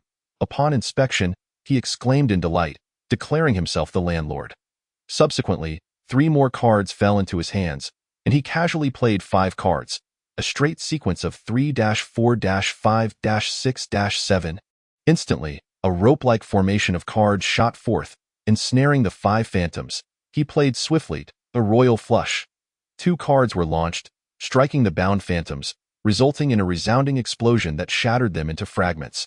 However, the number of phantoms was vast, and more were rushing towards the player's die in haste. He played a new hand, this time summoning 10 cards, a full house, 8-8-8, 9-9-9, QQ. He truly conjured a thunderous phantom of an airplane that swept away 10 phantoms. As the aircraft vanished into the air, the phantoms plummeted, leaving the outcome of their demise uncertain. The opponent's cards were released in a 3-of-a-kind manner, inflicting minimal damage upon the phantoms. What a card master! Yet, the weaknesses of this profession were glaringly evident. First, capturing a moment required time. Second, the card formations were random, relying heavily on luck. He desperately needed a frontline ally. In contrast, another female player shone even brighter. Shifengyan, Yeniza, Guchun, Yihuanyu, you go. This girl summoned 4 stunningly handsome men, each with unique traits. Good night, young lady. How may we assist you? With us by your side, you need not fear any danger. Leave it to us. The 4 handsome men stood resolutely, shielding her from harm while also engaging the phantoms. Hundreds of players displayed their prowess, and most remarkably, Ling Weirui spotted a player from the Xian Xianzu. Clad in resplendent armor, wearing a majestic crown that gleamed in gold, the bow and arrow in hand were clearly crafted by the player. The faction was none other than the Jin Chong sect. Renowned for archery. Yecc? What a coincidence! Ling Weirui's voice was not loud, but upon uttering those words, the Jin Chong player turned her head. She was already at level 10, synchronized with the Qi refinement stage. Her sensitivity allowing her to lock onto Ling Weirui instantly upon recognizing the laser cannon player. You know me? I am Micro into Wind. Ah, Weiwei? You've transformed, but why did Annie dear suggest you were somewhat unattractive, thus avoiding gatherings? My goodness, you're a celestial being. Quickly, beautiful. Add me as a friend. Yecc embraced Ling Weirui, ecstatic and leaping with joy. Fortunately, Ling Weirui had taken precautions this time, donning a disguise mask, possessing a distinct ID and friend list. Upon adding her as a friend, Yecc would see the ID Micro into Wind instead of killing fish for a decade. In her previous life, Yecc had been one of the few who supported and comforted Ling Weirui. Yet, 3 months later, Yecc had mysteriously vanished.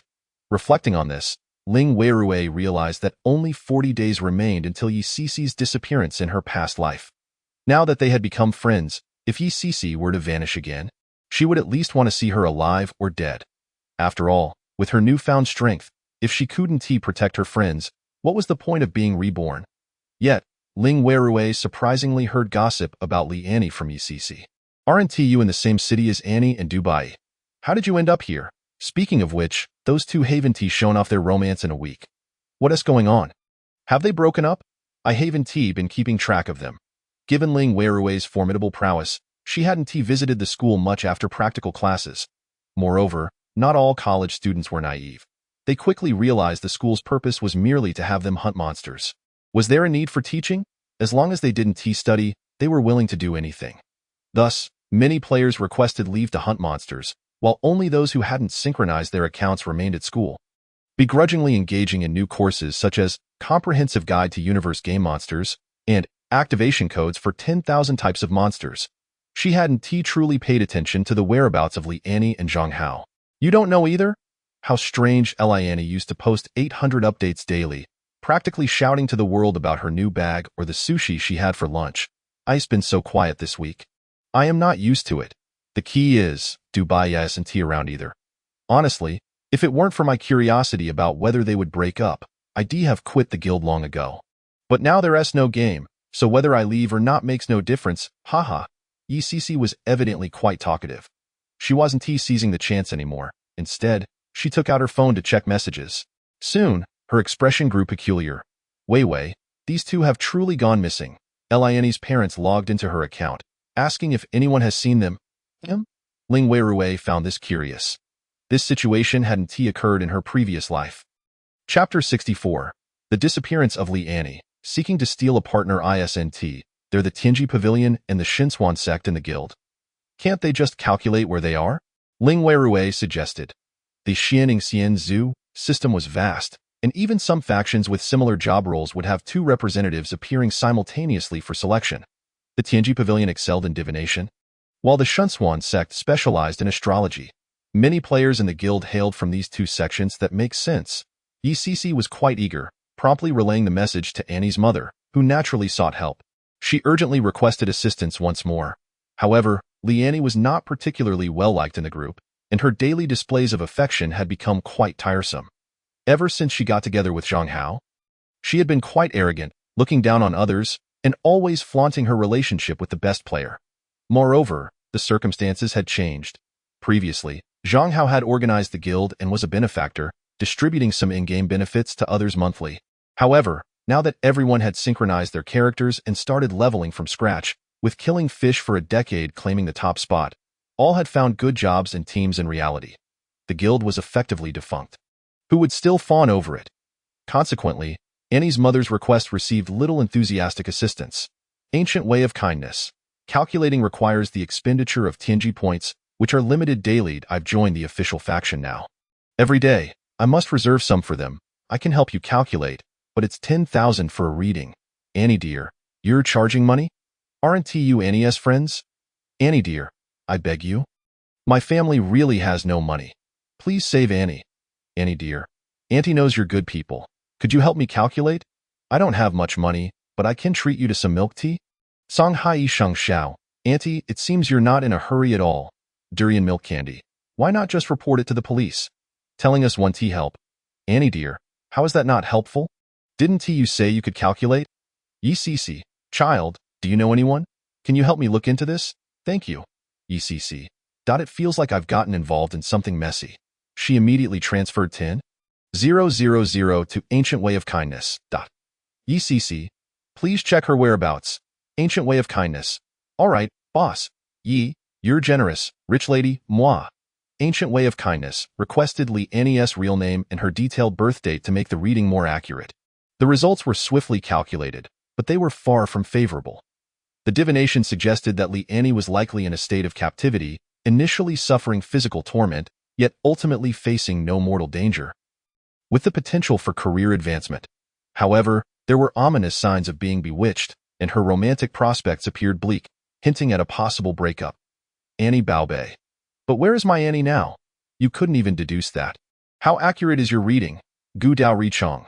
The omens indicate such. Beyond that, I cannot say. YECC, however, was thoroughly satisfied at a breakup. Now that is juicy gossip. I must see. Throughout the night, ECC seized moments to check her phone. Fortunate that her teammates, all hired bodyguards, bore no grudge against her as they took on the monsters while she dealt damage. Even if the young lady indulged in gossip, they would ensure the monsters were kept at bay, allowing her to gain experience. Ling Weirui found her tasks even more effortless. All she had to do was feign wielding a firearm, press a button, and unleash a massive beam of light that obliterated a squad of monsters in an instant. The respawn rate of the monsters failing to keep up with her killing speed. The two occupied separate respawn points, with ECC continuously running back to share the latest gossip. Unexpectedly, after half an hour, ECC erupted in curses. I thought Annie Baobei was outrageous, but her mother is even more so. She actually demanded a refund from Gu Dao Richong, claiming the reading was about her daughter, and that her birth details should not be disclosed lightly, insisting on a refund. Ling Weirui. Truly, the longer one lives, the more peculiar individuals one encounters. Did you refund her? Of course not. Both Gu Dao Richong and I have blocked her. As a result, she went mad and disbanded the group. Ling Weirui was astounded. It is known that players at level 30 can establish their own factions. Even Xianing Xian Zhu operates under such rules. As level 30 players reach the Golden Core stage, capable of founding their own sections, while level 30 serves as a threshold distinguishing low-level players from high-level ones, it is not an easy feat to achieve. In her previous life, Zhang Hao indeed reached level 30, while Li Annie failed. After the game synchronized with reality, failing the promotion task no longer came without consequences. On the contrary, the penalties were severe. Failure resulted in a devastating loss of personal attributes, a significant reduction in attack power, rendering them incapable of defeating monsters of the same level, with a second chance for promotion appearing bleak. Some individuals remained forever trapped in the promotion task. This was also a reason why players of Xianing Xianzhu did not shine in her past life. Everyone knew the game characters were powerful, yet the path to success was fraught with difficulty, leaving many players stuck at level 30. After reaching level 30, he recreated the Jin by Jingmeng Guild, inviting several players from his former guild, forming a notable faction. However, now that the group had disbanded, how could they continue? ECC declared. Humph, if they want to disband, then let it be. I will create my own group. Wei, I'll add you in. My group won't be one of those that excludes players without synchronized accounts. Last time, Liani bullied Xiao AI out, and it infuriated me. Xiao AI is the youngest player in the guild, merely in middle school at 14 years old, and naturally, her ID is registered under her parents' names. However, her parents have never played Xianing Xianzhu, and on the day of synchronization, she missed her chance. Fortunately, those who love gaming continue to do so. She still has many characters to synchronize. She chose a game suitable for 6-year-olds, focusing on collecting divine pets, and has already summoned a celestial dog to aid her in leveling up, essentially making her a summoner player. Soon, ECC added Ling Weirui to the group chat. Ling Weirui observed as each player from Xian Xianzhu entered, realizing they were all close to ECC, sharing similar values, at least not having turned against her during her wrongful accusations in the previous life. Conversely, those who did not join were undoubtedly Li Annie and Zhang Hao's sycophants. With this distinction in mind, Ling Weirui suddenly conceived an idea. When the time came to establish a faction at level 30, why not poach a few players? Chapter 65. The Ying Clan's Ghost King. The boss has respawned. It is essential to note that Ling Weirui had amassed numerous level 30 character items, such as breakthrough pills and golden yuan pills, which could assist in forming the golden core and overcoming tribulations. By first signing contracts, upon joining Ling Weirui's faction, she could help these players from Xian Xianzhu overcome their tribulations, reaching level 30, after which they would work for her for 50 years. 50 years. Under normal circumstances, an adult starting work at 18 could retire by then. Following the game's invasion, numerous methods emerged to extend human lifespan, and perhaps after becoming a player, one might even attain eternal life. 50 years is hardly exploitative. According to game mechanics, Golden Core experts can live up to 300 years. Moreover, the possibilities were not confined to just players from Xianing Xianzhu. There were also many currently downcast players who would later shine brightly, who could be approached to become her subordinates, who would turn down the prospect of wealth. Ling Weirui also possessed 12 buildings awaiting management. Initially, she could work hard to enhance the safety zone, but later, it would rely on a large faction's manpower to garner merits and elevate her influence. Of course, there was no rush. With the reputation of Sha Yu Shernyin, she merely needed to extend invitations. Surely, no one would refuse. While pondering this, a sudden wail echoed in the distance. Throughout the night, the massive death toll among the monsters led to the respawn of the Ying clan's boss. This was precisely why Ling Weirui had come here. Otherwise, with so many areas to farm, why would she choose the Royal Tomb Hotel? The boss had respawned. Let us go and see. Ling Weirui charged ahead. Others, hearing the commotion, rushed toward it with boldness. Soon, they witnessed an enormous procession stretching across 2 streets. A vast assembly of monsters aligned in formation, occupying 8 lanes, with a towering war chariot drawn by 6 stone-armored spectral steeds. A veil of black gas enveloped the area, seeping into the players nearby. You have entered the domain of the Ying Clan's Ghost King. Life force will be forcibly deducted by 1 point per second, and movement speed is reduced by 15, increasing over time. Such a formidable negative status. At this moment, the remaining residents in the vicinity noticed golden light emanating from their walls, as guardian deities continuously repelled the damage from the ghost domain. Some individuals even screamed in the dead of night. Help! Help! My home hasn't activated the guardian deity. I'm hiding under the blanket. I cannot withstand this ghost domain. I am just an ordinary person with only 100 points of life. Neighbors, open the door and let me hide. Run away. It's all your fault, players. What monsters are you fighting that summoned the boss?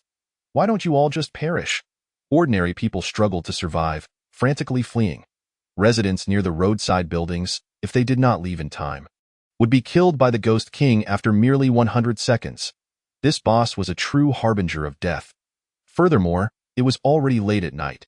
Even with players bombarding the area, some still slept soundly, and those particularly exhausted remained unaware, losing their lives in their slumber, with some souls escaping and transforming into monsters, joining the ranks of the Ghost King's army. In Ling Werui's memory, this was how the area was transformed into a ghost domain. The Ing clan's Ghost King had killed enough players to level up, significantly enhancing its power. At this moment, the Chang'an garrison lacked sufficient strength to rescue the residents trapped within, ultimately tallying a death toll of 30,000, forcing 120,000 people to relocate. Run! We can't win! Quickly drink energy potions. They can resist poison. Let us all attack the boss. Attack? If you don't want to die, just run. Previously, when battling the monsters, they had been timid, let alone facing the Ghost King. These individuals fled at top speed, all heading in a remarkably uniform direction. The Royal Tomb Hotel. Currently, they were unaware of who owned the Royal Tomb Hotel, but the rapid activation of its defense and attack systems indicated the presence of a formidable player. Most importantly, with the guardian deities providing protection, they could safely engage in combat. However, a level 1 guardian deity could not withstand the Ghost King. Ling Weirui hoisted her laser cannon, amplifying her spiritual energy output. Pressing the button, she simultaneously unleashed Yuda. In an instant, a beam of dazzling white light, a full meter in diameter, coalesced before radiating a piercingly straight beam across the 8 lanes, striking down monsters in its wake and obliterating one of the spectral steeds, creating a massive hole in the war chariot. The Ghost King's health bar visibly decreased, yet it astonishingly had 2 layers. Clearly, to defeat this Ghost King, they must first destroy the war chariot. Ling Werui's skill, Yuda, had already reduced 10 of its health, disturbing the sacred carriage. Kill without mercy. Kill, kill, kill. All the spectral soldiers, with their ghostly green eyes, locked onto Ling Weirui. As she retracted the laser cannon, she tossed aside a pink Lamborghini and leapt into the convertible. Oh no, I've stirred up trouble. Flooring the accelerator, the roar of the turbocharged engine filled the air as Ling Weirui sped away at 300 miles per hour. One unfortunate player, who was slow to escape, was sent flying by her. Ling Werui's name turned red. The Ghost King's wrath was firmly fixed upon her, and as Ling Weirui sat in the sports car, she aimed the laser cannon backward and pulled the trigger. Yuda. Once again, a radiant beam of light struck the formation of the Ghost King, inciting his wrath. Bold thief, summon my men and seize her. Annihilate her entire lineage. The eerie steeds pursued Ling Weirui, who swiftly unleashed her Moonstrike, obliterating all the spectral horses in mere moments. Ling Weirui continued to engage the Ghost King, deftly maintaining his ire. The Ghost King's war chariot accelerated with astonishing speed, while his spectral soldiers floated effortlessly, relentlessly closing in. Within a mere 5 minutes, a Lamborghini led the charge as this formidable boss traversed the densely populated urban area. As the Ghost King departed, those ordinary citizens lingered not a second longer within the ghostly realm. Though they sustained injuries, none perished. Someone had drawn the boss away. A true hero. Yet, others murmured, what kind of hero? She seeks to monopolize the boss. Level 13 warriors, assemble a team to take down this boss. All 100 of us. Chapter 66. Slaying the Ghost King. 3 activation codes. There were those who felt fortunate that Ling Weirui had diverted the Ghost King, and others who yearned to join in the boss fight and claim a share of the spoils. Among them was ECC, who harbored concern for Ling Weirui. I shall investigate. You all follow in the helicopter. ECC summoned a massive eagle, immediately alighting upon its back. The eagle took to the skies, fervently pursuing the Ghost King's entourage, though she had overlooked the fact that it was nighttime. And such reckless behavior could lead to encounters with the uncanny. Indeed, as the eagle soared over a bridge, ECC's vision blurred, revealing a figure hanging from the bridge, a figure strikingly similar to Wei Rufu. She gasped in horror. Could it be that Wei Rufu was already dead? Instinctively, she urged the eagle closer, only for the ghastly figure to extend a crimson tongue, akin to a noose, tightening around ECC's neck. Damn it! She cursed, realizing she had encountered a hangman specter. This specter was formidable, being level 8, and as a ranged archer, ECC was at a distinct disadvantage in close combat. After a fierce struggle, she finally broke free and vanquished her foe. Yet, when she glanced back, Ling Weirui and the Ghost King had long since vanished from sight. Ling Weirui had led the Ghost King out of the city. Fortunately, the area surrounding the Ying Dynasty royal tomb was initially a county town, which had gradually transformed into the Qingguan district due to the development of the royal tomb and tourism. After 10 minutes of driving along the road, they found themselves amidst desolate wilderness. Both parties quickly entered the wild highway bordered by rice fields, devoid of any residents.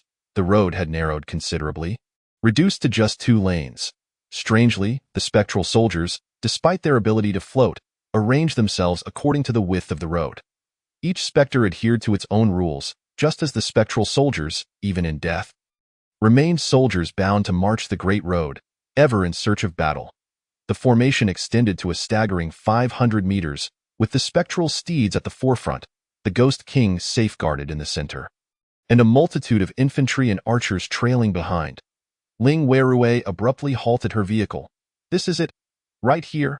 She turned, hefted her laser cannon, and pressed the button. This time, she relinquished control, unleashing a torrent of energy. Moonstrike, a blinding beam, 3 meters wide and nearly spanning half the road, shot forth for 500 meters. With a thunderous explosion, the entire spectral army was rendered to nothingness. Kill spectral steed, experience points, 1276. Merit, 18. Kill spectral soldier, experience points, 876. Merit, 15. Kill royal spectral guard, experience points, 1542. Merit, 20. Data cascaded in rapid succession, numbering in the thousands. The Ghost King's chariot had lost 2 steeds. A massive gash torn into the ground beneath it, teetering on the brink of destruction. However, this strike had not annihilated all the spectral soldiers. It was somewhat perplexing, as the road was not a straight path, but rather slightly curved. And thus the moonstrike had been too linear.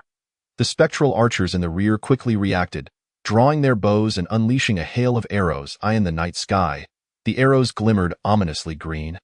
Clearly poisoned, they descended like a torrential downpour, reminiscent of scenes from dramas where thousands draw their bows to eliminate a significant tragic character, rendering escape impossible. The moon loomed behind her, its silvery light amplifying the powers of her moonlit, sacred body. As the Guanghan Ruda Sutra activated, her attack power surged. Ling Weirui unleashed another moonstrike, this time descending from above, crashing down upon the Ghost King. The chariot beneath the Ghost King finally succumbed to the onslaught. Shattering with a resounding crash, the chariot itself possessed formidable abilities: speed, crushing force, piercing, and dragging. But ultimately, it had not been utilized effectively. The Ghost King, now unseated, roared in fury, brandishing his longsword as a shadowy energy surged towards Ling Weirui. Sadly for him, her combat prowess far surpassed his. Even as merely a projection, she wielded quadrupled foundational strength, for awakened skills, her sacred body, and an advanced cultivation method. Compared to the Ghost King, Ling Weirui was the true boss. The two clashed for another 3 minutes before Ling Weirui decisively obliterated both the Ghost King and the spectral archers. With a resounding explosion, the Ghost King erupted in a dazzling array of colorful lights, akin to a vibrant fireworks display. Among them, 3 golden beams shone the brightest: activation codes. Ling Weirui produced her absorption disc, drawing in all the equipment strewn across the ground, her bounty immense. The Ghost King was no ordinary boss. He bore similarities to a national-level boss. The level of a boss is determined by its spawn location. The wolf and tiger demons of Panlong Mountain are but minor threats, whereas the Ying Dynasty royal tomb, steeped in a millennium of history, is a renowned landmark, celebrated in numerous games and adaptations. Bosses from such locales possess extraordinary strength, and their drops are naturally superior. Ghost Cultivator Activation Code. Upon use, the character can transition to a Ghost Cultivator, a class that boasts tremendous power at night, possessing soul-based attack capabilities while rendering certain physical attacks ineffective. However, their daytime prowess diminishes, and advancement as a Ghost Cultivator proves challenging. Caution is advised. Mountain-Moving Taoist Activation Code. Upon use, the character may transform into a mountain-moving Taoist, skilled in dragon-seeking, treasure hunting, and adept in combat, excavation, and evasion. Ghost Tamer Activation Code. Upon use, the character can become a Ghost Tamer, Commanding spectral beings in battle. The strength of one's soul determines the variety of spirits they can control, though this may adversely affect their lifespan. It is said that ghost tamers often meet untimely ends. In addition to these items, Ling Weirui acquired a complete set of level 20 Ghost King gear, a Ghost King war chariot, and a substantial amount of spectral crystals. These crystals, also known as spectral tears, are teardrop-shaped items that can be utilized directly to enhance one's soul strength and mend soul damage incurred after death. Ultimately, they will become highly sought-after materials in the future. The spectral crystals dropped by the Qin Ghost King were particularly remarkable. Appearing golden in hue, Ghost King's crystal. Upon use, it enhances one's soul, imbuing them with an imperial aura, elevating their luck. Ling Weirui used it on the spot, and the Ghost King's crystal transformed into a golden essence. Merging into her soul, the most apparent effect was a 30-meter increase in her spiritual awareness. Items that strengthen the soul truly are invaluable. After slaying the creature in a mere 5 minutes, it took her half an hour to organize her inventory and examine her spoils. As she glanced at the time, she realized dawn was approaching, and her phone displayed an overwhelming number of messages, 999 notifications, to be precise. Moreover, many messages from ECC expressed concern. Ling Weirui responded, "I have successfully killed the Ghost King and obtained a plethora of items." She had no intention of concealing her achievement in slaying the Ghost King. After all, if someone were to investigate, they could easily trace it through satellite surveillance. Given the immense threat posed by such a formidable boss, the authorities would undoubtedly arrive to assess the danger. Her second identity could now be more conspicuous. In truth, the more prominent she appeared, the less anyone would suspect she was killing fish for 10 years. Chapter 67. The truth behind the disappearance. Zhang Hao reduced to level 1 is the exposure so swift. Ling Weirui recalled that in her previous life, she learned of the news a year after the game invasion, by that time. Most players had reached level 30, and everyone had gathered to witness Zhang Hao's golden elixir tribulation. Liani had claimed Zhang Hao was once among the top 10, only to be countered by another who revealed he had yet to summon a single special mount. Was it possible he had none? The crowd watched in anticipation, prompting Zhang Hao to finally admit he was not in the top 10, as the account he had been using belonged to a friend, and he had merely funded it thereafter. Eventually, he was exposed by an employee of the Xian Immortal Clan. It became clear that Zhang Hao had been a mere pawn in the game, enticing big spenders. However, by that point, he had already become a level 30 player, and Li Annie naturally could not part with him. To her dismay, this time he was uncovered far quicker. In reality, the situation was even more perilous than Li Annie had described. A week prior, Li Annie and Zhang Hao, having performed poorly in their endeavors, had only reached level 5 after 3 days of fishing and 2 days of sunbathing. After achieving level 5, they could establish a homestead for raising livestock. Perhaps due to their lackluster performance, the company finally proposed an alternative. Initially, they brought the two to the cave of another player from the Xian Immortal Clan for an evaluation. This player was the project manager of their company, ID Golden Hand, a member of the Tian Sha Hall. The overseer provided an introduction. The Tian Sha Hall is an assassination faction, specializing in stealth and thievery, with 2 distinct paths, assassination and survival. His cave was expansive, already established on 1,000 acres, cultivated with a vast quantity of spiritual rice, alongside a spiritual spring. The quality of the spiritual rice he produced was likely comparable to that of killing fish for 10 years. Yet the time required for cultivation was a solid 3 months. Not only that, he also raises the Bai Feng Wu Ji, ensuring a steady production of eggs. Within his cave, there are no fewer than 100 workers tending to these spiritual grains and the Bai Feng Wu Ji. However, these spiritual grains require far more care than ordinary rice. They cannot be left unattended, even for a moment.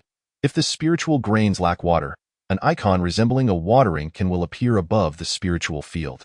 Should a pestilence arise, an icon of a bug will manifest in the same location. In short, upon discovering any icon, immediate attention is required without respite.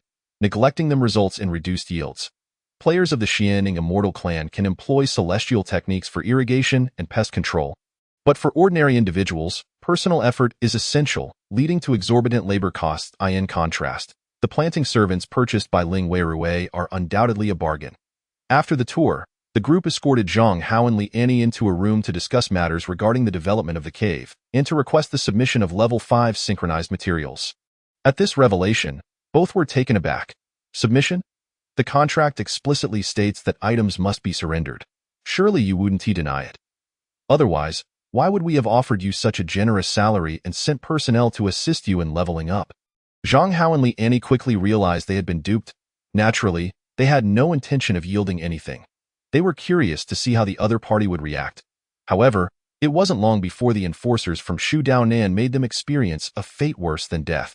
Two burly men shattered the 10 fingers of Zhang Hao and Li Annie with the butt of their guns. The focus of their attention was primarily Zhang Hao, who ultimately produced nothing. I confess. I am not a top 10 player. I am merely a pawn of the game company. Zhang Hao shouted. Li Annie was left in shock. After all that bravado, it turned out he was just a pawn. And she had been playing a charade with him for a month without reaping any benefits. Moreover, upon careful calculation, she realized she had spent nearly 20,000 during that time, while Zhang Hao had merely bought himself a bag.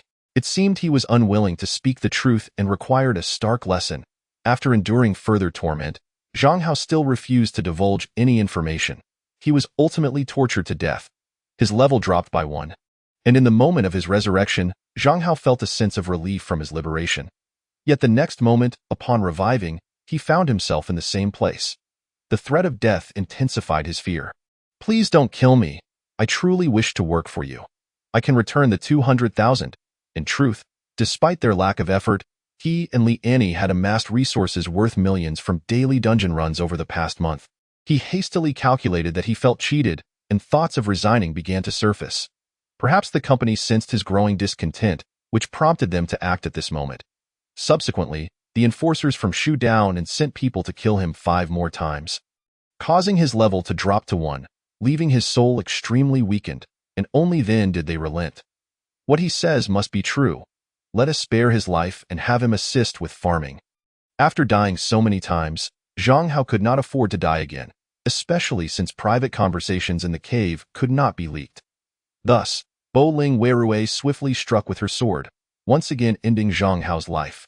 Zhang Hao fell to the ground, showing no inclination to resurrect himself. Whom have I offended?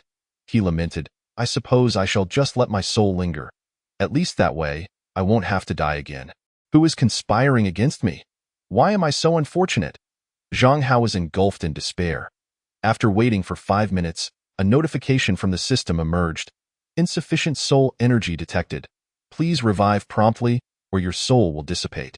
Zhang Hao's expression darkened, and he ultimately gritted his teeth to resurrect. This resurrection requires 239 units of carbon. 3257 yuan will be deducted. In just a few days, he had lost an astonishing 20 pounds. His misfortunes were truly overwhelming. Moreover, he found himself in debt for another 3,000 yuan.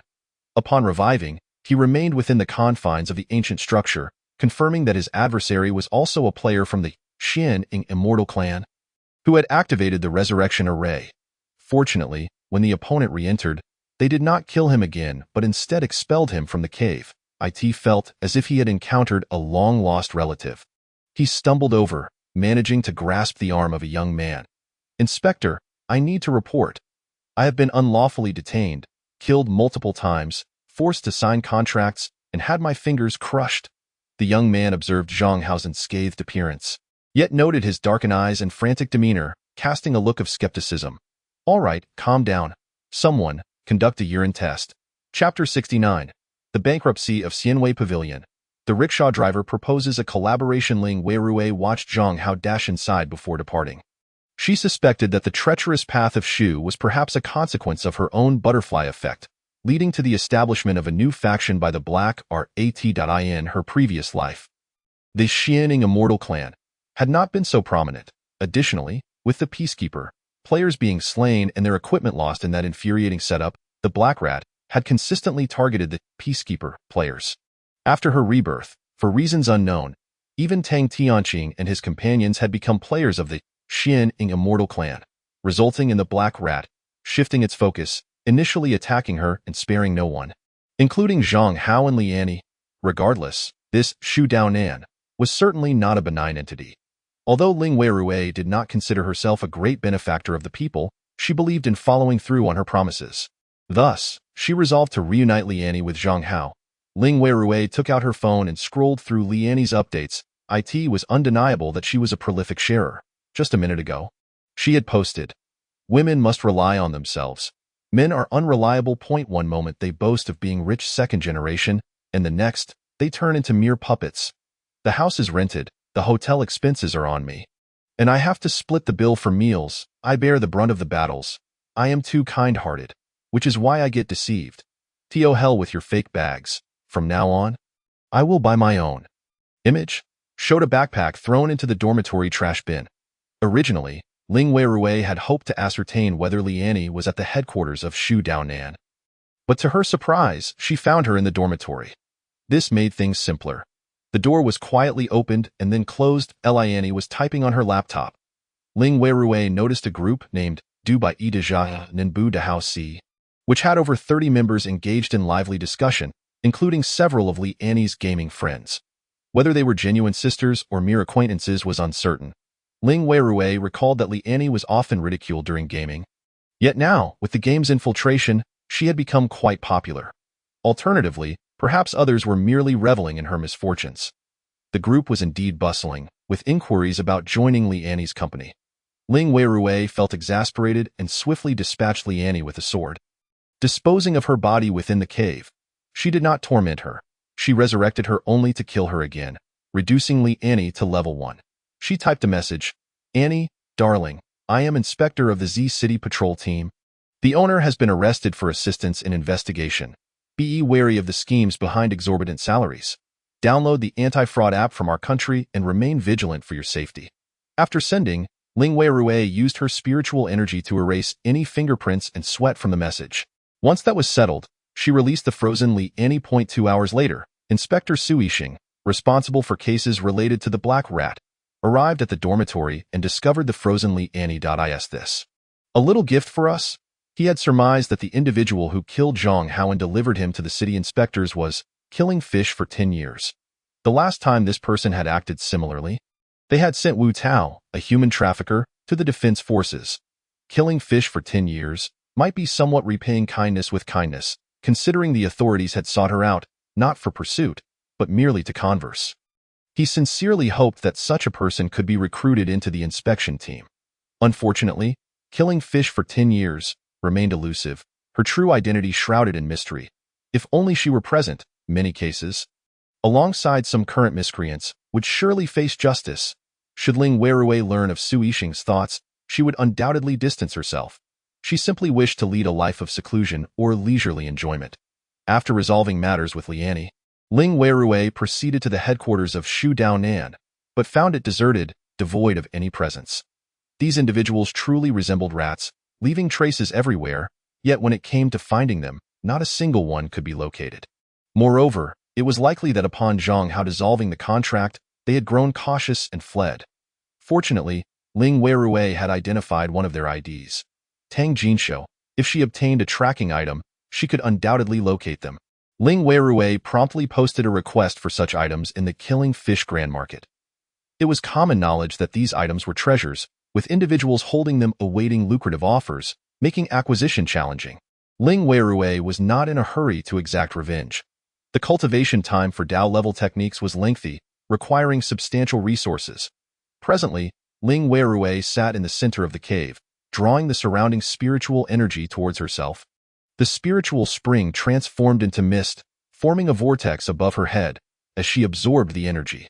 She was now at the 9th layer of the foundational stage, a step away from reaching its fullness, thus allowing her to progress into the mid-foundational stage. Thankfully, Ling Weirui had ample elixirs and spiritual energy, enabling her rapid advancement. However, she remained diligent. Meanwhile, from her physical form, Ling Weirui received a call from Mu Liqing. "Boss, 10 killing fish restaurants have opened. Given the recent bizarre invasions, your 10 properties have all commenced operations and begun to turn a profit. However, Xianwei Pavilion has been exposed for material issues, and West is still abroad. It is likely they will soon cease operations." Ling Weirui nodded. "No need to concern ourselves with Xianwei Pavilion. We shall focus on our own endeavors." There was no need for deliberate actions. The Killing Fish restaurants had already surpassed Xianwei Pavilion. Moreover, dining had become quite convenient. For those who could afford it but lacked a Killing Fish restaurant in their city, they could directly teleport to any city housing one. This was significantly cheaper than purchasing a plane ticket. Mu Liqing continued, Boss you. A merchant recently approached me, inquiring whether I would be interested in organizing an auction. Oh, is it the rickshaw driver? After the game's infiltration, the first auction was indeed established by the rickshaw driver. She had previously harbored suspicions towards him, leading her to terminate their contract. Now, with him seeking collaboration, Ling Weirue felt increasingly skeptical. Ling Weirue pondered briefly before responding. Engaging in business together is fine. What are his proposed terms? He wishes to source some goods from you and suggested the exhibition hall in Jinling as the auction venue, hoping to continuously upgrade the property. The rent could be offset through equity, allowing you to hold 20 of the shares. Then why shouldn't I simply do it myself? Ling Weirue challenged Mu Liqing, if you were to handle this matter alone. Do you believe you could manage it? Chapter 70. Establishing an auction house. Spider-Man armor. Ling Weirue had previously deceived Philin West out of 5 billion yuan to purchase the exhibition hall on Jindu Road in Jinling. This exhibition hall boasted a construction area of 20,000 square meters and an expansive site area of 180,000 square meters. It was, without a doubt, an impressive venue. Frequently, it showcased antiques, paintings, and jewelry, while the outer area could host car exhibitions. Ling Weirue had initially invested 300 million yuan. Back then, it was 300 million. What about now? In the span of a single night, Ling Weirue activated the exhibition halls, Guardian Deity, and Golden Light Spell, requiring 4 million merit points. Currently, merit points were valued at 130 yuan each, amounting to an investment of approximately 500 million yuan. Altogether, that totaled 800 million yuan. Should Ling Weirue decline the collaboration, the rickshaw driver's auction house would likely not open for another 2 months. Hence, in this partnership, the rickshaw driver offered Ling Weirue only 20 of the shares, so why shouldn't Ling Weirue simply do it herself? Mu Liqing contemplated, then remarked, Boss you, we can certainly handle this ourselves. We just need to leverage your reputation. Ling Weirue chuckled softly, her admiration for Mu Liqing growing. So, tell me, how does what you're proposing differ from what the rickshaw driver intends to do? Both rely on my reputation. Why should I allow the rickshaw driver to benefit from this? Killing Fish for 10 years, held the top position, boasting formidable strength, not only in level but also in combat prowess. Killing Fish for 10 years served as the strongest form of advertisement. Just look at those players registered under the Killing Fish for 10 years ID. Even if fans are aware it's a facade, they still enjoy it. One individual, clearly male, insisted on claiming to be Killing Fish for 10 years. Engaging in abstract boasting that everyone recognized, leading to mockery and laughter. Yet, that person amassed 300,000 followers in the blink of an eye. Even individuals sought to engage him as a spokesperson for advertisements or to sell various transactional items on his behalf. Such ventures were indeed lucrative, provided one possessed sufficient audacity. Therefore, any association with Killing Fish for 10 years would inevitably attract significant attention. The rickshaw pullers also entertained this notion. I shall provide you with 200 million to organize this auction. One declared. Mu Liqing promptly agreed, assuring, rest assured, Mr. Yu, I will ensure it is executed flawlessly. With the topic of the auction raised, Ling Weirue took the opportunity to inquire about another of her enterprises. The waste disposal site was officially rebranded as Killing Fish Group. The insect tribe upgrade point had been under Wang Qing's purview. Following the inaugural day of the Killing Fish restaurant's operations, where chickens were slaughtered as a warning, no one dared to challenge them in City Z. Subsequently, with Mu Liqing at the helm, Wang Qing and his associates were liberated to upgrade daily at the upgrade point, their pace far exceeding that of ordinary players. The insect tribe upgrade point was easily replicable. One merely needed to acquire refuse within the city and accumulate it in an area with a high insect tribe population, quickly birthing a new breeding ground for the tribe. In fact, Wang Qing opted to source supplies from the first insect tribe upgrade point, establishing a second one. Thus, the only expenses incurred were the rental fees for shops collecting refuse within the city and the daily cost of 40,000 for garbage acquisition. At present, 14 city upgrade points had been established. All Ling Weirue needed to do was to arrange a few formations and magical artifacts. Moreover, due to the bizarre invasion, these upgrade points had transitioned into a 12-hour upgrade system. Daytime attracted crowds while nighttime saw fewer visitors, yet profits soared. The influx of players seeking to accumulate merit was substantial, naturally increasing the number of attendees. Daily profits exceeded 200 million, a remarkable windfall. However, This inconspicuous insect tribe upgrade point was swiftly replicated by others. Yet, these imitators lacked Ling Weirui's magical artifacts and territorial control. In one instance, a customer activated an insect tribe slayer code, leading the proprietor to demand its return, resulting in a violent confrontation where the customer ultimately killed the owner. The owner resurrected and sought vengeance, while the customers banded together, seizing control of the upgrade point. After all, it was merely refuse, and they too could collect it. Consequently, those attempting to imitate were unable to maintain their hold on the upgrade point. Even those who managed to preserve it likely lacked the authority to claim spoils. As for Wang Qing's Killing Fish Group, Insect Tribe Upgrade Point, who would dare to disrupt it? The items dropped naturally belonged to Ling Weirui. Among them were the coveted Insect Tribe Slayer, activation codes, and the seemingly insignificant insect armor. The armor, no larger than a fingernail yet remarkably durable, could be fashioned into Spider-Man battlesuits using specialized materials. Following research, the blueprints for the Spider-Man battlesuit were shared, enabling tailors to produce approximately 5,000 units daily. Currently, the inventory had reached 50,000. Ling Weirui intended to launch sales, pricing them at 128,888 yuan. The sales venue would be the exhibition hall on Jindu Road, serving as a preliminary promotion. In due course, a multitude of players would flock to purchase equipment, with outdoor stalls available for rent, establishing this location as a trading hub for players. Once the auction commenced, traffic would undoubtedly surge in terms of essentials. Aside from the official teleportation arrays, Ling Weirui's enterprises had already secured a foothold in 3 critical sectors, with a continually expanding trajectory. Throughout a single day, Ling Weirui navigated reports while simultaneously engaging in monster hunting and leveling up. As evening approached at 6 o'clock, the game Invasion, version 0.5, Bizarre Incursion, entered its 3rd day. Nightfall had decisively shifted from humanity's domain. During the zombie invasion, many inhabitants of the city's towering edifices felt fortunate to reside above the fray, believing that securing the stairwells would suffice against the undead. However, such notions proved futile now. The bizarre entities could fly and even traverse walls. Presently, even a robust individual weighing 200 pounds would curl up beneath their blankets. Some, fearing they might inadvertently kick off their covers in slumber, had secured the corners of their blankets to the bed, preventing any exposure of their feet. Ling Weirui dispatched a clone to Shangjing, adopting the identity of Killing Fish for 10 years, as she preferred not to reveal her true self too soon. This journey to Shangjing was primarily to confront a boss. Previously, Ling Weirui had procured a sprawling resort-like hotel, named Nanling Peace Hotel, spanning an impressive 30,000 square meters. Nanling itself was a vast scenic area, home to ancient tombs housing a renowned princess.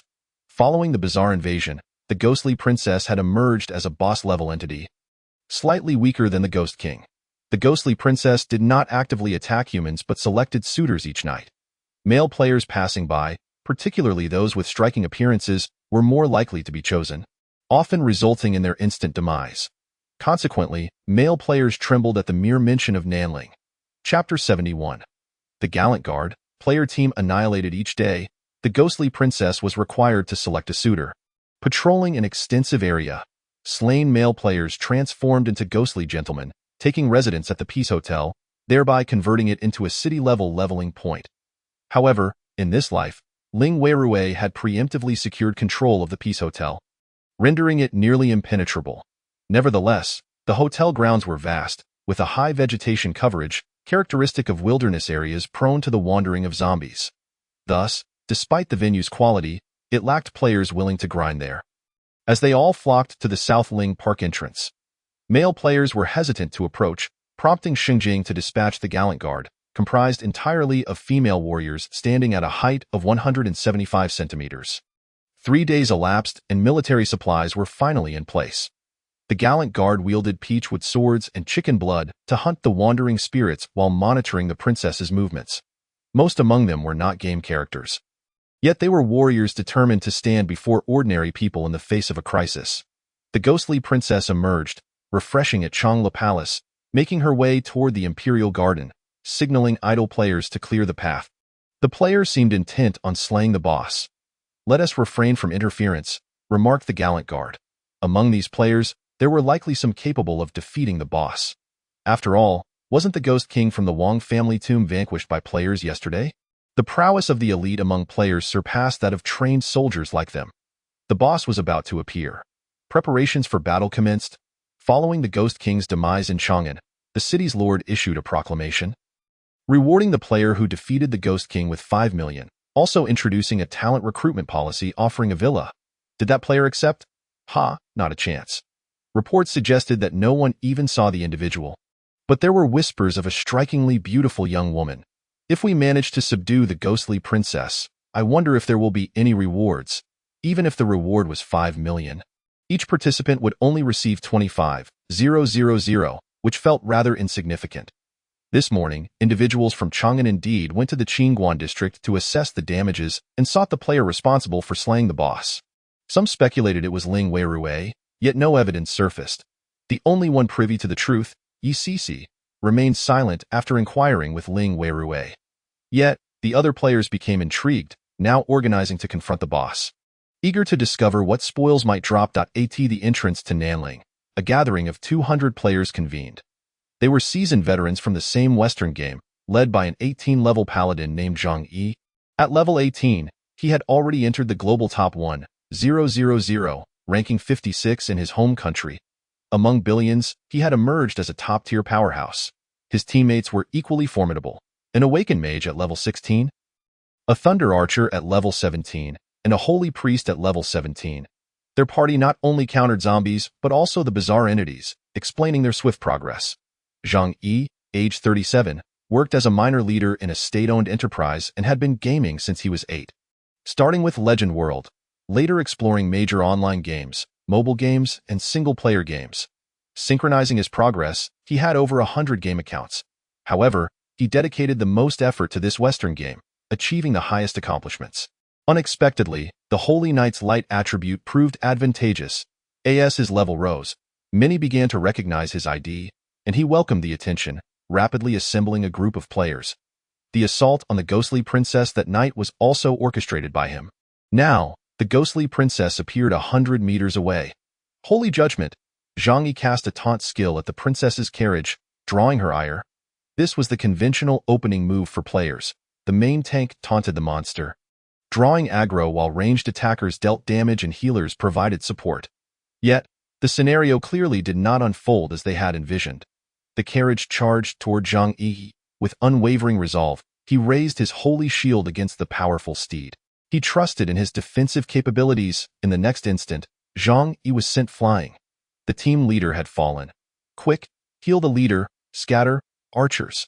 The princess's carriage crushed its way through, and the ghostly guards surged into the crowd. In just 15 minutes, the entire team was annihilated. It was rather swift. Members of the gallant guard observed the scene, stifling laughter. All right, the princess's carriage is about to make its rounds. Let us hope it doesn't T-charge into the residential area. Understood. A blue Lamborghini appeared on the scene. In the carriage, 2 individuals were present. One at the helm, the other brandishing a firearm, aimed menacingly at the princess's carriage. This was reminiscent of Ling Weirui's actions from the previous day. However, the difference lay in the seamless coordination between the two. The carriage's speed paled in comparison to that of a Lamborghini. If they maintained this pace throughout the night, they could effectively confine the enigmatic princess within the Imperial Mausoleum. This was the plan they had devised over the course of 2 evenings. Naturally, the driver had to remain exceptionally focused, as they were traveling at a staggering speed of 300 miles per hour, a pace that few could endure for long.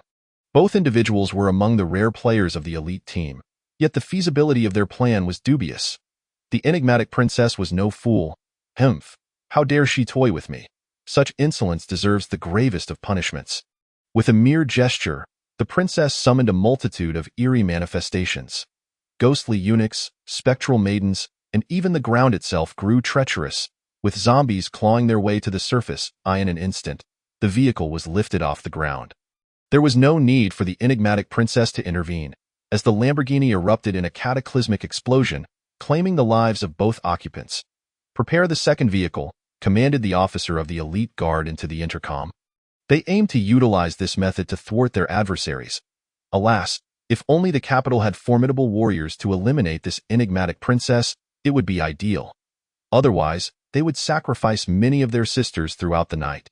As these thoughts crossed her mind, a flurry of snowflakes appeared in the sky above Nanling. July snow? However, they soon realized that it was no ordinary snowfall. Amidst the blizzard, grotesque heads were severed one after another. Even the princess's carriage was shattered. Subsequently, the enigmatic princess unleashed a torrent of malevolent energy amidst the storm. Her techniques were visually stunning, yet ultimately ineffective. Within a mere 3 minutes, the enigmatic princess collapsed, scattering a wealth of resources, including a golden activation code that shone brilliantly before being swiftly claimed. Once the snowstorm subsided, nothing remained at the scene. It resembled a skill honed over a decade of slaughtering fish. Chapter 72. The batch of boss at the 14 tombs, a plea for the arrival of the decade-long fish slayer. However, no one was present. After defeating the princess, Ling Weirui retrieved a teleportation array disk. Every asset under her command had been equipped with this disk for ease of transport. The target? The 14 tombs of Kyoto. This burial site from the Ming dynasty entombs 14 generations of emperors and their consorts, making it the most comprehensive objective for the nation of Huajia at present. On the first day of the Eerie invasion, only minor monsters had spawned. The following day, boss entities emerged. Since they typically appeared just before dawn, Ling Weirui had only dispatched one. However, tonight, the number of boss entities would increase. The decision to eliminate the enigmatic princess stemmed from her disruptive influence on the peace of Nanling and its surrounding residents. This time, the 14 tombs were Ling Weirui's primary focus. She organized her backpack and examined the activation codes within, discovering one specifically for ghostly cultivators. However, the crystal dropped by the enigmatic princess was particularly unique. Enigmatic Princess Crystal. Upon use, it enhances one's soul, imbuing their aura with an air of regal elegance, granting them royal fortune, and doubling the damage of soul attack skills against male adversaries. Such a ruthless princess. I admire her. Ling Weirui utilized the enigmatic Princess Crystal, augmenting her own soul's power. The 14 tombs lay on the outskirts, yet with the current speed of her flying vessel, she arrived swiftly. The tombs were subterranean, yet the ghostly emperors had already emerged, patrolling alongside their spectral maidens and guards. Nearby, residents were evacuating as Kyoto sounded the alarm. You are all my subjects. Why do you not kneel before me? Why flee? Join my army and unite the realm.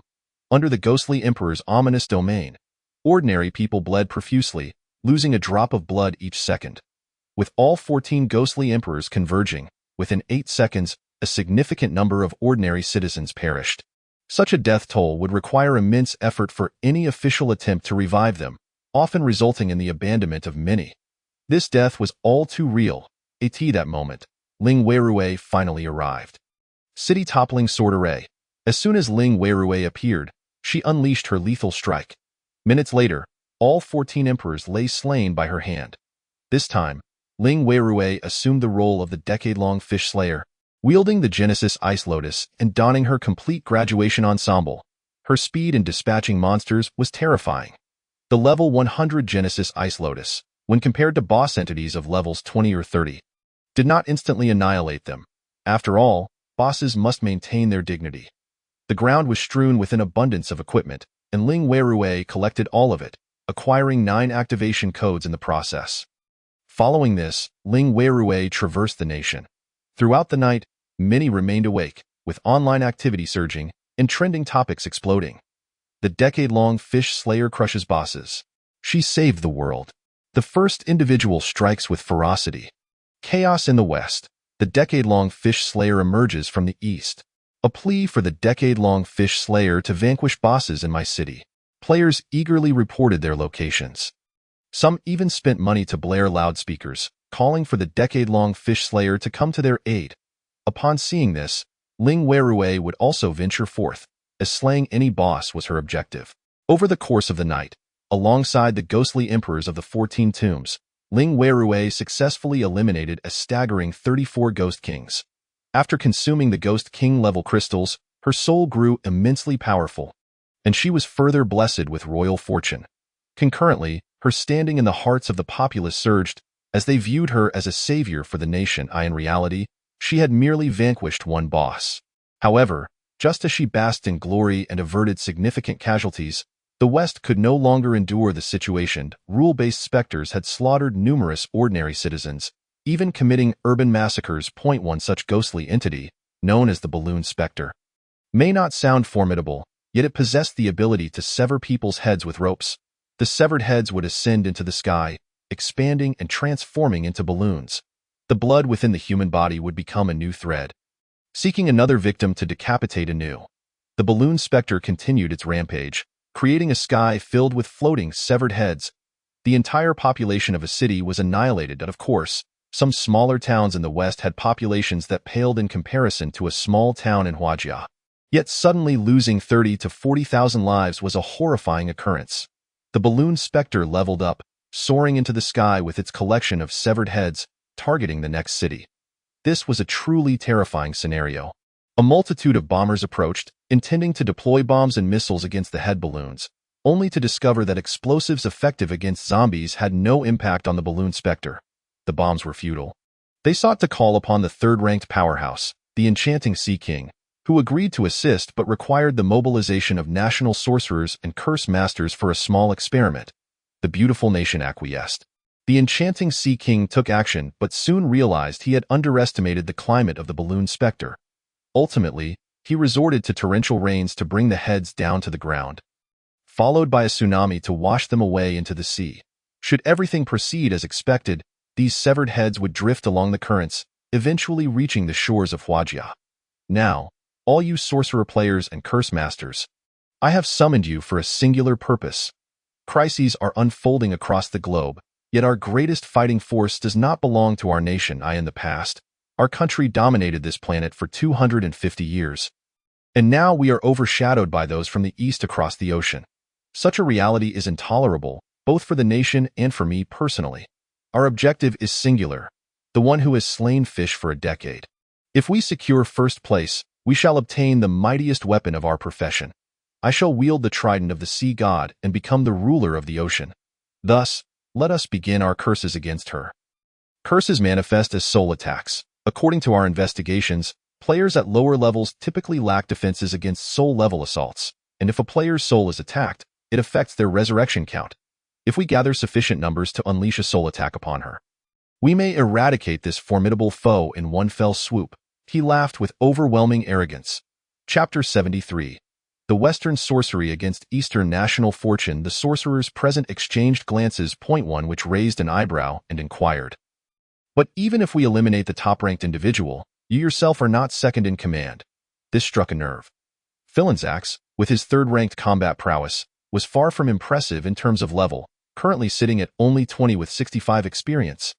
Ranking at 17th place, he was even outdone by Tang Tianqing, who, while exterminating cockroaches, had diligently rescued others, recently climbing to 9th place at level 21. There were even those ranked higher than him, players who focused solely on leveling up. Neglecting all else. As levels increased, the experience required escalated. Ling Weirue, at level 23, seemed comparable, yet in reality, even granting the second-ranked individual half a month would not close the gap. Philanzax's once manic grin twisted momentarily. Finally, he nervously twitched his eye and declared, "With my combat prowess, the ocean shall be mine to command. If I simply reduce my social engagements and refrain from frivolous pursuits, I will soon surpass the competition.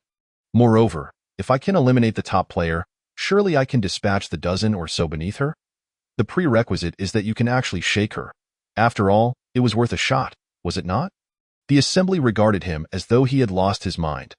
Nonetheless, this audacious plan ultimately gained approval. The current situation was indeed unfavorable for their nation. Observing others rise in power is something that this sovereign finds utterly intolerable. Moreover, if they truly succeed, would that not be a remarkable feat? They would possess a means of striking from an extraordinarily long distance, akin to wielding a mushroom bomb in the past, thereby instilling fear in all nations. However, their curse necessitates knowledge of the target's true name, a piece of information regrettably unknown to anyone. Consequently, the potency of this curse diminishes somewhat. Nevertheless, they can compensate through alternative means, such as sacrificial offerings. By sacrificing a sufficient number of souls, blood, and lives, they aim to invoke the curse of killing fish for 10 years. Fortuitously, due to the incident involving the heads, an entire city has been obliterated. They meticulously arrange all the corpses as offerings and plan to slaughter 1,000,000 pigs, 1,000,000 cattle, and 1,000,000 sheep. A considerable undertaking indeed. Prior to the game invasion, in the prosperous and beautiful nation, the combined slaughterhouses of the entire country could process approximately 400,000 pigs and 50,000 cattle daily, sufficient to supply the entire nation. Yet, they still require the slaughter of livestock, all of which must be transported to a single location for butchering. An endeavor of monumental scale, however, this does not waver the resolve of the Phalean family. Even the authorities lend their assistance. Soon, they establish a stronghold in the small town of Black Pearl, where the incident of head balloons occurred, and begin transporting vast quantities of supplies, with slaughtered pigs, cattle, and sheep strewn haphazardly across the ground. The roads awash in blood, forming an immensely magnified formation. 3 days pass, and the entire town reeks of blood and decay. The first batch of slaughtered animals has begun to rot, emitting a foul stench. Once this is finally accomplished, they petition the demons of hell for an exchange, invoking the curse of killing fish for 10 years. At the heavenly lake of Panlong Mountain, Ling Weirue, feeling bored, scrolls through images of frogmen while crafting new battle armor, the Frogman armor. This level 20 armor is being created now, and in 2 months. When a large number of players reach level 20, Ling Weirue can reap a fresh harvest of resources. As she contemplates this, the sky suddenly darkens, with countless storm clouds gathering, emanating black demonic energy, and even hints of magma glow emerging amidst the mist. Instantly alert, Ling Weirue realizes the presence of a demon. Demons are intermediate monsters of level 30, and according to the gradual descent of the primordial humans, they should not appear in Blue Star for another 6 months. How could one manifest at this moment? Moreover, it appears to be an exceedingly advanced demon. As she ponders, a sinister figure emerges from the clouds. Its skin flowing like lava, a sharp horn protruding from its bald head, cloaked in a pitch-black robe, standing 100 meters tall. The demon's malevolent eyes fixate on Ling Weirue, pointing a finger at her. Instantly, she feels a pulsating sensation in her brow, a foreboding sense of impending doom. A jet-black beam of light rushes toward her. Swiftly, Ling Weirue wields the Genesis Ice Lotus, unleashing a colossal attack with a thunderous roar. A 5-meter diameter beam of light engulfs her, then erupts in a straight line, colliding with the dark energy.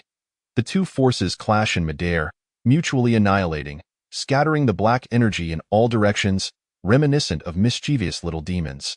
Without hesitation, Ling Weirue casts a protective shield and switches her magical artifact, enveloping herself in a great bell.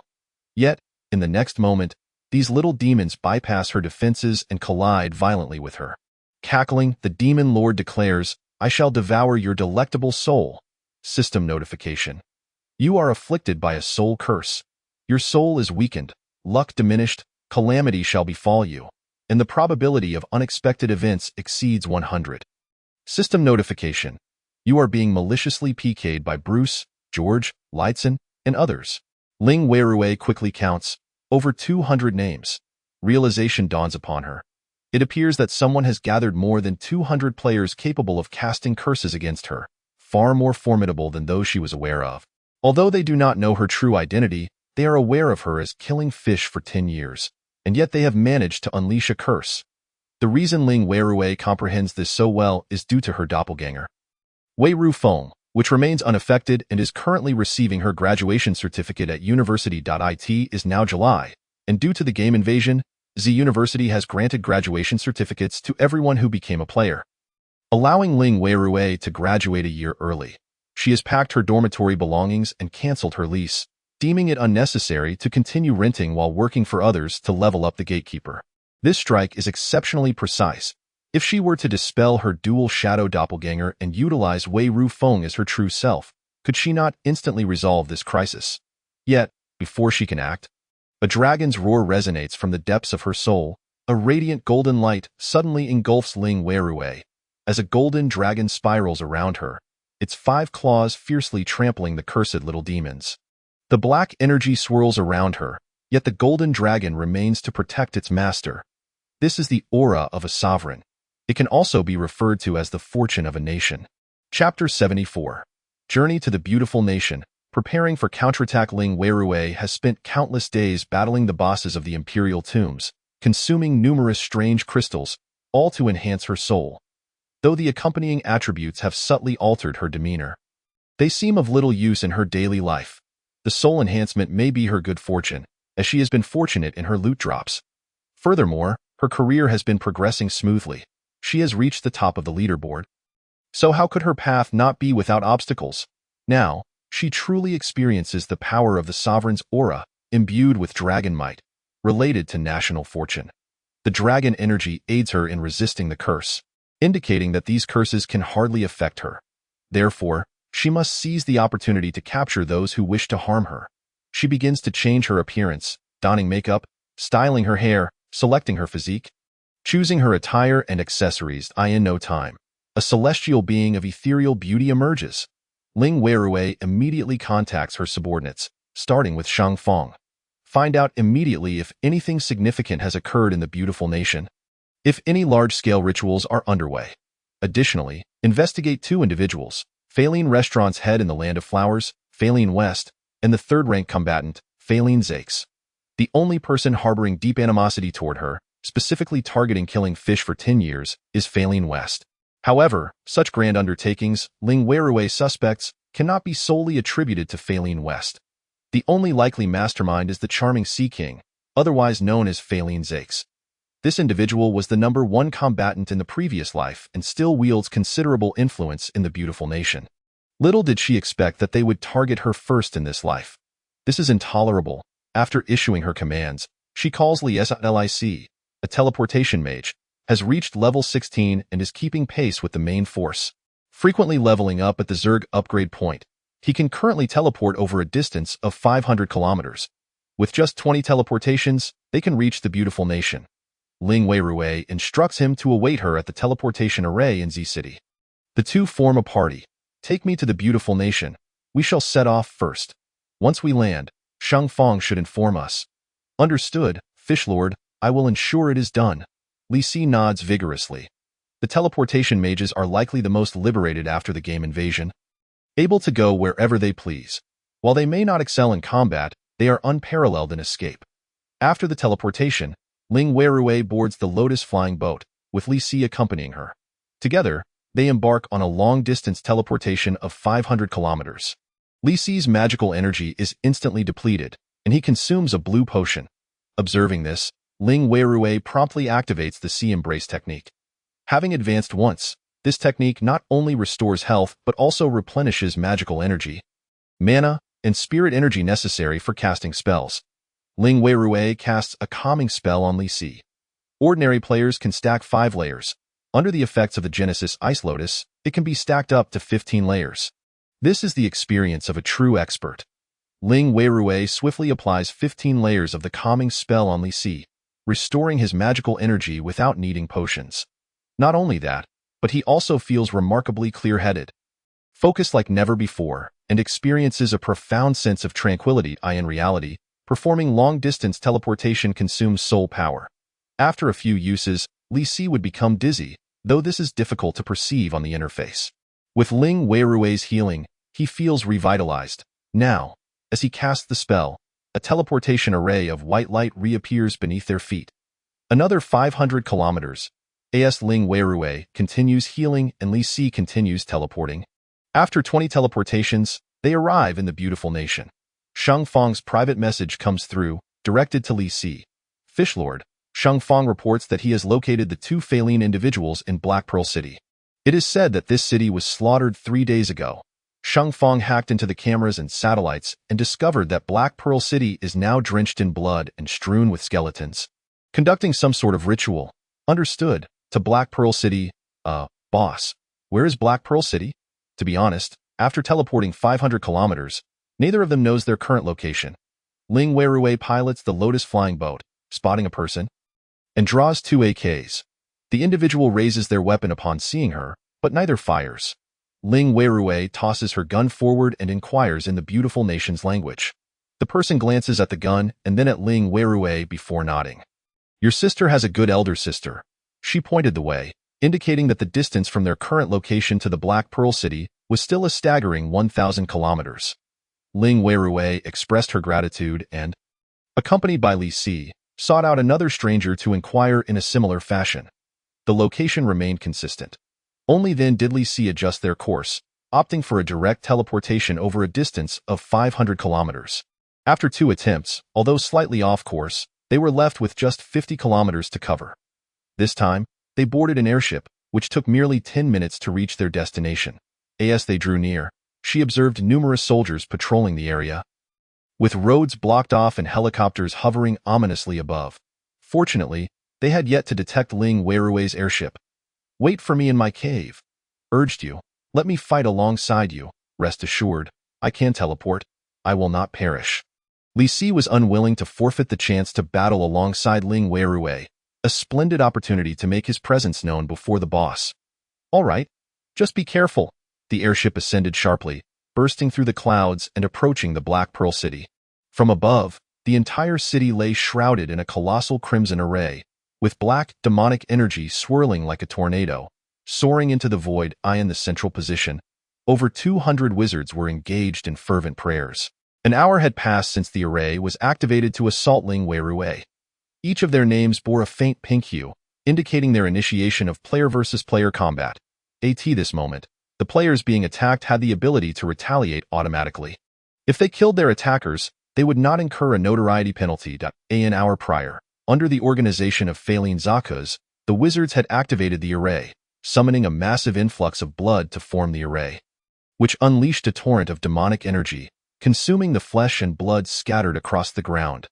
Pigs, cattle, sheep, and the headless corpses of those who had met bizarre ends were all drawn into the earth, as if the blood had connected to the river Styx, with the bodies sinking into its depths. Chapter 75. The Revenge of 10 Years of Fish Slaughter. Mushroom bombs bombard Pearl City. At present, it seemed hopeless. Fortunately, the sacrificial ritual had succeeded, but it remained uncertain what kind of attack 10 years of fish slaughter had endured. They needed to maintain the array to continue their onslaught against. "Do you have a death wish while watching the spectacle?" Ling Weirui shouted. At that moment, Li Si held his phone, aimed at the distance. Following a deafening explosion, a vast white ring expanded in the air, resembling an enormous smoke ring. Subsequently, the flames from the explosion surged into a mushroom cloud, and a powerful shockwave barreled towards them from 30 kilometers away, akin to a ferocious 10-level typhoon. Black Pearl City was utterly obliterated in the explosion, its buildings collapsing into dust and rushing towards the horizon. The scene was overwhelmingly shocking. Awesome, wow, damn. Witnessing this in my lifetime leaves me with no regrets. My goodness. Li Si felt as though he was witnessing a miracle at that moment. Ling Weirui felt the same. However, the thought that such a terrifying explosive power could be replicated by later players left her breathless. By then, humanity's combat prowess was deemed cosmic level. The visual was simply too staggering. Indeed, exhilarating. Ling Weirui's spirits were lifted. Yet, with the destruction of the Resurrection Formation, it was unclear whether Faline Zaku's had escaped or been absorbed. However, following this nuclear explosion, the black clouds above the avatar of killing fish for 10 years, far away in flower planting country, had dissipated, indicating that the formation had ceased. The Faline family's operation ultimately ended in failure. Ling Weirui and Li Si continued to watch for another half hour, the terrifying radiation affecting them both. Ling Weirui was largely unaffected, her body strengthened by her cultivation, far superior to an ordinary person's. However, Li Si began to feel nauseous, the effects of radiation taking hold. She planned to return in the evening to tackle a boss before leaving. This wasn't about saving the world. In fact, bosses were also resources. By defeating the bosses in the beautiful country, Ling Weirui could take the equipment and activation codes, depriving the opponents of those benefits. Moreover, bizarre bosses did not respawn every 3 days. Smaller ones took over 10 days, while larger ones could take at least a month to respawn. By the time players leveled up, the equipment dropped by these bizarre entities would lose its value. Ling Weirui found a spot on this nameless mountain, wielding the Genesis Ice Lotus, unleashing a torrent of sword energy that carved a hole into the mountainside. She set up a concealed formation at the entrance and then arranged a teleportation master array inside. Affixing a small label on the subarray disk for easy identification, Ling Weirui could now use it to travel to the beautiful country. Should anyone attempt to harm her again, she could arrive without delay. With everything in place, Ling Weirui entered the cave and began her cultivation. Meanwhile, several hours passed in the outside world. Soldiers from the beautiful country, clad in isolation suits, arrived at Black Pearl City. They had not intended to come. But with the 200 mages who had presided over the formation failing to escape, they could not abandon such a significant force. They suspected, killing fish for 10 years, possessed some special item that allowed for continuous killing and resurrection. Or perhaps the mages were too severely injured to leave. They needed to come to their rescue. However, when they stepped into the ruins of Black Pearl City, they found only blackened traces on the collapsed buildings. All the mages had been carbonized, their bodies untraceable, and their souls devoured by the grand formation. Unbeknownst to these soldiers, the black inscriptions of the formation slowly began to glow with a magma-like orange hue. At that moment, the system issued an announcement. System announcement, emergency patch update. Game Invasion version 0.6 is online. The primordial humans have been observing the development of the Blue Star humans, who, despite their inherent weakness, have managed to develop offensive capabilities exceeding their own defenses by hundreds of thousands of times. To prevent the world from descending into ruin and becoming a sanctuary for mutated gene creatures. All countries on Blue Star are to have their mushroom bombs and nuclear warheads forcibly confiscated. To prevent Blue Star humans from slaughtering one another, the usage rules of certain resurrection items have been updated. And public resurrection sites such as resurrection temples, charity houses, hospitals, and morgues have been established. Players who are killed may choose to resurrect nearby, and players within these zones will gain an invincible and untouchable state. Version 0.6 Monster Update Notice. Due to humans utilizing forbidden powers, the coordinates of Blue Star have been exposed, and a gate to demons is about to manifest. Note: the demon race is an advanced race. With the lowest level of minor demons at level 30, intermediate demons at level 50, advanced demons at level 70, and major demons at level 90. The coordinates of the demon gate are Beautiful Country, Black Pearl City. Ling Weirui was astonished upon reading the update. This was content she had never encountered in her previous life. She immediately took out the resurrection formation and discovered that allies, referring to all humans, were now restricted to reviving only in teams or among guild members within the resurrection formation. The targeting was glaringly obvious. Clearly, using the resurrection formation to kill would no longer be feasible. However, that was not the crux of the matter. What mattered was the Demon Gate. Chapter 77. The Woman Guarding the Demon Gate on the Hillside. Ling Weirui observed a massive gate slowly rising from the ground of the bombarded, fiery cityscape. Visible even from 30 kilometers away point, one could only imagine its immense size. At that moment, the ground of the city began to take on a crimson hue. As if magma flowed beneath it, from within the gate, waves of monsters emerged, summoned from the formation. Demons. Their skin colors varied, some purple, some blue, red, or black. Some were small, hunched over, with sharp features and either two long horns or ears. Such were the characteristics of lesser demons. According to the system's regulations, demons of level 50 and above would appear here. Even one instance could pose a crisis for humanity, as level 50 monsters could inflict devastating damage on current players. At that moment, a multitude of low-level demons materialized, their expressions shifting to one of disgust and anger upon sensing the surrounding environment, still tainted by the recent explosion and radiation. Then, these demons gazed into the distance, their expressions morphing to surprise and excitement. From what Ling Weirui had learned in her previous life, the demons' home planet was also a wasteland, akin to the aftermath of a nuclear explosion. However, this did not mean they relished such an environment. The primary reason for their transformation into such a state was the demonic aura they inherently possessed, which, after the world became a wasteland, inhibited the birth of resources, forcing them to plunder for new ones. It could be said that demons lived a life of perpetual warfare and plunder. Otherwise, sustaining their vast race would be impossible. Thus, it seemed their modus operandi mirrored that of the beautiful country. As both thrived on the profits of war, Ling Weirui boarded her flying vessel, soaring towards the demon gate at the edge of Black Pearl City. Before her lay a dense army of demons, rivaling the hordes of zombies outside Peace Castle. This was all experience.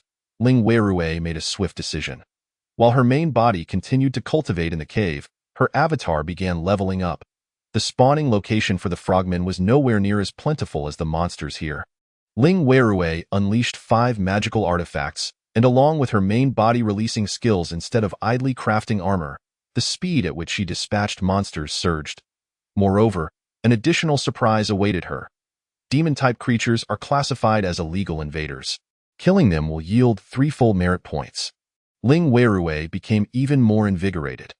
However, Black Pearl City was, after all, a small city. The demons were not emerging from the gate itself, but rather from the formation. Meaning the city was constantly spawning monsters, with the demon gate merely serving as a banner for them.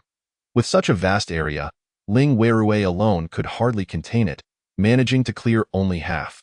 The remaining demons, upon noticing her, attempted to attack, yet some of the more intelligent demons fled.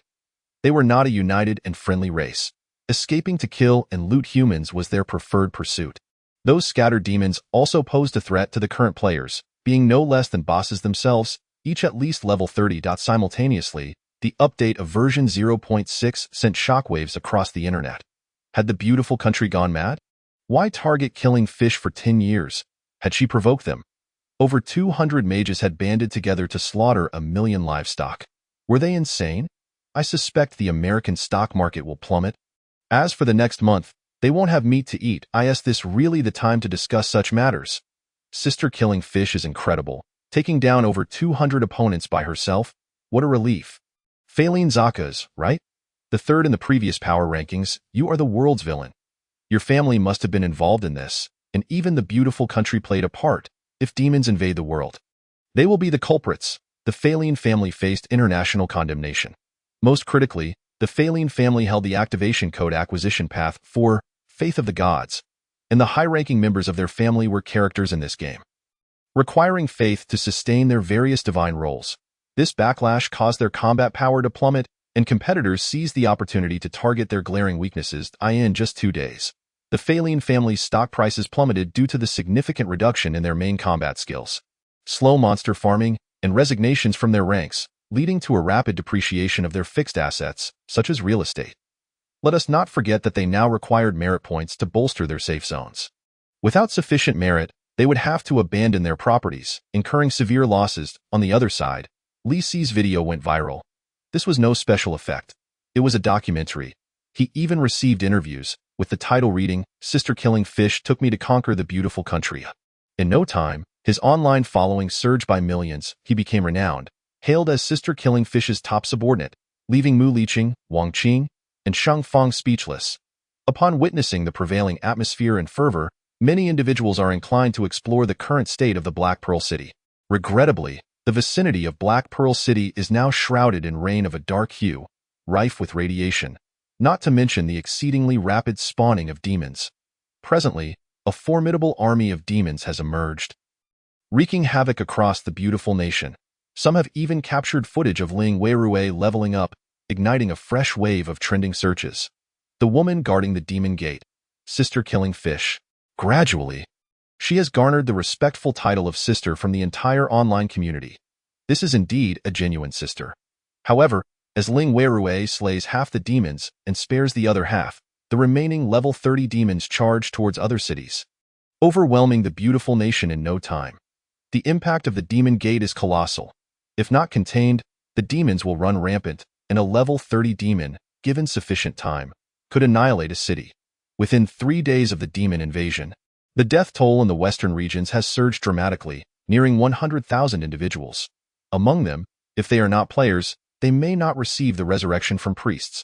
Those familiar with the medical system understand the dire situation. Furthermore, following the last incident with the mushroom bomb, which had catastrophic effects on ecological balance, the use of large-scale explosives has been prohibited by the original humans, resulting in a scarcity of more potent weapons to combat level 30 monsters. Consequently, there is no choice but to seek international assistance. The flowering nation promptly begins to mock. They caution against sending their own strong individuals, fearing that they might curse and annihilate their top fighters instead. The instigator of trouble ultimately leaves humanity to clean up the mess. However, it is said that the merit earned from killing demon creatures is tripled, making it a lucrative endeavor. The beautiful nation, realizing that moral coercion is ineffective, is compelled to offer a price. Primarily, if they do not act soon, public protest will ensue. Yet, they cannot set the price too low. as that would deter strong individuals from participating. With a determined resolve, the beautiful nation announces a support mission. Level 15 players, 100, 000, level 16, 200, 000, level 17, 300, 000, level 18, 500, 000, level 19, 800, 000, level 20 players, 1 million. Should the Demon Gate be closed, a reward of 50 billion will be granted. Chapter 78. Designated Mission. Gathering of high-level players. They refer to the currency as beautiful coins, which exchange at a rate of 1.7 with the flowering coins. Upon seeing this news, Lingwei Rui felt invigorated. Over the past 3 days, she has leveled up to 24, leaving others far behind. Leveling up is crucial, but financial gains cannot be overlooked. She immediately utilized the Three Realms announcement to disseminate her message. Killing fish for 10 years. If level 20 costs 10 million, how much do I get at level 24? If the offer is insufficient, I shall take my leave. Let those who wish to guard the Demon Gate do so. Players, intrigued by this amusement, quickly joined in. After all, such shouting props are not expensive, and many wealthy second-generation individuals are willing to spend several thousand. Dragon Young Master of Kyoto. Matta, my eldest sister is speaking to you. Boss of Magic City. Matta, my eldest sister is speaking to you. Windriding Prince. Matta, my eldest sister is speaking to you. Quite audaciously, Matta, the current leader of the beautiful nation, is already 82 years old. Fortunately, after the synchronization with this game, he has integrated elements from a game he played in the past. NBA Basketball. Indeed, a basketball game released at the end of the last century, now boasting a 30-year history, has continually updated, with countless basketball stars from the beautiful nation incorporated into this game, even including leaders who have joined in jest. Of course, behind this, there are wealthy families promoting and publicizing the game. And no one knows whether these companies also have shares held by the president. Thus, Matta has also advertised this game and possesses an account. Upon the game's invasion, he synchronized his account, instantly acquiring the physique of a basketball player. The frail elder can still engage in basketball at this moment. He is being by everyone, and Matta swiftly convenes discussions with the senators. Killing fish for 10 years is unequivocally threatening us. I suspect she single-handedly could intercept all demons. Yet she simply refuses to do so. No. This might be an opportunity to mend relations. Perhaps she is unaware that we are stepping in. Let us offer her an irresistible price. If we give her a distinct offer. What if someone else reaches level 24? They might receive the same offer, but without her lethality, wouldn't we be overwhelmed by the Demon Gate? Indeed. After their deliberations, Matta ultimately issues a proclamation, offering 20 million. Converted, this equates to a staggering 140 million per day. The most formidable worker. Lingwei Rui is satisfied with this price. A designated task has now appeared in her task list. Designated task release. Issuer, Congress of the Beautiful Nation. Task content, hunt the monsters of the Demon Gate, for 8 hours daily. Task reward, 140 million. They even adhere to an 8-hour workday. Such robust labor laws. Naturally, should the hours exceed 8, no payment will be made. As they did not mention overtime compensation.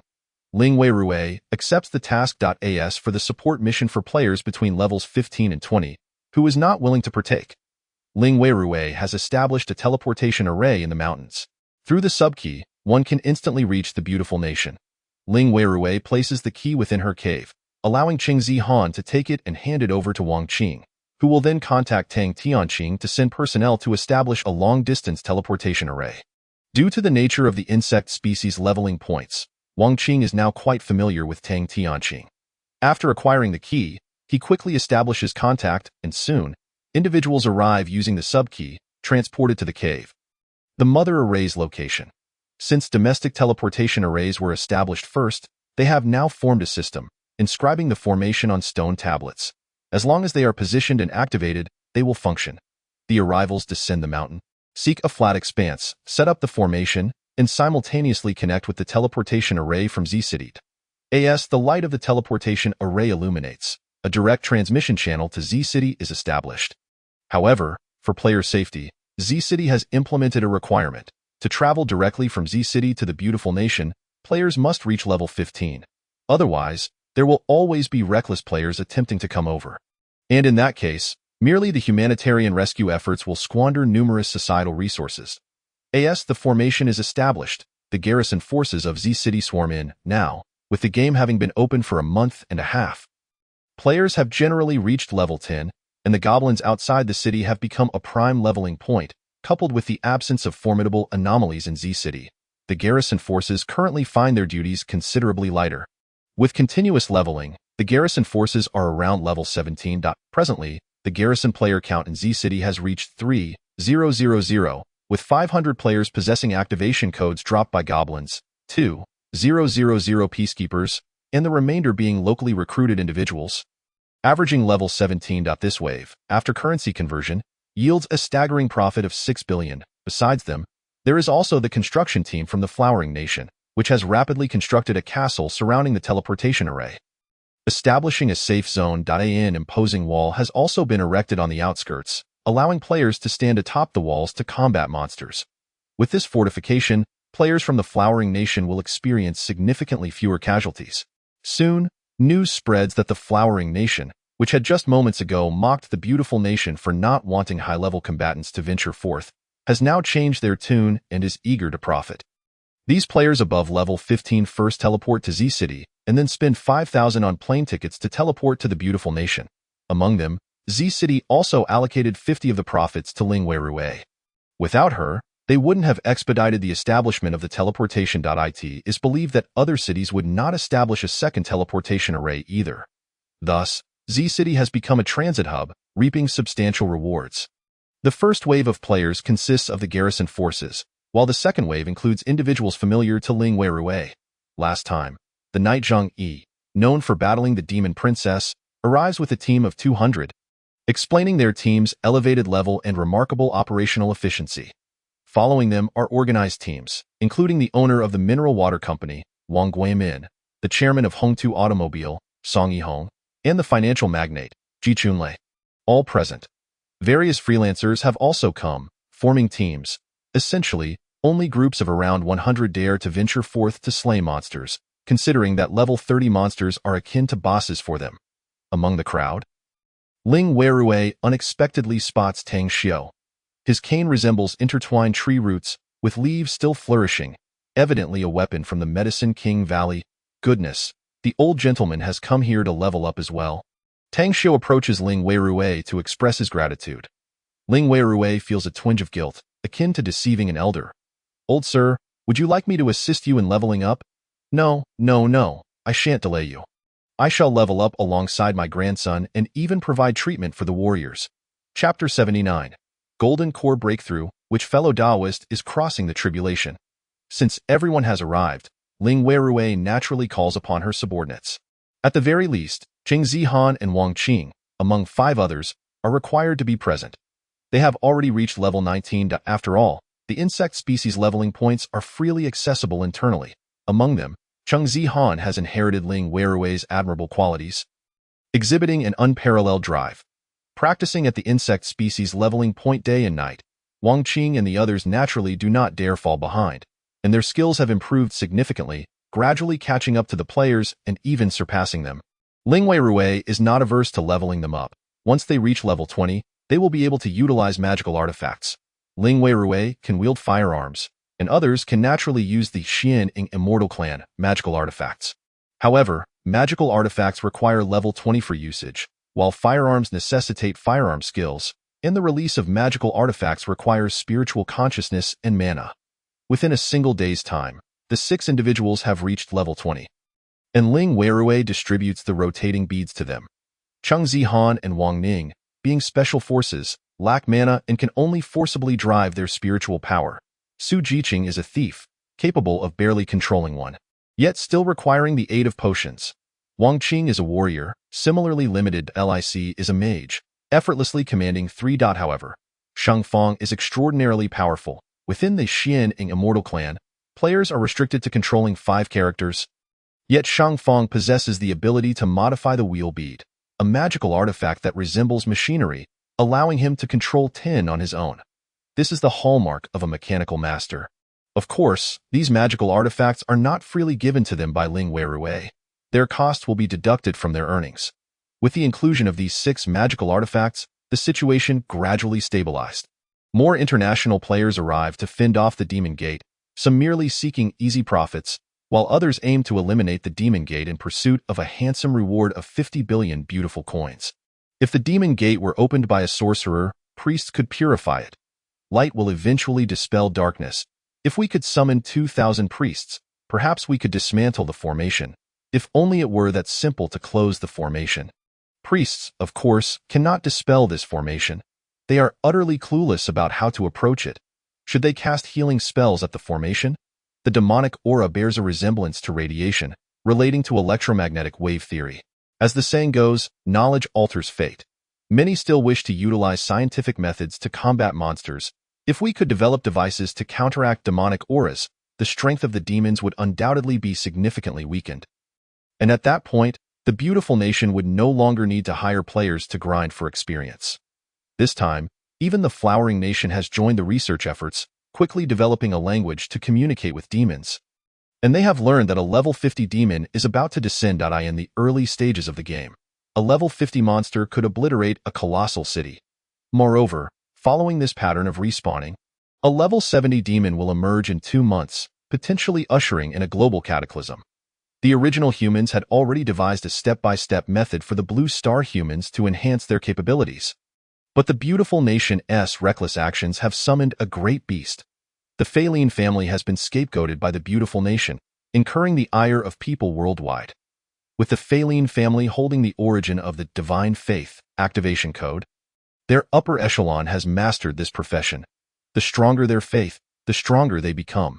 If their faith falters, they become forsaken deities, their skills pitifully weak, and they dare not approach the Demon Gate for upgrades. Ultimately, a nation has discovered that only the power of spells can forcefully attack the Demon Gate, but the range must be vast and sufficiently potent to shatter the gate and seal it. The issue lies in the fact that even the mightiest skill of Ling Weirui seems incapable of harming the Demon Gate. What to do? Among a population of 10 billion, perhaps only Ling Weirui remains remarkably composed. She has long possessed a solution, now merely awaiting her level to reach 30. Given the current rate of leveling up at 1 level every 3 days, in half a month, Ling Weirui will have amassed enough experience. Perhaps due to the emergence of the Demon Gate, subsequent game updates have not introduced significant content changes or new monsters. Ling Weirui's level has surged the most rapidly, while Tang Tianqing has also risen to second place on the leaderboard. Thanks to 2 awakened immortal arts, gained from a limited-time shop with an awakening stone, and his ability to summon double shadow clones for battle.at last, Ling Weirui's experience reached 29 levels and 99. She paused her assault, vanishing from her location and entering a cave. Inside the cave, Ling Weirui's 2 clones merged into one, the cavity filled with spiritual liquid, seemingly capable of solidification. Under the acceleration of 10 times the time flow and the enhancement of a Dao-level technique, Ling Weirui's cultivation reached the pinnacle of the foundation establishment stage, just a step away from attaining the Golden Core. The Golden Core represents a significant threshold for level 30 players. Fortunately, after half a month, the players stationed near the Demon Gate have also seen a substantial increase in power, generally reaching around level 22, barely able to withstand the monster's attacks. The demons respawning around her charged forth relentlessly, yet all were repelled by her magical artifacts. She sat cross-legged, first issuing a notice through the 3 realms. All players near the Demon Gate should retreat immediately. I am about to destroy the Demon Gate, and I shall not be responsible for any collateral damage. Upon finishing her message, Ling Weirui retrieved a synchronous item from her backpack, the Golden Yuan Pill. Each pill enhances the success rate of forming a Golden Core by 20. Ling Weirui consumed 5 in one breath, achieving a 100 breakthrough. As the pills took effect, the rich spiritual liquid within the cavity began to compress, transforming from liquid to solid, forming the Golden Core. As the Golden Core solidified, dark clouds suddenly gathered in the sky, accompanied by flashes of lightning and deafening thunder. The ominous clouds appeared to hang perilously close to the ground, as if ready to descend. Witnessing this scene, Li Si was taken aback. Which fellow Taoist is undergoing tribulation? Moreover, the several players from the Xian Immortal clan felt an overwhelming pressure. Tang Tianqing's team all turned pale. After so many days, they had learned much about the Xian Immortal clan and naturally anticipated what was happening. The Thunder Tribulation is serious. It's as if killing fish for 10 years has led her to face the Thunder Tribulation. Quickly retreat. The range of this Thunder Tribulation is likely 20 kilometers. If you don't run now, you'll be struck too. Players began to retreat frantically. Finally, the first bolt of thunder struck down. Crack! This bolt of thunder targeted Ling Weirui, but the demon gate was so enormous that it acted as a lightning rod. The thunder crashed down upon the demon gate. Chapter 80. The demon gate is shattered by thunder. Enduring the final Thunder Tribulation, a burst of sparks accompanied by lightning erupted. The demon gate appeared utterly undamaged. However, the powerful thunder, imbued with destructive force, struck the formation, instantly incinerating all demons on the ground to cinders. Players who had come to level up hastily retreated. Ling Weirui calculated that the thunder of the Golden Core stage typically consists of the 4-9 Thunder Tribulation, amounting to 36 strikes. However, as Ling Weirui had synchronized double the strikes since the Qi refinement stage, upon reaching the pinnacle of the Foundation Establishment stage, her spiritual power was tripled compared to an ordinary completion. Thus, when forming the Golden Core, the Thunder Tribulation naturally became stronger, totaling 108 strikes. This was not the end.as the thunder rained down. All demons within the formation were obliterated. Since the thunder was initiated by Ling Weirui, it counted towards her experience, in an instant. Ling Weirui's level soared to 29. 999 experience. The system issued a new prompt. System prompt, your current experience is full. You must complete an advancement challenge to ascend to level 30. Would you like to initiate it immediately? Yes. Advancement task issued. Issuer, Cosmic Game. Task content. Since you synchronized with the account of the Xian-ing Immortal Clan, the game background is rooted in cultivation. The advancement task is to withstand the 4-9 Heavenly Thunder. So please prepare yourself. Task reward. Reach level 30. Another 36 strikes of Heavenly Thunder.in total. That makes 140-4.is that enough to shatter the demon gate. As Ling Weirui accepted the task, the thundercloud above her thickened once more, accumulating layers. 2 bolts of thunder struck fiercely at Ling Weirui, only to be intercepted by the demon gate. The remaining thunder, still potent, struck Ling Weirui's Sea-Tide Divine Spell. Water conducts electricity, and the water shield surrounding her turned a vivid purple. However, despite the conductivity, Ling Weirui suffered no damage, moving with ease. The thunder continued to unleash its fury. The first round of 9 heavenly thunders and the subsequent 9 that appeared after accepting the task were all discharged. A 10-minute intermission ensued, marking the end of an hour. The players had already retreated to the mountaintop, gazing at the terrifying thundercloud, with many developing a fear of colossal entities. Ling Weirui remained in excellent condition. Soon, the second round of heavenly thunder descended. The third round, the fourth round, each round increasingly fierce. Players observing from a distant peak were left in awe. How could one not say that killing fish for 10 years is formidable? Did she not foresee this method? Utilizing the Thunder Tribulation to shatter the demon gate and dismantle the formation. This moment, the fourth wave of thunder concluded, and as the task consisted of only 4 waves, they were all completed. The instant the task was fulfilled, Ling Weirui achieved level 30. The system announcement echoed in everyone's ears. Cosmic Game Frontline Broadcast, Game Day, 59, version 0.9, player killing fish for 10 years has, through relentless effort, completed the advancement task, becoming the first to reach level 30, receiving generous rewards. Esteemed player, killing fish for 10 years, you have achieved the milestone of being the first to reach level 30 through your diligence, and may claim the following rewards. 1. Special title, first person, level 30. Upon equipping, experience gained will increase by 10. This title is temporary. It will vanish when others surpass you in level and are the first to reach level 40. As the record holder for being the first person, the experience gain will increase by 20. 2. Blessing of the Original Humans, a 3-time death immunity aura. Upon death, you will not drop equipment or experience. 3. You may preemptively extract 1 item you own, including equipment, skills, or items. The Original Humans will waive the usage restrictions of that equipment, allowing immediate equipping. As the record holder for being the first person, you will additionally gain 2 extra synchronization slots. 4. Physique Evolution Stone, intermediate, capable of enhancing your physical attributes by 30. The 5th wave of thunder was still brewing above. Ling Weirui swiftly selected new equipment. This time, she could choose 3 at once, and naturally, she opted for her graduation gear. Changshi Shattered Moon, Ice Abyss Skirt, Changshi Shattered Moon, Ice Abyss Waist, Changshi Shattered Moon, Ice Abyss Hands, 5-piece set. Upon donning them, her defense surged once more. Ling Weirui also utilized the Physique Evolution Stone, comprehensively enhancing her physical strength. Her combat power surged to an astonishing 120,000. At that moment, the brewing fifth wave of thunder struck down once again. This time, it was merely a solitary thunderstorm.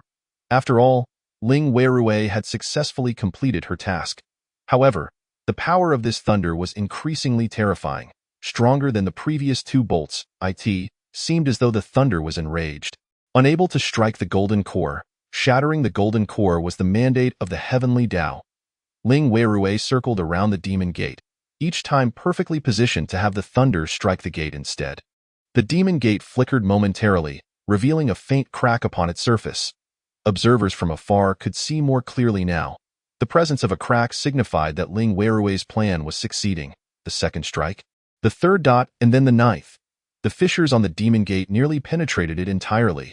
The 5th wave of thunder concluded. The 6th wave, the 7th wave, the 9th wave. Crack, the demon gate was cleaved in 2. A torrent of demonic energy surged forth, with demons wailing. A portion of them became ensnared within the formation, unable to escape, clearly hindered by the disturbance of the teleportation array. The 10th wave of thunder appeared. The entire sky had turned an inky black, the thunder no longer purple or golden, but a foreboding black, seemingly capable of annihilating everything. Boom! The thunder finally shattered the demon gate. In a daze, Ling Weirui perceived the system's notification. The demon gate has been destroyed. You have completed the task issued by the beautiful nation, earning 50 billion beautiful coins, convertible into 350 billion flower coins. Human crisis averted. You have earned the title, Savior, Level 1. Ling Weirui barely had time to absorb this information. The second bolt of the 10th wave struck. The demon gate was already obliterated, and Ling Weirui had to endure the thunder herself. Fortunately, upon reaching level 30, her resources had also been replenished. She possessed over 100 types of level 30 magical artifacts, with each type totaling 100 pieces. According to the system's regulations, a level 30 player could control 10 magical artifacts, though this was actually contingent upon the player's spiritual awareness and magic power. Ling Weirui now possessed a vast reservoir of spiritual energy, her awareness formidable. She effortlessly produced 10 lightning rods, directing them toward 10 different directions. The heavenly tribulation struck fiercely, splitting into 10 portions mid-air, forcefully targeting the lightning rods. Boom, boom, boom, boom. The artifacts exploded, instantly destroyed.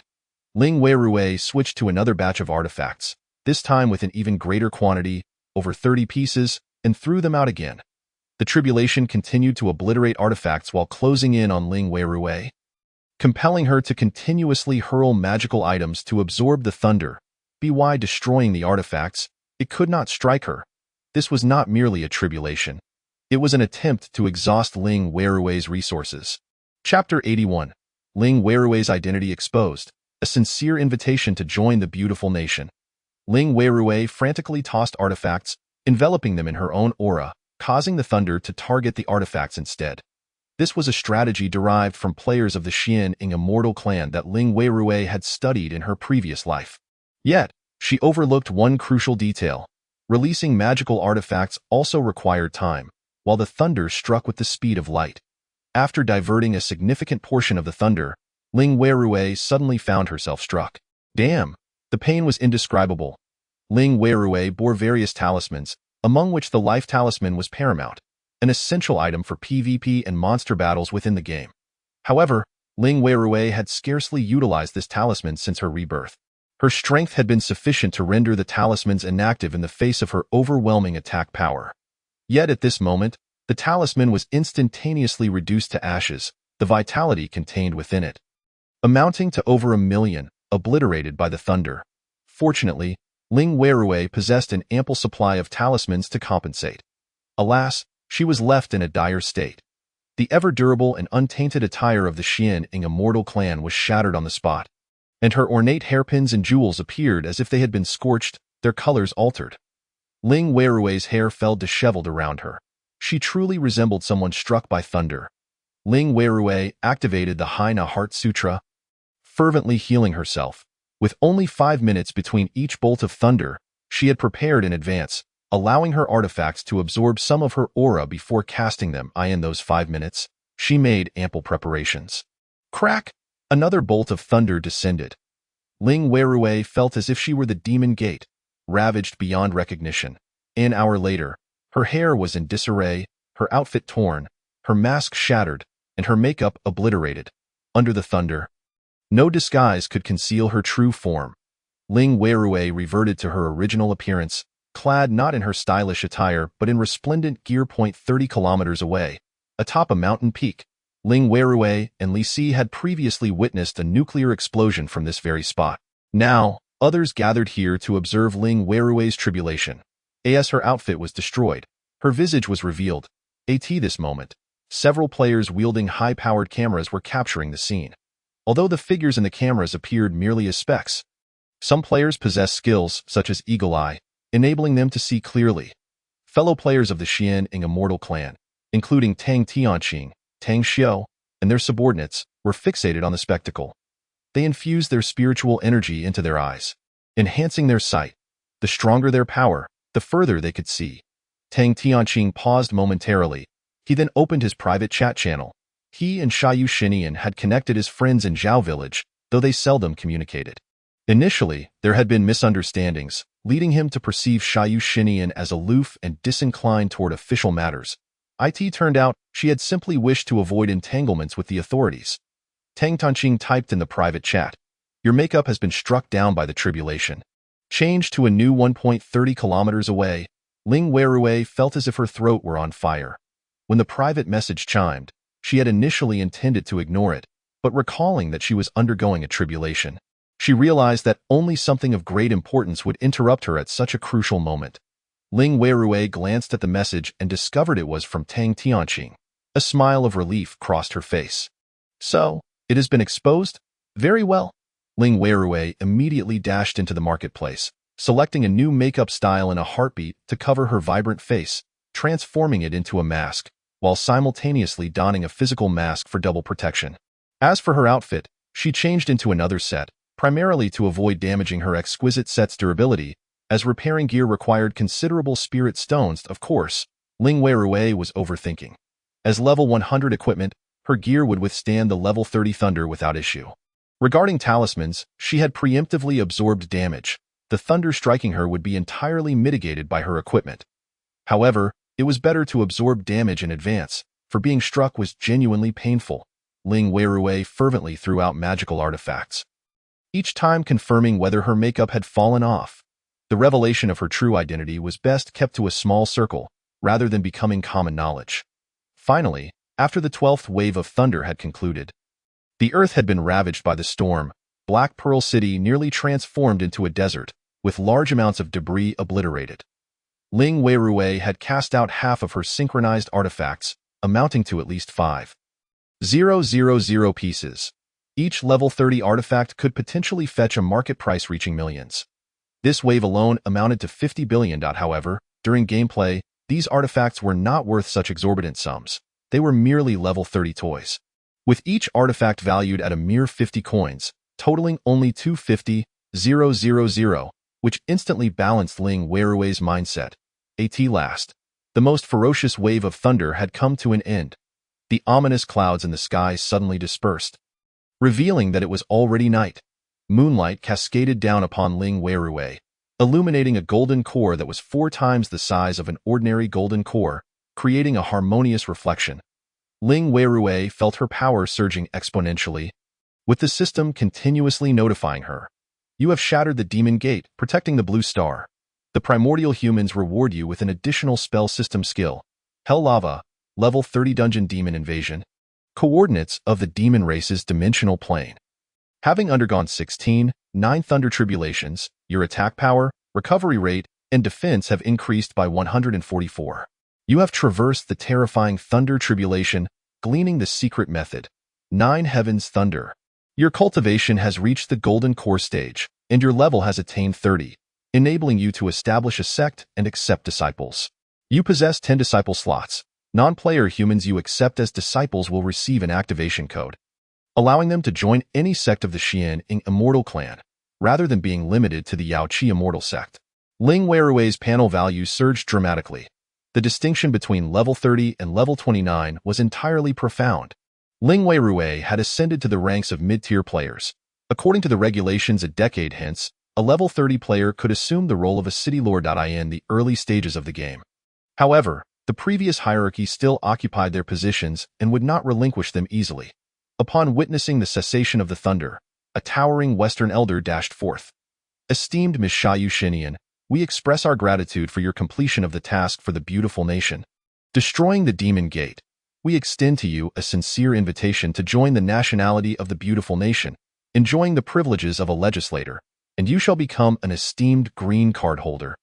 Ling Weirui cast a glance at the elder, producing her teleportation array in an instant. Ling Weirui vanished from sight. Chapter 82. Journey to the coordinates of the demon dimension, establishing a faction. Ling Weirui paid no heed to the elder. What a nuisance!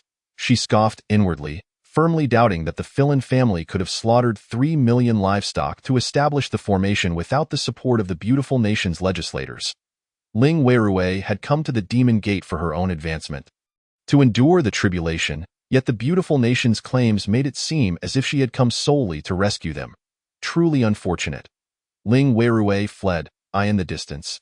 Tang Tianqing hurriedly approached, inexplicably feeling a sense of exhilaration. Having spent a decade as a fish killer, he had no desire to join any organization. While he was not rude to the officials, he wouldn't completely disregard them either. However, when it came to the beautiful country, he couldn't muster a single word of conversation. This differential treatment delighted them immensely. Nevertheless, since the fish killer had departed, they would not retain him any longer. The defense team shall return, Tang Tianqing commanded. He wished to have a private conversation with Ling Weirui but hesitated, realizing that she had concealed her identity for so long, perhaps to distance herself and avoid detection. Since they were now tacitly understanding each other, perhaps it was best to leave it unsaid. Yet, a larger suspicion loomed in his mind. Ling Weirui's purchased account was likely that of Mu Yaoyao. The artifacts she had displayed were abundant, almost terrifying.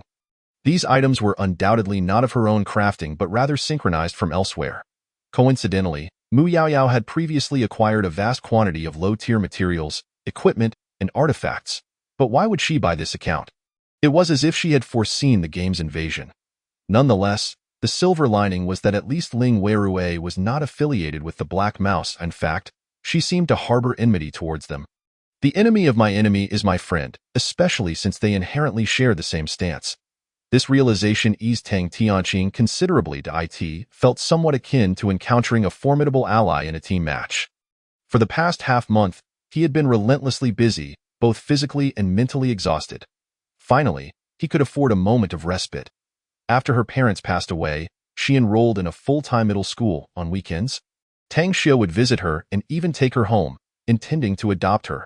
However, Ling Weirui refused. She had grown accustomed to her solitary existence.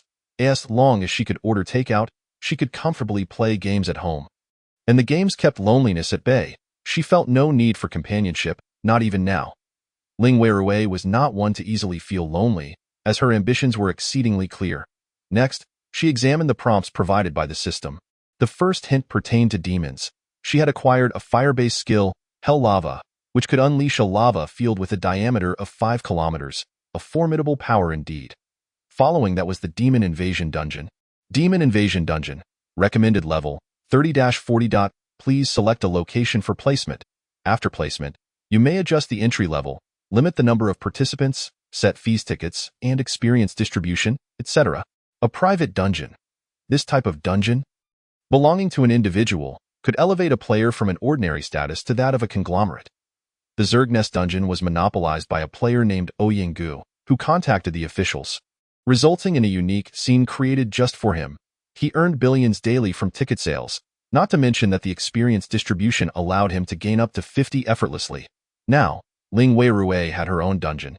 Without hesitation, she placed the dungeon in an open area near the small town by the Heavenly Pool. Soon, a black-red vortex manifested, marking the entrance to the dungeon.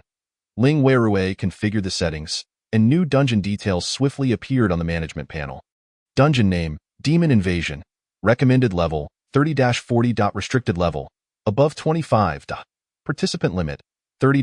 Ticket price, 10 demon crystals per entry. Experience distribution, 50 to the dungeon owner. This entry is hidden. With 50 of the experience allocated to her. Regardless of how many players entered the dungeon, Lingwei Rui would receive half of the experience. The demon crystals were materials produced by demons, with each dungeon potentially yielding around 15.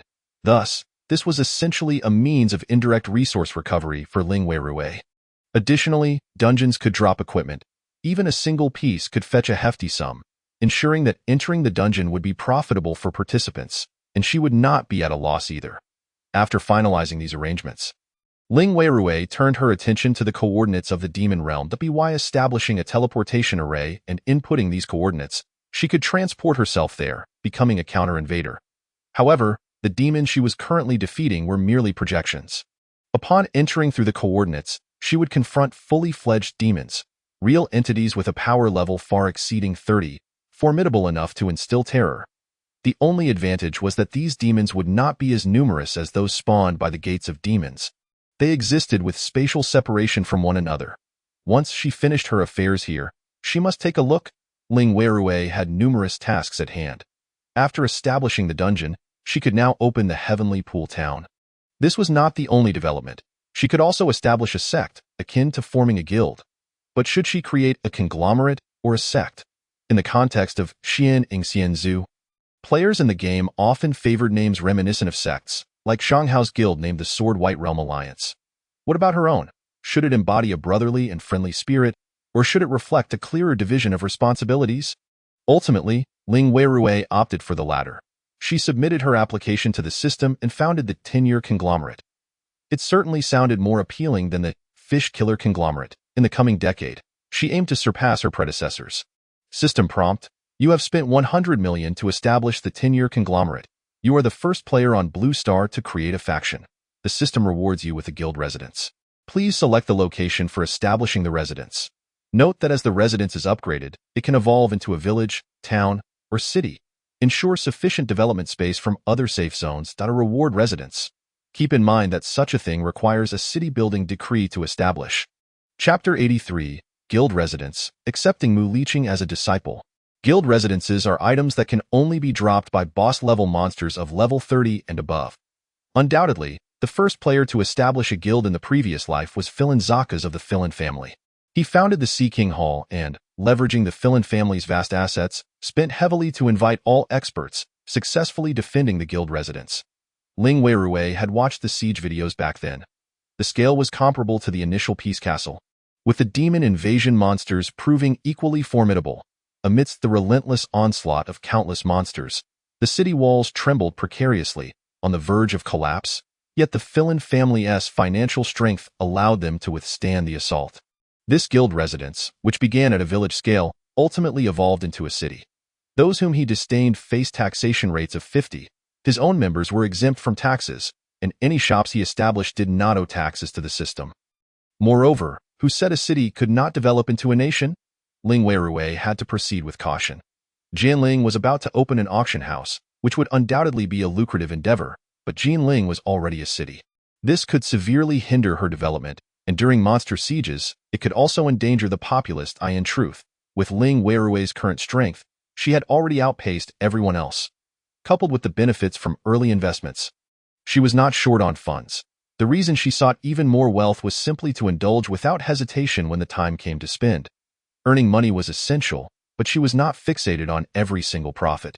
She decided to establish a city by the Heavenly Pool. In reality, this location was quite advantageous, being easy to defend and hard to attack. The proximity to water sources and resources, the Frogman leveling point, made it ideal. And now with a dungeon, transportation could rely on the teleportation array. Construction would pose no problem. Many players were adept at building elevated structures, which could be enhanced by the height differences. Future developments could extend towards the Panlong mountain range. This would be a town purely for players. Although she had not anticipated the serendipity of establishing a guild residence during the initial founding of the town, it could be considered a fortunate accident. Lingwei Rui did not immediately deploy the guild residence. Currently, She was the only player in the guild, and the impending monster siege was a significant matter, promising substantial experience. She first invited Qing Zihan and others to join the tenure conglomerate, granting them permissions to invite more subordinates. Players responsible for daily tasks at the Fish Killer restaurant and those guarding the Zerg leveling points subsequently joined the tenure conglomerate, unbeknownst to her. The company Ling Weirui established had already amassed 300 players, though most were from the lifestyle category. The somewhat awkward situation was that Mu Liqing, the chief steward, and the majority of the shop managers were not players. Ling Weirui first headed to Jinling, where Mu Liqing was busy preparing for the auction. After declining the rickshaw puller, Mu Liqing intended to establish his own auction house. The rickshaw puller was secretly competing with Mu Liqing. As he prepared to open an auction house in Kyoto, collaborating with a familiar acquaintance, He Yongsheng, the owner who had nearly gone bankrupt after failing to sell an office building to Ling Weirui. Upon Ling Weirui's sudden arrival, Mu Liqing promptly welcomed her and escorted her to the 5th floor of the Jinling exhibition hall. Although Ling Weirui would not be present, there was still a chairman's office here. I have witnessed all your efforts over the past month. Did you see the video I completed for the level 30 advancement task yesterday? The location of the Gates of Demons is being live-streamed daily by Battlefield reporters. Naturally, Ling Weirui's tribulation was also broadcasted live. The scene was so terrifying that it sent shivers down the spines of all Xian Ingxian Zhu players across the nation. Mu Liqing was certainly paying attention. Mr. Yu, I saw it all. Well then, do you still want the activation code for Xian Ingxian Zhu? Of course. Mu Liqing resolutely declared, Director Yu, behind every formidable power lies a price to be paid. Were I to possess strength akin to yours, I would fear not these tribulations from the heavens. Furthermore, I have observed that during your resistance against the heavenly tribulations, you did not wield your own might, but rather relied on artifacts. Perhaps, with a sufficient collection of such treasures, one might indeed survive the thunderous trials. Of course, the cost may be astronomical, yet any matter that can be resolved with wealth is hardly a matter at all. Mu Liqing continued, currently, numerous players within the Xianing Immortal clan are analyzing your videos, positing that your overwhelming strength is the reason for the arduous nature of the tasks you face.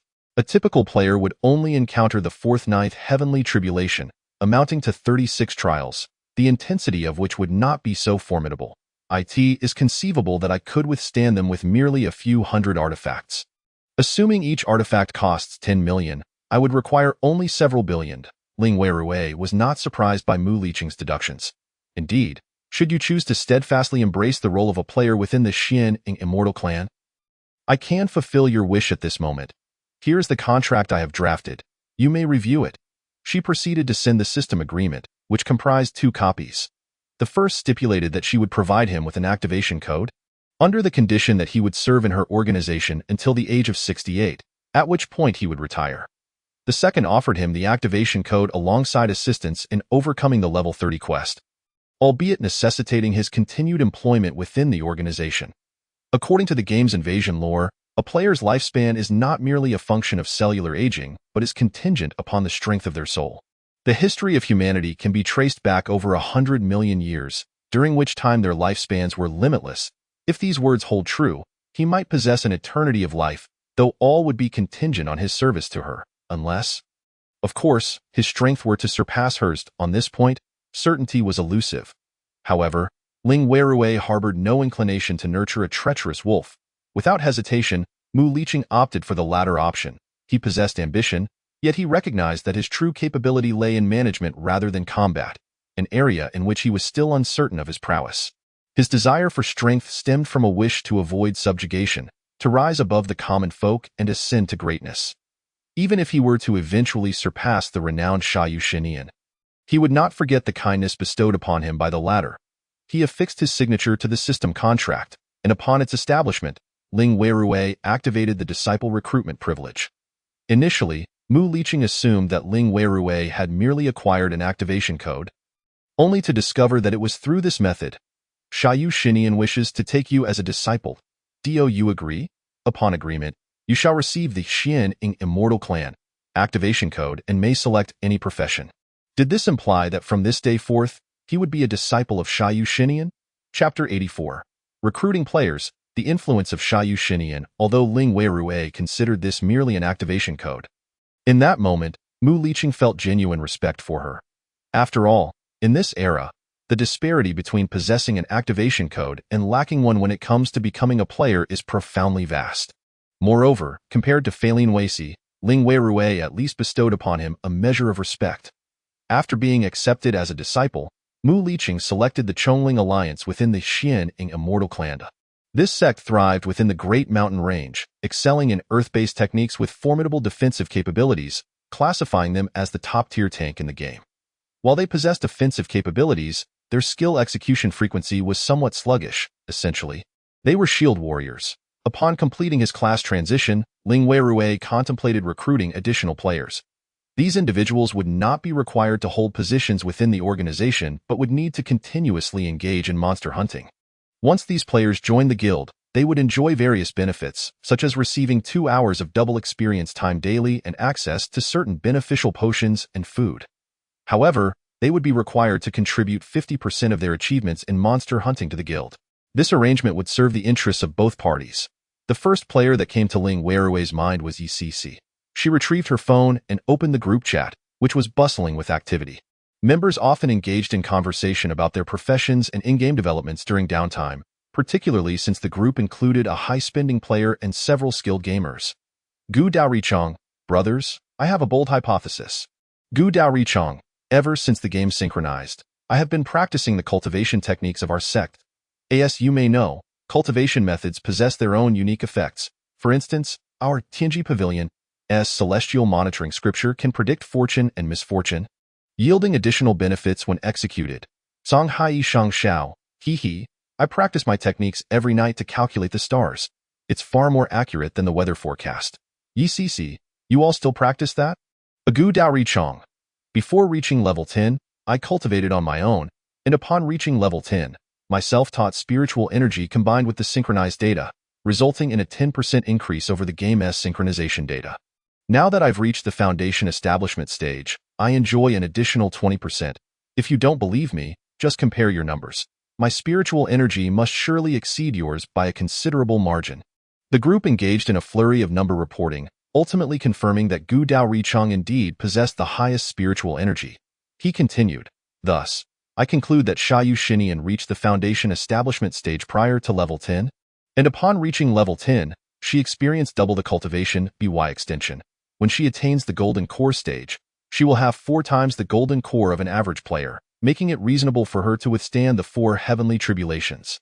Xiao Xiong Ruan Tang, you have a way with words. You make a valid point. ECC, how insightful. Consider it a reward. 200 random luck red packet. Ling Weirui swiftly clicked on the red packet, discovering it contained 20 shares, from which she seized 28.8, thereby declaring herself the luckiest among them. Gu Daorichong, however, managed to claim a mere 0.2 yuan. Gu Daorichong quipped, Rich lady, I'm starving. Aren't you supposed to reward me? How did these rascals snatch it away? Yet, Gu Daorichong was puzzled. Training required both spiritual stones and time. When Xiaoyu Xinian reached level 10, the game had only been open for a few days. Where did she acquire the time and spiritual stones? Furthermore, Gu Daorichong himself was now level 20, believing it would take years to transition from foundation establishment to golden core. Yet Xiaoyu Xinian had accomplished this feat. He was utterly baffled and eager to uncover the truth. In the group, the topic had shifted, as everyone noticed the rich lady's red packet and observed Ling Weirui claiming the title of luckiest. Xiao Xiong Ruan Tang. WIWI peered quietly, remaining silent, yet she snagged the luckiest title. Reveal yourself. Me Ru Feng. I want to share my photo, but I do wish to inquire if anyone is interested in joining Xiaoyu Shinian's guild. As you know, she and I hail from the same city. After establishing her guild, she hopes to recruit players from the Xianning Immortal Clan, currently seeking those who are at least level 20. If anyone is considering a job change, Xiaoyu Xinian can assist with the transition fee. Gu Daorichong. This fellow was indeed a talent, and Ling Weirui pondered if she might be attempting to poach from the official ranks. Gu Daorichong, what do you mean? Can I join? I lost my key, and there's a locksmith in the west of the city. Shall I get a few made? Are you truly allowing me to join Xiaoyu Shinian's guild? I'd even jump into the river right now, Ling Weirui. Thought it seemed she had underestimated her current influence. At that moment, not only Gu Daorichong but even ECC was clamoring to join the guild. There were even doubts raised regarding the veracity of Ling Weirui's claims. Ling Weirui, under the guise of Xiaoyu Xinian, first added Gu Daorichang as a friend. Subsequently, she outlined the benefits he would receive as a member of the guild, as well as the responsibilities he would bear. Gu Daorichang, big shot. Does this mean I need not resign from the official organization? They have yet to establish any real power. And your requirements seem limited to my leveling up without demanding much else. In theory, yes. However, when conflicts arise, I need you to stand firmly by my side, which naturally means you cannot concern yourself with the official activities. For example, while I possess top-tier dungeons and leveling spots where you will be training, the official side may require you to eliminate the insectoid creatures that are overrunning a certain area. Will you comply or not? Ling Weirui recalled the phrase. If you are unwilling to do so, there are plenty who are eager to take your place. Gu Daorichang, big shot. I understand now that I still wish to join your guild. I will resign shortly. Please be sure to accept me, Xiaoyu Xinian. I have high hopes for you. Ling Weirui welcomed Gu Daorichang into the guild. Soon after, Yi and Song Hai Shang Xiao also joined. The group now boasted 13 members, while the others had yet to reach level 20, while Ling Weirui could attain level 20 within a month. The average player would require at least 3. The presence of 13 individuals at level 20 was largely due to the example set by Xiaoyu Xinian, motivating them to strive for advancement. Since the onset of the game's invasion, they had not ceased their efforts. However, following Ling Weirui's recruitment of these players, word began to spread. Discussions erupted in various groups within the Xian and Immortal clan, as everyone aspired to join Xiaoyu Xinian's guild. This included individuals from the group once associated with Liani, many of whom were eager to enlist. Among them were also skilled players ranked highly across the various servers of the Xian and Immortal clan. Ling Weirui entrusted the recruitment task to Shangfang. Their social platform should have preserved the historical records. She instructed him to vet the IDs. Those known for abusive language, bullying, or inappropriate conduct should be excluded. Chapter 85. Dropping the residence token. The auction house opens. How powerful one is matters little. What truly matters is one's character. Ling Weirui harbors no desire for her future corporate group to be filled with unsavory characters, where a single bad apple could spoil the whole bunch. She holds a firm belief in Shangfang, particularly in his exceptional hacking skills and his remarkable prowess as a mechanical master. He has indeed embarked on the study of genuine artificial intelligence, rather than mere artificial incompetence. Shangfang has created a group chat to invite players wishing to join the Decade Group, requesting them to submit their resumes, detailing their game IDs and information. Within a day, he managed to filter out the most qualified individuals and granted them permission to join the group. However, this public selection process clearly stirred discontent among many, especially upon discovering that Shangfang was not a player of the Xianing Xianzu. Yu Tianqian, what do you mean? I am the leader of the first guild on the Yu Mengxian server. On what grounds do you deny my entry and choose others instead? Do you look down on me? A toxic player, scum. How dare you cyberbully others? Haha, you were exposed for pretending to be the top player using someone else's account. Weren't you? Yu Tianqian exited the group chat. Yet, some remained dissatisfied. Qihong, I have never bullied the weak. I pride myself on being a mentor. Currently, I am at level 22, considered an elite player. Why am I not accepted? Shangfang reviewed the information and replied, Sir, the records indicate that while you have indeed been a mentor to 37 disciples, you deceived 7 young women emotionally, and 5 wealthy ladies have financially supported you. 2 of them even cohabitated with you and are still in a relationship. However, according to your real-life information, you are married and have a 5-year-old son. We cannot welcome such an individual into our group based on social norms. Damn, what a scumbag. What? You have a wife and a 5-year-old son. Qihong, what do you mean by still in a relationship? Am I a mistress now? Am I the 3rd or the 4th mistress? Everyone in the group stared wide-eyed at this spectacle. The internet has made it easier to enjoy the drama. Qihong exited the group chat. Those remaining began to console the deceived girl, and after a while, she finally spoke. Sorry, I was busy with a PK. I'll kill him every time I see him, that foolish. What a hawkish woman. Shangfang couldn't help but chuckle, but after the revelation of these 2 characters, the others fell silent. Only those who genuinely felt they had no issues still sought to inquire. And Shangfang provided ample justification that, of course, those who did not join this time still had a chance to participate once the guild upgraded. Meanwhile, after instructing her team on their tasks, Ling Weirui busied herself. Despite the players having significantly improved their strength over the past month, they still felt insufficient to confront the peculiar invaders, particularly the Ing clan's Ghost King, whose combat power was exceedingly formidable. Following the official statistics on the number of injuries in Chang'an, the surrounding residents were evacuated. However, the number of players, particularly those above level 10, had actually increased. Not every city has a Zerg upgrade point like this. The bizarre creatures from the Ing clan's royal tomb are all level 10 and above, making it a prime spot for leveling up. They were unaware of how often the monsters respawned, so the area remained crowded. Upon her arrival, Ling Weirui waited briefly before the Ing clan's Ghost King's war chariot emerged. A potent aura of malevolence spread, and the oppressive presence caused players to rapidly lose health. The boss had respawned. Ling Weirui glided forward, summoning the Nine Heavens Divine Thunder. Crack! A thunderbolt, 3 meters in diameter, descended from above, striking the Ing clan's Ghost King with tremendous force. This thunderstorm lasted a full 10 seconds. Afterward, the lightning continued to crackle across the ground, electrifying the bizarre soldiers until they crumbled into black ashes. You have slain the Ing clan's Ghost King. A system message popped up, and a variety of items dropped to the ground as Ling Weirui ceased her skill. Bizarre creatures are particularly vulnerable to light, and lightning possesses a restraining effect. Moreover, having reached level 30 in the Golden Core stage, her strength was formidable enough to annihilate the boss instantly on the ground. Amidst the activation codes, there was a glowing red token. Ling Weirui picked it up and realized it was the outpost token she had mentioned earlier. This item was invaluable, and it would certainly serve as a highlight in the auction house. Ling Weirui stored the token and proceeded to Shangjing.at, the entrance of Nailing Park. Zhang Yi rallied his team, offering encouragement. Brothers, the Nailing Princess hasn't respawned in a month. Based on the monster respawn patterns, I bet she will today. Our average level is around 20 with the lowest at 19, and I am already at level 22, so I want to be taken down easily. Exactly. This time, I'll definitely support you. Captain, let us go.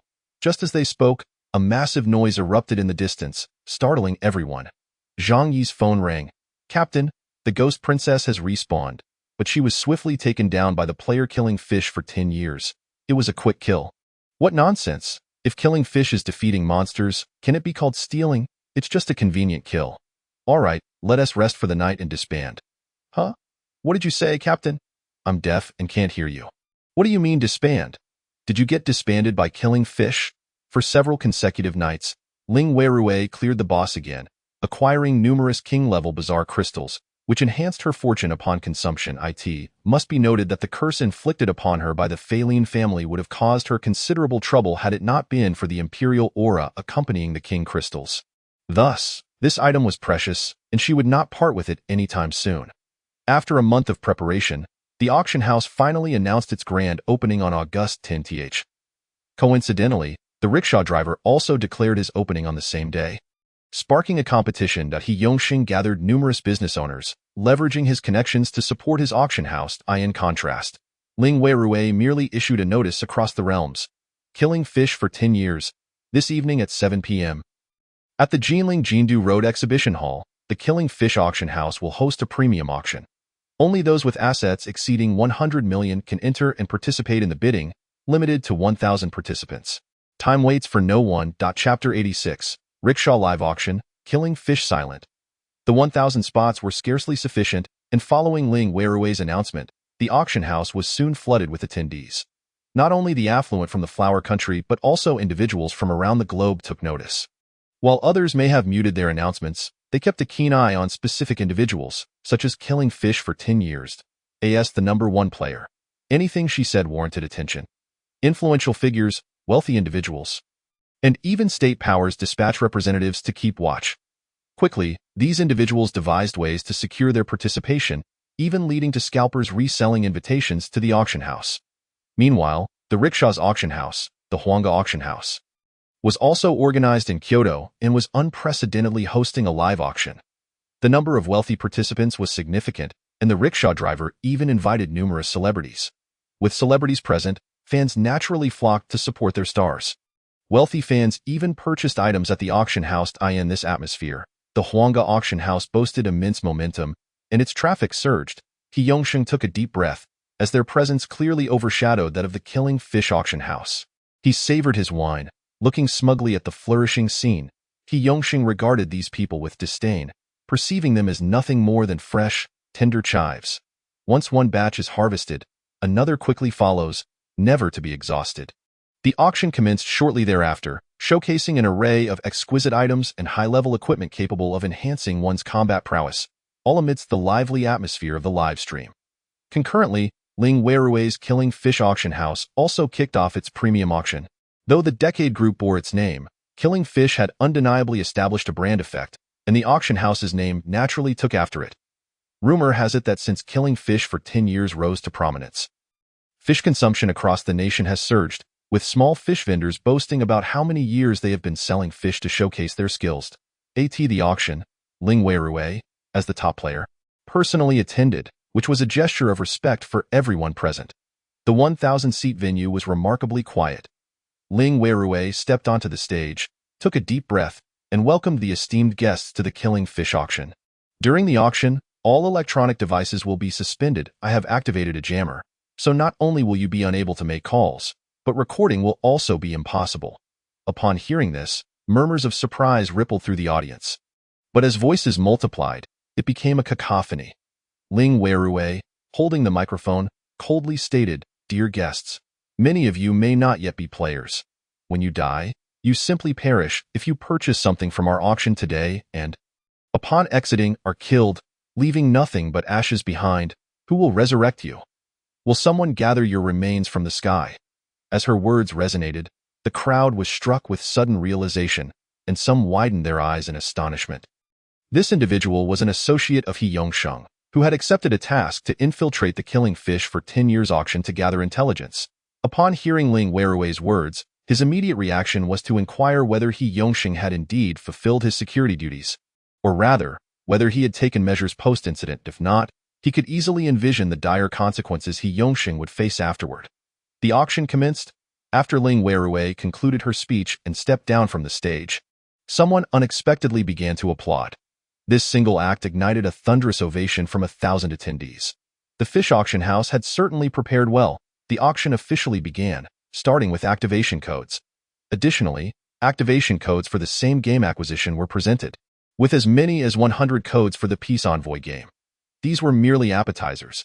This amount of money was not a concern for the attendees, yet it could be auctioned off for relatives, friends, or even bodyguards.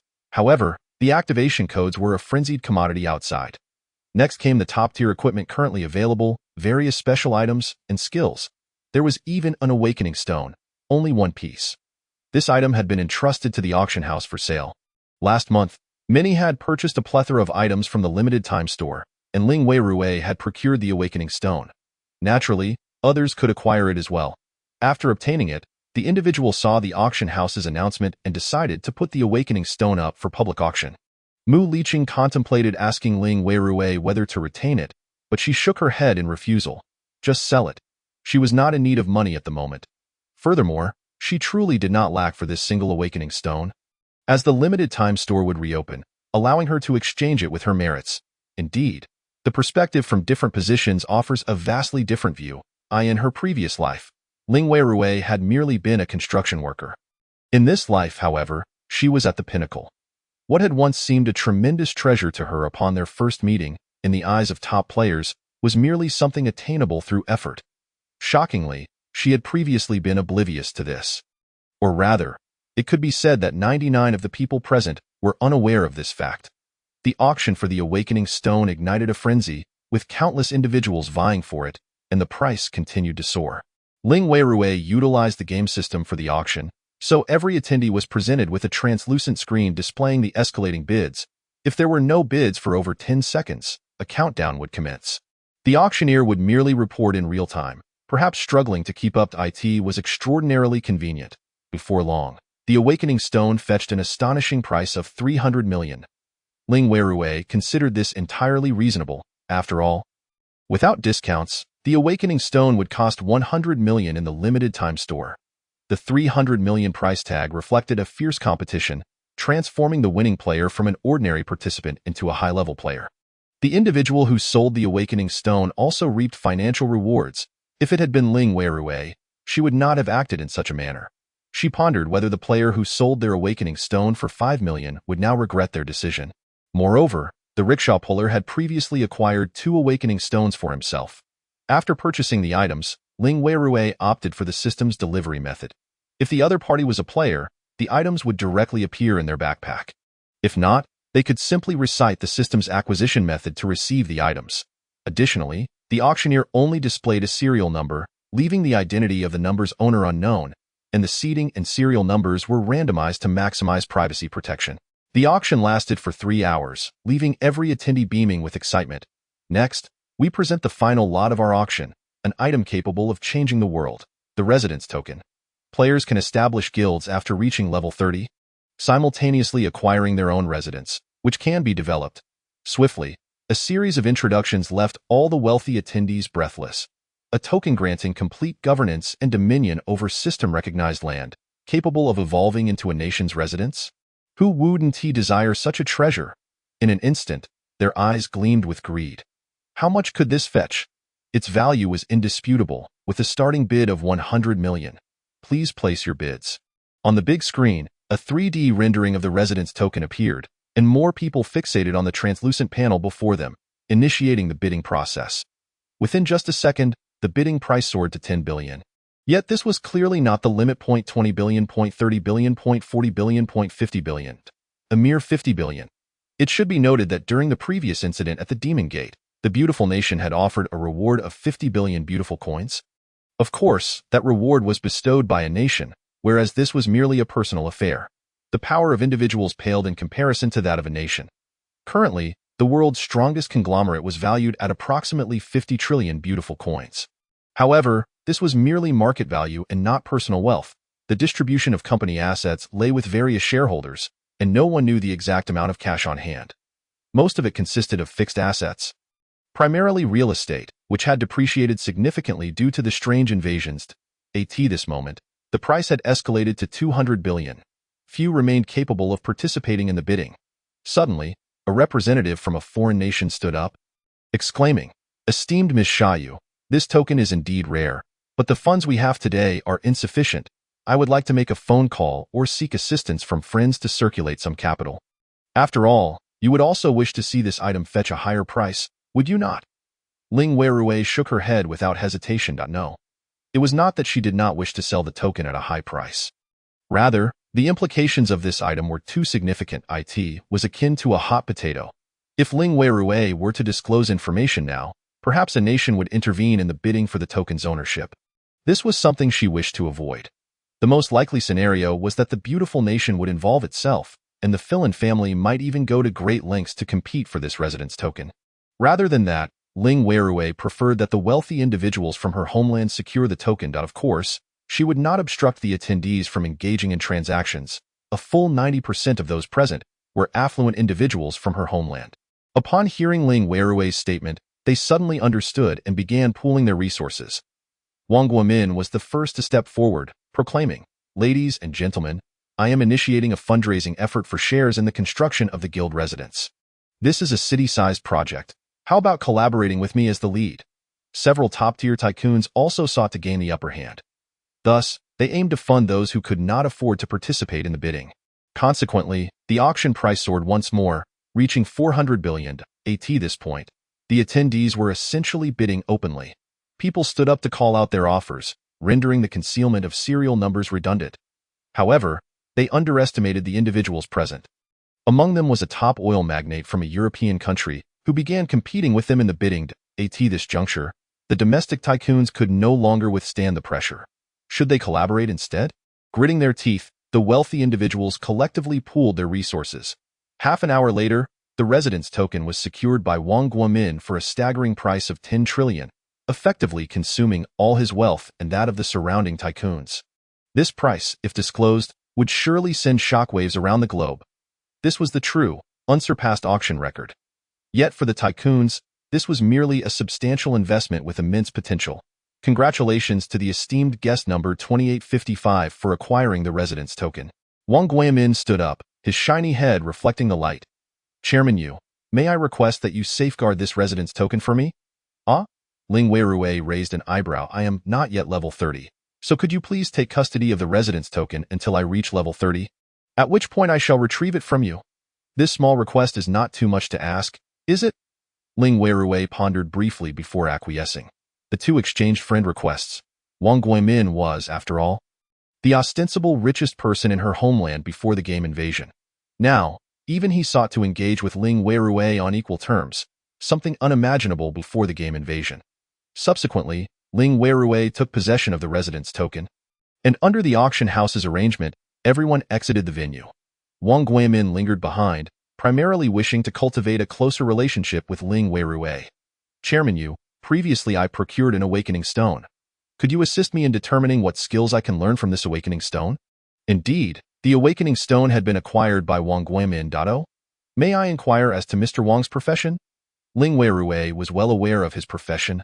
Moreover, the impact of her butterfly wings had not been as significant as anticipated. Wang Guimin had amassed a considerable number of Peace Envoy activation codes on the very first day. However, as a wealthy individual, he naturally had a team of secretaries and his children to assist in making informed decisions.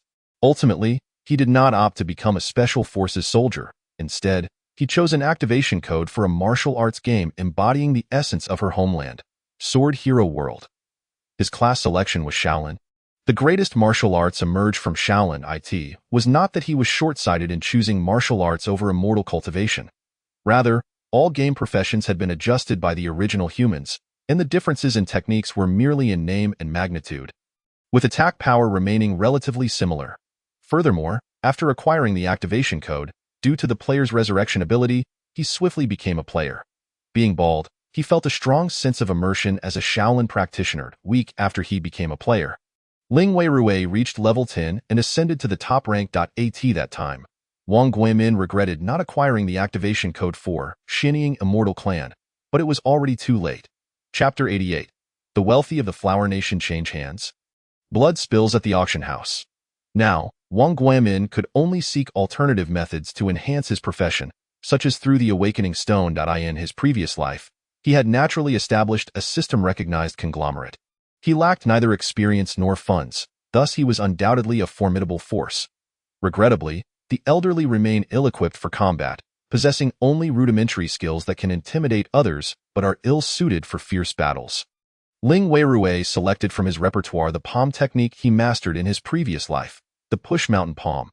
Upon the activation of the Awakening Stone, this technique, in his former existence, was christened by Wang Guimin as the Buddha's Palm. Its attack range is vast. A single strike can extend over 100 meters, and its potency amplifies with his ascending level.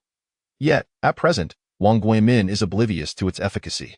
Nevertheless, he heeds Ling Weirui's counsel and activates the skill. In his perspective, he possesses wealth, and in the future, he will acquire more awakening stones. This occasion merely serves to engage in conversation with Ling Weirui and cultivate a relationship. As their dialogue unfolded, the network blockages were lifted, and Wang Guimin's call connected. Upon answering, his expression shifted dramatically. He cast a glance at Ling Weirui, who was making her way towards the backstage, feeling increasingly awed by her presence. Half an hour prior, the auction at the Huanga auction house concluded successfully, garnering unprecedented attention.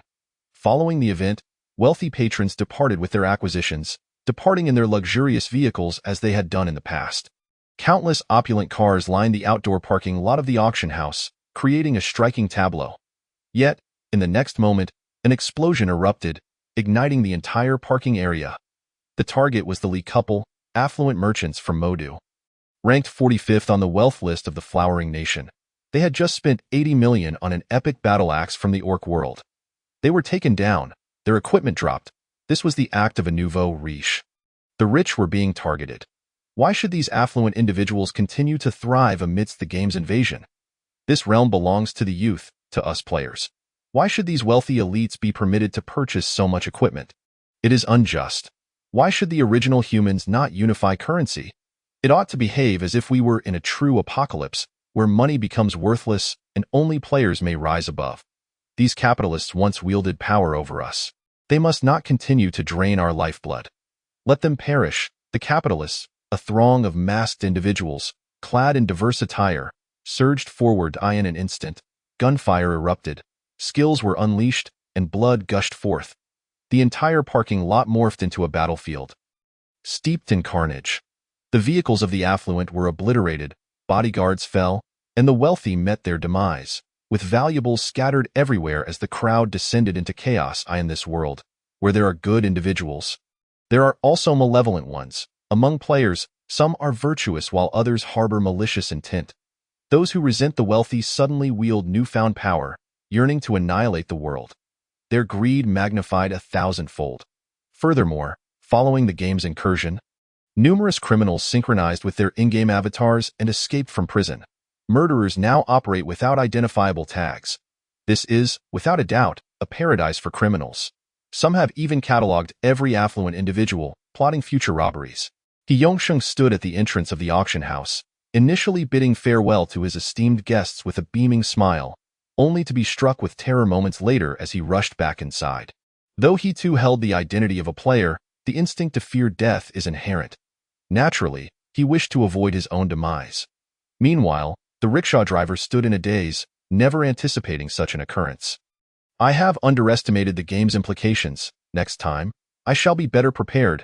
He trembled as he dialed for an ambulance, determined that no one must die, even if reduced to mere bones. He would resurrect them. For otherwise, the Huanga auction house could never continue. News of the assassination of the affluent swiftly ascended the trending charts, with even celebrities falling victim to the conflict. Given the current scarcity of activation codes, while celebrities may possess wealth, they too require access. Once deceased, they are irretrievably lost. Ultimately, inspectors from Kyoto arrived to quell the chaos, bringing an end to this brutally bloody player conflict. The deceased were transported to hospitals, awaiting revival. Although life was not significantly lost, the financial repercussions were substantial. Many rich individuals had their possessions looted, and some even lost equipment they wore. The online uproar was monumental. Had these individuals lost their minds? Public assassinations? Sir, the times have changed. All you need to ask is whether they lived or died. The official announcement declared that everyone had been resurrected, ultimately categorizing the incident as mutual player conflict. A few individuals were apprehended, only to commit suicide on the spot. None were detained. This world has truly transformed into a game. I had predicted that the Huanga auction house would seek to attract attention, even live streaming the auction, showcasing the wealthy patrons and nearly revealing their identities. Now, they await the inevitable targeting of these elites. Am I the only one who finds this exhilarating? You are not alone. This is undoubtedly a premeditated assault. Premeditated? The surveillance footage clearly showed two individuals who appeared to be elementary school students. This was evidently a case of manipulation. I advise all, do not assume this was right. According to current knowledge, those who committed suicide were all marked red, their equipment dropped. They should now be in the red-named village, likely among the first players to enter that realm, ready to scout for us. The Huanga auction house is truly subpar. Just look at the Kill Fish auction house. After their exquisite auction, each participant is a billionaire to date. There has been no news from them. Why heavens. Do you know what the Kill Fish auction house ultimately auctioned off? The residence token, simply put, a city-building decree, sold for 1 trillion. Sister Killfish has surged to the top of the wealth rankings. Goodness, I can scarcely keep count. How much is that? The city-building decree belongs to Sister Killfish. Thus, has Sister Killfish become the wealthiest individual in our flowering nation? Everyone's eyes widened in disbelief. Currently, on all 3 leaderboards, Ling Weirui ranks first. However, the wealth leaderboard is fluid, reflecting daily earnings, recalibrated the following day. Such rankings serve to protect those with substantial assets.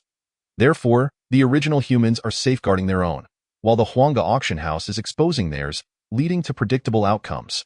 Ling Weirui, of course, took note of this news. This should not be. In her previous life, the rickshaw driver's auction house operated smoothly. Upon reflection, it seems the rickshaw driver did not collaborate with He Yongsheng. Surely, it was He Yongsheng's ill fortune. Chapter 89. Activating the residence token. Monster Siege Ling Weirui was well aware of He Yongsheng, dubbed the most unfortunate affluent individual. He was involved in shopping malls and real estate projects, holding numerous properties across major cities, earning the title of the King of Buildings. Following the arrival of the anomalous invasion, he expended great resources to preserve his enterprises, yet most of them fell victim to the invasion, bringing with them an aura of misfortune. Whatever he invested in resulted in losses. Every endeavor grand yet ultimately failing. The god of misfortune had possessed him. Following He Yongsheng, the rickshaw driver likely faced a more arduous path than in the past. There were many tasks she needed to undertake. That evening, the announcement of the new version arrived as scheduled. System announcement, current patch added. Updated to Game Invasion version 1.0. Increased defense for safe zones. Damage inflicted by players on other safe zones is halved. Introduced personal mailbox feature, allowing players to send remote messages to others, with options for instant delivery or delayed timing. Instant delivery incurs a fee, and messages cannot be intercepted by any conditions. Added a prohibition effect in the safe zone defense settings. Upon activation of this ability, players are forbidden from casting skills within that area. 1.0 version monster update notification. Titan Giant Invasion. All Titans invading Blue Star are boss-level entities, each possessing formidable strength, astonishing defenses, and immense health, with considerable destructive capabilities, spawning in limited quantities in the wild. Players are urged to hunt them down swiftly. The 3 version updates indicate that the second is clearly aimed at preventing player conflicts. It remains to be seen how other planetary humans react. On Blue Star, human nature is fundamentally characterized by internal strife. The recent bloodbath at the auction house serves as a testament to this. Furthermore, it will likely spawn numerous imitation crimes, necessitating intervention. In contrast, the scarce Titans have yet to be recognized as a threat by players. The following morning at 8 o'clock, the players of the 10-year group utilized their internal teleportation array to journey to Tianqi Town. Level 1 guilds can accommodate only 500 players, and gathering this number is no small feat, especially since a significant portion consists of livelihood players employed at the Kill Fish restaurant. These individuals are currently key members of the Kill Fish establishment, thus Ling Weirui aimed to elevate their levels. Fortunately, preparations had been made in advance, with various restaurants readying dishes. Everyone, this marks our 10-year group's first large-scale event. While you may still be unfamiliar with me, rest assured that in the coming decades, we will forge a glorious legacy together. Subsequently, all non-combat groups were instructed to collect weapons, with a reminder to avoid harming their allies. Boss, why are we collecting weapons? Are you planning to lead us in monster hunting and leveling up? Su Jiqing inquired hastily. He currently served as the head of the logistics kitchen department at the Kill Fish restaurant, maintaining his level and now standing at level 22, with a higher secondary profession as a senior chef. Everyone had presumed Ling Weirui summoned them for a celebratory banquet for the auction or to convene a formal meeting. They were taken aback when she immediately distributed equipment. Ling Weirui stated, "Previously, I auctioned a residence token, but as the first individual to establish a guild, the system also rewarded me with a residence. Our current task is to defend against the monster siege, and this quaint town has naturally become a city recognized by the system. I refrained from mentioning this earlier, as I did not wish to alert others. The monster siege is of paramount importance, and I do not want anyone coming to disrupt it. Now, as we distribute weapons, I shall initiate the residence defense in half an hour." Ling Weirui produced a vast array of weaponry, the most basic of which was a rocket launcher, alongside numerous modified firearms, mechs, and more, suitable for less powerful members to equip. Fortunately, the town was not extensive, and with Ling Weirui's current Golden Core stage consciousness, she could envelop the area in an instant. The reason for gathering people was merely to elevate the levels of those within the group. As this experience held little significance for Ling Weirui herself, half an hour later, Ling Weirui activated the residence token, and the announcement echoed immediately. System announcement. Player Xiaoyu Shinian has initiated the guild residence defense battle at the coordinates XXXX in Panlong Mountain. In 10 minutes, the monster siege will commence. All individuals within a radius of 10 kilometers are advised to evacuate promptly. The message flashed briefly, but the name Xiaoyu Shinian instantly captured everyone's attention, particularly that of Wang Guimin. He promptly called Ling Weirui, as a private chat could not match the swiftness of a phone call. "Ms. Yu, how have you managed to establish a residence? You aren't using my token, are you? Although I haven't reached level 30, can you really generate a second token?" Wang Guimin felt he had been duped. Ling Weirui remained unfazed by his suspicion. "Rest assured, I am not utilizing your residence token. Rather, I am using the one granted for being the first to establish a guild. Your token has been sent to you via the system's newly updated mail feature. Please check it." Ling Weirui handed the token to Wang Guimin. Being small, the additional cost was minimal, merely 2,000 coins. The thought of mailing a $1 trillion residence token left Wang Guimin astounded. Haha, Mizu, you've misunderstood. Please keep the item on your indeed. By the way, my level progression has been exceedingly slow. Is there anywhere I could gain some experience? Do not worry, I will certainly reward you, Ling Weirui replied. Once the siege concludes, Mr. Wang, you are welcome to come to my place for leveling up. I have prepared a small dungeon that is quite suitable. Alright, I shall definitely do so. May I observe the residence defense as well? It would be a valuable learning opportunity that, of course, that is not an issue. Ling Weirui did not refuse in reality. After the system announcement was made, players from Z City could hardly contain their excitement and began flocking to Tianqi Town. The town, situated deeper within the Panlong mountain range, had once been a scenic area. Those familiar could teleport from Z City to Zayajayakan and then make their way over. The unfamiliar, however, had already taken to the roads, eager to witness the event firsthand. Yet, 10 minutes would not suffice for them to witness the first wave of the siege. As the countdown concluded, all guild members took to the walls. 500 individuals defending a small town was undeniably thin. The Faline family had deployed a full 50,000 for their defense. Surrounded by trees, even so, the players atop the walls could see numerous creatures moving in the distant treeline. The first wave of monsters appeared, familiar zombies, boom! The cannon fire erupted as the zombies besieged the town. Chapter 90. The Titan Giant appears, a terrifying colossus. Witnessing this scene, the players of the Xiaoyu group gasped collectively. The sheer number was overwhelming. Many players from support roles had never encountered such a spectacle, and even those in the combat group, all above level 20, felt their scalps prickle. The only one unperturbed was Ling Weirui. After reaching level 30, she had synchronized a plethora of magical treasures, mounts, and even pets. Her current mount was the level 30 special effect mount, Qinghuan.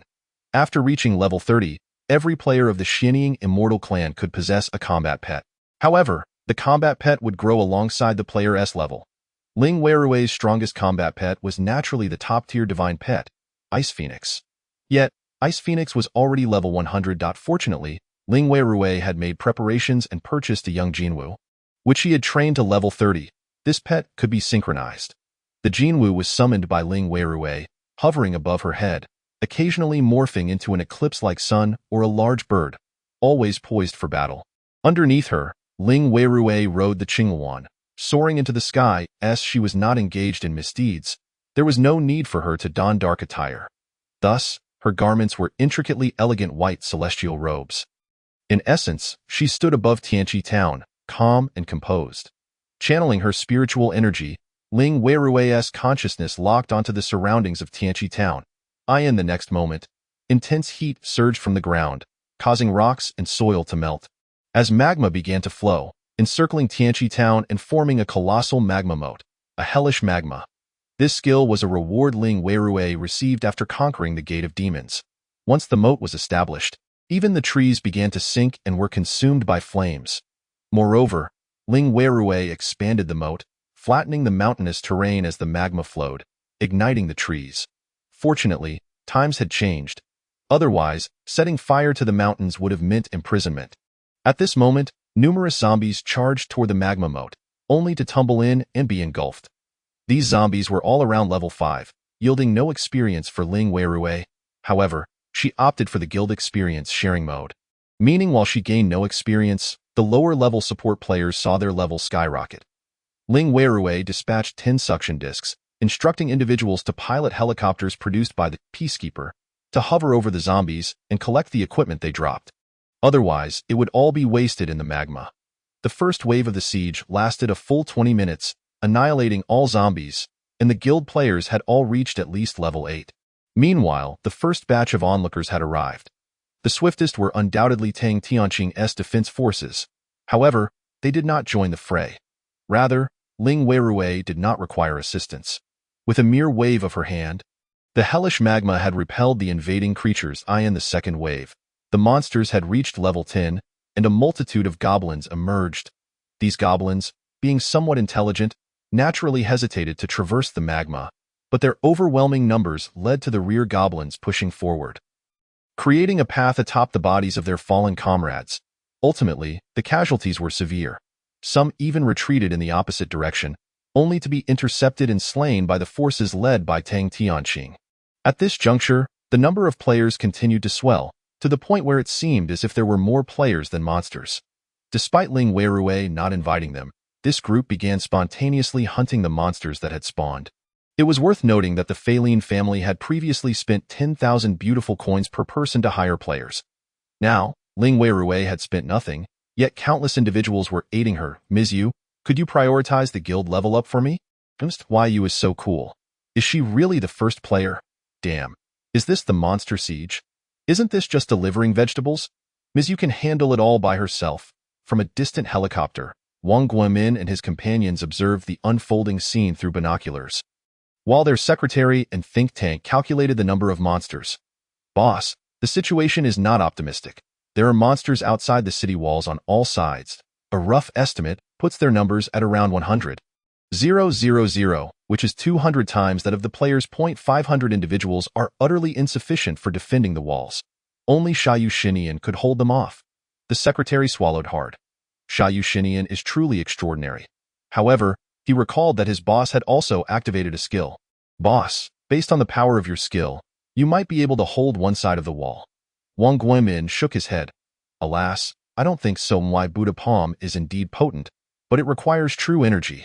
I genuinely do not understand how Xiaoyu Xinian can continuously unleash her skills. Everyone marveled. After the game's invasion, they had not anticipated that a woman would wield such influence and power, effortlessly surpassing all others. At this moment, these individuals were unable to enter Tianqi Town, as the magma not only obstructed the monsters but also barred the players. Ling Weirui's use of magma as a blockade was also to prevent players from entering. After all, if monsters could besiege the city, so could people, and Ling Weirui needed to be cautious.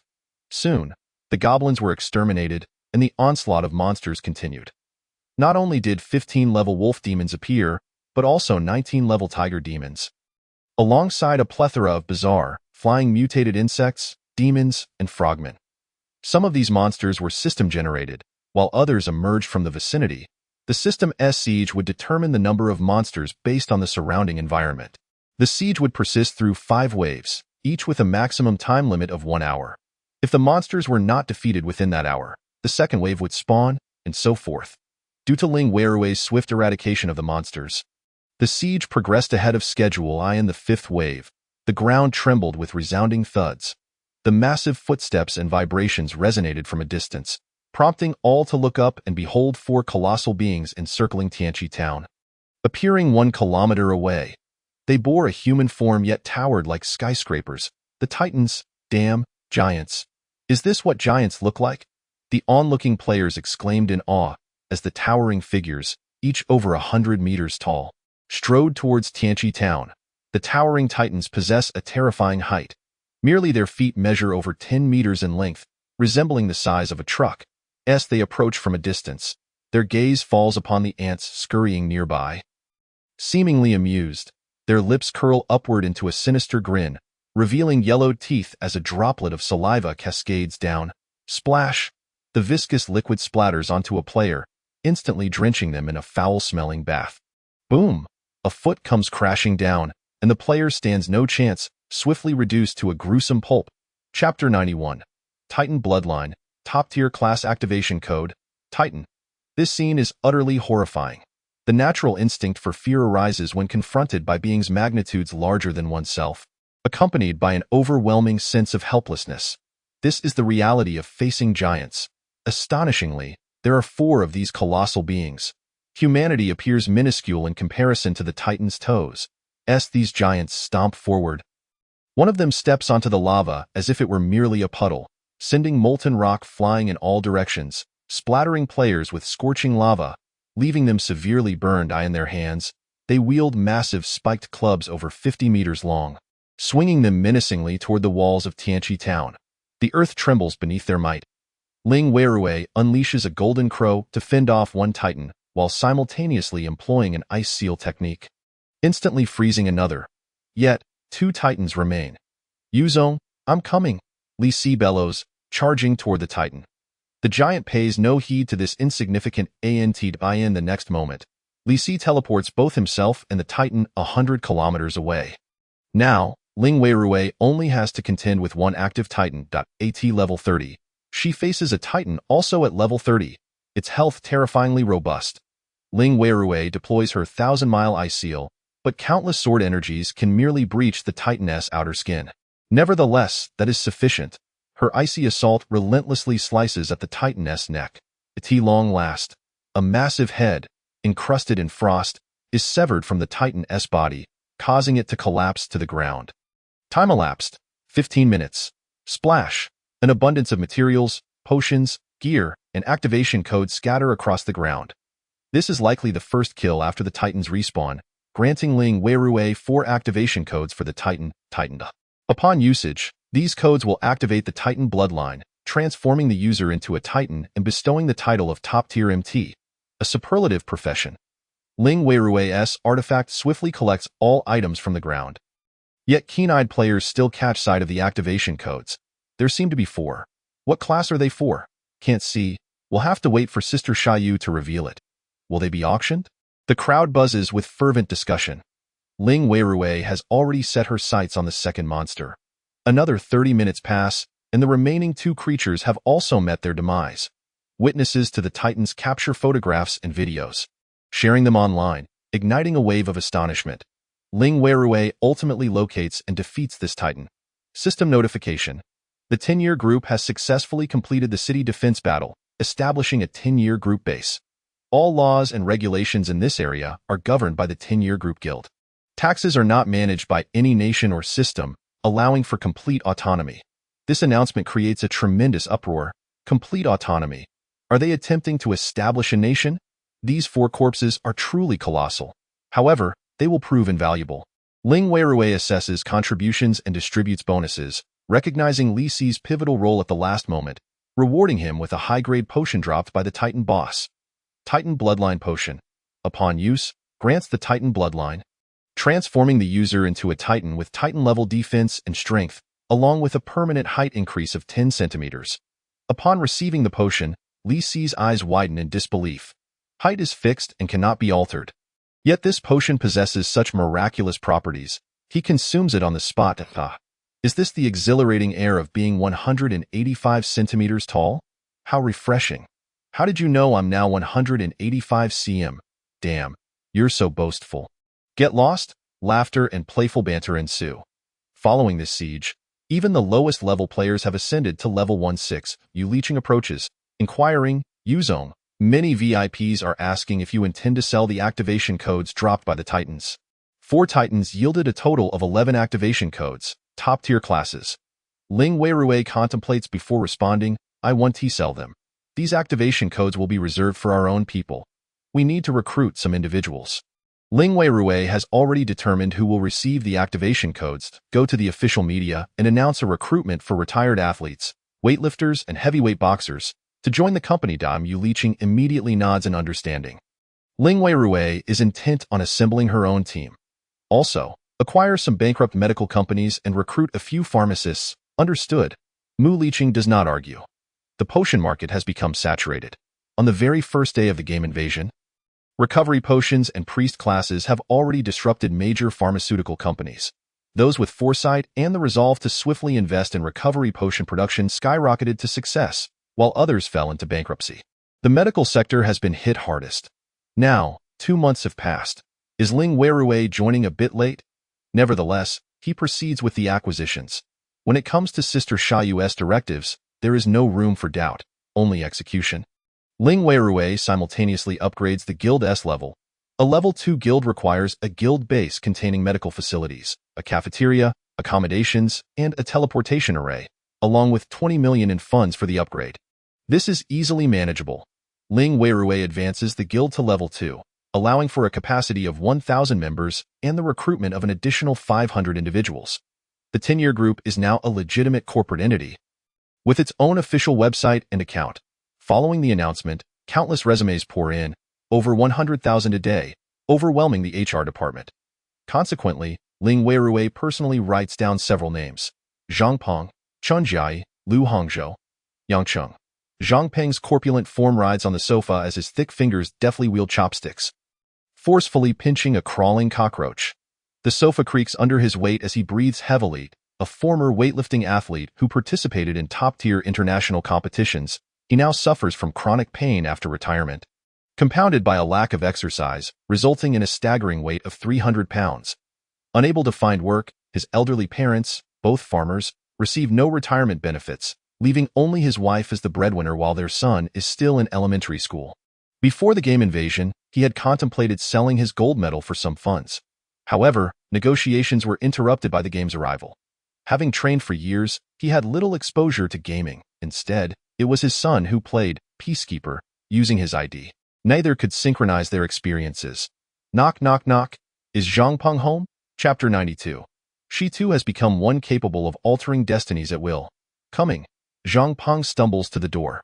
Standing outside are three men in business attire.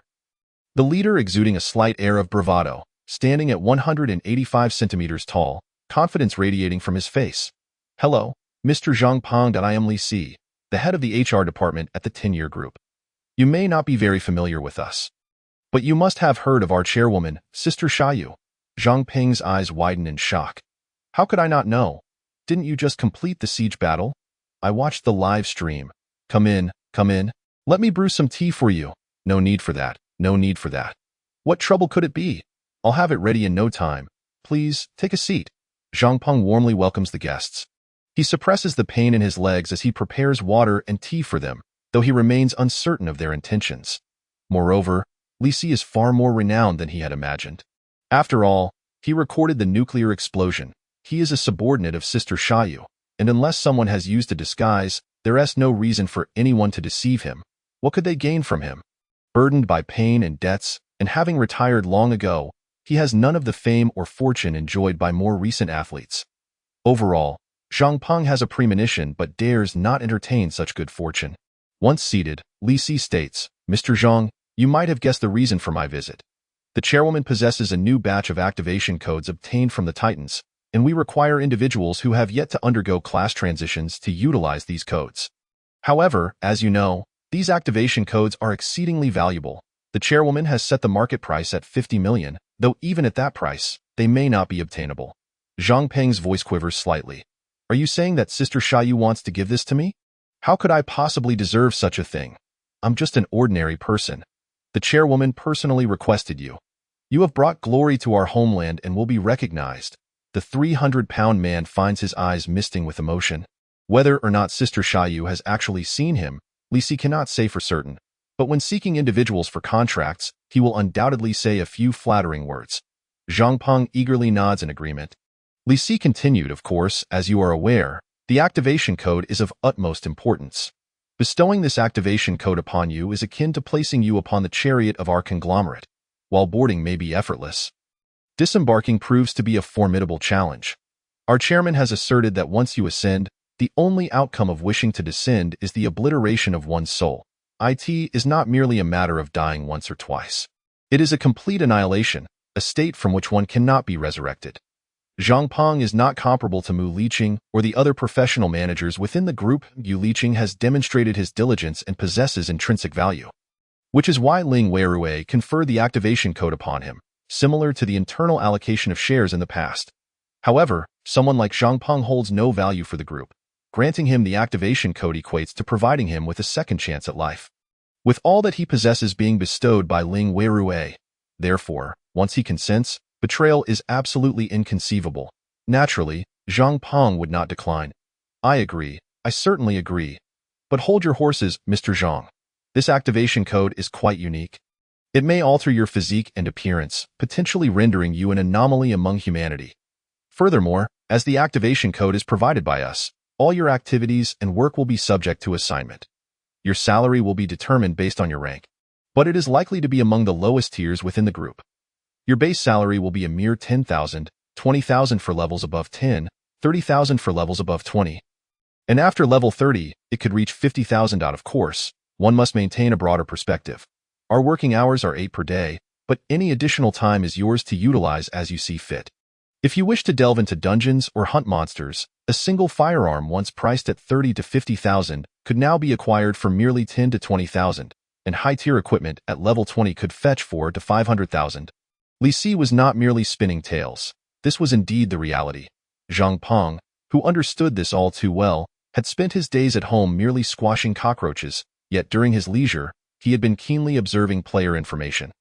I understand that as long as the chairman grants me this opportunity, you will be my rebirth parents. Good. As long as you comprehend this, the contract cannot be signed with me but must be executed with the chairman. Moreover, as you have become an esteemed member of our group, you may be required to relocate, bringing your family along to the designated area. Your parents can find employment there, and your children can attend school. Do you agree to this? Of course, it is imperative that we go. Zhang Peng swiftly made several calls, notifying his wife, parents, and son.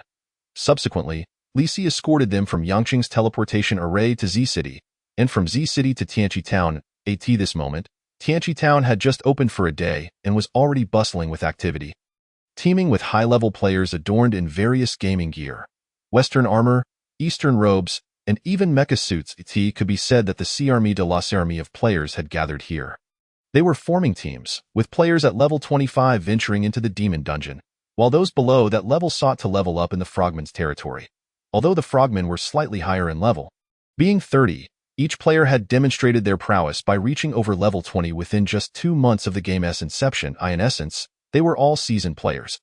These individuals were capable of slaying monsters beyond their level. But in teams, they each had their own trump cards. In summary, Tianqi Town had become a vibrant hub for top-tier players. Ling Weirui was also engaged in the Demon Dungeon, albeit solo, and her efficiency was remarkable. Within the conference room, around 70 to 80 individuals had gathered, consisting of staff and those specifically requested by Ling Weirui. Chairman, among the individuals you sought, 2 have already become players. The remaining 8 are willing, though one cannot accept the transformation into a titan. Ling Weirui scanned the room and spotted Chenjiai, feeling reassured. Chenjiai was the only woman among them and the sole individual Ling Weirui recognized as the previous bearer of the Titan activation code. A formidable figure ranked 7th in the ZH family. Moreover, she was an official player of the ZH family, having received her activation code from the officials, a testament to Ling Weirui's strategic maneuvering. There were still 3 vacancies left. Let us do this. 1 will be auctioned off, and the remaining 2. Ling Weirui's gaze landed on the 12-year-old Zhang Peng's son, who was already as robust as an ox, and a hefty individual spotted in the crowd. You 2 shall suffice. Ling Weirui's current strength and status had reached a point where a mere utterance could alter the fate of humanity. Chapter 93. Wang Guomin's Gift. The time store reopens. Zhang Peng's son, Zhang Zixuan, was still in the 6th grade, but as it happened, he was on vacation, preparing to enter junior high next year. As for the hefty individual, he was Chen Jiai's younger brother, a mere 27 years of age. Chen Jiai was a heavyweight boxer who had competed in top-tier events. Their family had been flourishing until the unforeseen invasion of the game disrupted their lives. Their fruit store was no longer viable, initially due to transport issues, and later because other fruits had acquired attributes, inflating their procurement costs. Ultimately, Chen Jiai and her brother Chen Jiashan resorted to purchasing firearms and diving into dungeons to battle zombies. While they could not become players, they could still participate in dungeons, albeit without gaining experience. They had hoped to amass enough funds to purchase an activation code, but soon realized that activation codes were not easily obtained, predominantly held by the affluent. They quickly discovered that the cheapest activation code, that of the Peacekeeper, likely possessed minimal potential, requiring substantial investment with little room for growth. They yearned for an activation code for an online game or a AAA title. But these codes were priced in the millions. Time passed, and they awaited Ling Weirui's invitation. To their astonishment, fortune smiled upon them once more when even her brother was selected. Ling Weirui proceeded to sign contracts with each individual present and subsequently distributed the activation codes. Before their very eyes, each person activated their code. Upon activation, they felt an immense power swelling within their bodies, rapidly growing taller, transforming each into giants of varying proportions. Zhang Peng became a towering giant at 3 meters 2. Still somewhat rotund, akin to a truck. His son, however, stood at 2 meters 8. He Jia-yi reached a height of 2 meters 5, and astonishingly, as her stature increased, her originally robust weight of 170 pounds became slender. Of course, this was their normal state. In battle, they could unleash the Titan power, becoming even more imposing, with greater height correlating to higher levels. Ling Weirui had equipped them with shields and single-edged swords. Moving forward, they would need to level up independently. The class meeting would not provide assistance, although if any players from their faction wished to help, Ling Weirui would not intervene. She was solely responsible for dispersing salaries. Once these matters were settled, Mu Liqing approached once more. Mr. Yu, Wang Guimin has sent you a gift, stating he wishes to seek advice during the monster siege. Oh, what is it? Ling Weirui inquired, slightly puzzled. He is my friend. He could have simply emailed it to me. Why send it to you? It was delivered by his secretary. Mu Liqing replied with a slight bow of respect. Many affluent individuals operate this way. Even when exchanging gifts, they often delegate the task to subordinates to maintain an air of formality. Direct emails may seem too avant-garde for them. Emails are incredibly convenient, Ling Weirui remarked, perplexed by Wang Guomin's behavior. She accepted a velvet gift box handed to her by Mu Liqing, and upon opening it, her eyes were dazzled by what lay within, a magnificent pink diamond, reflecting stunning colors under natural light, was nestled inside. Surrounding the diamond was a circle of smaller diamonds, each likely weighing around a carat. This was an extraordinarily exquisite pink diamond necklace.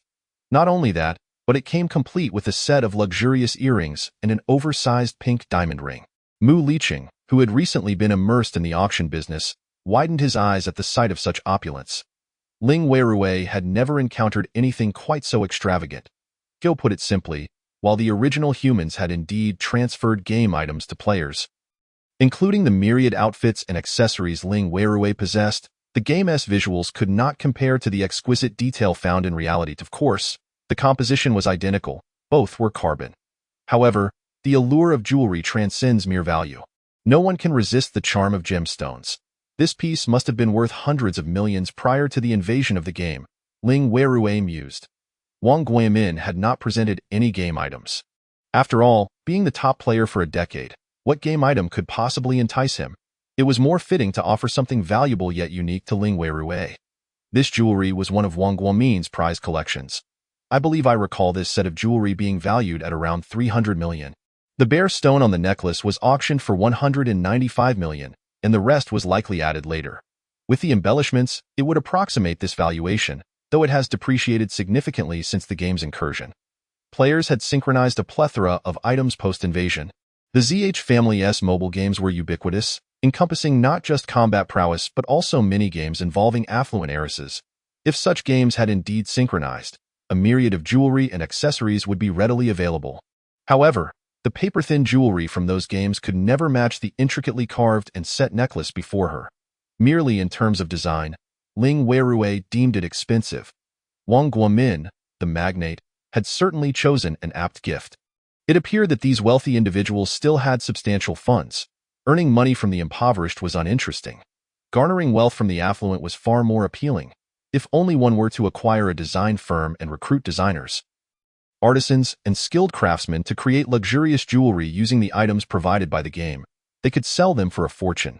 At that point, a piece of jewelry with a quality of 3 could fetch several hundred thousand.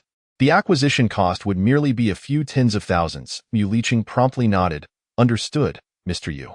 Mu Liqing discerned that Ling Weirui genuinely held a fondness for the exquisite jewelry. Should Ling Weirui openly express her admiration, it is likely that numerous affluent individuals would present their treasured collections, eager to sell to her.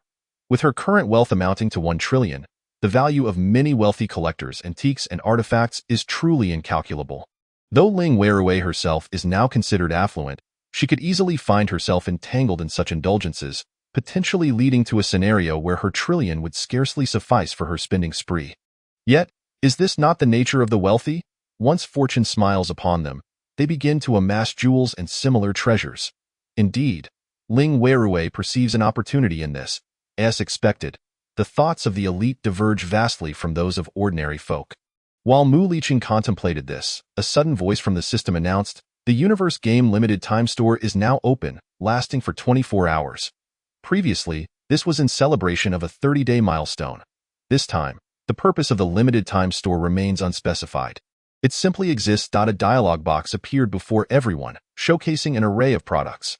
Beginner Gene Enhancement Potion. Significantly enhances human attributes, increasing physicality, strength, speed, etc. After consumption, there is a small probability of acquiring genetic talents. and an extremely low chance of receiving a genetic modification profession activation code to become a player. Price: 500,000. Chapter 94. With people vying for it, the Insect Nest Dungeon also involves matters of probability, akin to skilled harvesting of profits. Furthermore, this gene potion is actually unlimited. Does this not compel individuals to spend lavishly? If one potion proves ineffective, would consuming 100 not yield an activation code? This is undoubtedly a financial trap. Ling Weirui had no intention of purchasing this.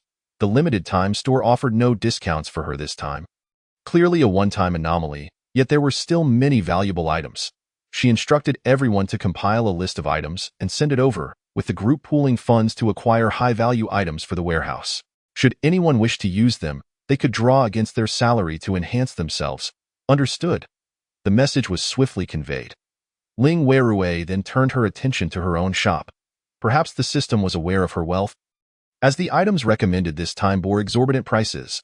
This month's featured offers: Time Sand of Cave, 100-fold stackable for use. Time flow rate becomes 100 times faster. Price: 100 billion. Dungeon Synchronization Scroll allows synchronization of a game dungeon to the real world, granting ownership of that dungeon. Price: 100 billion. Assistance Card, upon use, can summon original humans or extraterrestrial beings for aid, manifesting in the current realm to resolve immediate predicaments. Price: 100 billion. It was evident that the system acknowledged her affluence. Nevertheless, Ling Weirui purchased all three items. Earning money is delightful, and with prosperity comes the freedom to spend without hesitation. Beyond these, Ling Weirui also acquired Enlightenment Tea, which was no longer discounted, costing her 1 billion. The Awakening Stone was limited, with only one available at a price of 100 million, and she spotted an enormous spatial ring valued at 10 billion. While she had no personal use for it, it could be allocated to her subordinates for transporting resources, such as crops within the cave, which now matured at 100-fold speed. Moreover, Ling Weirui discovered the essence soil dye in the game. This was merely valued at 588, yet now it commanded a price of 1 million. Nonetheless, the essence soil was indeed extraordinary. Anything planted within it would flourish. Should any rare plants be cultivated using the essence soil, a mutation effect would undoubtedly occur. Many elites would surely be tempted to procure it. Ling Weirui hesitated briefly, but ultimately decided to purchase 5,000 pots. Next, she encountered the Skill Enhancement Stone. That it was noted that this was an item from a game called Great Destruction, capable of enhancing skills. For instance, a level 1 skill could be elevated to level 2. Ling Weirui's skills had awakened but lacked levels, and she was curious to see if enhancement was possible, which would undoubtedly strengthen her. Priced at 100 million, Ling Weirui purchased it, then applied it to the entry-level Guanghan entry scripture. With a snap, the stone shattered. System notification: upgrade failed. If you cannot upgrade, you ought to inform me, Ling Weirui exclaimed in exasperation. However, she soon comprehended that the stone should indeed facilitate upgrades, but her cultivation method was too potent, resulting in a high failure rate. It was akin to enhancing gemstones or equipment, where success is not guaranteed. This probability is exceedingly slim, which explains why the skill enhancement stones are not limited. Ling Weirui scoffed lightly and purchased 10 more skill enhancement stones. Subsequently, she summoned her spiritual power. With a roar, golden dragons encircled her and fortune enveloped her. Ling Weirui reinforced the Guanghan entry scripture. Once more. This time, success was achieved. Guanghan entry scripture level 1. Ling Weirui's vitality, spiritual energy, defense, attack power, and more surged by 10. Understood. Level 1 signifies a 10 enhancement. After a series of enhancements, her skills ultimately reached level 10, fully maximizing their effects. Subsequently, she upgraded skills 1 through 4, concurrently enhancing Hellfire Lava and 9 Heavens Divine Thunder. She purchased another one, 000, intending to use some while reselling the rest, confident that many elites would be interested. Upon reviewing the shop, nothing further piqued Ling Weirui's interest. She had expended 900 billion in one breath. Yet thankfully, she could both spend and earn now. Investing in her strength felt entirely justified to Ling Weirui. Ling Weirui first entered the cave and utilized the time sand to accelerate the flow of time by 100-fold, simultaneously emptying the essence soil pots. Once the soil was removed, Ling Weirui realized she had misjudged the system. Each pot of essence soil covered an entire acre. Thus, Her cave now boasted 6,000 acres. This was indeed splendid news. Furthermore, with Ling Weirui at level 30, the availability of synchronized high-level items increased, which could be cultivated and transformed into elixirs, fetching a handsome price. Subsequently, Ling Weirui applied the Awakening Stone to her fifth skill, Ice Condensation Eternal Freeze, and consumed the Enlightenment Tea to derive the Ocean of All Rivers Classic. With the time flow rate at 100-fold, scarcely any time passed in the outside world before Ling Weirui completed her derivation. The Enlightenment Tea had not yet been exhausted, and she casually derived Hellfire Lava again, believing this skill still had immense potential for enhancement. Ultimately, she advanced the skill, transforming it into the Hellfire Furnace. Having accomplished this, she then turned her gaze to the dungeon scroll.it should synchronize a level 40 dungeon. However, this dungeon need not necessarily belong to the Shining Fairy Clan in her past life. Ling Weirui had merely been a construction worker. Although the online world harbored no secrets, her knowledge was ultimately limited. Even players above level 30 were considered strong. Thus, many crucial pieces of information eluded Ling Weirui. This matter required careful consideration. Nevertheless, the level 40 dungeon warranted caution. There was a level 20 dungeon, however. Since she had already begun competing for personnel with the officials, what was the harm in vying for a dungeon as well? Yet, Ling Weirui remained unaware of the origins of the level 20 dungeon. She did, however, know that this dungeon was connected to a queen ant, a formidable foe. Ling Weirui summoned Gu Daoricheng. Please help me locate the position of the white ant queen. It should be a level 20 boss. Rest assured, Sister Yu, leave it to me, Gu Daoricheng, despite his daily upgrades and contributions within the 10-year group, felt his role extended beyond mere support. Compared to him, Mu Liqing and Li Si were the true core figures. However, Gu Daoricheng harbored ambitions of his own. He wished to demonstrate his value rather than remain a mere enforcer within the guild. Finally, the opportunity had arrived for him to shine.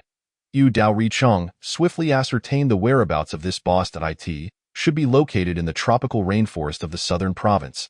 I see a mountain. Please hold on while I check the satellite map. Before long, Gu Daoricheng provided Ling Weirui with a coordinate, Xiangnan Village. Simultaneously, within Xiangnan Village, 2 trucks of the southern province garrison arrived. One villager, in his 40s, with dark skin and a gleam in his eyes, led the way. Commander, it's just ahead.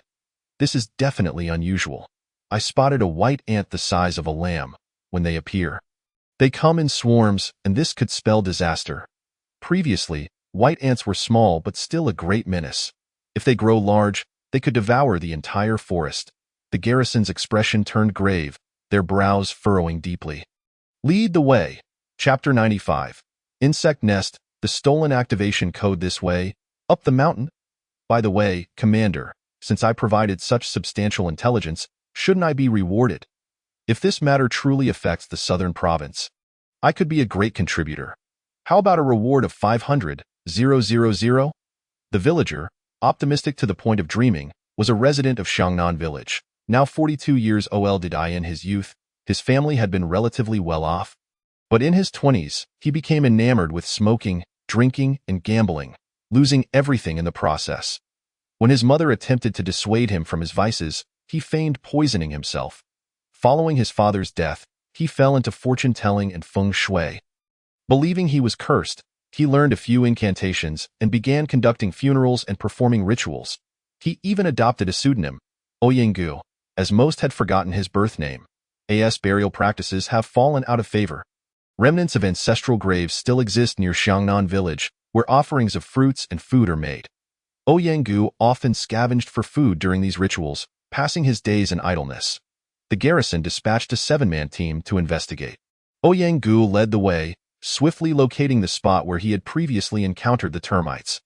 The surroundings appeared desolate, devoid of any notable features. However, the guard observed meticulously, furrowing his brows as he approached a grand tree and peeled back its bark. To his astonishment, the interior of the tree was hollow, and as he stripped away the bark, a colossal white-yellow creature emerged, extending its antennae. Indeed, it was a termite, measuring over half a meter in length. Its sharp mandibles snapping as it lunged forward. The guard immediately retreated, opening fire. Rat-a-tat-tat. The bullets pierced the wood, annihilating the monstrous insect. With a swish, a radiant object fell to the ground, a colorful activation code. Ouyang-gu, exhibiting remarkable speed, seized the activation code and utilized it. "What are you doing?" The guard glared at Ouyang-gu in anger. Ouyang-gu chuckled heartily and replied, "Ah, Commander, I brought you here. Without me, you wouldn't have been able to slay that termite. Look at it. It's not particularly strong. Had I come alone, I could have dispatched it myself. Therefore, this prize rightfully belongs to me." The expressions of the guards soured. Among the 7 of them, only 2 were players. While the remaining 5 were ordinary individuals serving as soldiers, they had not anticipated that this audacious villager would abscond with their hard-earned reward and use it outright. The team was seething with frustration. The squad leader took a deep breath and finally declared, "The activation code you used belongs to the guard. Since you have already activated it, you must join the guard, or else you will be required to pay." Ouyang-gu grinned mischievously, replying, all right, then I'll join the official ranks. Will the official pay me a salary? I hear those players earn hundreds of thousands a month." The villagers were incensed. The activation code had clearly been obtained through their efforts. Yet he had snatched it away and now demanded a salary for joining the official ranks. How brazen of him! As the team simmered with anger, a cacophony of rustling sounds erupted around them. Every tree trembled as colossal termites emerged from the wood, their eyes gleaming with a fierce red upon seeing the intruders and the carcass of their fallen kin. A palpable sense of danger enveloped the group. "Retreat! Quickly, retreat!" they shouted, fleeing in haste. In the next moment, a swarm of termites surged forward, moving with astonishing speed, leaving a barren landscape in their wake as every plant was devoured in their path. The slowest among them was Ouyang-gu. Despite becoming a player, he was still unaccustomed to his new identity, and his class did not enhance his speed. "Help! Help! Shoot these termites! Kill them!" he cried. "Kill them? How are we supposed to do that? There must be hundreds, if not thousands of them," one guard exclaimed. "We need to move." One soldier halted, attempting to grab Ouyang-gu, only to find him suddenly shrink and vanish. Yet his voice echoed around them, "I'm off. Take care." "Commander!" The soldier, momentarily paused, was instantly engulfed by the swarm of termites.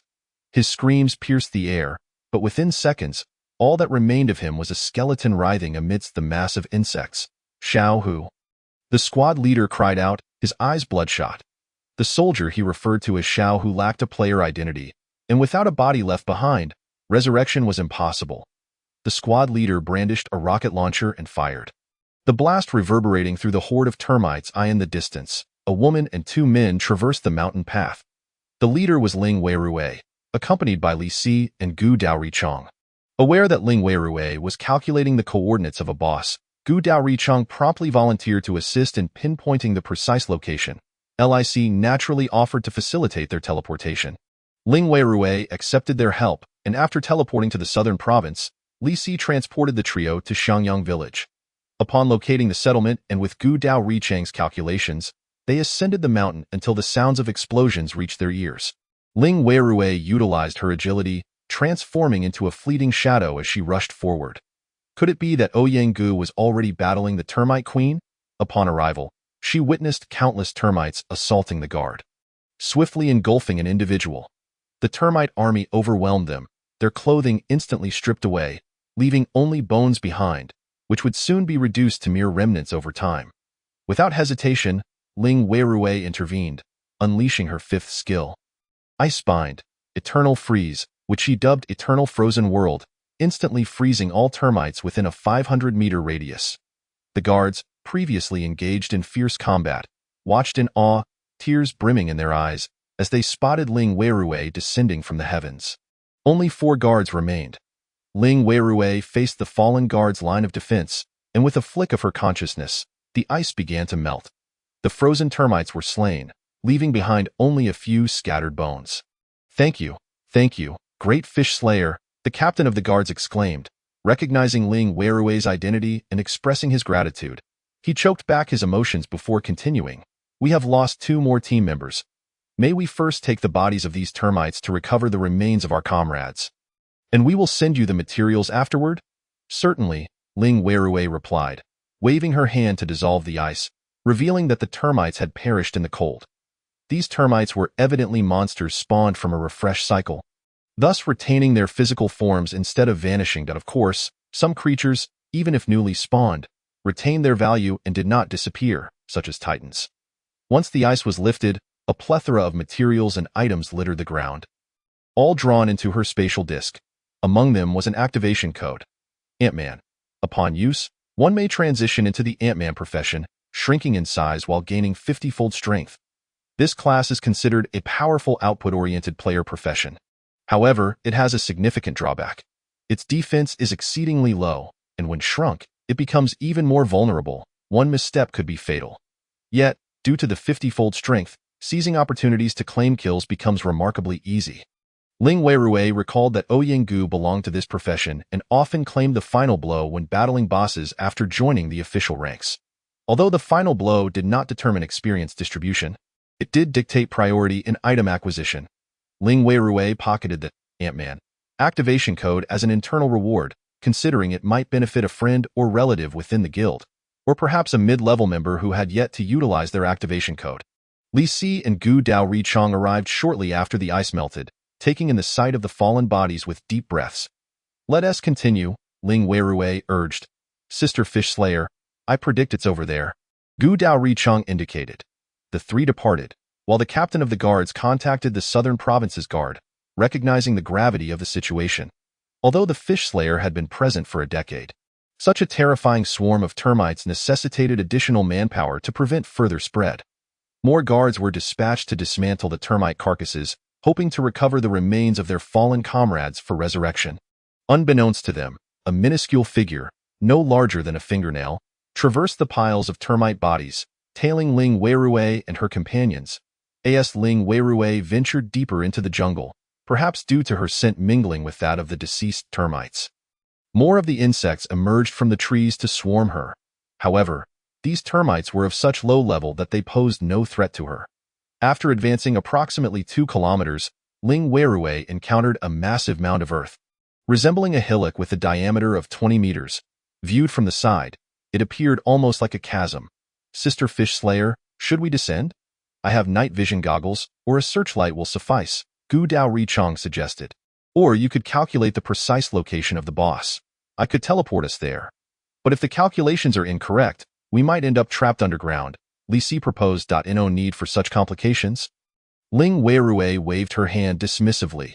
Channeling her spiritual energy, she activated her golden core, unleashing a terrifying heat from beneath her feet.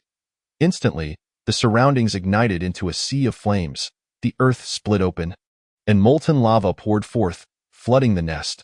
The soil disintegrated as it fell into the lava, while vast numbers of termites emerged, only to be engulfed and obliterated by the molten flow, filling the air with the aroma of roasted protein.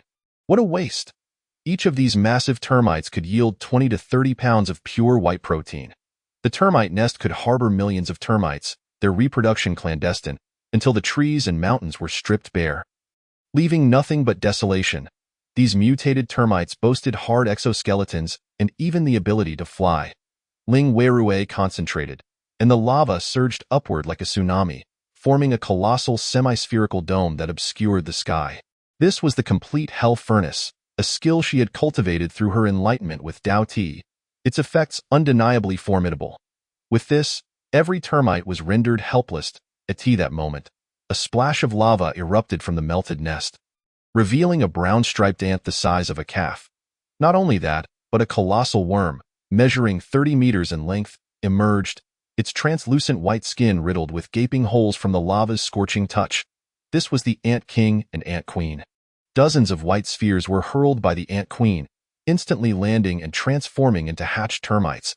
They launched a frenzied assault on Ling Weirui and her companions. The ground where Ling Weirui stood was devoid of lava. In order to maintain her control over the molten rock, she could not employ any other techniques. Lic and Gu Dao Rengran immediately retaliated. As level 20 players, they had no trouble fending off the summoned termites. Ling Weirui manipulated the lava, continuously attacking and obstructing the Ant King and Queen. The two finally managed to escape the lava's reach, but they appeared to be on the brink of collapse. At that moment, a figure suddenly leaped out from the side. Initially the size of a fingernail, it morphed into human form mid-leap, albeit slightly smaller than an average human. and clenched its fists, aiming to strike the Ant King and Queen atop their heads. Ling Weirui swiftly employed the Eternal Freeze technique, instantly encasing the Ant King and Queen in ice. With a resounding thud, the figure's fist collided with the solid icy, to everyone's astonishment, Ling Weirui's ice was dented, creating a basin-sized crater adorned with a web-like pattern. My hand. Ouyang-gu screamed in agony. Ling Weirui had been prepared for this in her previous life. Ouyang-gu had been a notorious figure in the southern province, known for his penchant for stealing monsters. This dungeon had been Ouyang-ji's in the past. Though she was unaware of how he had acquired it, she remained cautious. You dare to steal my monster? Ling Weirui's voice was icied. A flicker of fear crossed Ouyang-ji's eyes, yet he retorted, I'm helping you. Why are you turning this against me? Who wants to steal your monster? We're working together to eliminate this threat. It's for the greater good. I extend my goodwill, and you repay it with injury. Compensate me, $5,000. He raised his arm, revealing a hand marred with wounds. Are you truly helping or merely feigning assistance? Do you think I cannot see through your ruse? I do not need your aid. Get lost. With a flick of her sleeve, the gust of wind sent Ouyang-gu flying. She then turned her attention back to annihilating the Ant King and Queen. Do you have defeated the mutated Ant King and Queen? Reward. Level 20 Dungeon, Insectoid Nest. Chapter 97. The Xena Gem Mine. Game Rules and Real-World Regulations. Insectoid Nest. Recommended Level 20-30. Please select a location for placement. After placement, you can adjust the dungeon entry level, restrict the number of participants, set fees tickets, and experience distribution, etc. Having secured the rewards, Ling Weirui found that the ground was strewn with materials, yielding 2 activation codes, Elite Ant Warrior and Insect Summoner. Both were commendable finds. Additionally, a white robe and an ant armor, both of level 20, dropped, which she distributed to Li Si and Gu Daoren. The two were elated, realizing that their efforts were not in vain. It was indeed advantageous to follow their leader for greater rewards. Ling Weirui arranged for the insectoid nest to be situated 100 meters away from Demon Invasion, anticipating future congestion as the player base grew. In the following days, Ling Weirui instructed her subordinates to investigate the 40-level dungeons across various games. The original humans had deleted official data, yet players retained their memories. To better combat projection monsters. The officials had reconstructed a website listing all game monsters and classes. However, this site was not global. It was localized to the Huagua region. Ultimately, Ling Weirui selected a dungeon originating from a chibi-style game. Named Xena Gem Mine. Xena, a level 40 juvenile crystal dragon, was fond of collecting gems, and under her magical influence, she had transformed the stone monsters within a gem mine into guardians to protect her treasures. This dungeon was the source of gems in that game. Ling Weirui perceived the difficulty of the dungeon as manageable. Defeating the stone monsters would yield gems, thus supporting her jewelry business, while all gems could be embedded into equipment, fulfilling a fundamental need. Furthermore, she could confront the crystal dragon.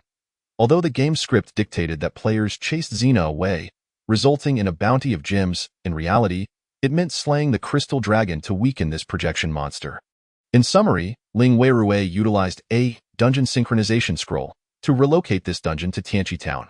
With this, Tianqi Town boasted dungeons of levels 20, 30, and 40, ensuring that many players reaching level 20 would inevitably come to upgrade if no better refresh points were available.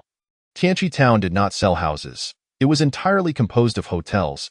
It was easy to foresee the daily revenue from meals and lodging in the town.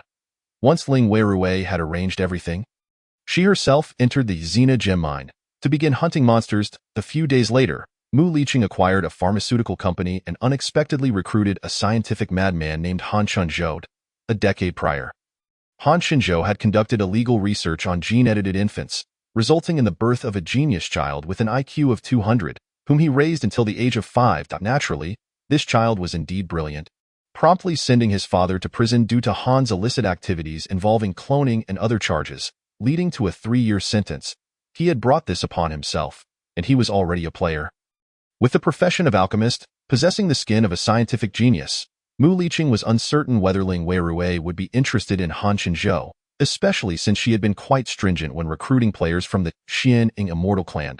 While she was indeed strict with these players, Given their varied backgrounds, she exhibited a notable openness towards geniuses or eccentric individuals. She promptly accepted Han Chunzhou's inclusion, signing a contract with him and recruiting a medical team under his name. Subsequently, Ling Weirui brought these individuals into the cave. Due to her formidable strength, she no longer worried about anyone discovering the cave. The crucial factor was the presence of the Titan race's corpses within. The cave could ensure that the bodies would not decompose. They would retain their state from entry to exit. If studied externally, the results might not materialize before the corpses decayed beyond use. The Titan corpses were rare. These monsters had low refresh rates, and any that did appear were fiercely contested. Han Chunzhou did not disappoint Ling Weirui in less than 3 days. He had developed a batch of height-increasing potions. This item was unavailable in the system store. Perhaps the original humans could not fathom humanity's obsession with height. The potion was quite simple, not even classified as a stat-enhancing elixir. However, to achieve mass production, a stable supply was required. Ling Weirui needed some Titan corpses. This time, the nation's high-level players were embroiled in battles against the Titan race. In the southern province, a Titan giant had spawned in the wild. Quickly spotted by the patrolling defense forces, news of this promptly spread online, and the defense forces were en route to confront it. Ling Weirui hastened to the scene, arriving as the defense forces were already engaged with the Titan race. The Titan race had first appeared during Ling Weirui's siege, where 4 Titans were dealt with in 15 minutes. However, those had been under Ling Weirui's command, or rather, the renowned killing fish for 10 years. Other Titans were not so easily vanquished. Deploy the web, helicopters, entangle it, redirect it away. It's headed straight for the village. Quickly evacuate the crowd. The defense forces shouted. The Titan had already entered the village, and the helicopters attempted to ensnare it with ropes, but to the Titan giant, the helicopters were no larger than sparrows to a human. With a mere wave of its hand, it could swat a helicopter aside. When Ling Weirui arrived, the southern province's defense forces remained wary of her presence. A middle-aged general approached her.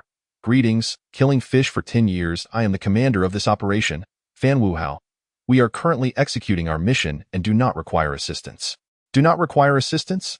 Ling Weirui inquired, perplexed. The scene before her hardly suggested a lack of need for support. This matter concerns our defense forces, Fan Wuhao asserted with authority. In the past, such a situation would have seen Ling Weirui, an outsider, observing the defense forces' exercises, and she would have been driven away. However, times had changed. We have expended considerable effort. The activation code dropped by this Titan must belong to our southern city. Just days prior, Ling Weirui had auctioned an activation code, which the Kyoto officials had purchased for 100 million, ultimately opting to use it on a retired athlete. That individual, a level 1 Titan, could engage a level 10 Goblin leader head-on. And once the video circulated, the value of the Titan activation code skyrocketed, with wealthy individuals bidding up to 100 million. The Titan was a core MT for any team. Fan Wuhao feared that Ling Weirui might attempt to seize the activation code. You need it, provided you can defeat it. This item belongs to you only under that condition. Even in such dire straits, you claim not to need assistance. Ling Weirui pointed toward the distant village, which was on the verge of destruction. Chapter 98. Complying with the task, everyone intercepted outside. The defense forces of the southern province. This is our affair. Please cooperate with our operations, Fan Wuhao insisted. Becoming increasingly assertive, instructing guards to monitor Ling Weirui. In truth, these guards were equally apprehensive. If killing fish for 10 years truly wished to act, could they possibly stop her? Ling Weirui let out a cold snort, crossing her arms as she stood aside, deeming Fan Wuhao reckless. It was not merely his approach to defeating the boss that was foolish, but rather the fact that, in a time of life and death, he was still fixated on defeating the boss, seeking the activation code while neglecting the fundamental purpose of the defense forces, to safeguard the peace of the realm. Now, the Titans have already invaded the village, their mere footfall causing tremors that resonate through the ground, rendering the fleeing villagers immobile or leaving them bloodied from falls. In such dire circumstances, Fan Wuhao still forbids Ling Weirui from intervening, effectively disregarding the lives of ordinary citizens. Furthermore, more players arrive, eager to assist, yet they are intercepted by Fan Wuhao's men, who assert that the Titans have spawned in the southern city, necessitating a southern activation code. Should they engage? If they do, the spoils would not belong to them. If they refrain, will they allow the Titans to ravage the village? These individuals can only remain on the periphery, much like Ling Weirui. However, while some hesitate, others are frantic. The village, appearing quite prosperous, naturally harbors youth and players who have invested their merits to fortify their safe zones. Yet, these minor enhancements can withstand aberrations and zombies, but not the Titans. Who can crush such defenses with a single stomp? A young man cries out in desperation, "What do you mean? The fisherman has come for 10 years. Why won't you let her in? You're keeping her outside. Even if you refuse her entry, can't you find a teleporting mage to send the Titan away? Do you think my home comes without a price? Will you compensate us? Ah, Shue's lad, hurry and help. Your great-grandfather hasn't escaped. He can't move fast. Your third aunt is still bedridden." Boom. The Titan's foot smashes another house, its leg swinging to deliberately kick a person jogging in the street. The force of the impact, akin to a massive truck, obliterates the individual rather than merely tossing them aside. At that moment, a helicopter approaches.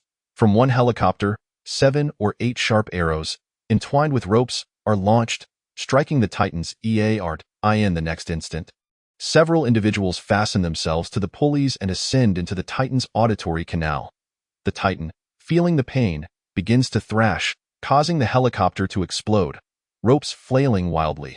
Some individuals find themselves clinging to the Titan's body, some releasing their grips, while others are violently jostled, their insides rearranged by the force. Fortunately, a few manage to climb inside the Titan's ear. One of them, whom Ling Weirui recognizes clearly, is Ouyang. Has he joined the official ranks so swiftly? Ouyang enters the Titan's ear canal, which stands a meter high but is filled with viscous debris, clearly indicative of a waxy ear. Instantly, Ouyang transforms into an Ant-Man, swiftly scaling the distance of 1 meter as though it were 100. At last, he reaches the interior of the Titan's ear, where he spots a gray-blue mirror. The Titan's eardrum. He yearns to strike the Titan with a punch, yet he refrains, for his level is too low. He quickly retrieves items from his spatial backpack, an array of explosives, grenades, and dynamite. Having prepared everything, Ouyang swiftly escapes. He detonates at least 100 pounds of explosives, and at that moment, the Titan feels an itch in its ear. Just as Ouyang emerges, the Titan, in a fit of ear-scratching, crushes him. Upon reviving, Ouyang immediately shouts, "Detonate." It's time to detonate. Boom. Fireballs and smoke erupt from the Titan's ear. This time, the attack injures the Titan's eardrum, blood pouring forth as it emits a wretched howl, a sound potent enough to shatter the eardrums of those nearby. This assault proves effective. However, it is regrettable. Ling Weirui has witnessed early players confronting Titans, and it was indeed a matter of sacrificing lives, with countless players falling in succession, each battle lasting for 3 days and nights. Thus, Titans have always been rare spawns, appearing every 3 to 4 days.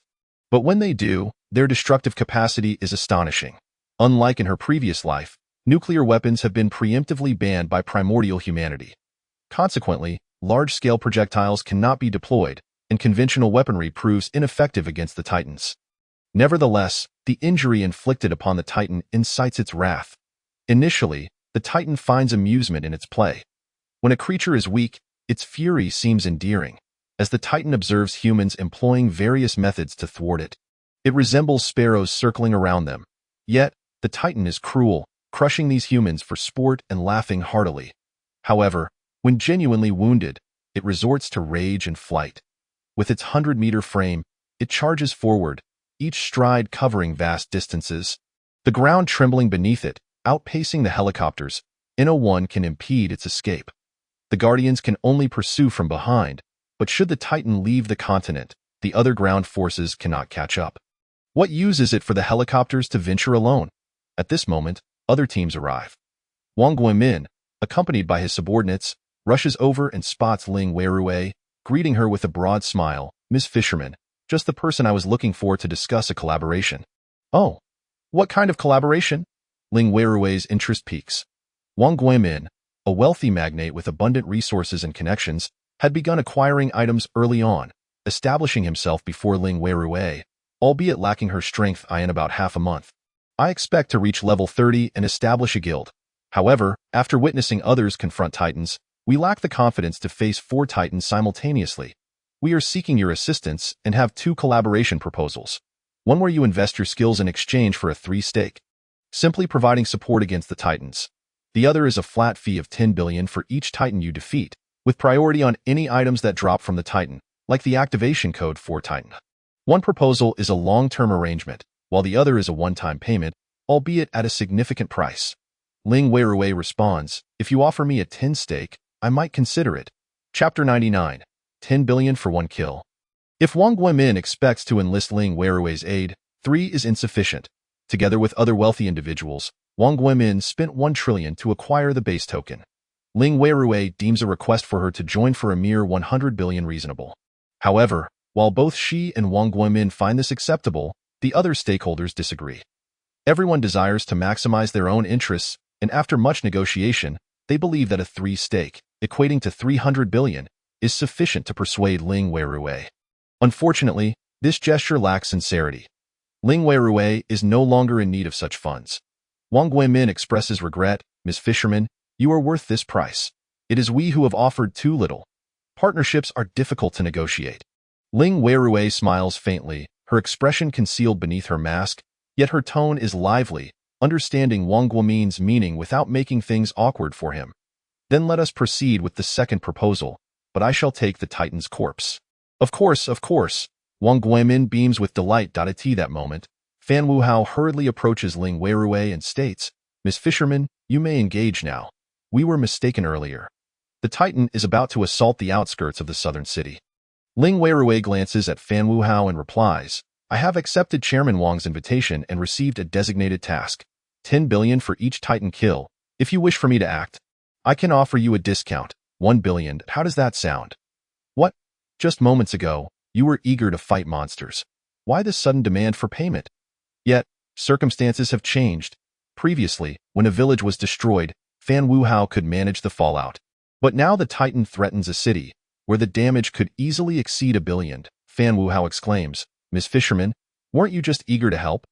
Are you truly willing to watch the citizens of the southern city fall into crisis? Ling Weirui's gaze turns icy. Are you attempting to morally manipulate me?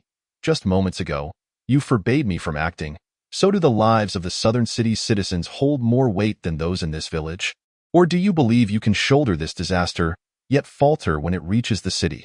She regards Fan Wuhao, astonished that someone like him could serve as the commander of the city's guardians. No wonder the southern city nearly succumbed to the invasion of sea monsters later on. Either you pay me to specify my assistance, or you handle this yourself. Grinding his teeth, Fan Wuhao realizes that 1 billion is a small price to pay. Ultimately conceding to hire Ling Weirui's aid, however, his resentment towards her festers. Ling Weirui receives the system's designated task. Task issued. Issuer, Fan Wuhao, commander of the Southern Province Guardians. Task content, eliminate the boss titan. Task reward, 1 billion. Accepting the task, Ling Weirui promptly sets off to pursue the titan, which has indeed breached the outskirts and is now at the city walls of the southern city. The walls, constructed by players in I Build the World, stand 50 meters high, and recently, due to news of the titan spawning, have been raised to 100 meters in Z City. However, the southern city remains unchanged. For the titan, these walls are mere barriers. IT charges forward and, upon encountering the wall, kicks it with ferocity. Boom! As the stones shattered and large chunks of the wall crumbled, those who witnessed the chaos from afar let out earth-shattering screams, as if a monstrous beast were laying siege. The sheer terror of the moment sent their souls soaring. The piercing cries captured the attention of the Titan giant, who extended his hand and seized the young girl whose scream was the most shrill, pinching her between 2 fingers as one might with an ant. The Titan grinned malevolently, casting the girl aloft before opening his cavernous mouth. Ah! The girl screamed in terror once more in the next instant. The terrifying gaping abyss of the Titan's mouth was enveloped in a chilling frost, transforming it into an icy cavern. Just as she was about to plummet into its depths, she heard a phoenix's cry beside her. A gentle whirlwind enveloped her, lifting her and depositing her atop the city wall. The girl turned to see a woman clad in magnificent celestial garments, standing before the Titan, astride a blue phoenix. 10 years of fish slaughter? Ling Weirui had frozen the Titan giant in place while using her spiritual power to whisk the girl away. Her skills had grown formidable. All 5 innate abilities had awakened, and she had enhanced their power by 200% with skill upgrade stones. A level 30 boss was easily within her capacity to challenge alone. After immobilizing the Titan giant, Ling Weirui invoked the 1,000 miles of ice. But instead of expanding the area, she concentrated every snowflake into a single 100-meter-long ice sword suspended in the air.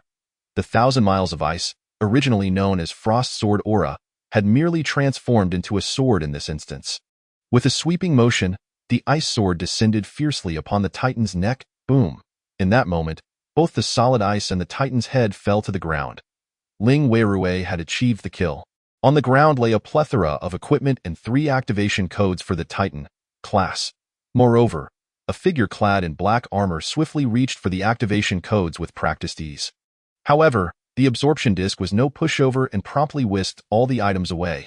Damn, I didn't get anything, Oyengu muttered in discontent, glancing at Ling Weirui and adding, I contributed to the defeat of this boss too. We should split the activation codes evenly. Oyengu had always been so brazen. After encountering him twice, Ling Weirui had deciphered his character. He had a penchant for snatching kills, and it was highly likely that in a previous life, the Ant King and Ant Queen had not been slain by him, but rather by the besieging army, with Oyengu swooping in to claim their last slivers of health, a fact that had been begrudgingly accepted by the southern province officials who subsequently collaborated with him in dungeon development. Ling Weirui felt no moral pangs about seizing opportunities from such individuals. However, she had refrained from killing Oyengu despite his 2 provocations. If it had been Zhang Hao or Liani, she might have forcibly resurrected them multiple times. She stepped forward to collect the colossal Titan corpse, bringing it into her cavern. Unbeknownst to her, at the very moment she entered, a message surged to the top of trending topics online, quickly gaining alarming traction. 10 years of fish slaughter. Only acts once every billion. Chapter 100. Something is amiss. The southern city's defense forces are too weak. The video showcasing Ling Weirui standing with crossed arms appeared, with the Titan giant looming in the background, while 2 defense soldiers stood before her, their expressions sour, as if pleading for her mercy. The news prompted an uproar among netizens, who unleashed their fury upon 10 years of fish slaughter. Unlike before, when Ling Weirui had concealed her identity and had not formed the 10 years group, now the group had an official account and a website, making it a target. Countless internet users, having found a channel for their frustrations, vented vocally beneath the latest post from the 10 years group. 10 years of fish slaughter has gotten too arrogant. What's the point of having power if they only act for money? Have they lost their conscience now that they are wealthy? They were so generous to the beautiful country, yet they demand fees from us? I can't believe I once idolized her. Such a person does not deserve that status. Ling Weirui, initially inside her cavern, was hastily called out by Qing Zihan and soon encountered the online uproar, her expression turning as frigid as ice. Shangfang, investigate this Fan Wuhao.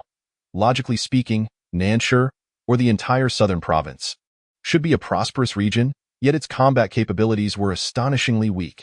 During the sea monster invasion, it had nearly faced annihilation, requiring repeated assistance from the defense forces of other cities. Fan Wuhao's conduct raised her suspicions. Boss, should we check his current whereabouts? Shang Fang made a gesture across his throat. Ling Weirui found herself at a loss for words. Indeed, Fan Wuhao deserved punishment, but not at this moment, at the very least. She needed to clarify her own situation before any drastic measures were taken. No, not that. Instead, look into the tax revenue of Nanshi. The original humans took over the entire world's monetary system to ensure the currency's value and prevent infighting, pillaging, and chaos during the apocalypse. If the currency collapses, it would plunge the world into complete disorder, which is not what they desire to witness. There were 3 factions involved: the Lord's Office, the Patrol Team, and the Defense Forces, with a rough ratio of 3-3-4, favoring the Defense Forces. The prowess of the Defense Forces in City Z was well recognized, consistently leading the nation, but the Defense Forces in Nanshi were far too weak. 2 months had passed without even a single billion in funds being allocated to procure activation codes for peacekeepers, enough for 20,000. Yet, the soldiers sent to battle included regular troops. Where's the money?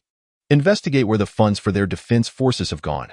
Shang Fang immediately grasped the implication and began the inquiry. In truth, this was the most precarious aspect to investigate. Once the truth surfaced, no one would emerge unscathed. However, Before they could uncover any results, yet another video circulated online. This was not a mere screenshot, but a recording captured from the moment Ling Weirui arrived on the scene. Even while still in the sky, the battlefield was crowded, and the war correspondents immediately shifted their focus to her upon spotting her, documenting her descent upon the Blue Phoenix, only to be intercepted upon landing. Not only Ling Weirui, but also Wang Guimin and many other players who had come to assist were halted. Furthermore, the video included the angry shouts of the villagers. The war correspondent, initially seeing this as a major scoop, found themselves maliciously editing footage to tarnish 10 years of fish slaughter's reputation. Was this not akin to searching for feces in a toilet with a lantern? Moreover, the circumstances had shifted. Previously, he had feared retribution. But now he welcomed the world's gaze, perhaps hoping to curry favor with 10 years of fish slaughter in the process. He promptly shared his perspective. It was the Southern City Defense Forces who initially prevented 10 years of fish slaughter from engaging the monsters. How could they turn the tables and blame her? Are they in need of a scapegoat to bear the blame? Had the previous village been rebuilt? Had the ordinary dead been resurrected? What schemes are some individuals truly plotting? The narrative had flipped in response. Those who had previously condemned Ling Weirui quickly retracted their words and began directing their ire at the Southern City Defense Forces. Fan Wuhao could not remain idle upon witnessing this. He was the one behind the smear campaign against Ling Weirui. Thus, he immediately contacted the Public Relations Department, obtaining the official account of Nansha to publish what appeared to be a refutation but was, in truth, concrete evidence. 10 years of fish slaughter did not indeed charge 1 billion, but we did request their assistance, which necessitated a fee of 100 million. After the task's completion, 10 years of fish slaughter did not return the resources acquired from slaying the Titan giant, including the Titan activation codes. Fan Wuhao desperately needed those activation codes. The Southern City Defense Forces are lacking in strength. Where are the funds being allocated? Within Tianqi town, Shangfang stared at the evidence before him. Utterly speechless and infuriated, greed, such insatiable greed. Fan Wuhao had embezzled around 360 billion from the Defense Forces budget. Ling Weirui also examined the evidence, her expression growing peculiar. It detailed Fan Wuhao's numerous dubious dealings within the 2.5 months following the game's incursion. Among these was the appointment of his 14-year-old niece, a player of I Build Worlds, as the chief engineer of Nansha, allocating 100 billion, of which 80 billion was siphoned off, leaving only 20 billion for city wall construction.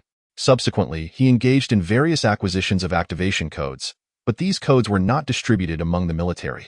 Instead, they were given to all his relatives, arming them as players. It was worth noting that the current activation code for peacekeepers was 5 million, which did not imply that other activation codes were cheap.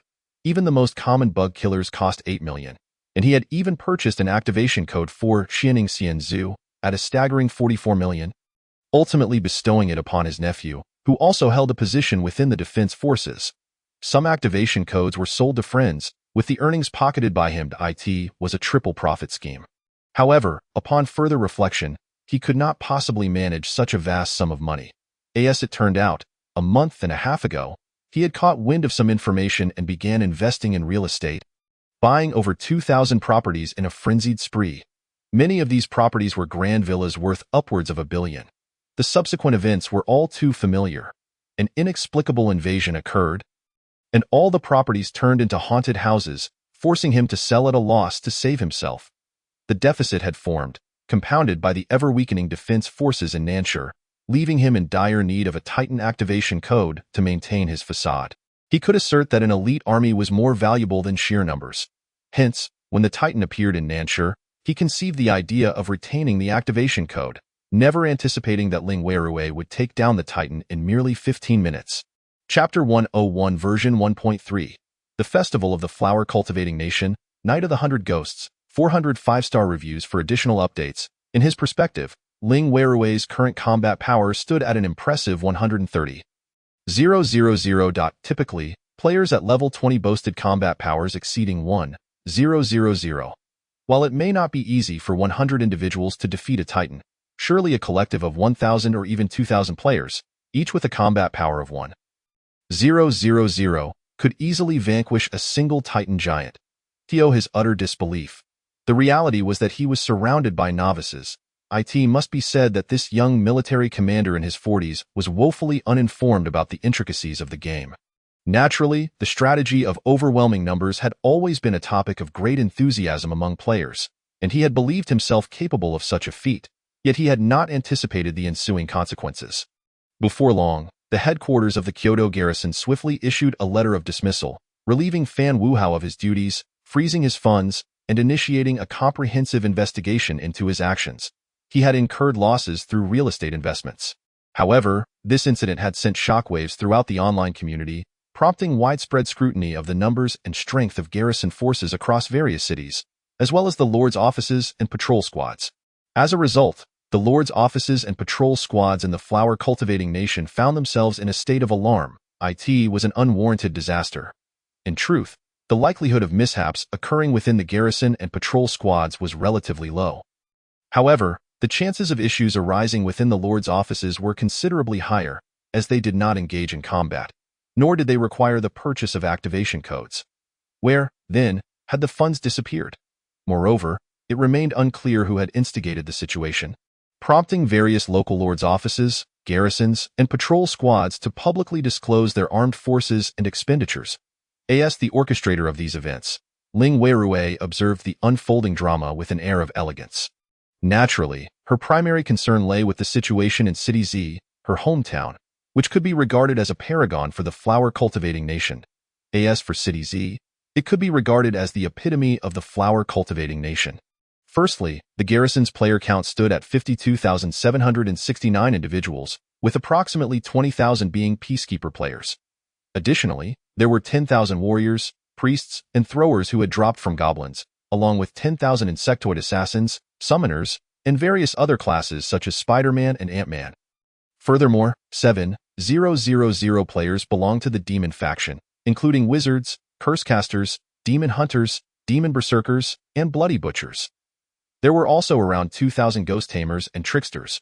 Moreover, over 4,000 players had been recruited from synchronized games, representing a diverse array of classes. From this, it was evident that the majority of activation codes for the garrison in City Z had been personally earned through combat, involving zombies, goblins, and insectoids, as well as considerable gains from supporting the Demon Gate. Most of the system's funds had been allocated for mission postings, which were then awarded to soldiers of the patrol squads based on merit. When the Peace Fortress initially recruited all peacekeepers, it required substantial funding. However, upon revealing military expenditures, Tang Xiu discovered that the garrison not only avoided losses but actually turned a profit, especially as the patrol squads grew stronger and faced increasingly formidable adversaries. Their prosperous days lay ahead. In contrast to the garrison's situation, the patrol squads operated with a sense of decorum, currently employing 20,000 individuals, all of whom had been fully converted. However, the patrol squads did not venture into the wilderness, and their activation codes were purchased outright, resulting in a slower rate of level advancement due to the multitude of daily administrative tasks. Consequently, the number of individuals resorting to violence out of frustration continued to rise, transforming the patrol squads into mere undertakers. As for the Lord's offices, the expenditures were numerous. Presently, the city's largest financial outlay was directed towards constructing city walls and rebuilding housing, followed closely by medical expenses and urban maintenance. In summary, they could easily concoct a plethora of excuses for the expenditure of funds, which seemed to dissipate unnoticed. Compared to City Z, other cities offered ample entertainment, with official announcements even attracting skepticism from netizens. For instance, when the government declared a garrison force of 20,000, the online community was quick to express disbelief, suspecting inflated or concealed figures. This farce unfolded with great fanfare, lasting for several days. Ling Weirue, however, was not preoccupied with such distractions, choosing instead to spend half an hour scrolling through her phone. She had levels to gain and monsters to slay. Yet, as the number of players in Tianqi Town surged, Ling Weirue, as the dungeon holder, experienced rapid growth in her experience points, finally feeling as if she could level up effortlessly. In light of this situation, Ling Weirue emerged from the level 40 dungeon and commenced her dual avatars training within the cave. Striving for the nascent soul stage. At present, her game account attributes were 4 times that of a regular player. To maintain this advantage, she needed to reach the nascent soul stage before level 40, inheriting the power of quadruple nascent souls, and subsequently level up to 40, synchronizing her nascent soul cultivation to achieve quintuple nascent soul effects. Fortunately, the time flow within the cave had accelerated to an impressive ratio of 110:1. And with the timeless nature of cultivation, she felt as if time flew by in the blink of an eye. However, in contrast to her, the true enthusiast of the cave was the scientific madman and alchemist, Han Qinzhou. Many of his research projects demanded extensive time, and while 110 days had passed for Ling Weirui within the cave, only one day had elapsed outside. Time, after all, was of the essence in scientific endeavors.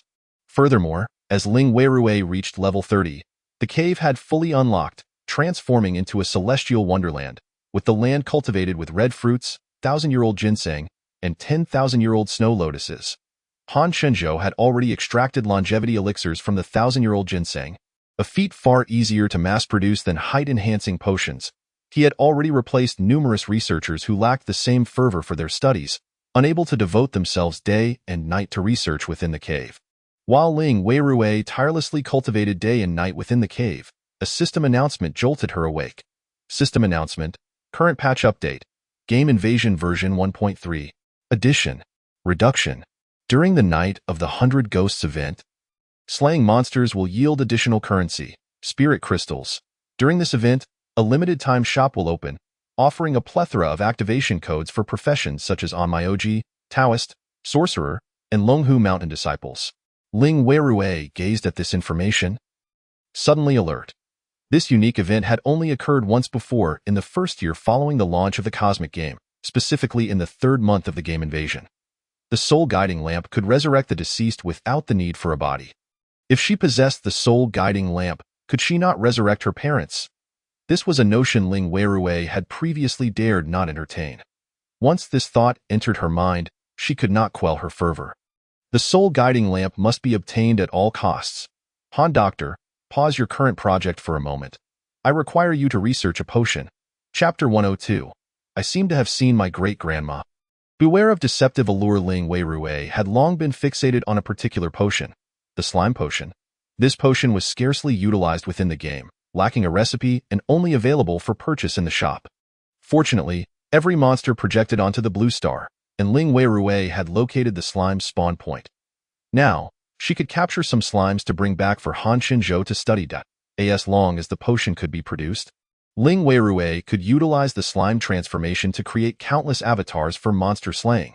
This time, her objective was not merely to level up but to efficiently farm spirit crystals. Spirit crystals were bound items and could not be traded with others. Otherwise, those top-tier items would have long been snatched up by wealthy players.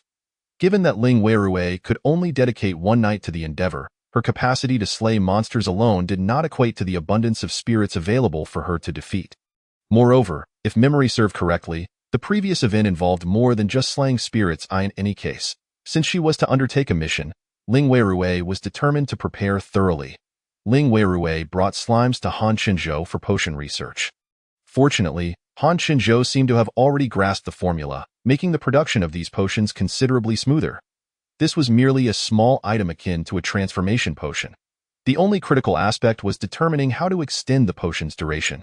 For instance, the difference between a potion lasting 5 minutes and one lasting an hour posed varying levels of difficulty. However, within the cave, Han Qinzhou succeeded in developing a potion that allowed transformation for 2 hours within 10 days. Surpassing the 1-hour duration of the previously purchased potion, as night fell, the flower-cultivating nation plunged into silence. Every room drew its curtains, with fearful individuals leaving lights on throughout the night, clutching their blankets in trepidation. In truth, at this moment, all residences had activated protective measures such as the guardian deity and golden light incantations, yet fear still gripped them. Meanwhile, the streets were far from tranquil. Players donned a diverse array of Western, fantasy, martial arts, and celestial garb gathered together, uncertain of what event would unfold. The night of the 100 Ghosts, the Ghost Gate opens. It must be in Fengdu Ghost City. I specifically came here to undertake a mission. Is anyone interested in forming a team? We need a light-based player in our group. Any profession will do. Is a bald man acceptable? My head is incredibly shiny. The crowd chuckled and bantered, seemingly unperturbed by the ominous atmosphere. Ling Weirui was also present in Fengdu Ghost City.